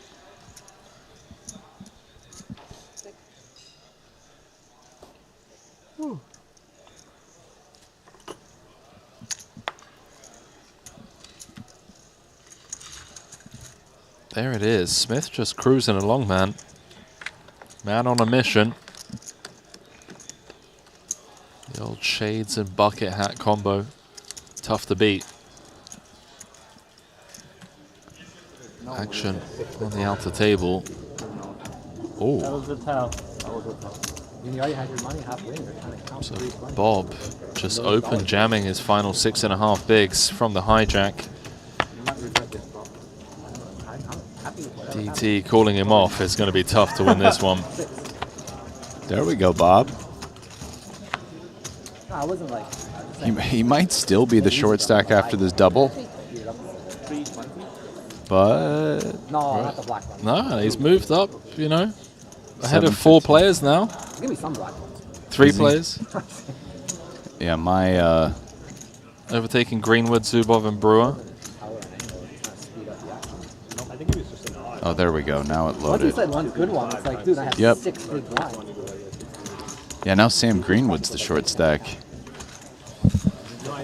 Bob's up to what feels like a really healthy 14 blinds when It you've been does. operating on like 5 or 6. He's been operating on 5 or 6 for quite some time. You get up to 14, you're like, luxury. Only to get 10s against Ace Queen. And that was the tournament.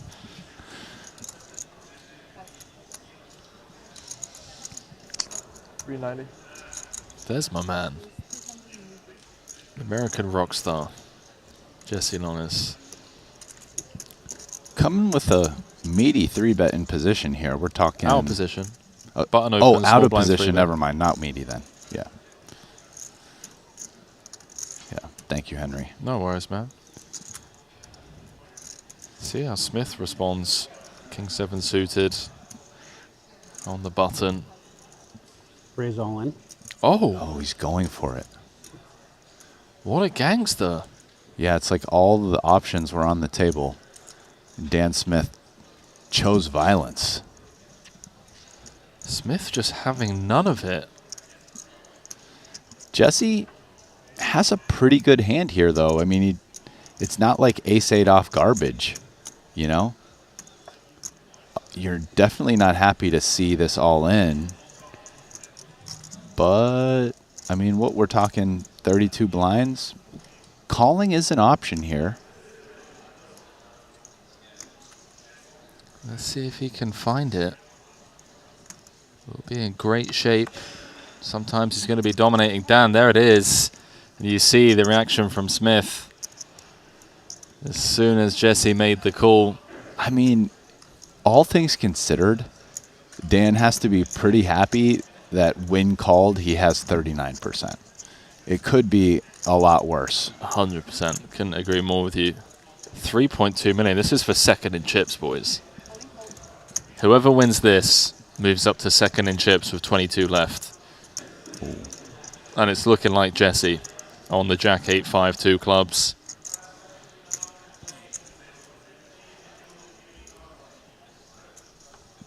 Turns him dead. Huge double up for Lonis to 3.2 million. Dan Smith down to just 6 bigs.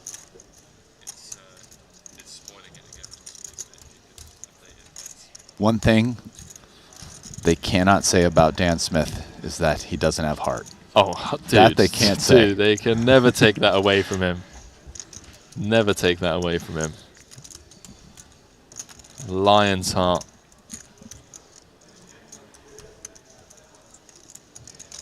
Saw the opportunity in front of him to pounce. You may take our lives, but you'll never take Our freedom!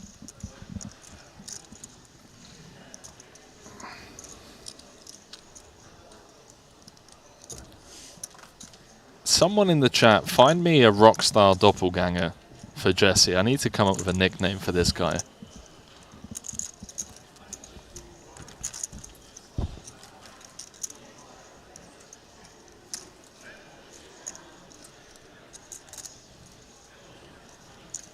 Smith down to just a nub.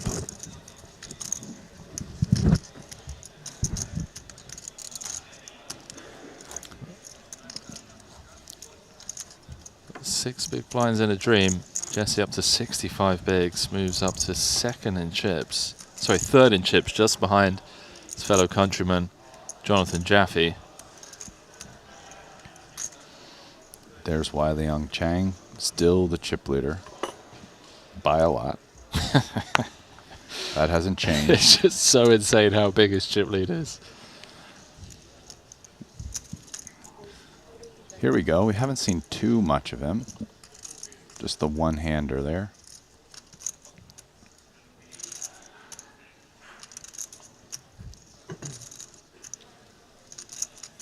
U-Train saying not a rock star, but looks like Biff from Back to the Future. I can see it.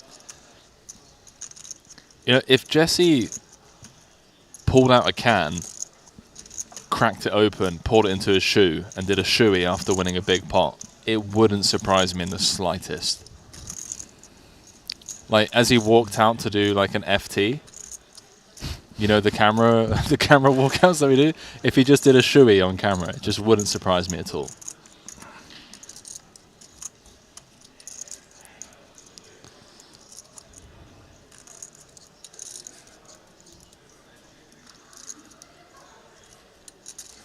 Also just receiving some information on Curtis Knight, that is, who's currently 11th in chips with 31 bigs. Started off as a student for Poker Code and very quickly became one of their coaches. Oh, really? Yeah. Wow. I have my sources. That's worked his way up quickly. Third pot gets it done for Chan with really a good flop for his hand. I mean, middle pair, best kicker, nut flush draw. He's happy to put in some chips there.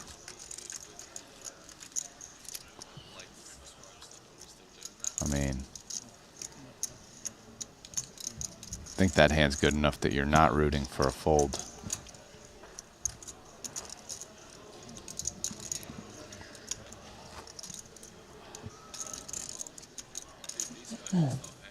There's Linus Love, back with his colorful wardrobe. Life. King Zubov.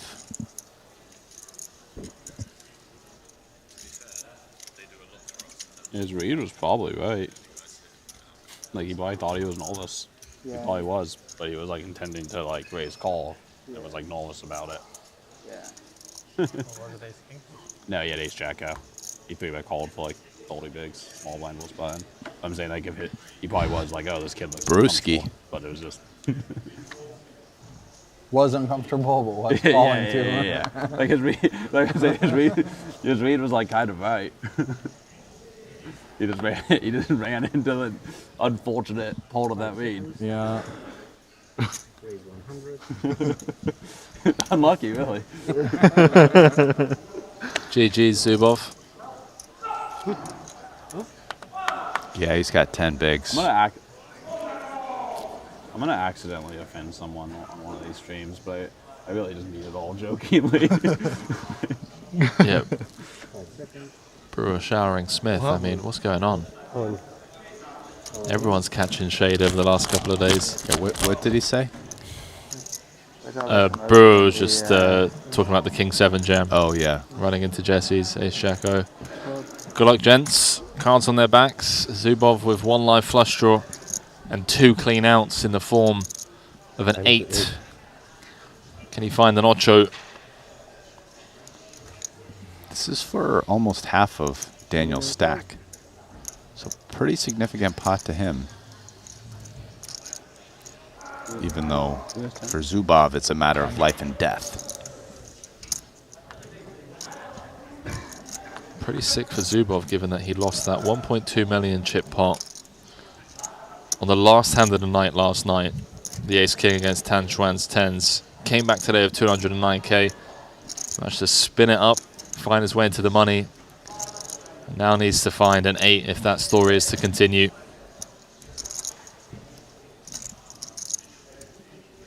Doesn't find it. Does pick up his first cash of the series. Because I assume it was involving a Paul Buster. There we go. Okay. It's looking like a pretty rough trip out. No, it took. Oh wow. It was 0 for 6. What happened? Zhu Lang shoves ace jack for 15. Paul called all in with king. Oh, what's going on? Wanted to listen to that conversation.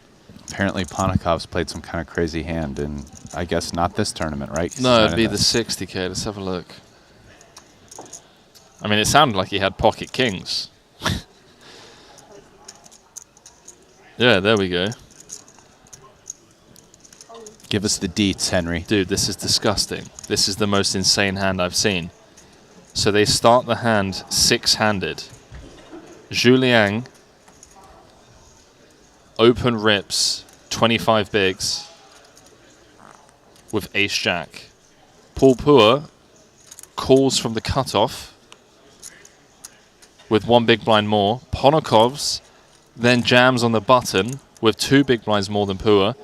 Ibinger wakes up in the big blind with ace king.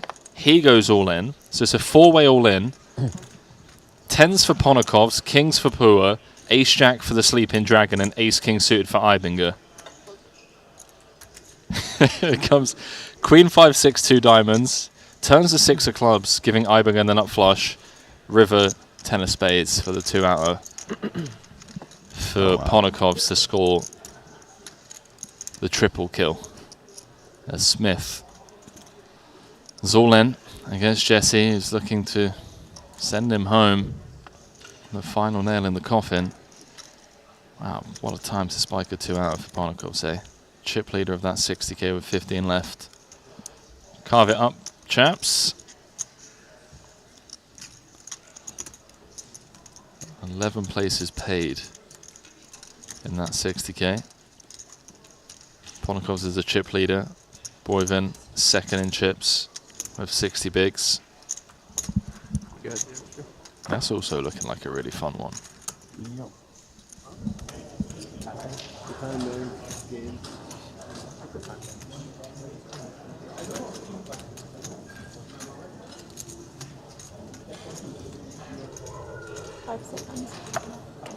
Like, do you know how it works with the soft hand for hand? Do they like by hand? Or you said no, or you don't? Oh boy.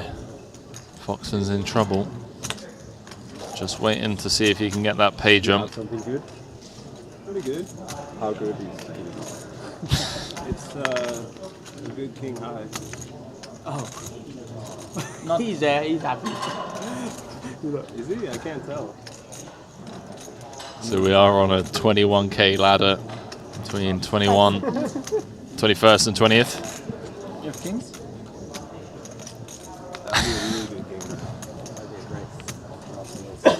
Aussie's loving it. Yes, I would. Is it king queen? that's very good. For him. For me. And you? You have ace queen? After all that, you say. I feel like you're gonna have king queen as well. No, after all that, you say. I think no. Very good has to be ace king or ace queen, no? 5 seconds. This deduction reasoning over here. Oh. Imagine if Aussie was just slow rolling them. And he's just there with like 7 deuce. I mean, here's the thing though, you're using these time banks, but what if you win this pot? Then you just have no time banks. How many do I have? It's a risk. Still 4. I hear what you're saying. Still have 4. I still have 4. There you go, he still has 4. How long time is that gonna take? I'm gonna take one more after this one, so 36 more seconds. You're not gonna use all of them? No. Can you use all of them? How much time do we have? Oh no, you don't want to go to toilet. Right. You have to protect your hand. Okay, okay. Aussie wanted to. I don't even know how to do it. Yeah, there's a small chance they might announce your hand dead if you're not there. And you don't want to do it. We wouldn't let it happen. Wanted to rush to the bathroom whilst Foxen was burning through time banks. I mean, I don't know. Maybe they should just let him. Who's going to call his hand dead, dude? No one's one gonna would call his ever hand do that. But that's like the most insane thing to say, kind of. Do it, Alex. Are they suited? Yeah. Oh, fuck. What is I have it? a free roll. All right. Which spade? Oh no. I'm curious. And then he rolls over. I'm really curious. Yeah, I'm just gonna go.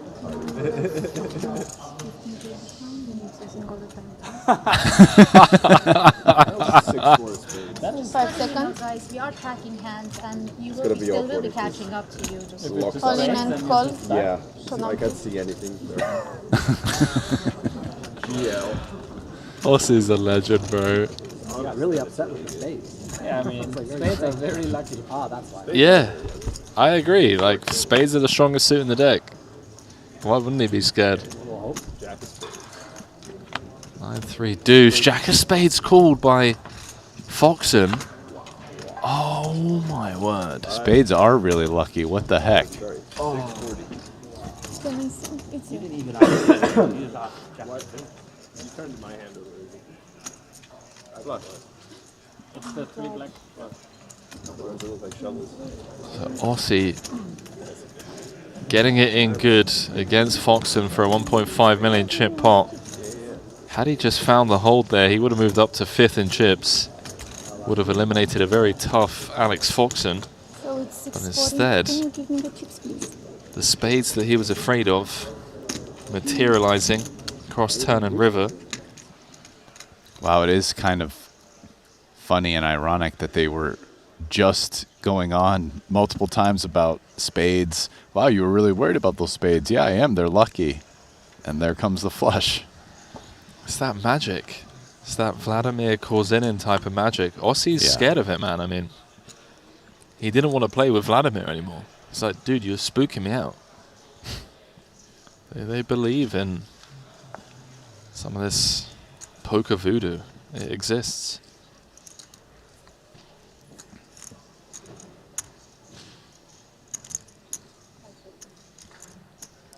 Looks like Dan's also in a Call. time bank use situation. Doing it for Santa. For who? Santa. Smith calling it off. Shout out Vladimir Korzinin. Doing it for Santa. Oh, to get back up to 14 bigs. Hello. He likes it because his passport says that's his age. What a character. Some opportunities presenting themselves now. That's one of them. That's the Santa magic.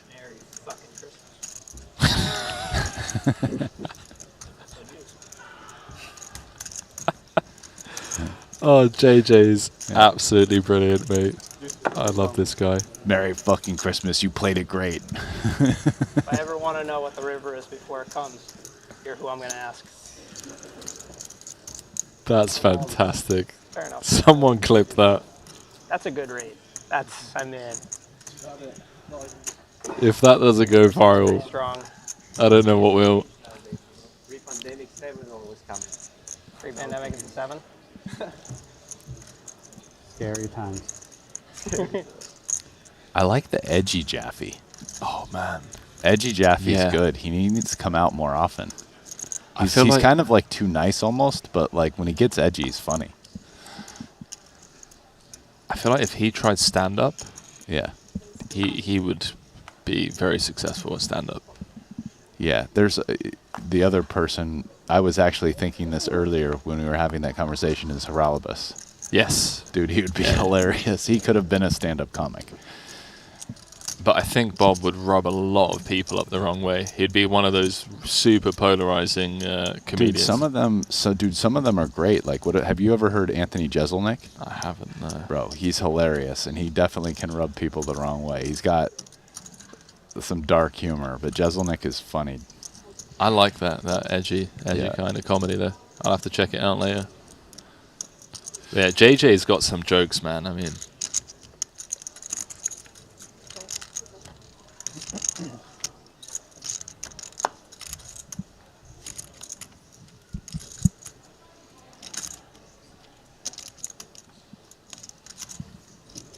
complete whiff for Nonis after defending the big. See what Curtis comes with. 275,000 out there.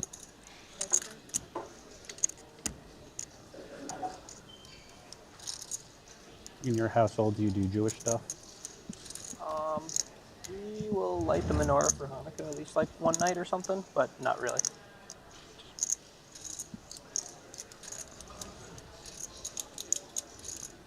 C-bet just getting the job done. Night up to 1.9 million. Closing in on 40 bigs. Like this. That's how things stand. Chip counts across the 3 tables. Down to 21 players. There will be a complete redraw once we're down to 16, but I think there's going to be a long old ways to go. This one is shaping up to be a main event classic. Look at these names. Brinkenny, Mosbok, Punsri, Brewer, Wai Leong Chan, Jonathan Jaffe, Linus Love, Mikita Baziakowski, Danny Tang, Harolabos, who's up to 33 bigs now, by the way, doubled again. Alex Foxen, Fedor Holtz, Ike Haxton. I mean, holy Dude, smokes. oh my goodness. It's all happened. Just off all happening. camera. But Bob is...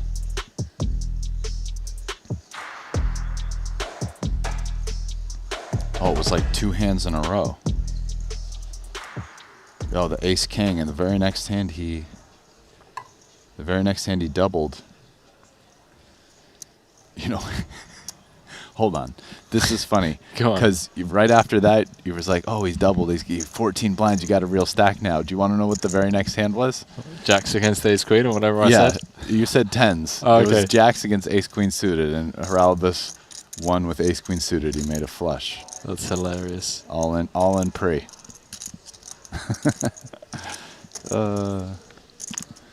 What a call, man. That's why you're in the booth. I mean, what the heck?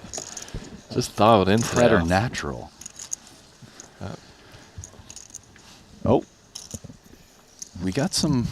But these are big stacks here. This is first against second in chips. You know, in the top 3 entire tournament. chip players are all at this table.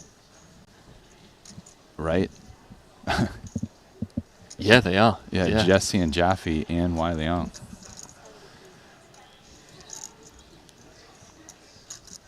Is that the cold fall? There's still players behind left to act.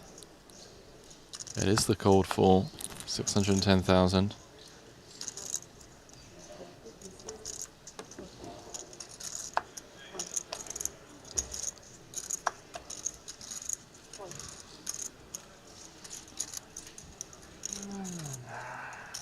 This was a +1 3-bet against an under the gun open. Surely Wai Leong Chan can get away from this. Yeah, he definitely can. Question Probably does he should. want to?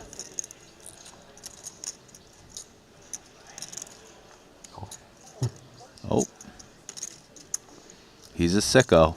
He's just like, you know, I want to have 25% of the chips in play with 20 left. Let me peel one off. C3 and reevaluate.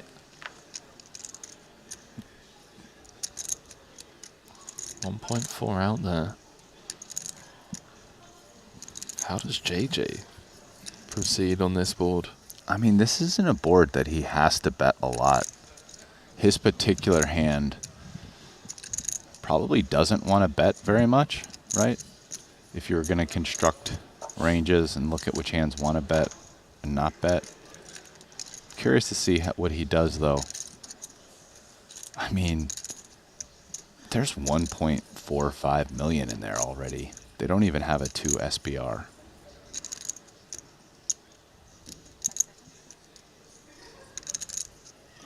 That said, Weiliang Chan shouldn't have very many hands with that interact with this board either. So you're not as much worried about hands that hit this board as you are about pairs, over pairs. Feels like such a tough board to see bet on, but also feels mandatory. Did he say 800? Man. That's a meaty bet. I was not expecting that. JJ, you sick pup. He is a sicko.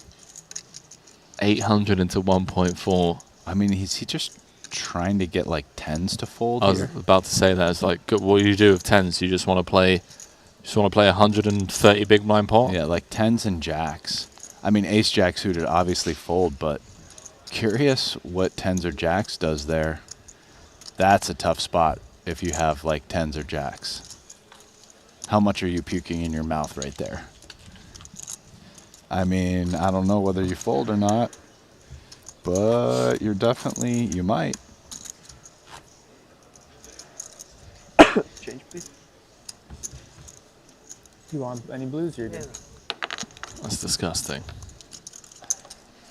There's me thinking, 4-bet pot, continue small and wide, like 20%. No. 800 into 1.4. Good luck calling down with 10s. JJ is very creative and aggressive, Jaffe. I mean, you know, it comes... He's a heads-up player predominantly, his background, so... I mean, you know heads-up guys... like... Sick in the head. Yeah, you're just playing every hand, you know? Oh, here he is once more. Second in chips, close the gap on Weiliang Chan.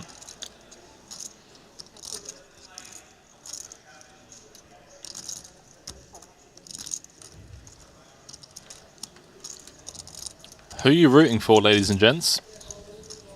We have quite the final 21.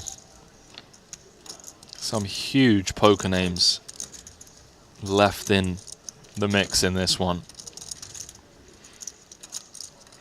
This one's going to be a classic. Can tell.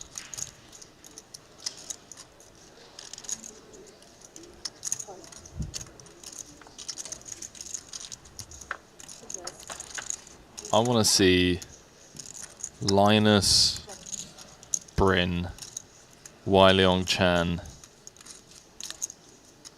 and Foxen four-handed.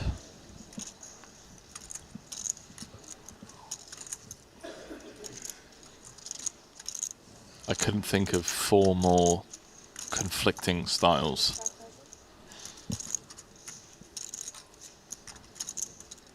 Got the street poker of Bryn. You got the bull in a china shop, nosebleed cash game of Weiliang Chan. You've got the solver himself, Linus Love.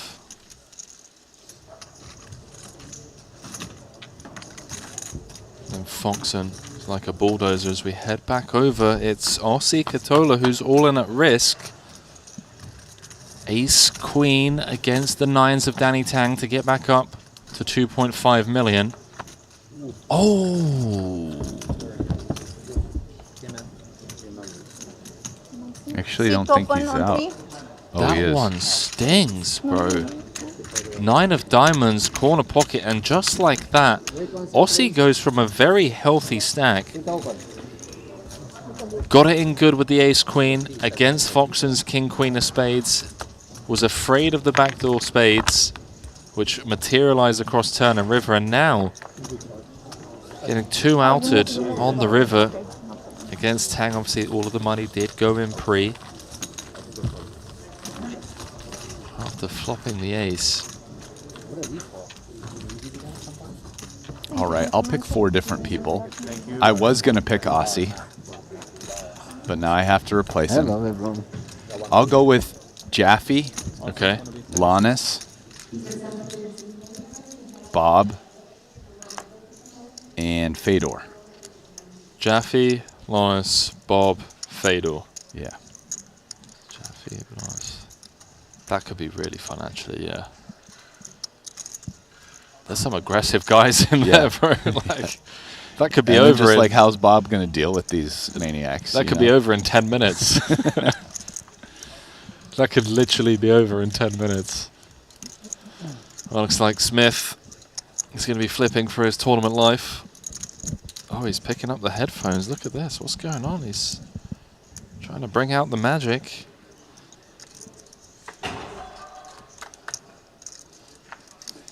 Picking up his belongings.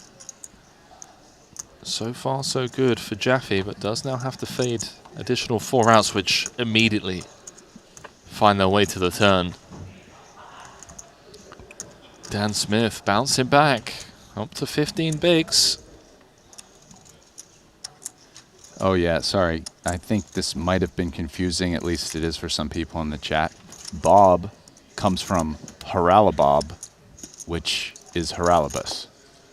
So that was who I meant. Changing this? Where does Haralabob come from? I think that's his Twitter handle and like kind of a, I think. No, you're right. You're right. I was just more so it was more of like a you know, a question designed to inform the general public. He's quite the follow on Twitter, by the way. You're so smooth. Sometimes I don't even know what you're doing. So don't make me blush over here, Brian. Come on.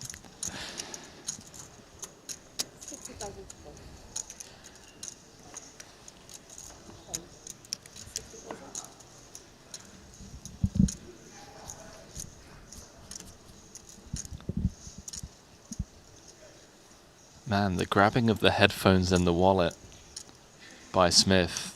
This guy pulling out all the tricks to win flips. You love to see it. Bunch of nothing burgers dealt all the way around to the button. The 5-time champ.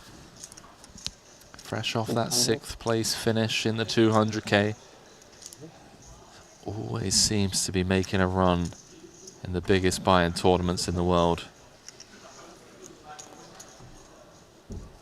I mean, Makita is, What you have behind? as strange as this sounds to you guys here at Triton, I was just talking to Henry today. I mean, he's almost underrated, I feel like. I mean, if you're talking guys in the last 5 or 10 years who are in the top 5 conversation, like Makita is just in there. And I think too many people outside of Triton or maybe like the high stakes poker bubble would like never put him in. I agree. But dude's crushed online poker, cash, huge cash games, moved to tournaments, short deck, no limit hold'em. He's an absolute monster at poker. Needs to fade 6 ounce once to get back in this fight, which he does. Makita has a stack. I'm happy to see it. I want to see more Makita in this. 26 big blinds. One of the true goats of the modern game. Taking some away from Linus Love. So we are down to 20. Everyone guaranteed $239,000 for their efforts as blinds go up to 30,000, 60,000, 60,000. This is the 125K No Limit main event, the plan of action, playing down to the FT tonight. 710 total, right? Bagging and tagging, coming back tomorrow, playing down to a champion. And then we're picking up coverage of the 150K, which starts tomorrow. It's a 3-day event. That'll be taking us to the 13th, and then once we crown a champion in the 150K, we're picking up coverage of the 100K PLO main event to wrap up the series in 4-card style. 120.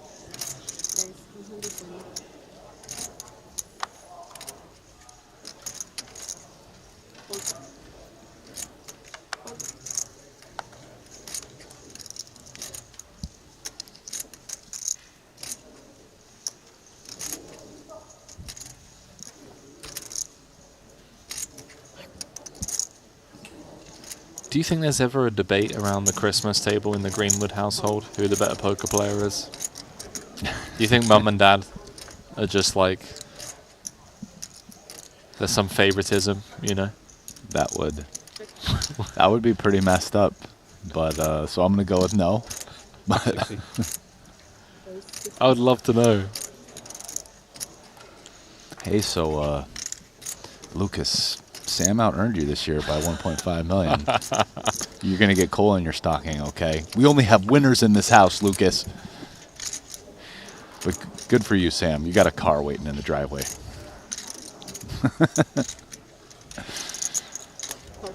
Cards, we just check call. Oh. Sam Greenwood was a little bit worried about this situation. He's not now. Yeah, Brewer might be in trouble here. Cut off open against big blind defend. I think safe to assume he would have heard from most ace-x pre-flop. Brewer's got a nice draw, but decides not to go for it. And wow.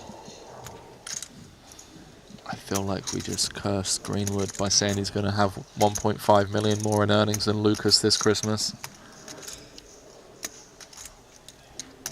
Brewer rivering the nuts. Greenwood with 2 pair. 450 out there. Also just want to let it be known, I have no idea what their relative earnings are.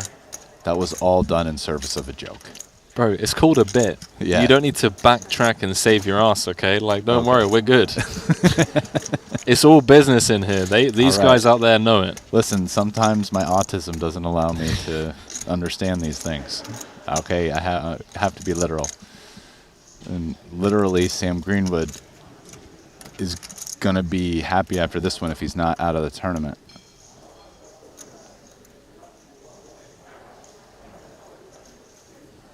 I wonder if he just jams this himself.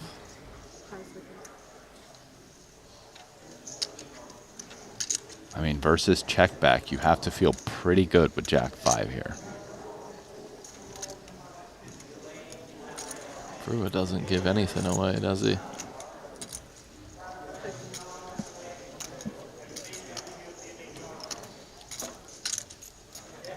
Greenwood's checked. Oof. That's a big check. I still don't think he's going to save himself, though. Well, he might not raise, though. It might end up saving him, because if he bets, he gets raised, right? But, I mean, Brewer might end up betting like 350 or something and 400, and Greenwood ends up with... There it is. Or you can eat snap call from Greenwood. He knows a cold deck when he sees one. Did absolutely nothing wrong. Cut off versus big blind. Just defending off 10 bigs. Flopping middle pair, turning 2. Running into the rivered straight. GG, sir. Shout out to the Greenwood family, by the way. I hope they do have the merriest of Christmases. No coal in the stockings. Little anguish on the face after that one. Understandably so. Yeah. Well, he does get to go and sweat his brother now. He's running deep in the 60k. Lucas Greenwood currently 4th in chips. Just so you could 11 left. good instead of that you didn't. Exactly. Wait for EV big blind. Got it in with the nuts. I'm only about the yellow line. That's all I care about. That's why you can't leave a chip behind. It might fuck it up. That was a good check for the yellow line. Yeah, exactly. What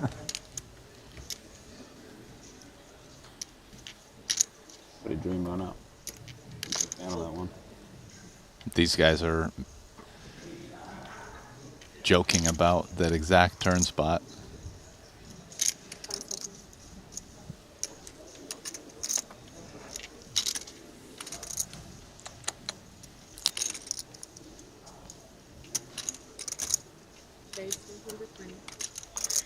How much you pay now? I think 1.6. A little more. 1.7. So 19 remain. I love nerdy jokes like that as well. Like it's just from a poker purist kind of point of view. Like it's good fun. That was a well-timed joke by Bryn. Definitely, I agree.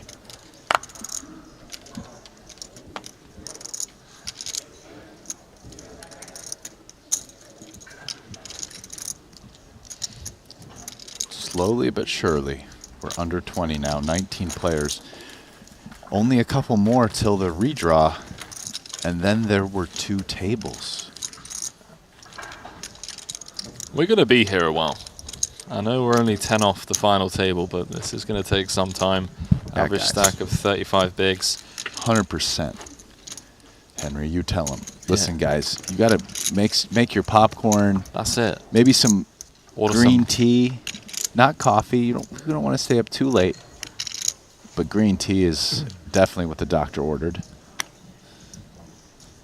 I love where we're taking this, man. I mean, I was tempted to say, you know, get the dominoes in, get the beers in, but no, we're all about GTO living in this booth. Yeah. Get the green tea. Make sure you've hit your macros today, and maybe get some another 40 grams of protein down you. Listen, popcorn's pretty healthy as long as you're not buying the bag stuff from the supermarket.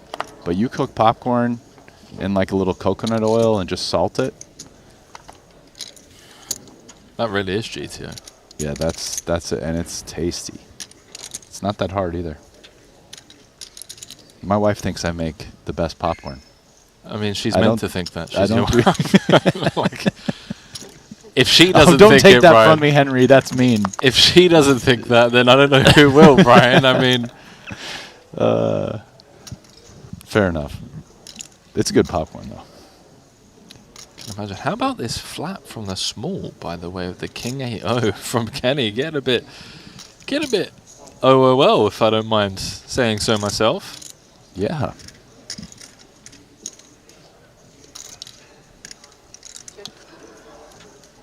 Kenny does bring the spice, man. Well, it says it's the big blind here. Let's look on this. I think he was actually the big blind. You're right. You're right, yeah. I was going to say, like, even by Bryn's standards, this would be very spicy. Yeah, flat.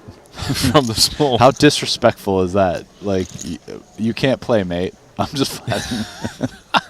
King 8 off, small blind, no problem.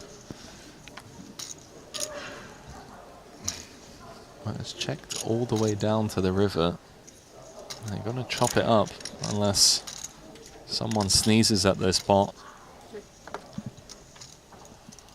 Both seem content to take their showdown. At least Bryn does.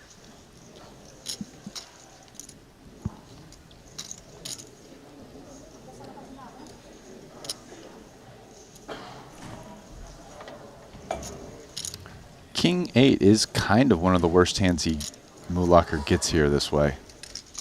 So it makes sense that he's going to turn it into a bluff. Well, you know what? He could have saved us 45 seconds by just c-betting flop. I woke up and chose violence today, bro.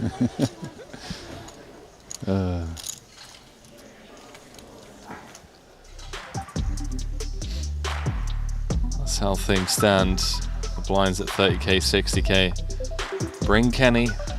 Chip leader over on the red table. Wai Leong Chan.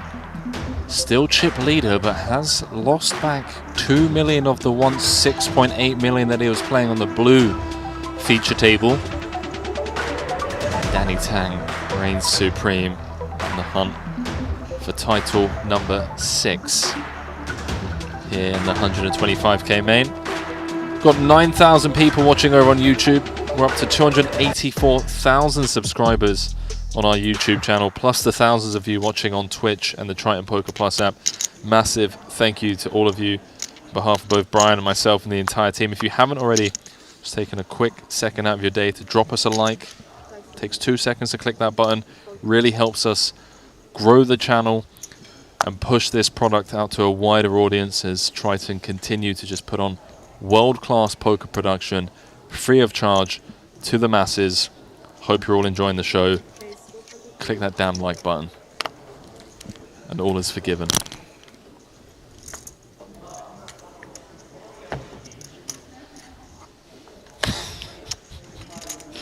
Oh man.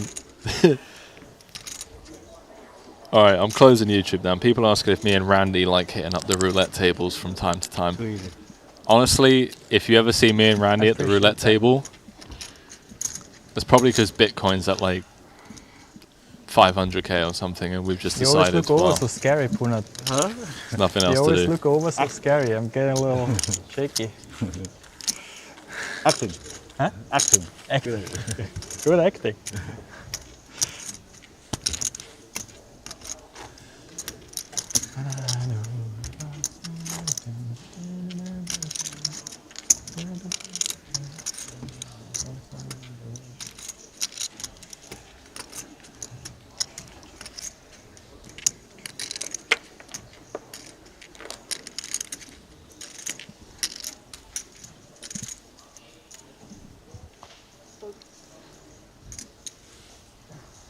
I'm looking around these tables, man, and honestly, Ryan, I could see any one of these guys closing this out. Not to state the obvious, but we're talking hundreds of millions of dollars in earnings between these final 19 players. Tens of Triton titles. Tang with 5, Bads with 5, Fedor with 4, Foxen with 1, Smith with 2, Jaffe with 2.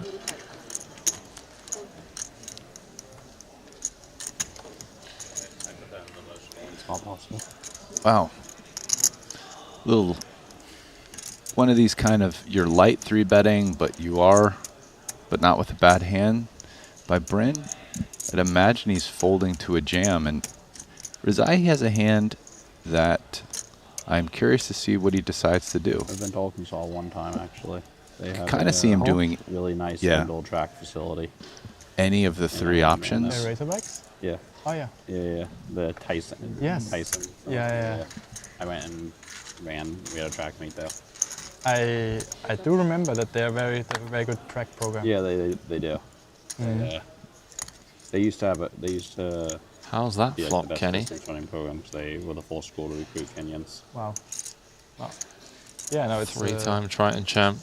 They have like. In terms of bluffing, 4 Fortune 500. I think they're short enough that Bryn can take him out of Ace King and Ace Queen. He can have Ace Jack. And like so they facilitate like this. But betting.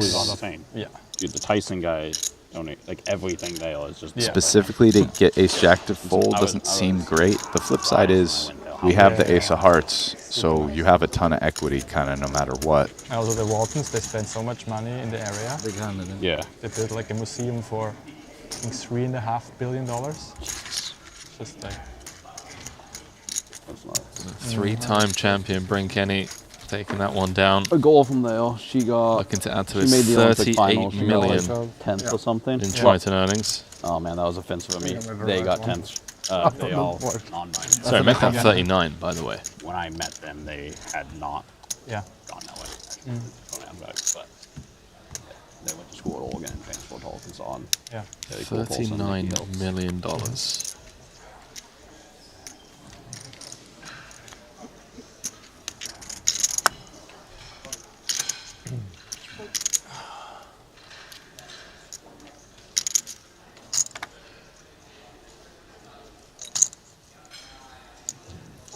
$120.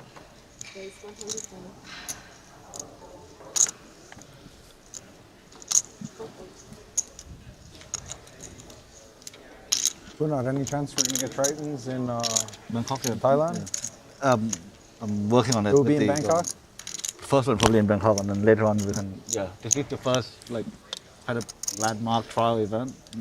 But we need to get like a license signed from like Really? That would be so awesome. Like a Triton bunker would be so sick. What do you think? Just No, the chances? The only issue is that I need to ensure that they don't tax the players. So I'm proposing to the government that this is a service that players pay tax through the reg anyways, and then you charge foreign operators, and then if there's a local partner, they can do corporate income tax on that company, right? Yeah. But I don't know how much they would. Do that on. Like if you tax players, it's dead. The numbers Yeah, might it's be dead. the numbers might be huge. There's so many like.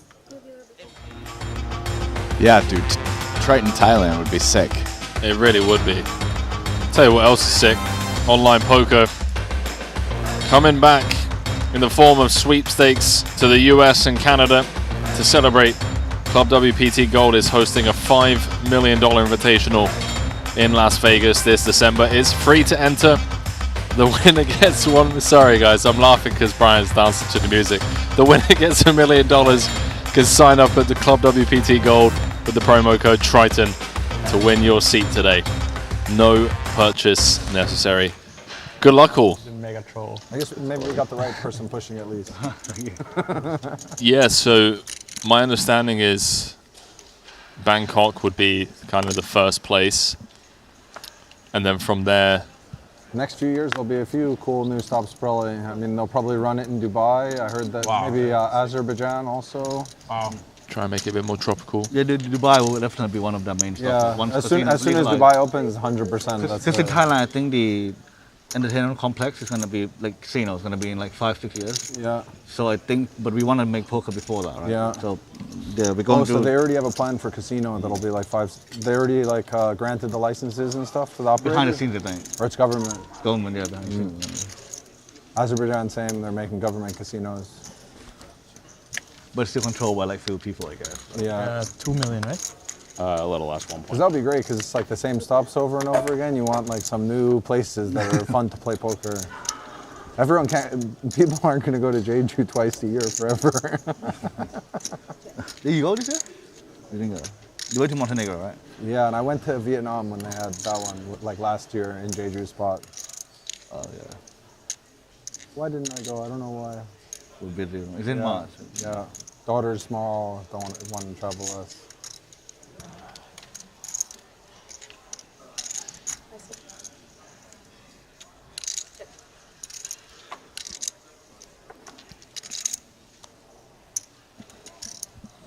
Some discussions over future Triton stops where we could potentially go. We need to do $1 million buy-in invitational, but in a back room, no reporting, no cameras. Because there's tons of people that want to play that. Oh. All hypothetical, of course. But they don't want. No, they can't play on a camera. Like they own businesses where they're like negotiating for like $600 salaries for people and stuff. 350. And then to like gamble for $1 million, the thing is like taking the piss on everyone. Yeah, see what you mean. Easy. Too easy. Well spot getting it done. Crossing the 3 million chip territory. Yeah, that is hard for a business owner. Yeah. Especially in like. It's an interesting conversation there. A lot of topics that I was happy to just let them talk and take a break from our job and be two flies on the wall listening. Right, fam? 100%. I think that's exactly what the fans prefer as well. You know, we're here to talk whenever the players aren't talking. But yeah, some hypothetical scenarios there. I know Punat's been working tirelessly around the clock to try and get poker legalized in Thailand. Okay, I mean, it sounds like it because it actually sounds, based on him quickly answering the questions relatively authoritatively, that he knows what's going on. Oh, yeah. Yeah. Yeah.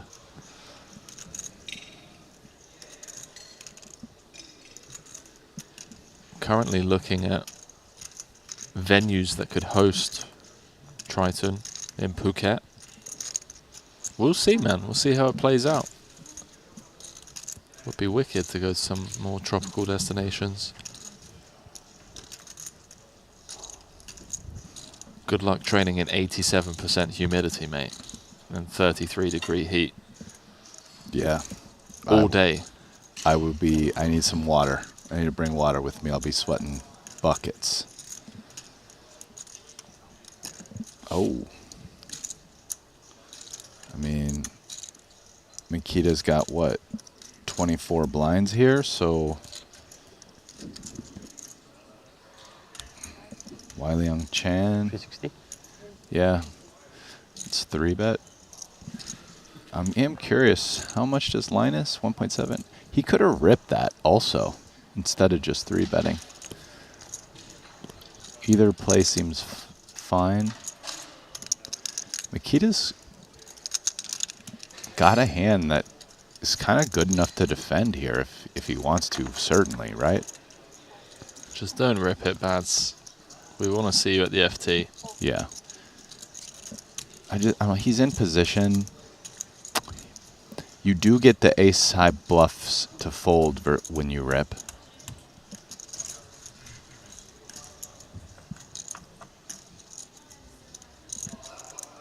Oh, hello.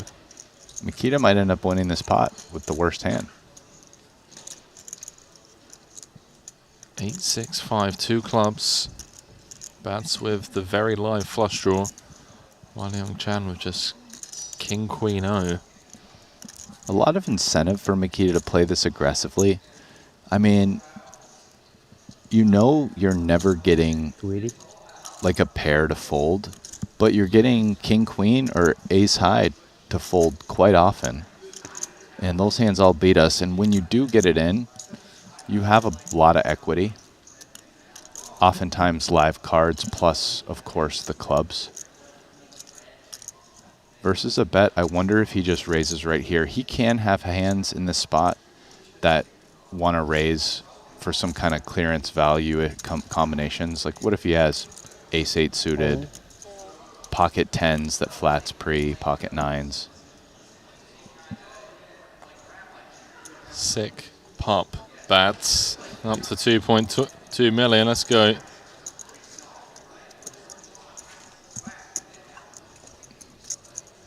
Yeah.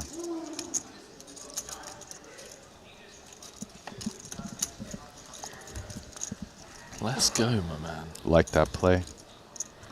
So he moves up into 7th. And what do you know? Wiley Young Chan, no longer the chip leader. He's down to 2nd in chips.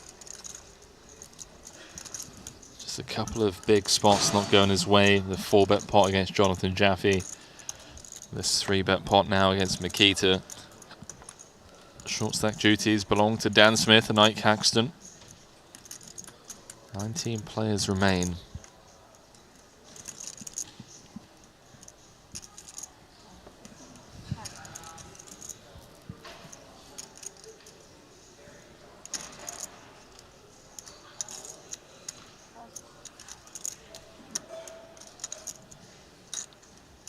Two jacks for Knight here in the hijack.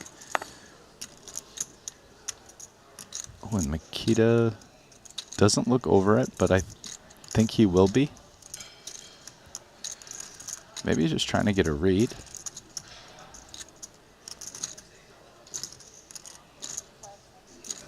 Is he just trying to make Curtis sweat? Or are we on a pay jump?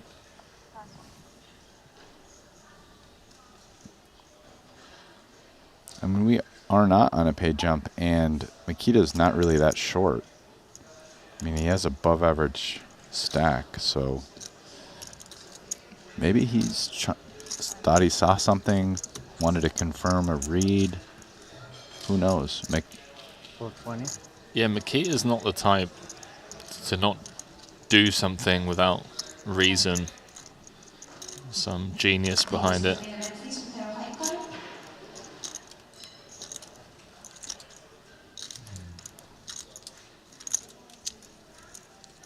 Two jacks is a lot of hand for this situation. Think he probably just rips it. All in. There it is. Linus is going to be down to 20 bigs.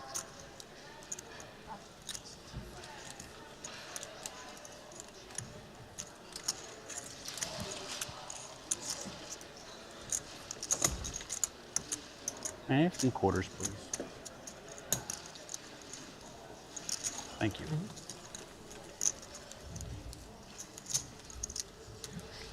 It's consolidated a little bit. You know, Wai Leong Chan had 6.8 million. The chip lead now belongs to Jonathan Jaffe with just 4 million. So it's really evened out. I mean, with the exception of Ike and Dan Smith on 10, Ike Axon on 13. 17th in chips is Daniel Rizai with 20 big blinds. Yeah. This is one of those ones. Yeah, there's 4 players as well right behind those 2 chip leaders who have like between 3.2 and 3.3 million. 3rd, Jesse Lanis. 4th, Bryn Kenny. 5th, Danny Tang. 6th, Mario Masbach. So we've consolidated and we're waiting for the breakout.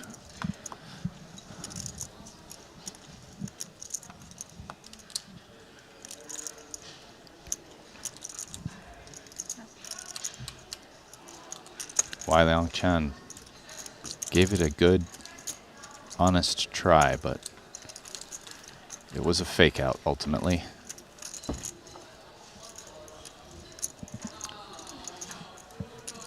G asking, are you playing Triton again, Brian?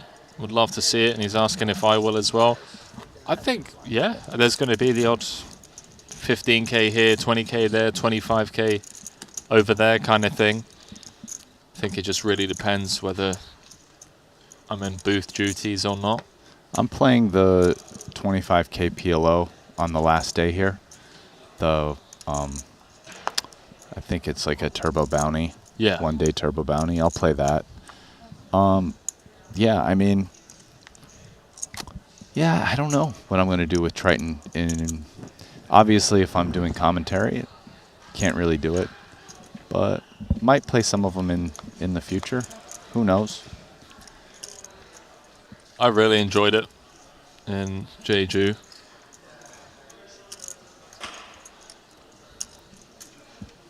Had an amazing day one.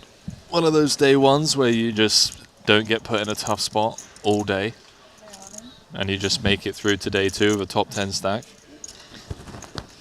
And then I got Steve-O'd on day 2. 550. Which was worth the experience itself. Here we go. Smith spinning the wheel. Small blind V cutoff.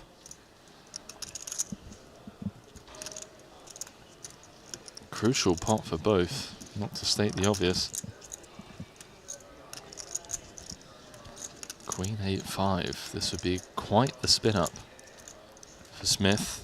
If he can hold across 2 streets as the ace of clubs finds its way to the turn, and he's now looking for a queen and a queen only, which he doesn't find. GG's Dan Smith. Yeah, rough couple of all-ins for Dan, who played great but just couldn't really string together enough all-ins to stay alive. Whoa. How did the money find its way in here? All in pre, by the looks of things. Daniel Rizai opening on the bottom. Punsri re-jamming for 18.5 bigs. Good game. You haven't called? I have by 130K. Did Daniel open shove? No, he open called. Oh, opened and then called it off okay. When Punet jammed out the big for 19.5 bigs. 7-6-5-2 hearts board, open-ended with a flush draw. Crazy. Punsri just he was finding the the hold. Cross turn and river with the ace 10. We're down to 18. A couple of back-to-back eliminations. Hold on, we might be down to 17. No, we're at 17. We're at 17 now. Okay. Yeah, if Foxen wins this, we go to 2 tables. And if Fedor wins this, we almost go to 2 tables. I mean, Foxen will have 70K. Oh, this is one of your guys versus one of my guys. It is, yeah. Wait, didn't you choose Fedor and Foxen? Yeah. No, Oh, you chose Foxen. Well, that's looking pretty good for Fedor. That'll do it. So Holtz. No, you chose first. You chose your 4 guys. Foxen was one of them. That's right, it was, yeah. Oh, that's brutal for Foxen. Down to just a single blind, I think. Holtz up to 40. 1-1.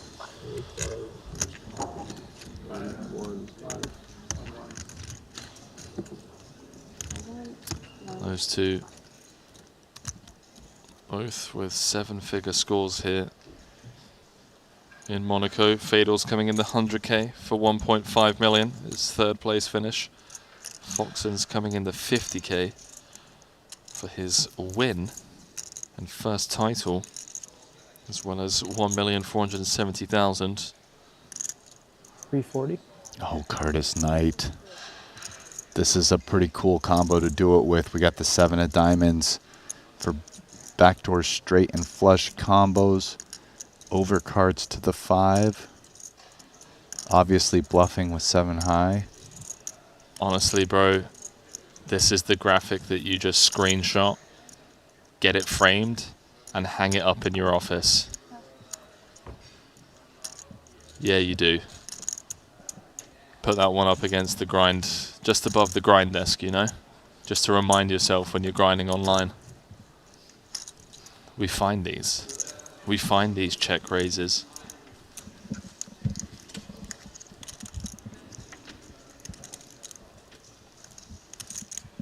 That's pretty disrespectful. I love it.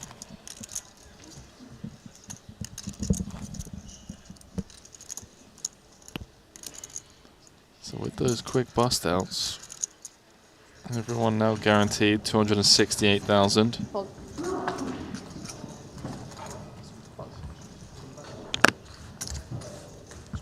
Hold. Hold.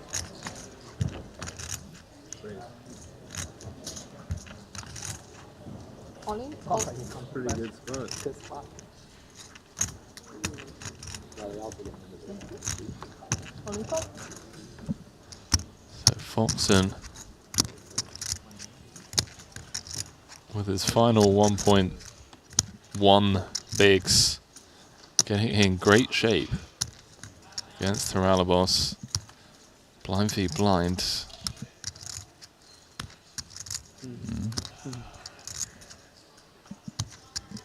Holtz with the jack high. 70. So he's going to get the 70 plus the ante. So now he's got like 3 big blinds to, and he's got the dealer button. Yeah. You could certainly spin that. Here we go, JJ squaring off against Bats. Oh, cut off the big blind action. Bats flopping best on the 10-5 tray. Jonathan with that all-important ace of clubs in hand.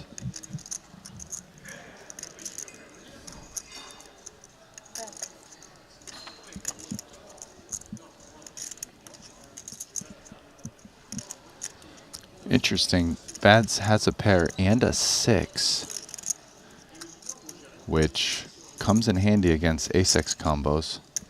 I wonder if he finds like a small bet here. Maybe like 150. He'd love to get like king high out, but keep ace high in. I mean, checking's obviously fine as well. 110. Boom. Do you like that? Wait. Small bet. Fucking dialed over here, man. I was about to say, Doug, just don't quit. All right, this beautiful game. Even when you, dude, when I guess what Makita's gonna do, we can just we put that one up on the board by the grind. There you go. Clip that. Show it to your wife. If you're like, see, still got it. Okay, your hubby's still got it.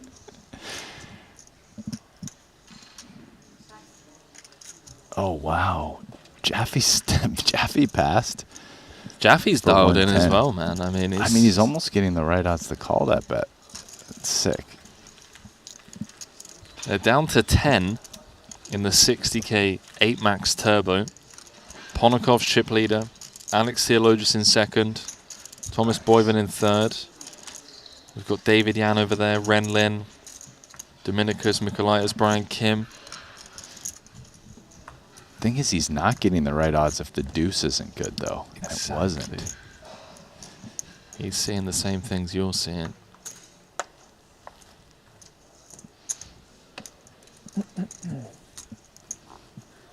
Yeah, pretty nice fold by Jaffe.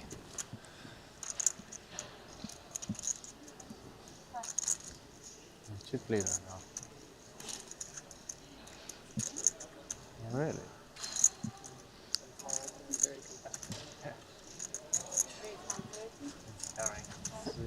Reading this thing, man. Different position.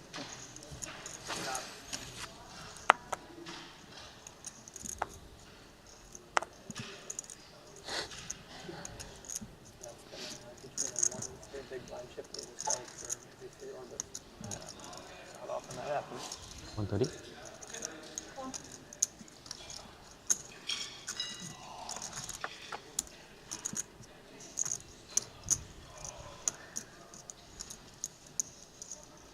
This flop hits nobody. Both hands completely whiff it, which to me implies Lannis probably wins because he's the cutoff opener in position versus the big blind defend range and just takes it down with the c-bet.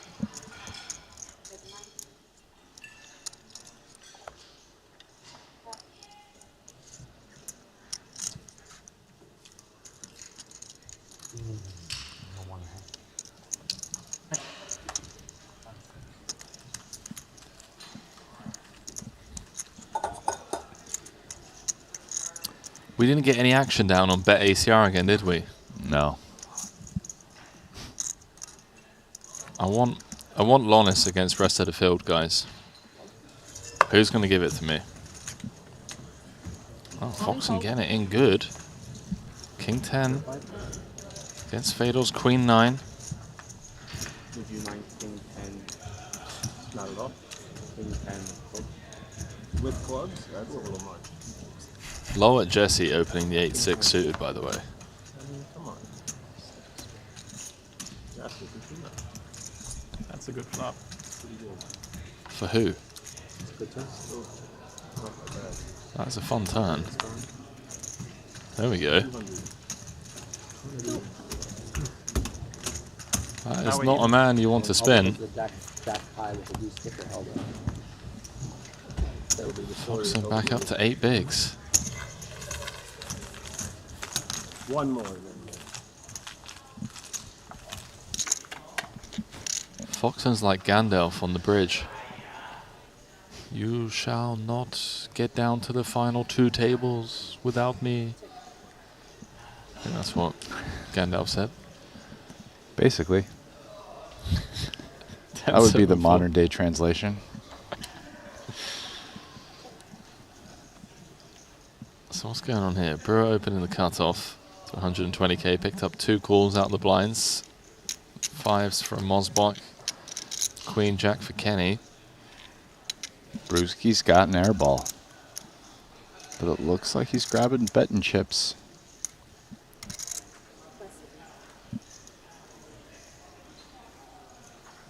Good job.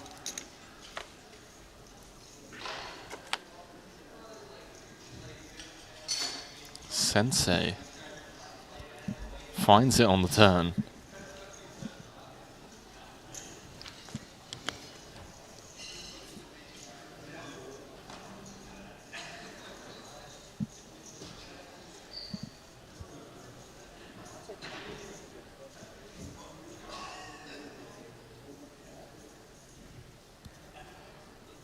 Ladies in the main event, you have 2 minutes remaining on your break. Can we just talk about Bryn's Triton track record for a second? Because it's absolutely absurd. Because this is just going to work. First event he ever played in Philippines 2016, came second in the 500k HKD main event for $1.4 million. Followed it up for the second ever trip he went on, Philippines 2017. In the 1 million HKD main event, he came fourth for 500.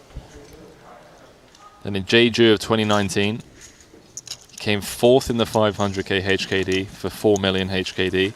Second in the 2 million main event for 24 million HKD. In Montenegro 2019, played 3 events, won 2. The 500k HKD 6 max and the 1 million HKD no limit holder main event. No, last time, no. No, one more. Make you pay small blind too. Second in London 2019. No button, no. The £1 million Triton Million for charity for 16.9 million pounds sterling. Did he doubled again? So he has like 7 bigs or something? Absurd. London 2023 took down the 250k Luxon Invitational for 6.8 million. This guy, bro. 39 million in Triton earnings.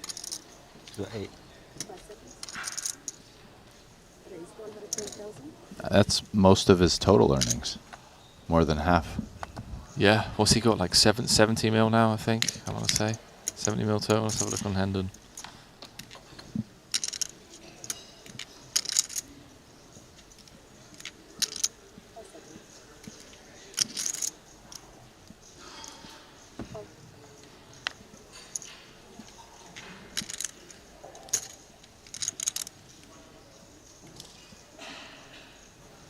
$67 million in total earnings.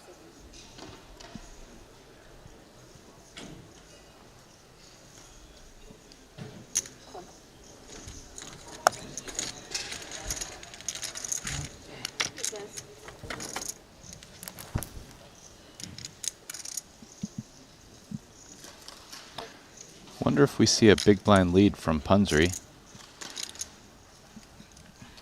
This flop just smashes him compared to the other two in terms of really strong hands, 2 pair plus.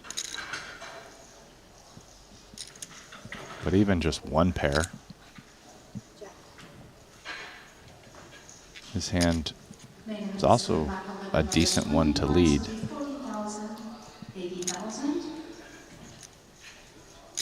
10 highs, never good.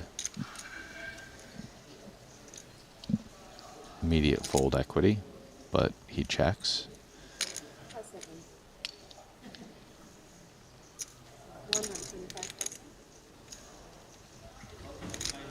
Super Mario. Activating on the button, firing out a C-bet of 125. Gets the King-Jack to fold.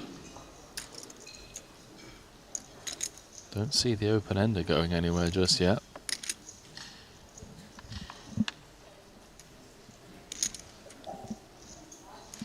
Punat is definitely not folding. There is a question of whether he calls or raises.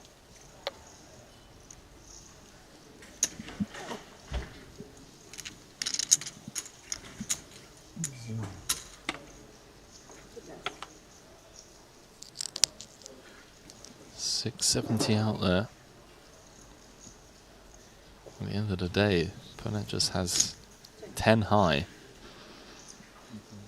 This card is much better for Mario in this position. Punat doesn't have much King X, and Mario can have some as the preflop for preflop reasons as the raiser, as well as being the C better on the flop. His particular hand makes some sense in terms of a double barrel. You are blocking King Queen and King Jack, which maybe Punzri has in this line.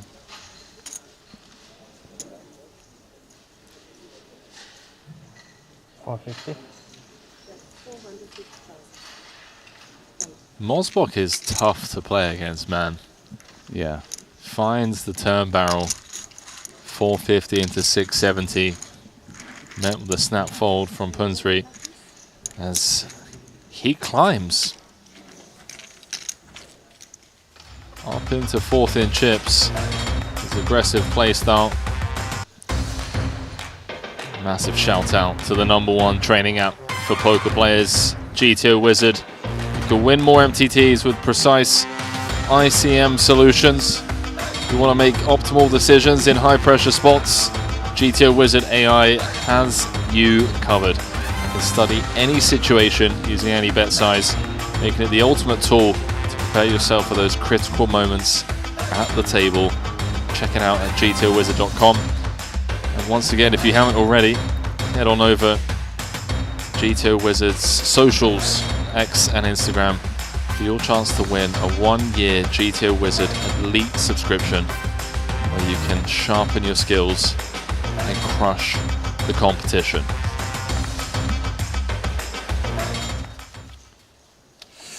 Shout out GTO Wiz, by the way. I feel like they've really taken the publicly accessible tools to, they've set the new standard. I mean, they are the gold standard in the industry. I think everyone knows that.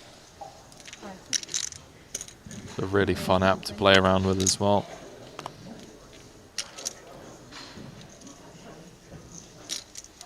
Yeah, actually, looking at the Triton all-time rankings, Kuhn has the most titles and the most cashes, but not the most money cashed for.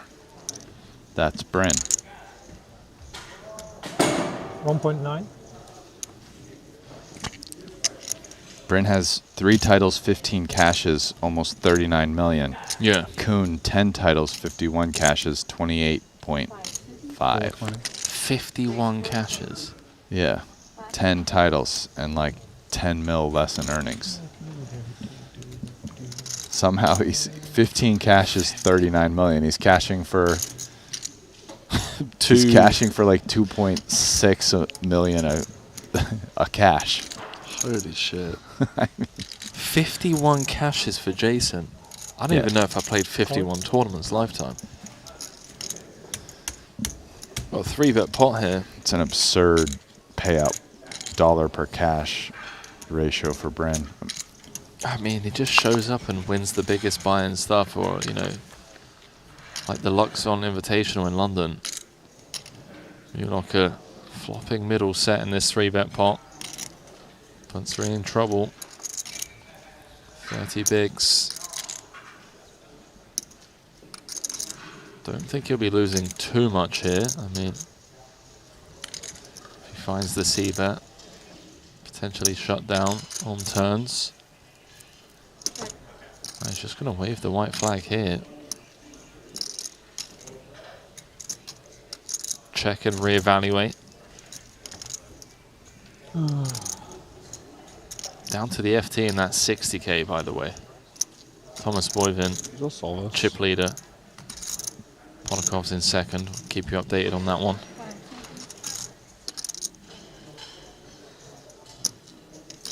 $275.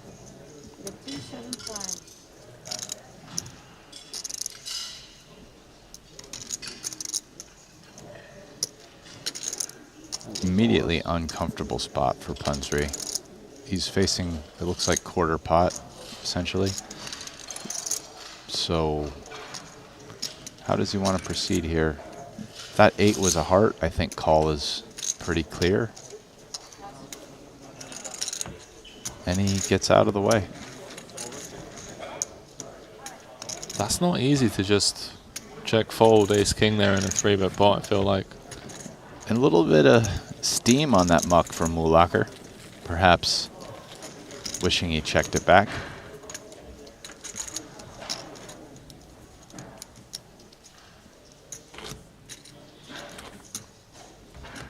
Oi, oi. It's Santa. Legend. Vladimir calls in and came second in that 200k Invitational. The 3.2 million, #1 on Triton's all-time money. Triton's all-time money list. Estonia's all-time money list. He's got a long way to go for Triton's all-time money list, as do we all.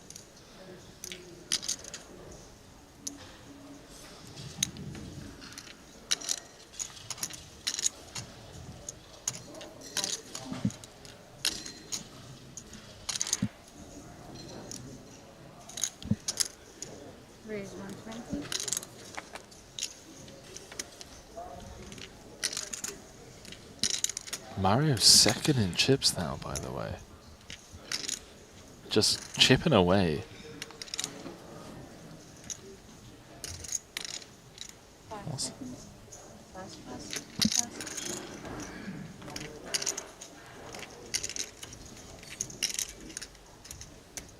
Dude, look at this top 8. Wai Leong Chan, Mario Mosbach, Jonathan Jaffe, Jesse Lonis, Bryn Kenny, Danny Tang, Makita Badziakowski, Thomas Mulocker. All with more than 40 big blinds. Chip leader Wai Leong Chan with 64. This is sick.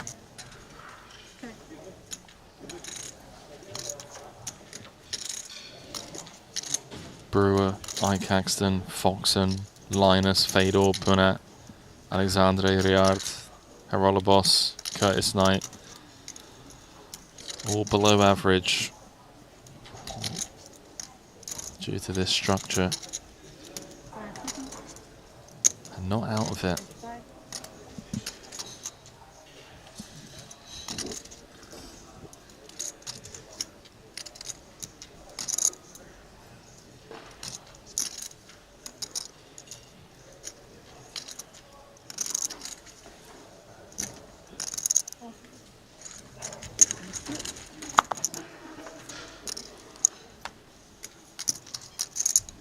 Mulocker just check calling against the small c-bet from Mario, who one would have to assume is going to shut down on this 10 of clubs turn with the red 4s.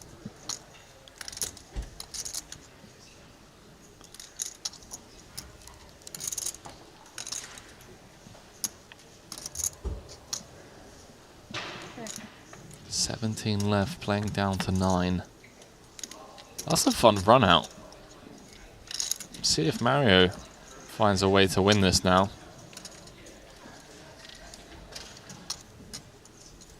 That's if it is checked on over to him. 8 big blinds out there to fight for.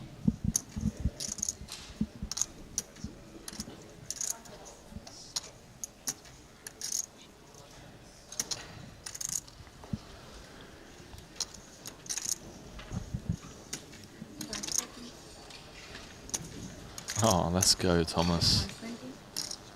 Doesn't even need to go big. Go with the B25.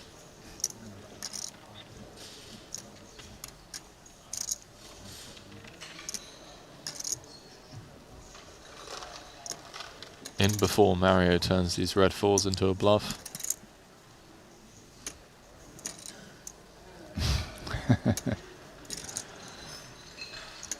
Oh, he's going to have to raise to do so. 525.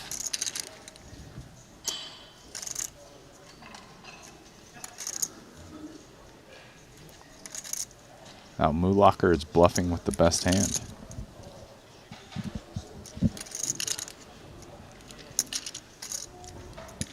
Do it, Mario. You know you want to. Oh, hell yeah. Dude, he's a sicko. Oh, hell yeah. Tag me in, coach. When am I playing these 100Ks, bro? Nailed the sizing. 525 with the red 4s. I'm ready, Brian. Commentary career is behind me. Mosbach taking the chip lead just before bluffing break. away, isn't he? He's just been getting it done, man. He's got this clean look, like a nice kid, as he just savagely bluffs everybody. So sick. And he's a nice guy. He's like always saying hi. We need to find like every something to time hate. I pass him, I always get like the stop and chat brief. You know, and he's just in here bluffing the pants off of everybody. We need to call up his parents and just get some like dirt on him from when he was a kid or something. Like, did he ever throw eggs at the neighbors' windows or something? Like, there's got to be something about this guy that we can find. So we'll be going into break. The plan was to obviously go on break when we get down to 16, but we might never get there. Yeah, they're stubborn. Foxon staying alive with his one big. Spun up. He had 70K. Now he's got 275. Staying alive. Don't do it, Brewer.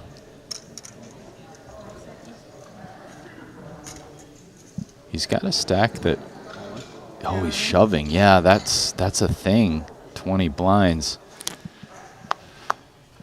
It's definitely not going to get through jacks, and he's covered. So could Brewer be the guy who lets Foxen make it to the final two tables? Well, 67% of the time, he's going to be out in 17th. If he can convert this 32% equity, though, we'll be back up to 2.7 million, and he'll move up to 7th in chips, just ahead of Harolibos Vulgaris. 5 cards to come. Oh, and it's a spicy one. King, Jack, 8. Yeah. Middle set for Punsri. Open-ender for the Brewdog.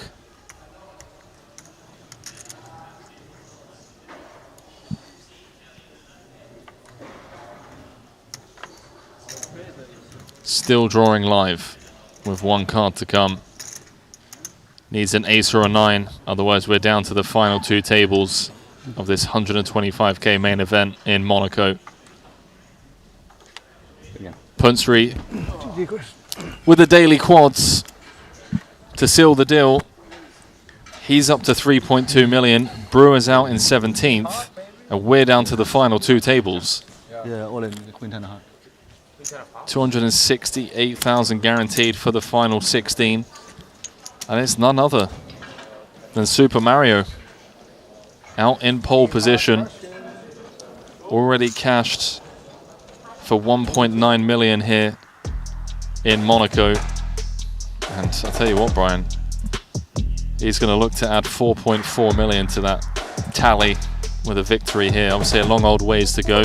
Nobody has over 4. They Look don't. at that. It's really tight there. I mean, dude, we're going to be here a while. This is world-class competition with an average stack of 40 big blinds.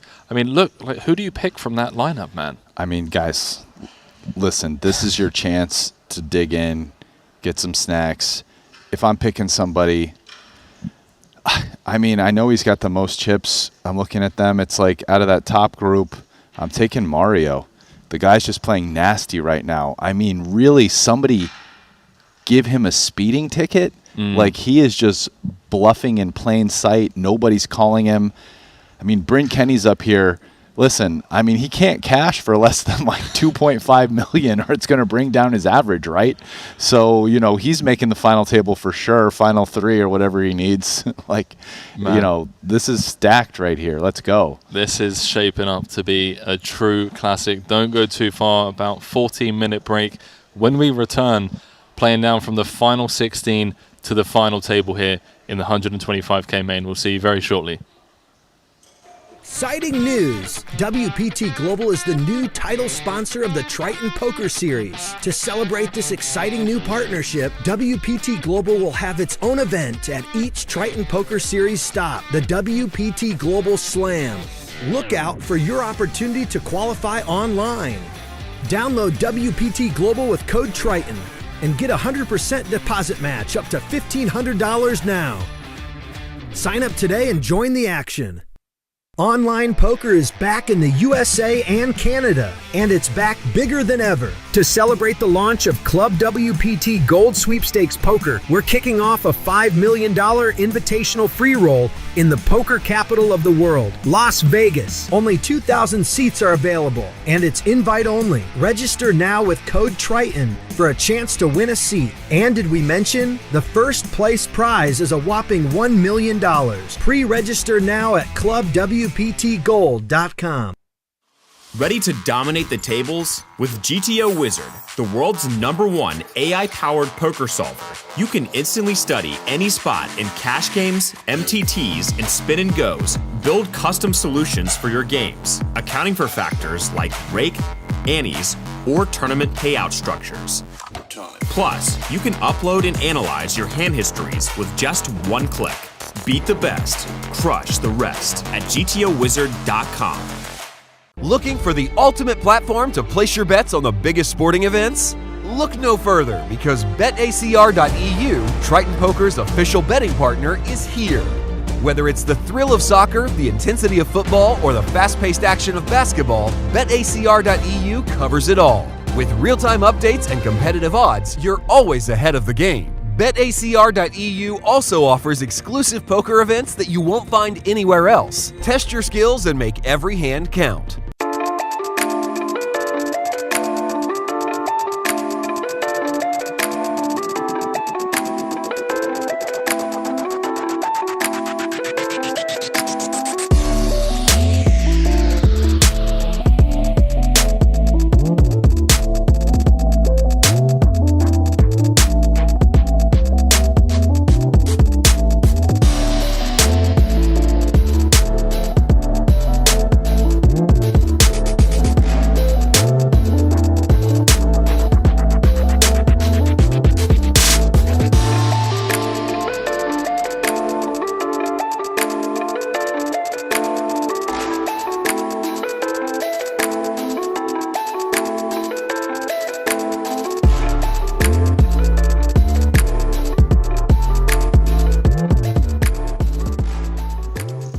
$159 runners.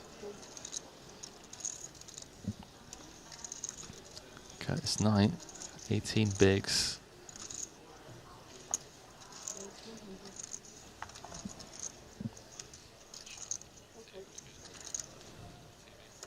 $16 is it a redraw?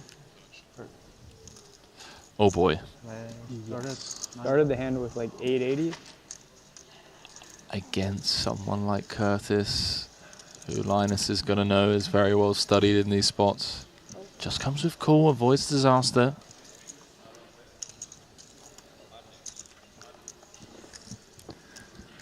Well, showers.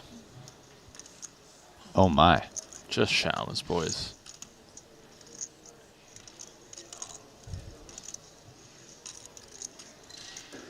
Linus is... Wow, it's going to get back to him.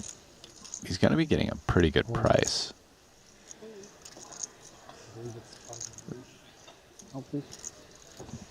Oh, Steve-O, who just got pretty lucky with Queen 6 suited against Dan Smith's Kings.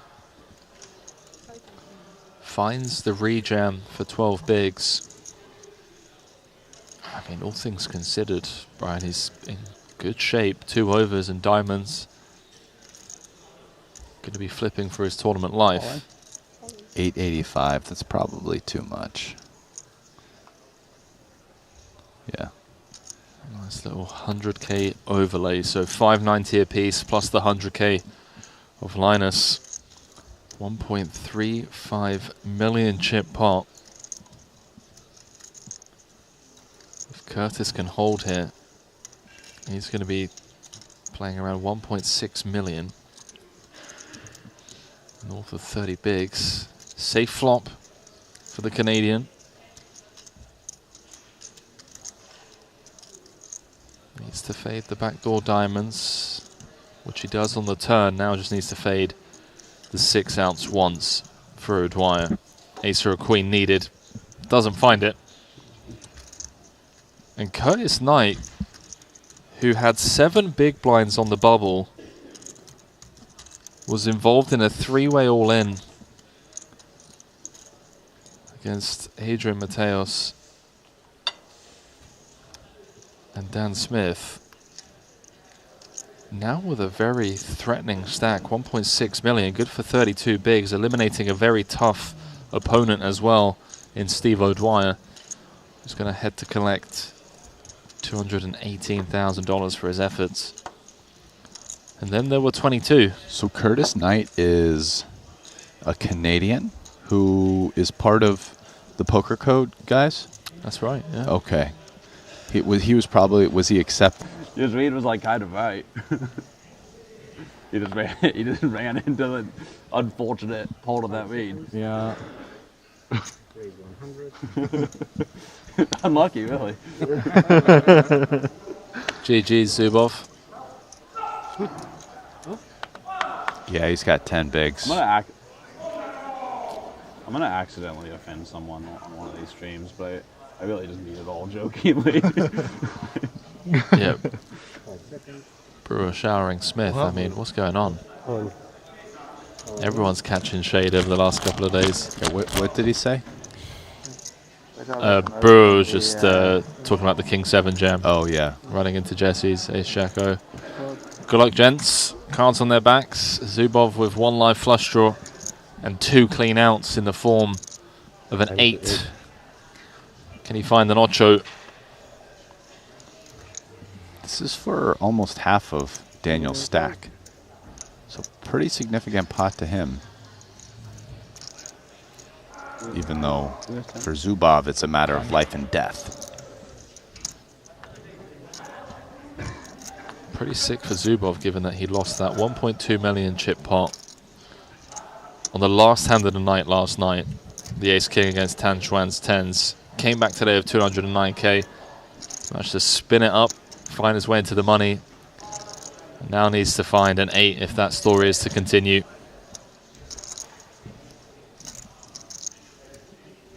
Doesn't find it.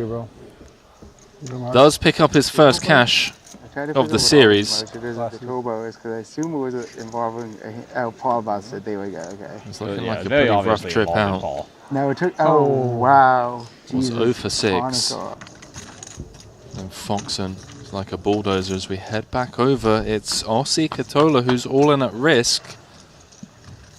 Ace Queen against the 9s of Danny Tang to get back up to 2.5 million. Oh!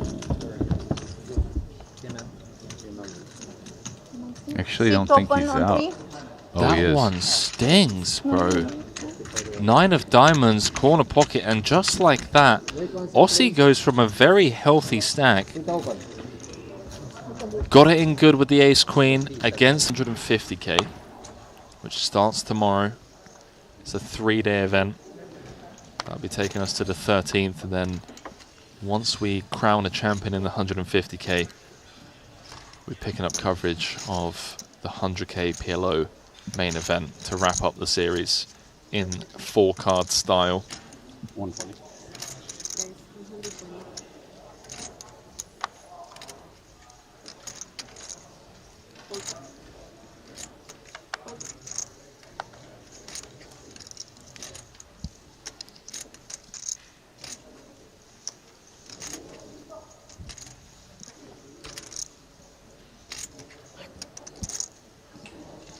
Do you think there's ever a debate around the Christmas table in the Greenwood household who the better poker player is?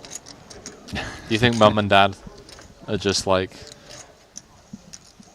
there's some favoritism, you know? That would be pretty messed up. But so I'm gonna go with no. But I would love to know. Hey, so Lucas, Sam out-earned you this year by 1.5 million. You're going to get coal in your stocking, okay? We only have winners in this house, Lucas.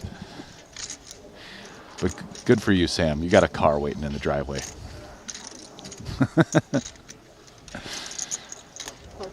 Comes, we just check call. Oh.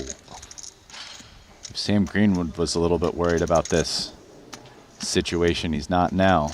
Yeah, Brewer might be in trouble here. Cut off open against big blind defend. I think it's safe to assume he would have heard from most ace-x pre-flop. Brewer's got a nice draw, but decides not to go for it. And wow. I feel like we just cursed Greenwood by saying he's going to have 1.5 million more in earnings than Lucas this Christmas. Brewer rivering the nuts. Greenwood with 2 pair. 450 out there. Also just want to let it be known, I have no idea what their relative earnings are. That was all done in service of a joke. Bro, it's called a bit. Yeah. You don't need to backtrack and save your ass, okay? Like, don't worry, we're good. It's all business in here. These guys out there know it. Listen, sometimes my autism doesn't allow me to understand these things. Okay, I have to be literal. And literally, Sam Greenwood is going to be happy after this one if he's not out of the tournament.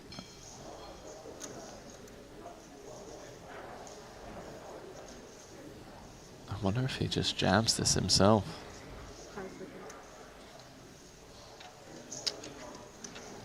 I mean, versus check back, you have to feel pretty good with Jack 5 here. Brewer doesn't give anything away, does he?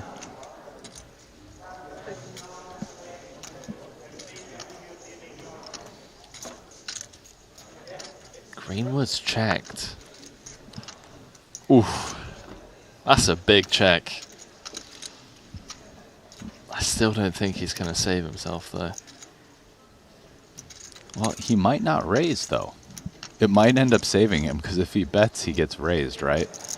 But, I mean, Brewer might end up betting like 350 or something and 400, and Greenwood ends up with... There it is. Or you can eat snap call from Greenwood.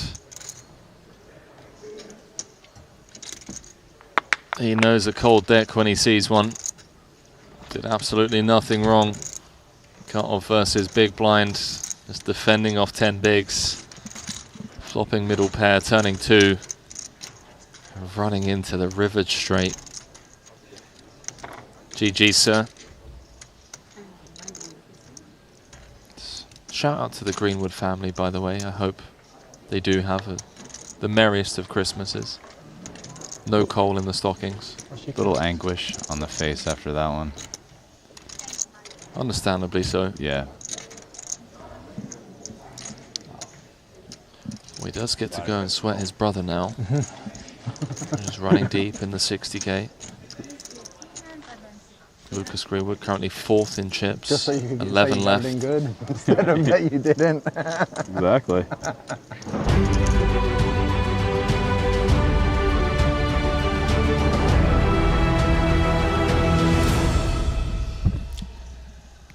Well, this main event is truly shaping up to be a classic Triton main here at the Sporting in Monte Carlo.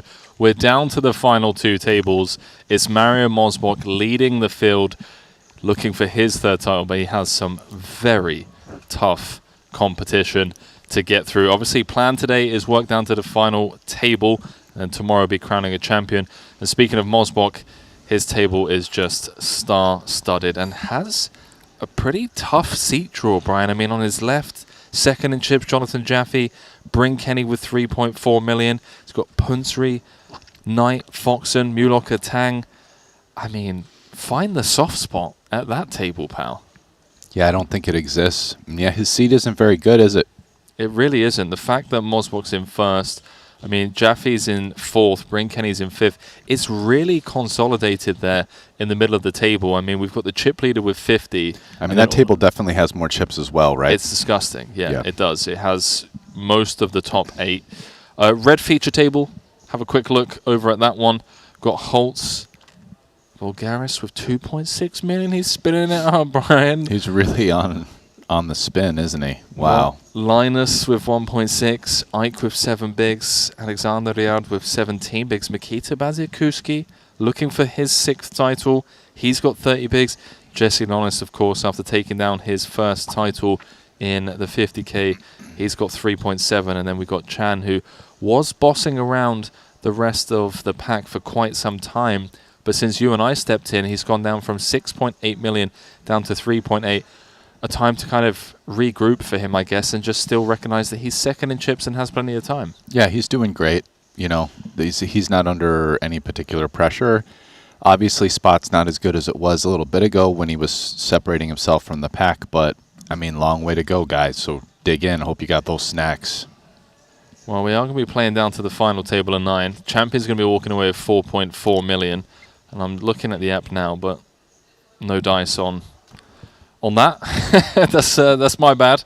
But playing down to 9, where they'll all be guaranteed 445,000, and they are currently locked up 268,000. Obviously, the ladders, I don't want to say insignificant between now and the FT, but like you said earlier on, this is the stage of the tournament where they're still trying to just build that stack where they can come in and put themselves in with a chance to actually win rather than getting those small ladders. Yeah, I would say the part of the tournament where that's very strongly true has passed, right? I mean, 27 people made the money. I believe, and we're already down to 16. So whatever, 11 people have got out. Now it's the stage of the tournament where you're still trying to build a stack, but there's also some credence to maybe, you know, protecting your stack and staying alive. Well, final 2 tables. Let's roll the dice, ladies and gents. We play down to the final table. You could have literally drawn this lineup up. You could have just said, okay, pick 16 of the top 100 players in the world, and there'd be a good chance that these names would be in the mix. Really shaping up to be a classic. I mean, you can look, if you go from the blue over to the red, in almost every spot the blue table has more chips, right? And some of them somewhat significantly. So yeah, every spot bar the last spot, right? So I think you definitely would prefer to be at the red table. I guess that's the table we're going to be keeping an eye on in terms of where one would perhaps expect eliminations to come from. Here we go. Game time. We've worked our way down to 16. Now we'll work our way down to the final table. Who not? Who not? Only Holy 2 shit. stacks in the danger zone. Foxen with 3 bigs and Haxton with 7. To find a win, don't fuck. It's on me? It's kind of embarrassing. Be careful. That is killer. I've already had a winning trip here, so you're not so dangerous. Okay. As you wish. 5 seconds. You said If you didn't have a winning trip yet, though, then that'd be scary. Raise to 165,000.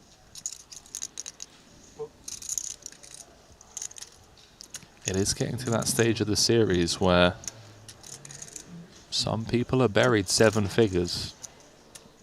Others are up, enjoying life. Yeah, if you've played everything, couple rebuys, you're stuck 7 figures. Me and I.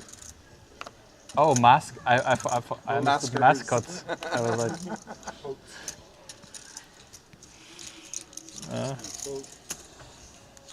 Must be something to this mask. Gotta ban this shit. you give me 5. Oh, Bryn's joke rolling through the wind like a tumbleweed. Danny's stack is impressive. He's over 3 million now. Dude, the sick thing is, though, is chip leader's got 50 bigs. Average is 31. To put that into perspective, if Mulocker was to double through the chip leader, Mulocker's currently in 11th, he would become chip leader. Mario? That's how tight it is out there. Not quite yet. This is going to take a while. Truly anybody's game. Know someone. Update from that 60k 8 max turbo. Ponakovs is the chip leader with 8 left. David Yan, the first elimination of that final table. Everyone guaranteed $137,000 for their efforts in that one. Playing for 1 million, of course. Another 7-figure payday here. As Foxen says, roll the dice, chaps. It's got 3.5 bigs.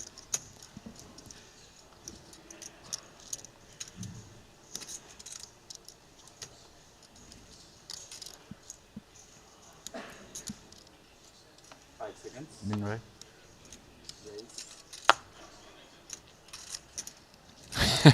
The poor dealer. Punak couldn't work it out, so he just said min raise. Forced the dealer to figure it out for him.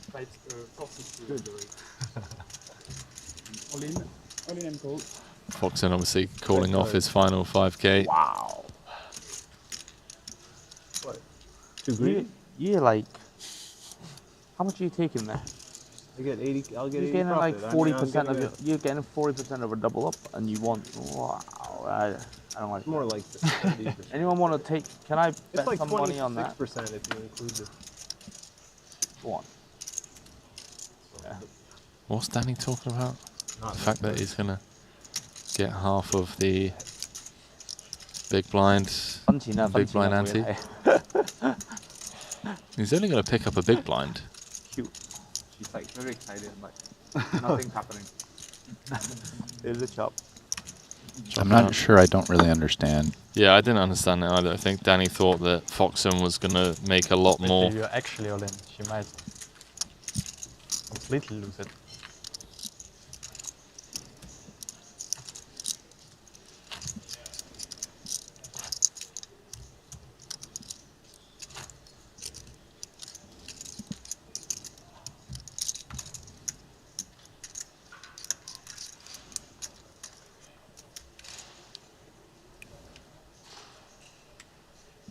He's still number one.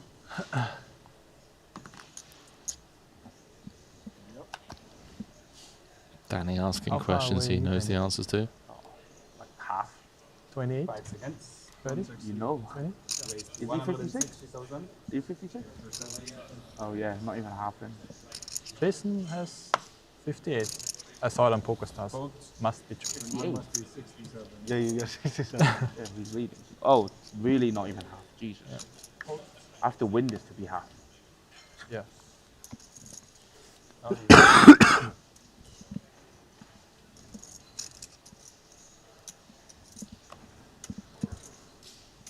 Yeah, I mean, look at any player at this table and you'll find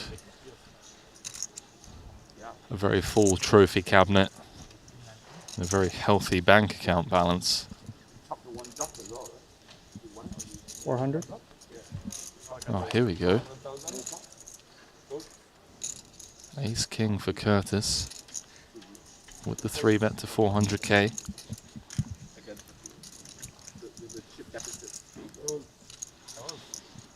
This is against an under the gun open, 8-handed.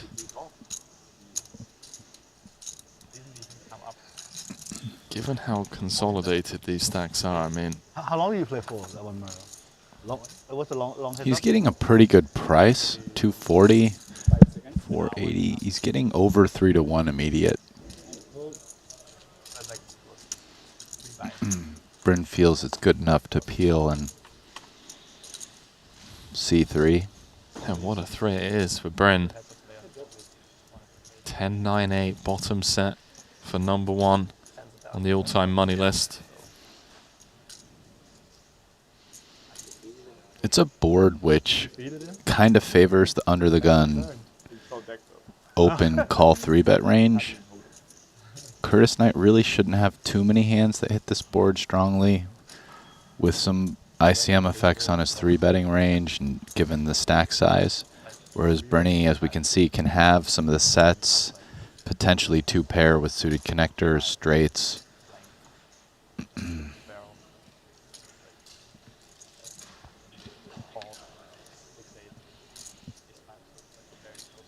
Checks through. A nice round million up for grabs.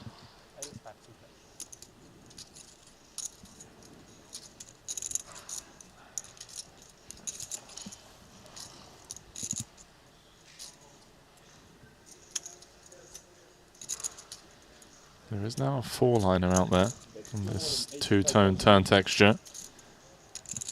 Britain with the probe, just north of quarter pot. So a really interesting bet size choice from Bren. He's kind of welcoming getting flatted by potential flush draws, probably with the thought that they don't exist too often. And Ace King, which he would have loved to come along, thought about it and got out of the way. Bryn Kenny up to second in chips. As Brian said, the man with an average cash of 2.6 million on the Triton Tour will need a top 2 finish here to continue on that trend. Do apologize, he's actually taken the chip lead now from Wai Leong Chan.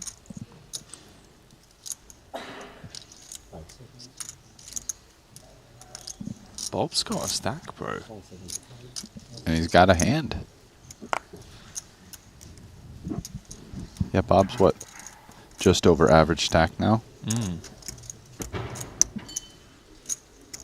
He was down to what, 7 when we joined? 7 bigs and went back to back. All ins.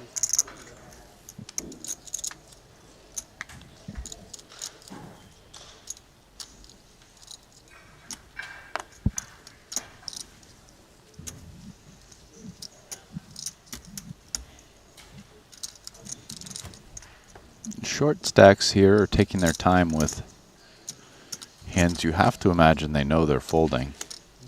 How many hands ahead do we need to get before we let them get up? How many hands ahead do we need to get? Ike basically telling why this is happening with his question.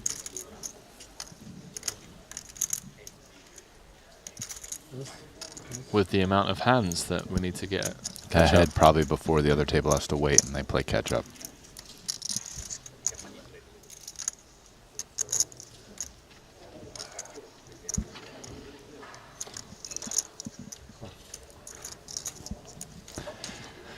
Fedor gonna defend.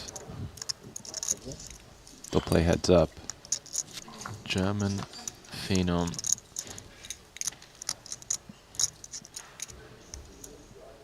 Fedor knows this is a flop he hits a lot more than Bob does.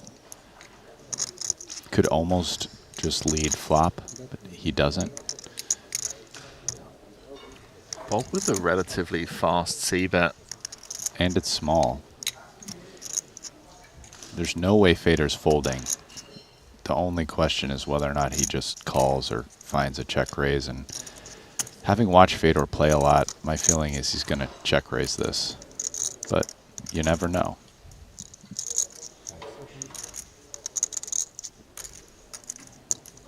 Looks like call. He is really short. Maybe he didn't want to get blown off his equity. 720 out there. Board pairing 6 of clubs on the turn. None of those backdoors materializing for Fedor. Fedor might lead this card, just like he might have led the flop, considered it.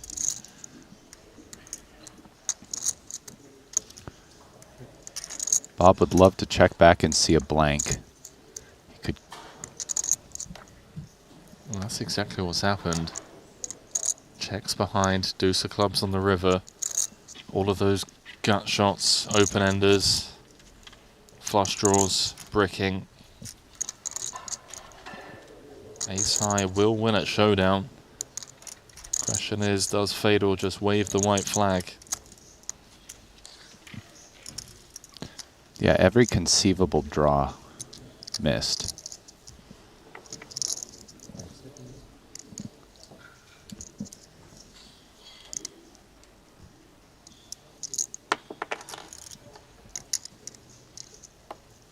Fedor knows that Bob has ace and king high here a lot as played. Just small flop c-bet, check behind, turn.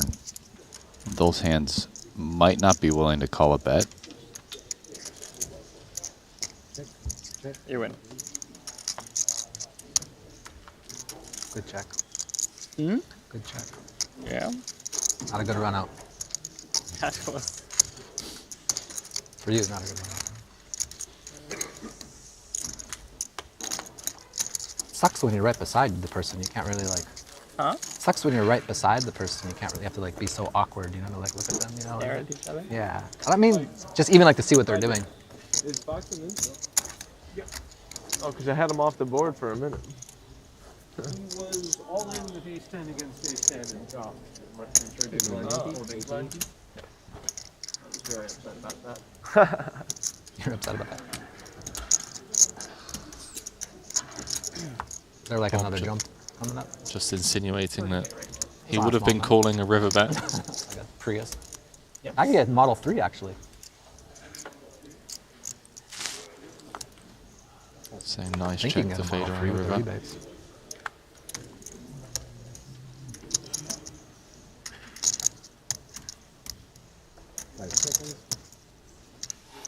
Probably shouldn't even bet that board. It's not even a good board to bet.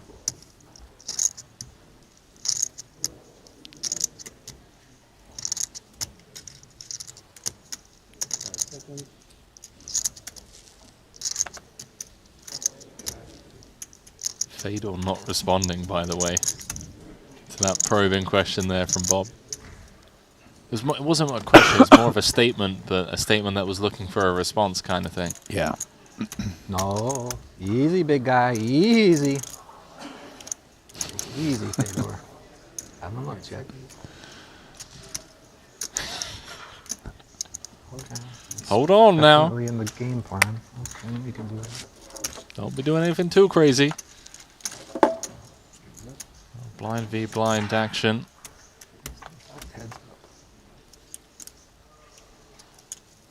King 10-5, all spades. This is an interesting one. Fedor's out of position with the best hand, but it has absolutely nothing going for it. Whereas Bob has a spade and 8 high. You'd have to think at some point Haralabos will try to bluff at this, assuming he still remains with 8 high.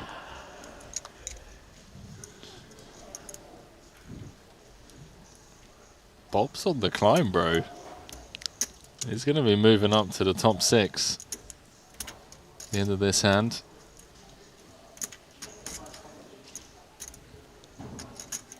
Fedor still has queen high, which might be good.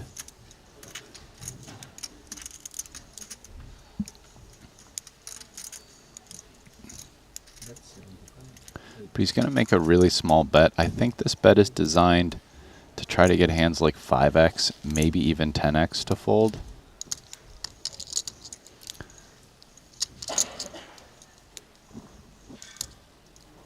Never getting a spade to fold.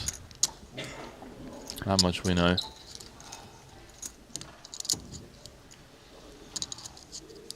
All main players at the table, please start taking your seats. As played, I just don't think it's very believable that Fedor has a full house. Like with hands, you know, 2 pair plus kind of hands. Why would he check the flop but bet the turn?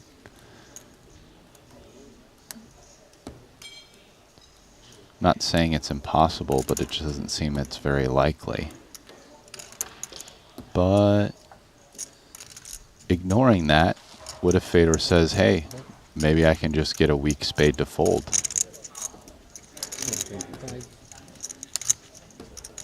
It's a good size bet.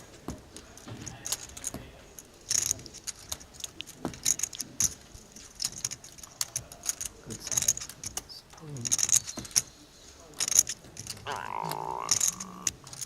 Bob appreciating the tough spot Fedor's putting him in.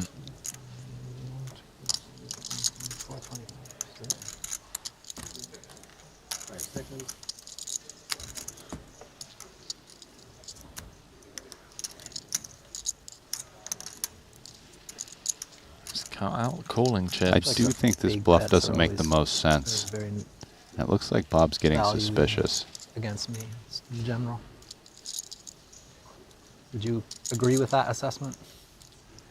But Fedor can easily have bigger flushes, so he's not really repping boats. Shot clock is really something else. Oh, you won, yeah? Okay, so that was clear. And Bob does call it off. 1.2 million chip pot going his way. He's up to 3.7 million now. He's 3rd in chips. Considering that when Brian and I stepped into the booth with 24 left, he was, I want to say, in 23rd with like 6.5, 7 bigs. So to give people background on Bob, I mean, once upon a time, a long time ago, Bob was actually a really good poker player. I'm talking back in the day when the UB 50-100 game was like the biggest game online. This is like maybe 17, 18 years ago. Like I played with Bob a lot at Bellagio, and I was one of the best no limit cash game players there, and I thought Bob was the toughest guy. That's pretty cool though, yeah. In there because he had a lot of money, played great, and just was not afraid at all. And based on the fact that Bob's kind of got that cash game background, pots like that are going to be where he really shines. Okay. Because he's just has his most experience in poker is like turn and river type decisions, as you would expect from a cash game player. I think he hasn't played that many tournaments, probably not as familiar, not saying maybe he hasn't done work or not, I don't know, with like 30 big blind type situations. But these kind of like blind versus blind, wide range, you know, how are you playing turns and rivers? Just not surprising to see Bob make good decisions there, because he's a really smart guy, and even though he hasn't been playing poker seriously for the last 10 plus years, he has in his life and is especially going to shine as a post-flop player. All in.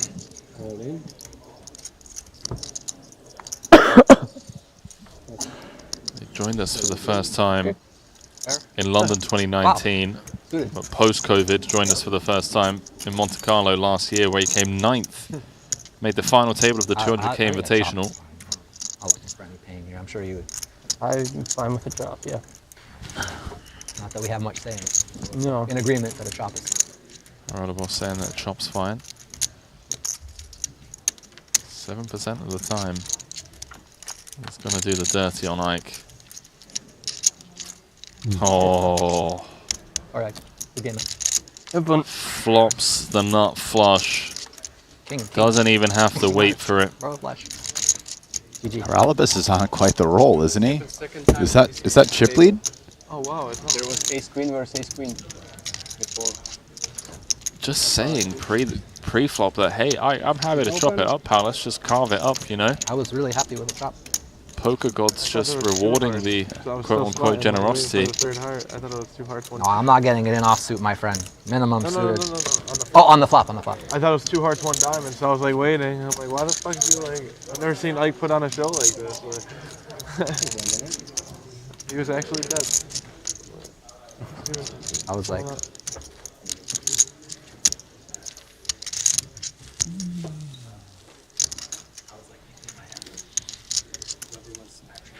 So, the great Ike Haxton out in 16th. I think Bob just turned his mic off to say something to Fedor. I would love to hear that. I would not do it. I actually do respect him. Even though maybe it's not mutual, I actually do. But I do believe he's completely out of line with what he was saying. If he said that to an actual minority, they would be quite upset.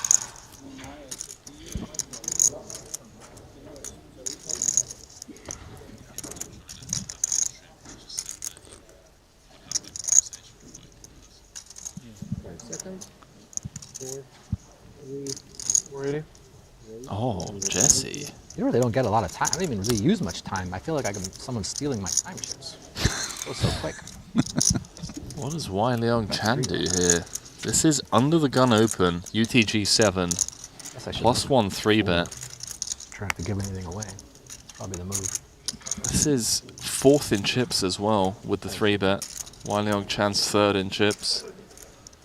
He also has 4 players behind left to act, including the tournament chip leader. Yeah, will he 4-bet here or just let it go? 4-bet to fold? Feels like a fold, maybe, given the position of these players. And that he has players left behind him to act. But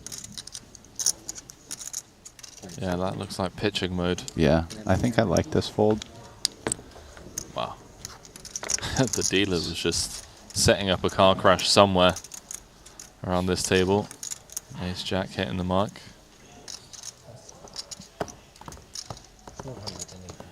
Makita's got a pretty big hand here, though. Ace Queen suited, I mean. Let's see what he thinks about it. He already has 160 in the pot, and nobody left who can back raise him. I doubt he's excited to re-raise here with Ace Queen suited. It feels like it plays okay as a call. You keep in your opponent's bluffs. I feel like they should put them on a board. Hands you dominate. You have to look at your phone all the time. I guess they do over there, technically. But it's not the same. You know? a fold would indicate that he thinks Jesse is not bluffing very much here. Up there. Oh, really? All in. Wow.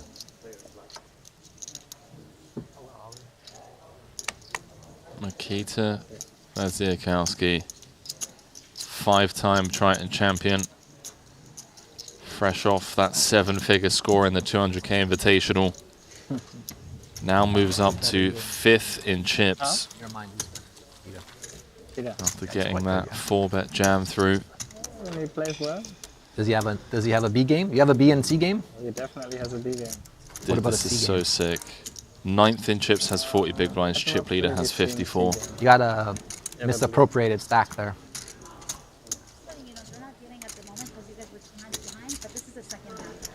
Okay, thank you. He's asking Fedor if somebody has a B and C game. I was trying to. Did you catch who it was? How many hands think Fedor responded.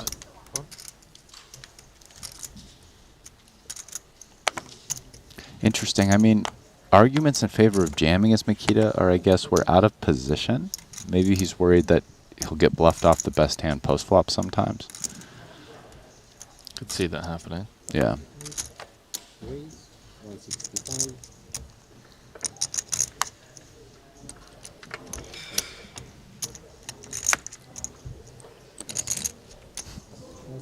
Looking at your hand before it's your turn is smart because we don't have enough time otherwise. I usually wait till it's my turn to look at my hand, but you really don't have. Yeah, once these come in play, Yeah. we have 10 seconds. Yeah, yeah.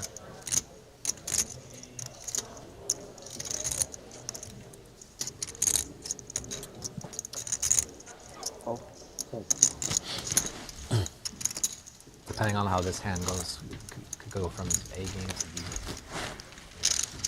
Not today. Not today, it's A game all day. Do you know another thing I've noticed about Bob, Brian, and maybe you'll be able to I believe it. back me up on this, is he just seems to have energy all the time. It's like consistent levels. He's been grinding for 12 hours, bro, and he's chirping. I know he's got chirping chips now as the chip leader. Maybe that's something to do with it. Byproduct of being the chip leader with 15 left. But he's always chatty. He's always perked up. I mean, Bob is probably trying to create an environment where maybe he can even get live reads off these guys. Right? You chat a bunch. He is naturally chatty, but you chat a bunch, you get people to talk, and then maybe you get something during a hand once in a while. Yeah, he was trying against Fedor, wasn't he? He was really trying. Bro, don't give away his alpha. 450. Oh. Hang on a minute. Bad's looking to piece up Wai Leong Chan with the check raise. It's not going to work on the Queen Jack 3. What's the idea behind check raise with bottom pair, no backdoor? I think he's hoping to get clearance from some pocket pairs, like whatever his Chan's lowest is, let's say 4s or 5s to 10s potentially. Maybe some ace-x stuff that's worse than ace-10, so there's no gutter. Maybe some king-x suited that doesn't have a gutter, like not king-9. 6 of spades on the turn. But it is real dicey when you get called. I think when you get called, I mean, my guess is Makita's just going to give up here.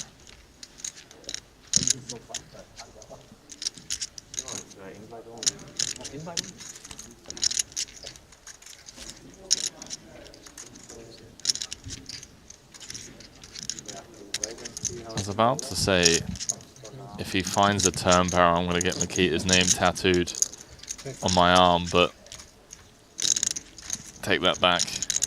I mean, a turn barrel, unless it's meaty, probably isn't getting Chan to fold. Have to be north of half pot, I think.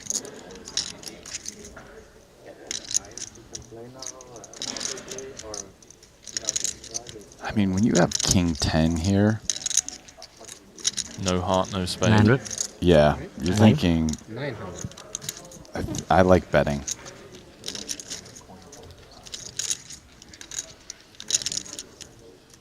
You have a bunch of equity.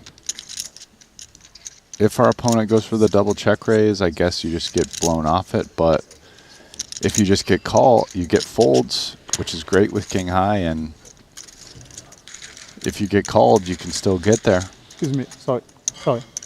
You put the Much needed pickup. Wai Leong Chan.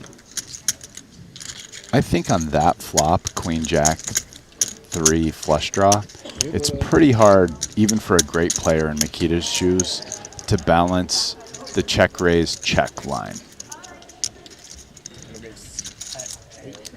With that, the Malaysian moves up to first in chips once more.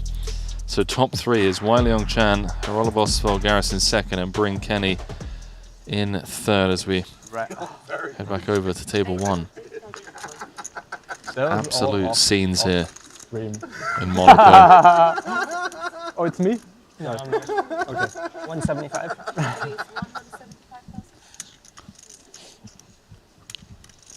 Quick update from event number 11. They're down to 7. Thomas Boyven, who was one of 8, is out in 8th. You should have let me rock, paper, scissors. We would have locked up Luke. That's true. But I didn't know. It's bad news for Foxen. Oh my goodness, he finds the muck with King 10 suited. Versus the under the gun raise.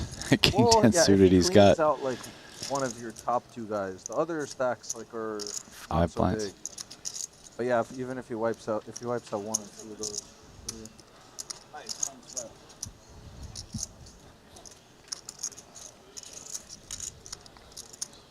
Lucas Greenwood, chip leader, by the way. That's 60k with 7 left. Yeah, but then one guy's gonna have. Maybe he overheard our conversation about the Christmas conversations around the family dinner table. Oh my goodness, they are short in that tournament. He's a chip leader with like 23 blinds. 17, 14, 13, 8, and 6. All your guys left combined. So average amount of blinds is like, I don't know, 14. That's a fun one for sure. Checks through on the 9-6 turn, pairing the board.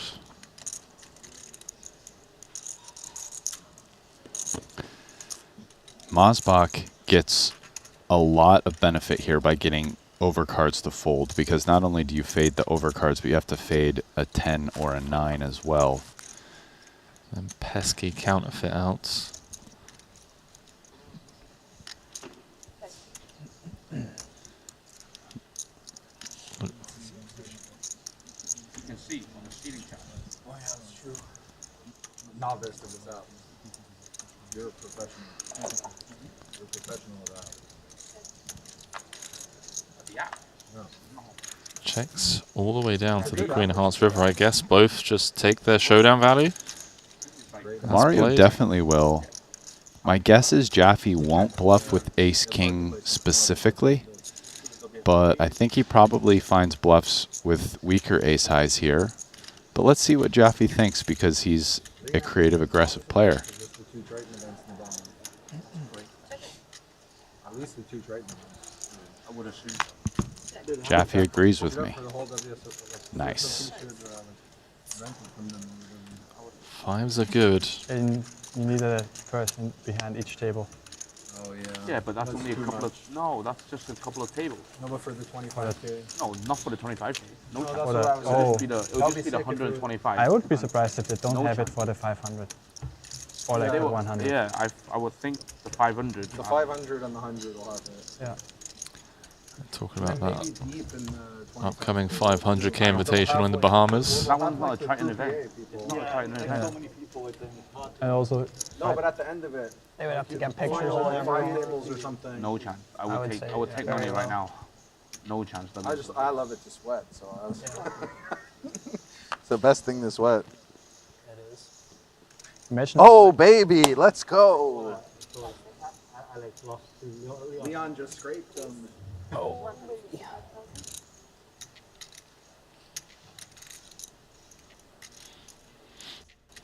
I wonder who Bryn's sweating. Is there some NFL going on? Guess it is Sunday, stateside. Hello, Alex Foxen. King Queen of Diamonds. Just found the fold when he was dominated last hand with the King 10, which would have won, but it was a good fold to get it in good in the next hand with king queen. Foxen showing off the 470, short stack right? prowess. 470K. Good luck, boys. Hearts are lucky though. I mean, Foxen could get back to 15 bigs if he can just hold here. He asked if I had hearts and I had spades, and I ended up making a spade flush.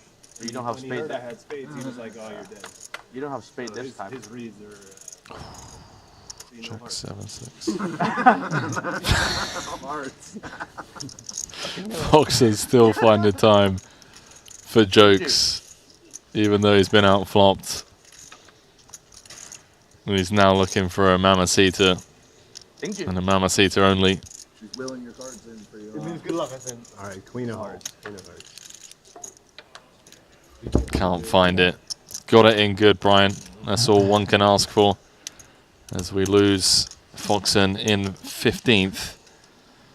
Another impressive run for him here at this Triton series. Picking up $298,000 for his efforts. Oh, what a pick with Igor. Gucci, yeah. Igor. Yeah. 5 seconds. 180. Raised to 180,000. It sounded like the boys were sweating the 60K. It sounded like they had some bets on the 60K FT. Igor Yaroshevsky's still in it. Yeah, exactly. Yeah, that must be what it is. Like 25 seconds is all you have to act. 30 is crazy. You have to really think about what you're going to do beforehand.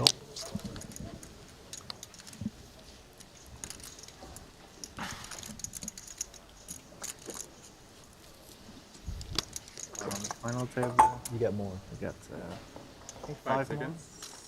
I don't ever usually really use them out, but it just seems like I'm using them more now. I don't know, maybe I'm in more difficult spots.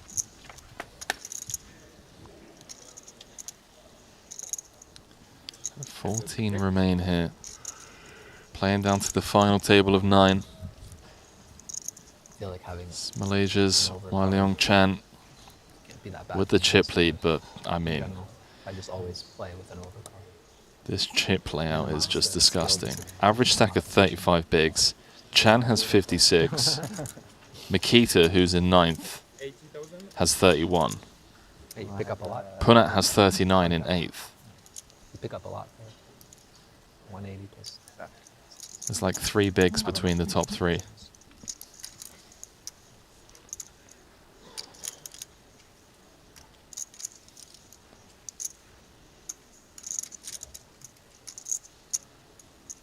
Seconds. Did you study a lot, or did you just have like a natural inclination for like pat?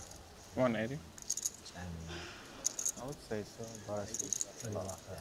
Raised to 180,000. That makes sense. You can't get by. But I was wondering, like, when you first started, if you thought, okay, I'm going to approach this by studying a lot, or if you just kind of got into it. when I started out, I wasn't studying that much, but I was also playing low stakes for a long time. That's cool. That's a good story. I mean, it's very meritorious. It's like one of the few things where you can truly build yourself up with merit. 5 seconds. There's a little bit of luck involved, obviously, like especially like the guys who got really, really big in 2007. Sounds like just being in a McGee game and sitting on Phil Tilton McGee had money. I think a lot of them thought they were really good. And maybe they were, but there was like Gus also. Gus like blew off like 40 million or something. Like those guys had These it. guys still playing nowadays, like Patrick and. That's wild. It's wild.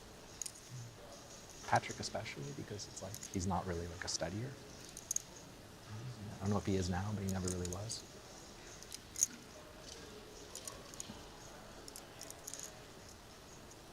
Five seconds. 295.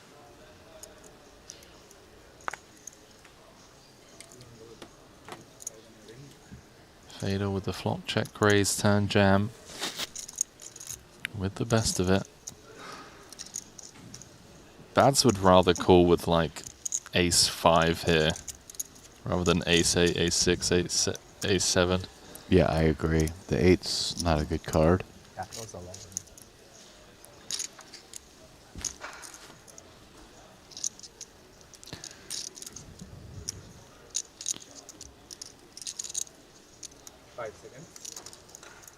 Fatal's going to sleep.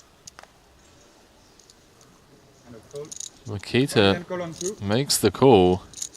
Fedor in fantastic shape to get back in this fight and get back up to 1.4 million. Good flop for your end. Get your guy. Pretty. 3 outs once for the Bads. Oh! GG. And he finds Barry. Oh, that was dirty. Ace of Diamonds corner pocket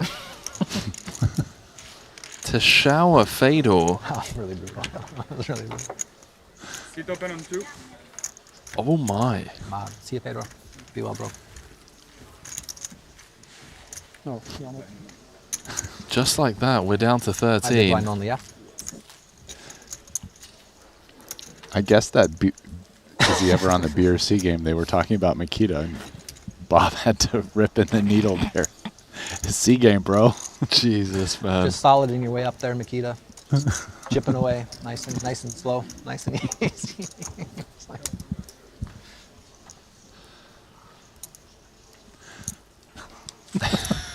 the flush on the flop was pretty dirty too, I will say. That was pretty in not small amount.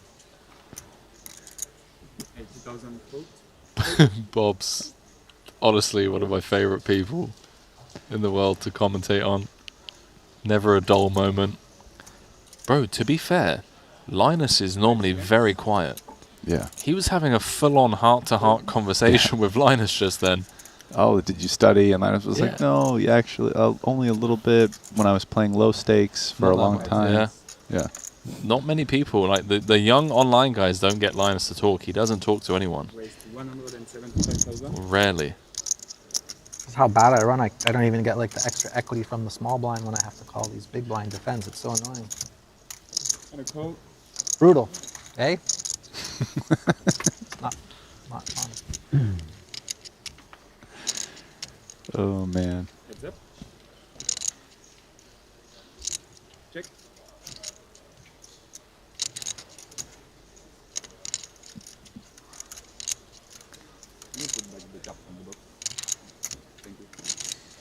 You know, one of the things you really have to give credit to with Bob as well is just how relentless he is with the table talk and needles. And you have to ask yourself, do people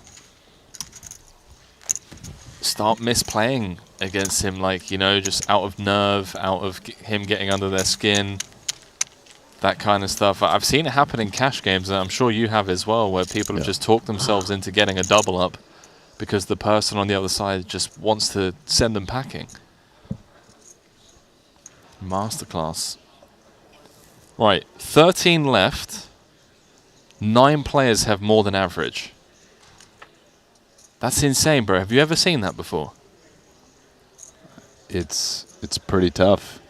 That's for sure. I mean, what's going to happen if... Wow. Huh? So Fedor jammed, and then Makita called off with ace high and hit the ace.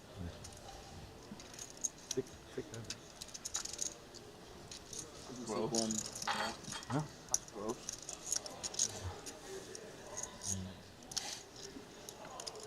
Boys playing catch up with the hand.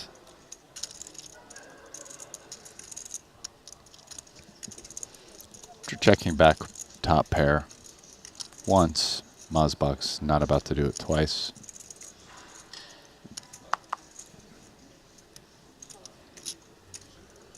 Nothing good.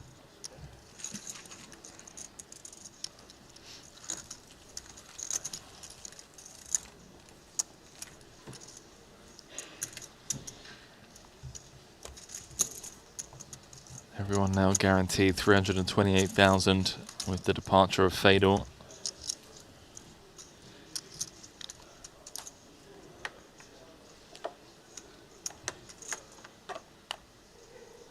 Still 7-handed in that 60k. Although having said that, Alex Theologius, who's on 5 bigs, is in the big blind, so he's going to have to put in 40% of his stack. Once again, you can sweat along that one over on the Triton Poker Plus app.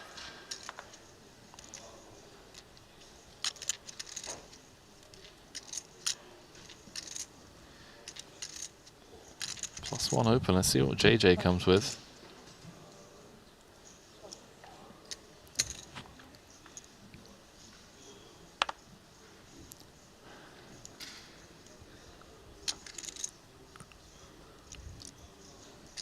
Real question is, let's see what Danny comes with. Ace Jack O on the button.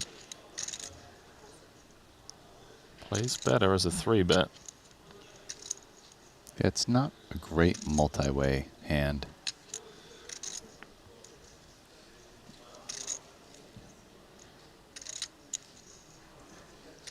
Feel like you'd rather flat Ace Jack suited here.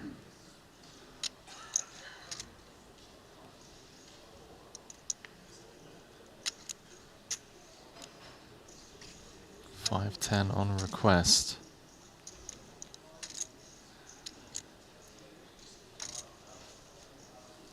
It's a relatively small 3-bet. I mean, just over 3x, but it's not versus one open. It's an open and a call. So these guys getting quite a good price, 350K.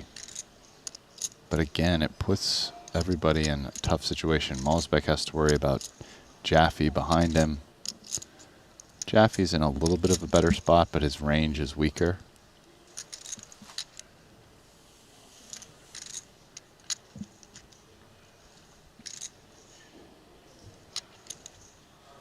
Does the fact that the stacks are so consolidated come into effect at all?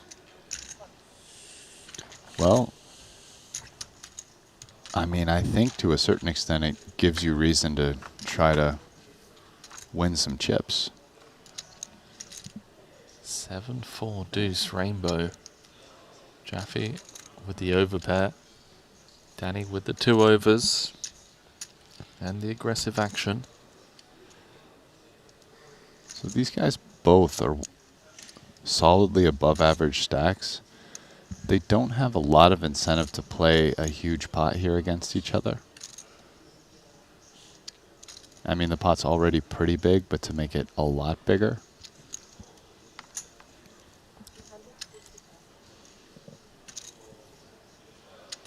So, see what Jaffe decides to do.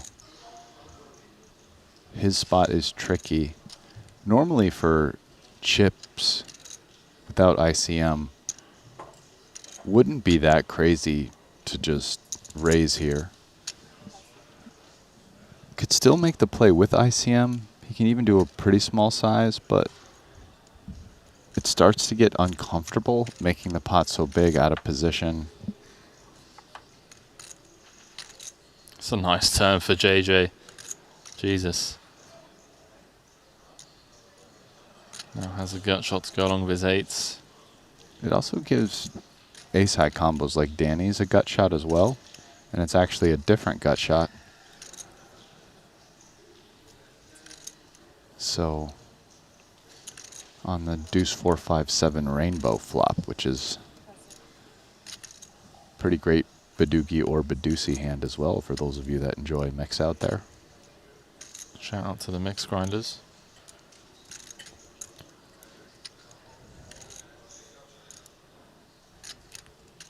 I mean, you'd have to think Jaffe's thinking about leading, which feels like an interesting choice to me.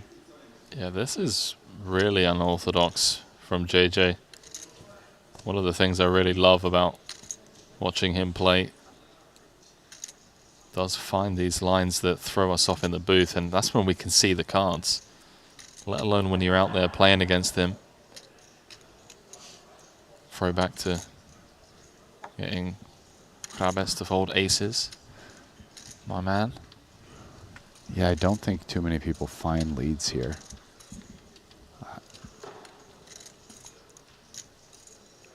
I even wonder if a solver finds a lead here.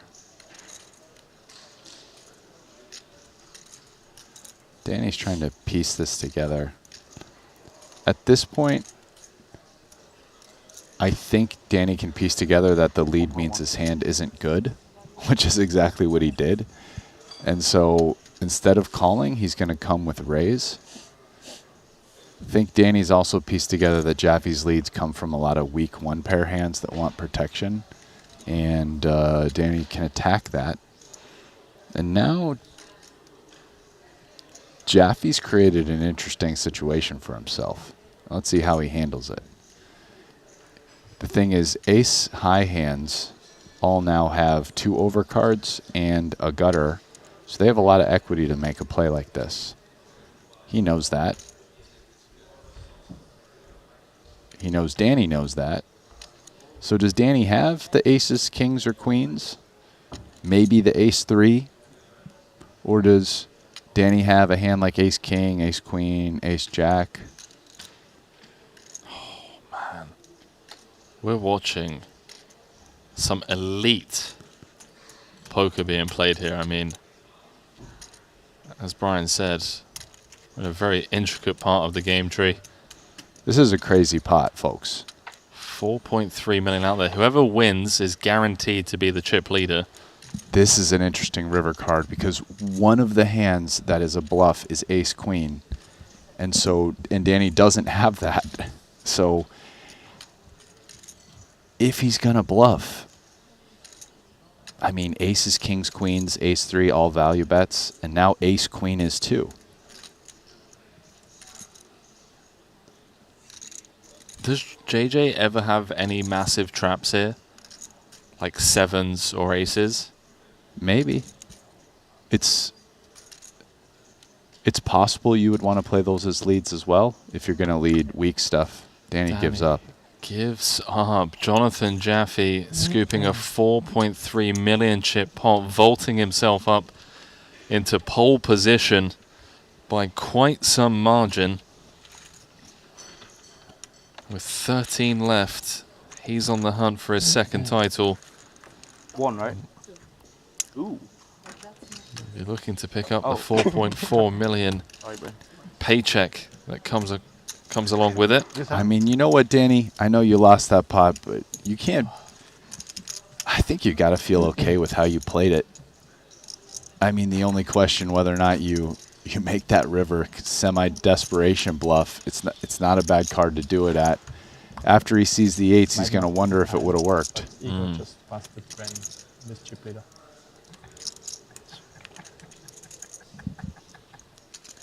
Hang on, I'm hearing murmurs. It sounds like there was some bets made. Igor just busted Renlin. Yaroshevsky held with pocket jacks against Renlin's ace-9. So he's now chip leader with 6 left. 223k guaranteed in that 60k turbo. Once again, if you haven't, download the Triton Poker Plus app. Can sweat along that one. I'm going to say is you're going to win a lot. That's some cross-booking, perhaps. That'd be pretty sick.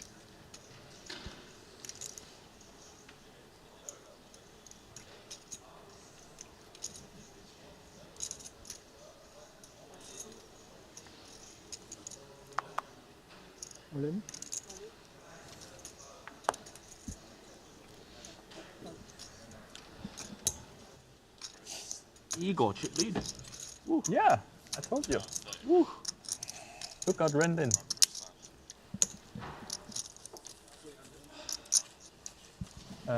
Short, very short. You got yeah, Igor is chip leader in that event number 6. So quick dealer change by the looks of things. And as the lads were talking about betting on that 60k, you lot at home can head on over to BetACR and, well, have a little bet on some of these Triton events, as the all-new BetACR Sportsbook is your exclusive live betting destination to wager on players in Triton events. You can also receive a 15% free play, up to $250 on your first deposit. There's been some fun things to bet on this series. I'm going to have a look tonight once the final table is set. Yeah, we need to get some money now. We do for tomorrow. Like we do. Listen, Bob. He just opened the cutoff 180. Linus 500k dealer button. Bob rips it. Linus folds. The light 3-bet after the conversation. And now Bob's up to 4.8. 210. And the blinds are up to 5,100K. Bob, man. Don't die, Ali. Let Leon die first.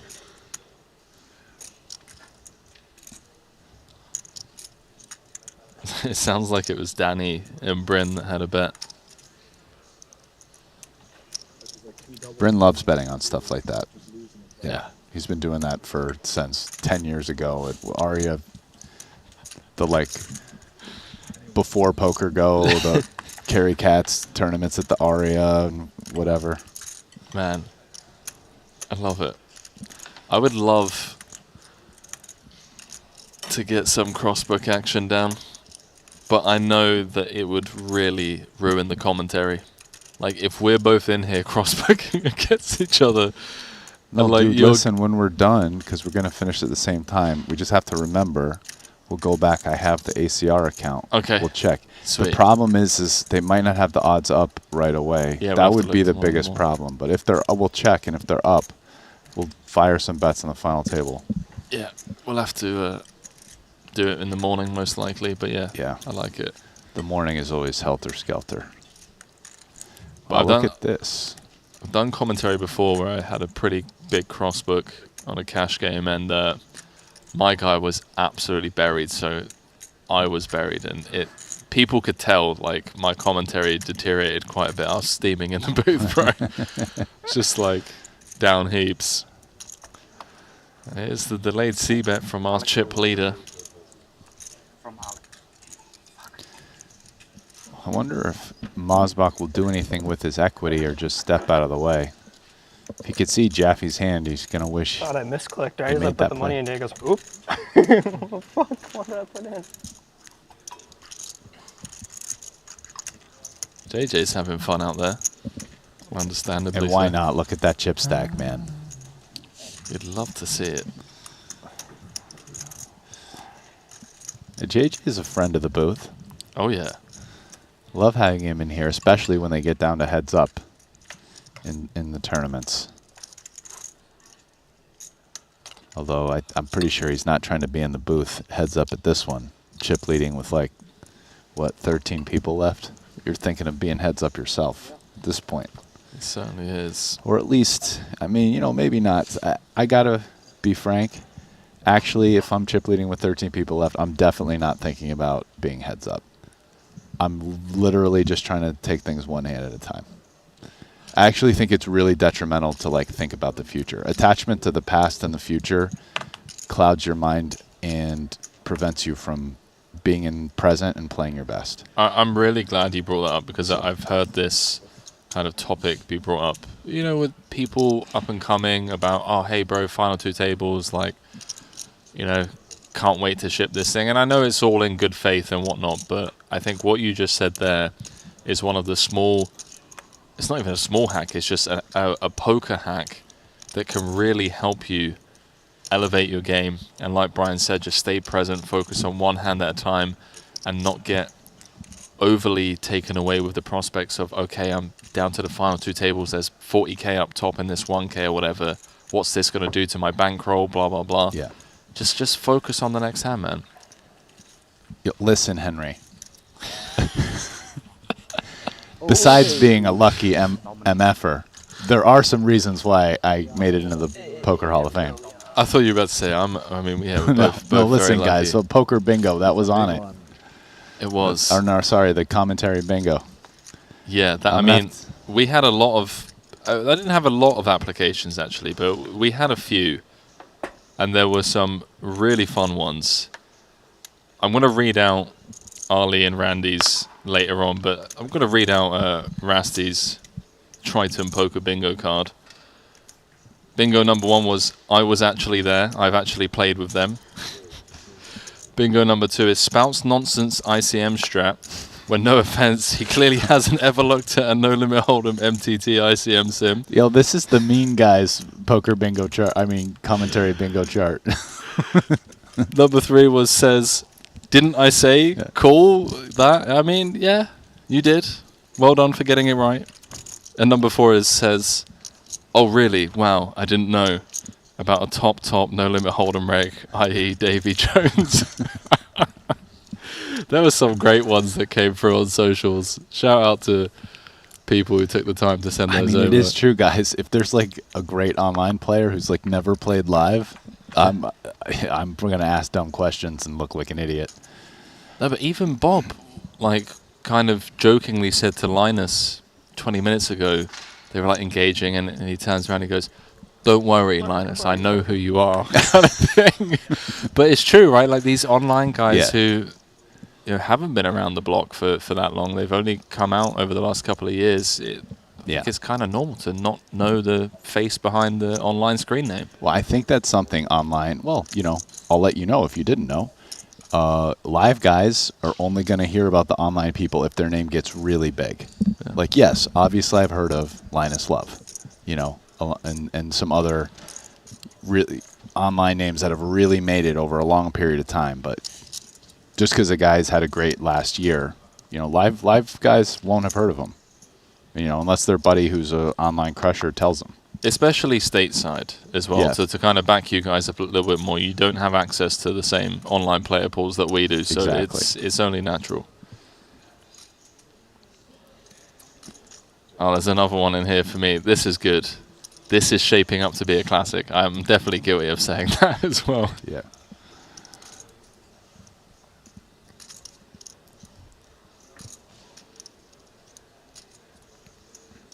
We're going to have to organize to get the bingo out to them. I promised a tweet. I'm happy to ship that out so you guys can play along at home. I love it. The Triton Broadcaster bingo card. We just need to have one at the beginning of every series.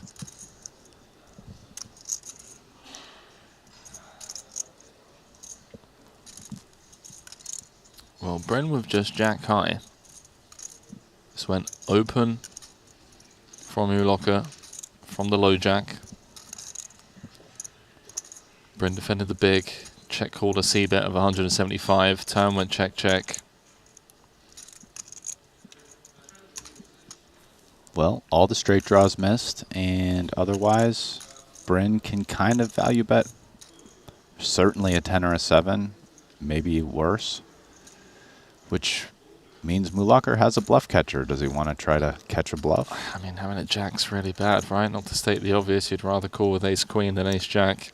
Certainly, and that's going to work out well for Sensei Kenny. Getting it done, man. Up to third in chips after that little pickup. Closing in on Haralabos. Sorry, I do apologize. Still in fourth by half a big. They're still sweating that 60K.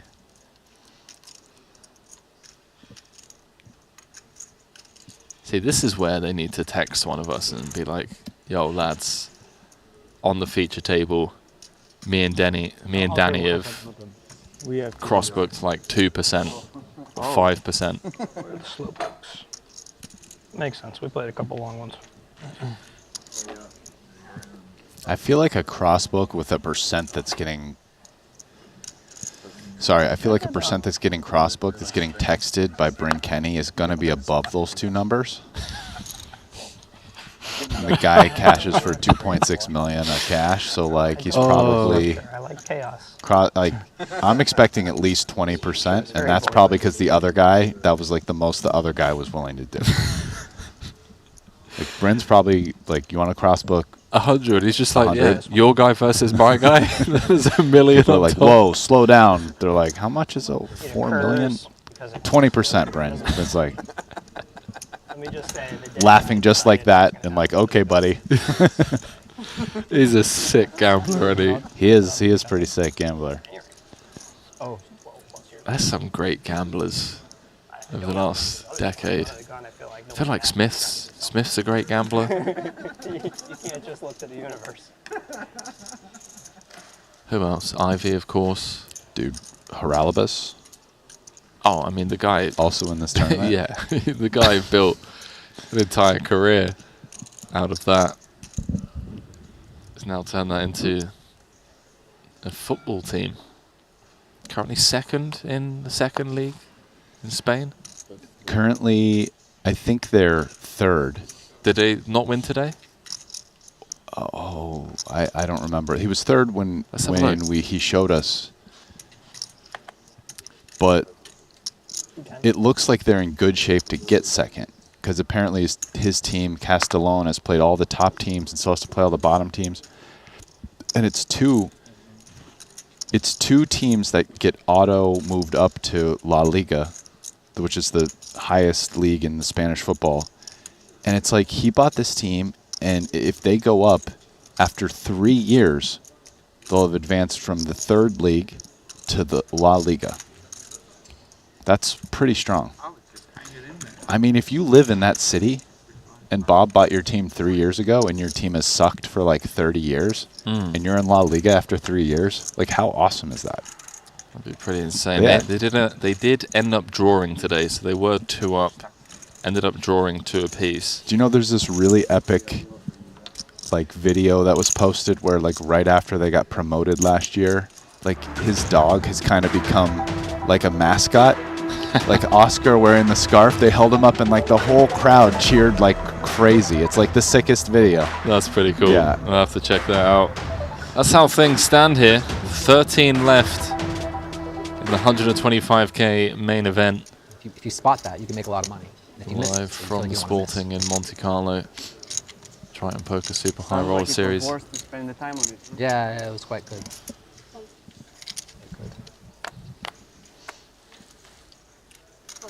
But you really have to like question whether or not like your grasp of like if you're recognizing things correctly, you know, or if you're just like completely out of it. Oh, same hand. It's going to be, I mean, we're talking 10 blinds, so shove and call. And Reared has 2 flush draws and Bob 1, so he'll be a very small favorite to scoop, but 97% Like 10 big blinds, yeah. chop.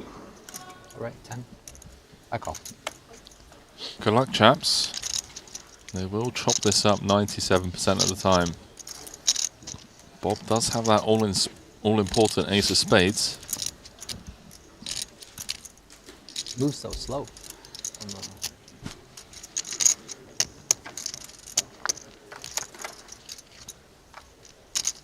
Uh-oh.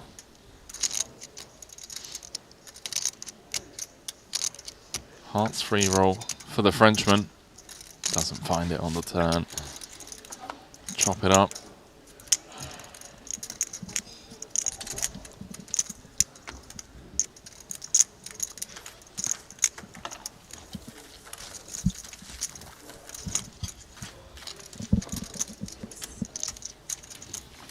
Alexandre Reard, no slouch by the way.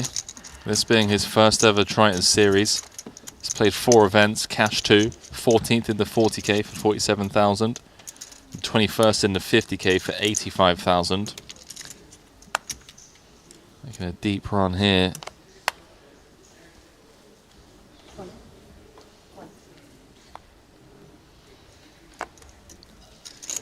Linus, love, queen 10 of spades, solid cutoff open.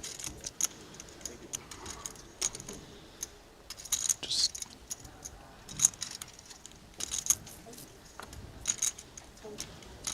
do think we are on a pay jump, so the guy's just taking a bit of time. Jesse's expected to defend here.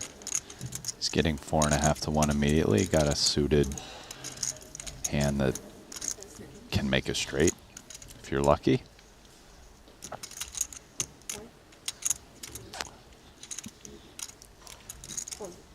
Wow, interesting. Pretty solid laydown. Was not expecting that. He knows how much you have. He knew how much you had. Yeah, I told him 1.8. He knew before. Huh? That's it. I don't- I said he knows. I said you knew how much he had. You were just trying to. Oh really? It's just up there. He's out of. I wasn't looking. I think he's out of time bank. Are you out of time banks too? Yeah. Yeah. So it makes sense then that you want to know exactly. It is brilliant. It's just the needles are just between 1.5 and 2 million. Is what non-stop.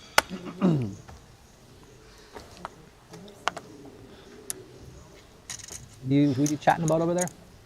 The On the pipe Frenchman, down, playing poker. Alexandre Not all of Riard, us have earplugs who's like Nikita. no stranger to live tournaments, by the way. 6.7 million in total live earnings. So not all of us Best have live earplugs. cash of Chatty Cathy over here while she's 1,057,000. dealing. She's like carrying on a It's going to run conversation into with the food. blades, unfortunately.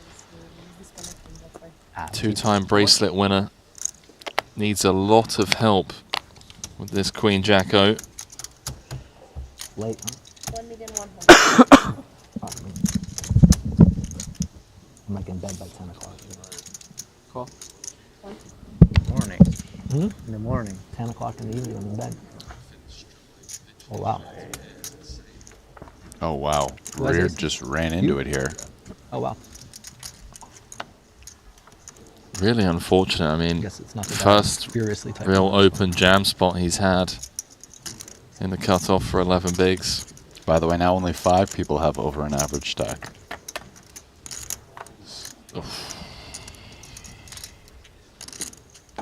Good luck Aces, wow. getting out of this one. Dead on the Easy turn. Good game. Really impressive run from Alexandre No lag. Riard. First Yeah, time venturing out to a Triton series, playing 5 events, Nice. cashing 3, including down this and result use here in the 125K main I didn't event. just sit down, though. It's going to pick No, I'm up saying you. I'm good. I know you've been here for a while. I felt like we've been doing it for at least $328,000 for his efforts. I've got a funny feeling we'll be seeing more of him in the Triton series. Imagine if you. Well, that's why I didn't want to even like fuck around and like get close to 5 seconds, because then if my hand Two-time was bad, I'd bracelet be- winner, Are we on 12? EPT champion, I think we're on 12. WSOP circuit winner. I mean, the guy has quite the resume. I'm sure he'll be back. Plenty more Triton events in the future. Oh, we got to catch up and then get moved, right? So down to 12. Is it So high these card boys or need big to blind? catch up Big blind. Ooh. as they are lagging. Should be good. See you all later. Yeah, definitely. That is a brilliant outcome. Phenomenal. Oh, you have to give us your last chance. Party. The last dance. Well, if you knock someone out, no move. Try and take a little tax before I go, but I'm only targeting these guys. Yeah, if you knock someone out, he doesn't move. Okay. He's trying to Factoring it in. UTG range. Like these guys. Gotten kind of accustomed to playing here. Keep the Danny, band together. Watch out. JJ's playing 6.5 million now. Pretty absurd. I'll try. It'll be tough for him to win this one. Even more tougher. so. Jinx, padlock. Throw away the key.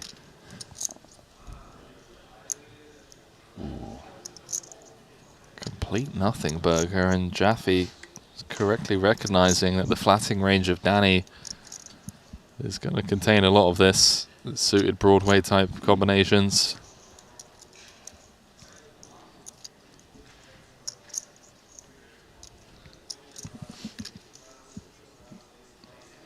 Danny's got an interesting decision on the flop here between bet and check. Besides the bet.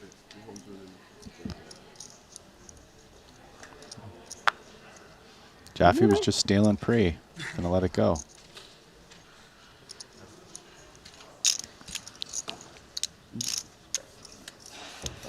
Lovely, man. 12 remain, Hope eh? to see you later. Hopefully.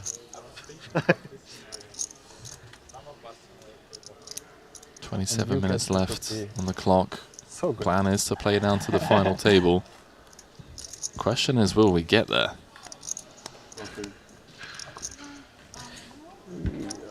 Yes. So whilst JJ's moving over, I'm going to continue with the Triton broadcaster bingo card. So for Ali Najad, bingo card number 1 is Ali refers to a player's cards as their kit. Strong. Definitely happens. Definitely happens. Often. Ali's bingo card number 2 is the expert commentator, aka the color commentator, makes a judgment, and Ali says, well, not this time, as they hit their 3 outer.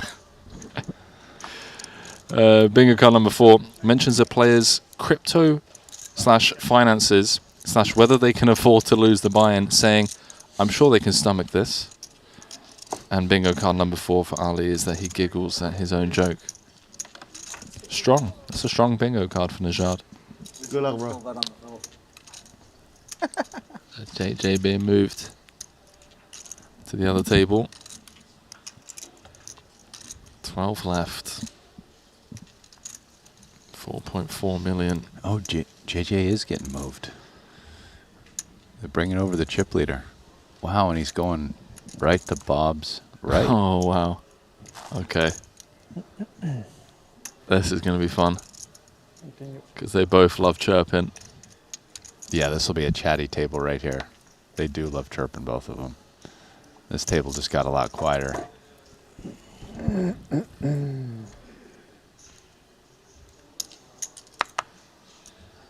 Jaffe was definitely the conversation starter over here.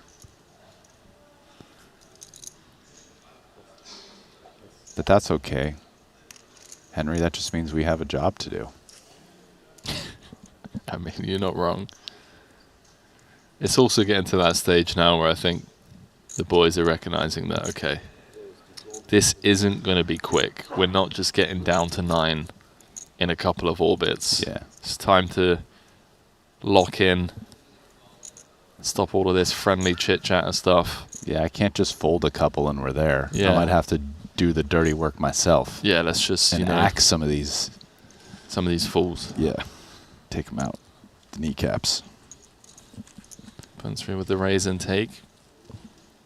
Love to see that we still have such high viewership over on YouTube, Twitch, and the Triton Poker Plus app. So we head back over to this table. So this went cut off. Sorry, hijack limp with the kings. Bads with the over limp with the 7s. Wiley Ong Chan in the small. Let's go with the ace. That's interesting. Ah, he didn't even realize. Check. He thought it was a raise. It's a limp. I didn't know. I thought he raised. Oh. He saw that as well.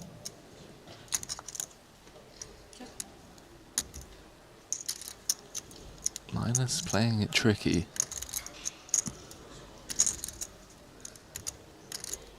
%95 equity on the Jack 10 deuce. And checks just like he knew that.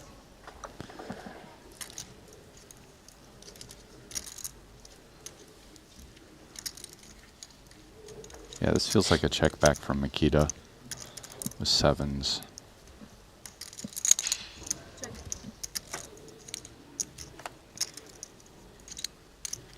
You know, I see plays like this and I try and reverse engineer it and ask myself why. And I never really get to an answer, Brian, but when I see it's Linus that's doing it, I just automatically assume that it's okay. I mean, he's trying to develop a limping range here, and I think the #1 reason is it's the chip leader's big blind. That makes sense.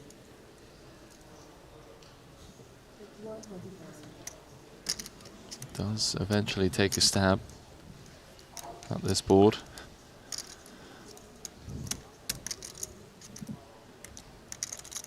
I wonder if this is small enough to get Makita to come along.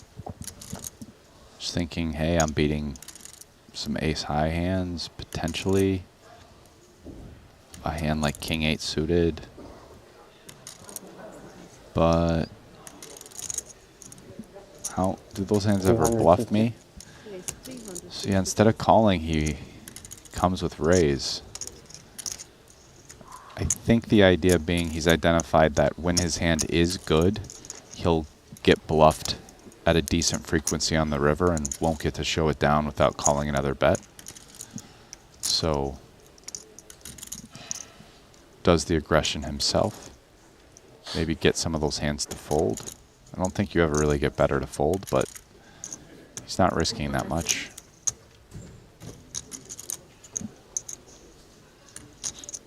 Oh, Linus obviously going nowhere.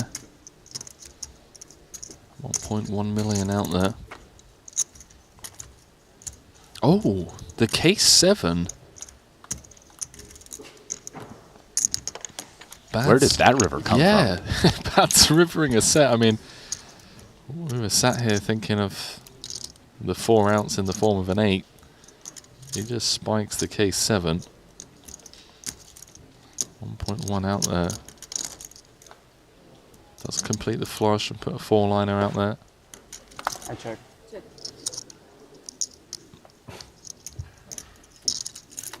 King's no good, pal.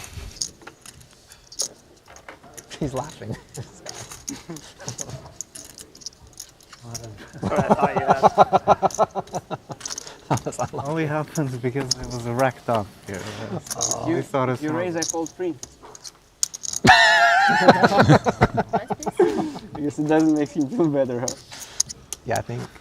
So what? How did the limp happen? By accident, you were racking up. Because you came, I only saw the 50 from... what do you want from me? Oh, apparently he I didn't thought you mean. raised. I didn't see it. Sorry, it's kind of fucked up. The way it happened is really fucked up because you could have made more money if the 7 didn't come. Yeah. I said it was really fucked up because you made as long as the 7 didn't come, you probably the way it worked out would have made more money. Well, the good thing is I got Mikita to put in a lot of Exactly. money. That's what I mean. With no equities. Exactly. And then he didn't even make a bet when he got there. Exactly. This is a You're C gonna let game. this stand, Makita? This is your C game right now. Holy smokes. Folks, Linus has broken his rule of silence to collaborate with Haralabus to needle and try to tilt Mikita. I love it, That's man. how lucky you are. That's crazy. That's unbelievable. I mean, I would be fine if he did 8, you know. I could make a 7. 1 outer. Oh, this is not a good hand. I don't think 8-4 and offsuit. Let's see. Oh. 8-4 offsuit. No good. No. I was just. Would you say you're you're GTO Labs? I'm in charge of the exploit junkyard. Ah, okay, good. So you're more of like a verbal, social game. This is very exploitative. Yeah. But weren't you in like marine biology or something at some point, like a dolphin trainer or something? Yeah, but I got past that. That was a time. Well, but Nikita, did he tell you why, or Nikita, did he tell you why he didn't raise that hand? Was he limp raising that from the under UTG? Is that what that was? Yeah. Were you trying to limp raise? Of course I was. Once I limped, I was trying to limp. I'm just fucking with you.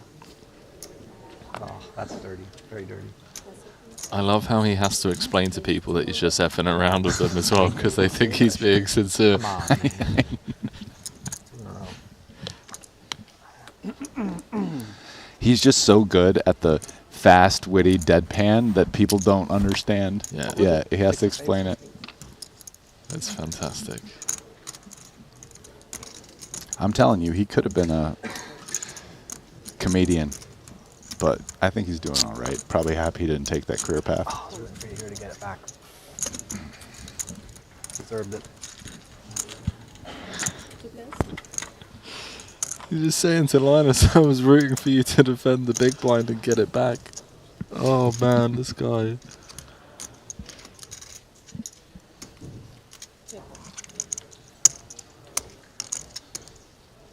JJ with a cheeky little button flat there.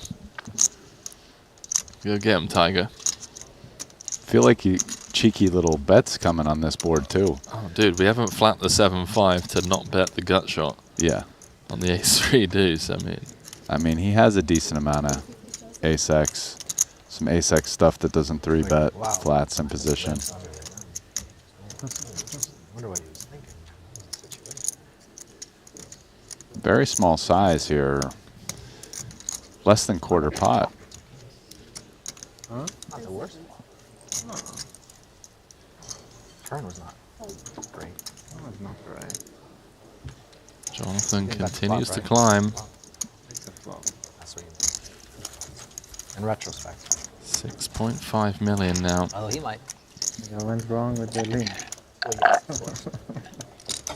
That was an honest mistake. See you. Thank you. You're like building a wall of whites over there. It just never ends. The Haralabis commentary. Yeah, it's tough because we were trying to relentless. bob and weave in between the flow of the conversation.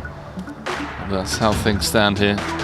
Brian and I will always do our best to kind of, yeah, let the players do the talking when they are getting involved in the table back and forth. It's nice though, it's refreshing, it's different, right? Because normally that's not the case. There's not someone carrying conversation this way and he's even getting Linus to talk. Pressing the verbal assault.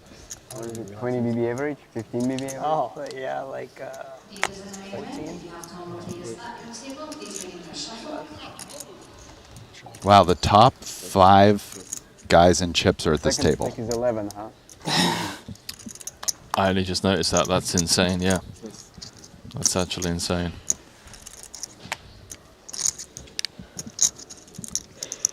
What's that all about?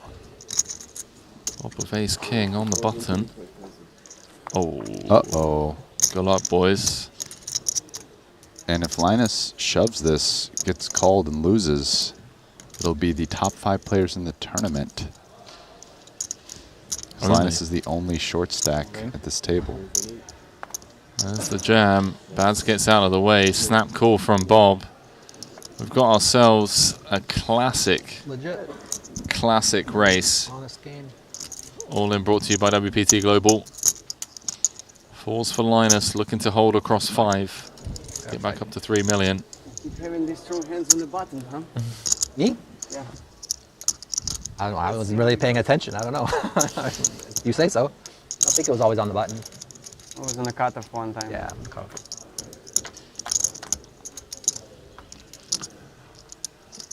Ooh, what a flop for Bob. That's Not a coin flip anymore. 4. 10 would be Jack, 9, 9, 2 spades. 10 would be a Other coin than flip, I 9s, think. not You put it in. Is it like 3, 60, 6, 9, 60, 40 right now? 12, 15. Deuce of spades on the turn does Yeah, it give should Bob the ace high spades. Should be even more. Linus drawing to 4 outs once now. 3, 6, 15 hours. 4 or a 9 needed. Doesn't get there. Let's play it. GG. Linus Love with another deep run in one of the bigger buy-in tournaments of the series. But again, just shy of a final table. He came 12th in the 200k Invitational for 367,000, and now comes 12th in the 125k main Turn is a 10, ace king is still favored. for 328,000. That's pretty brutal, man. I mean, 12th and 12th in the 2 biggest buy-in tournaments of the They bet on series. that table when there were 7 left. They did a first pick and then snake draft. With 3 that, versus 3. Bob Mario moves was the up into representative second. of the team of Punat. Igor and Dominic. We're down to 11. Everyone guaranteed 377,000. They were just about to talk about some snake draft they did, and I wanted to hear the details, but who picked who? How much was it for? I wanted to get in on this information, you know, like fly on the wall, but we moved away from the table over to the shorty table. We'll find out. Just have to go over and ask. Here's the table with the 6 shortest stacks in the tournament. I don't know if I've ever seen this. With this many players, 2 tables left. One table has all the biggest stacks and the other table all the shortest stacks. Yeah, I mean, this is the table that you'd expect the eliminations to come from, right? And it really F's up the ICM.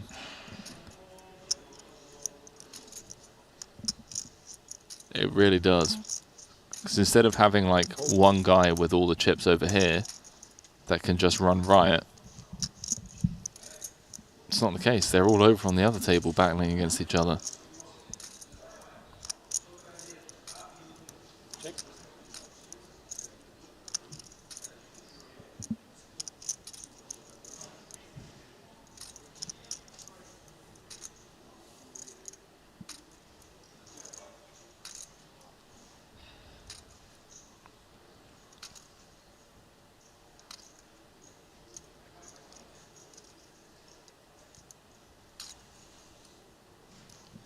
Yeah, Mulocker waving the white flag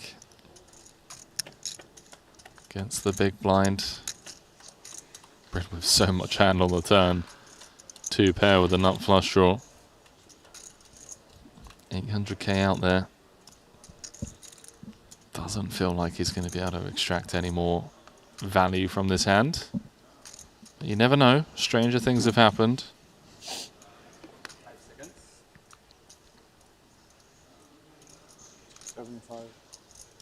275,000. 275 is the size of the bet.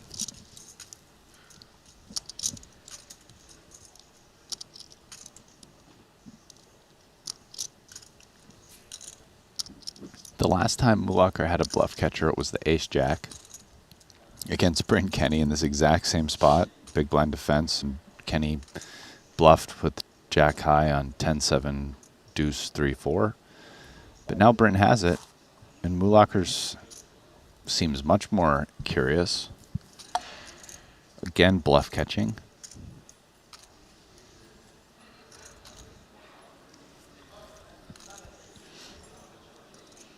He beats basically straight draws that missed on the flop. Not sure what else makes it here as played. Stuff like queen 10 or like deuce 5 suited.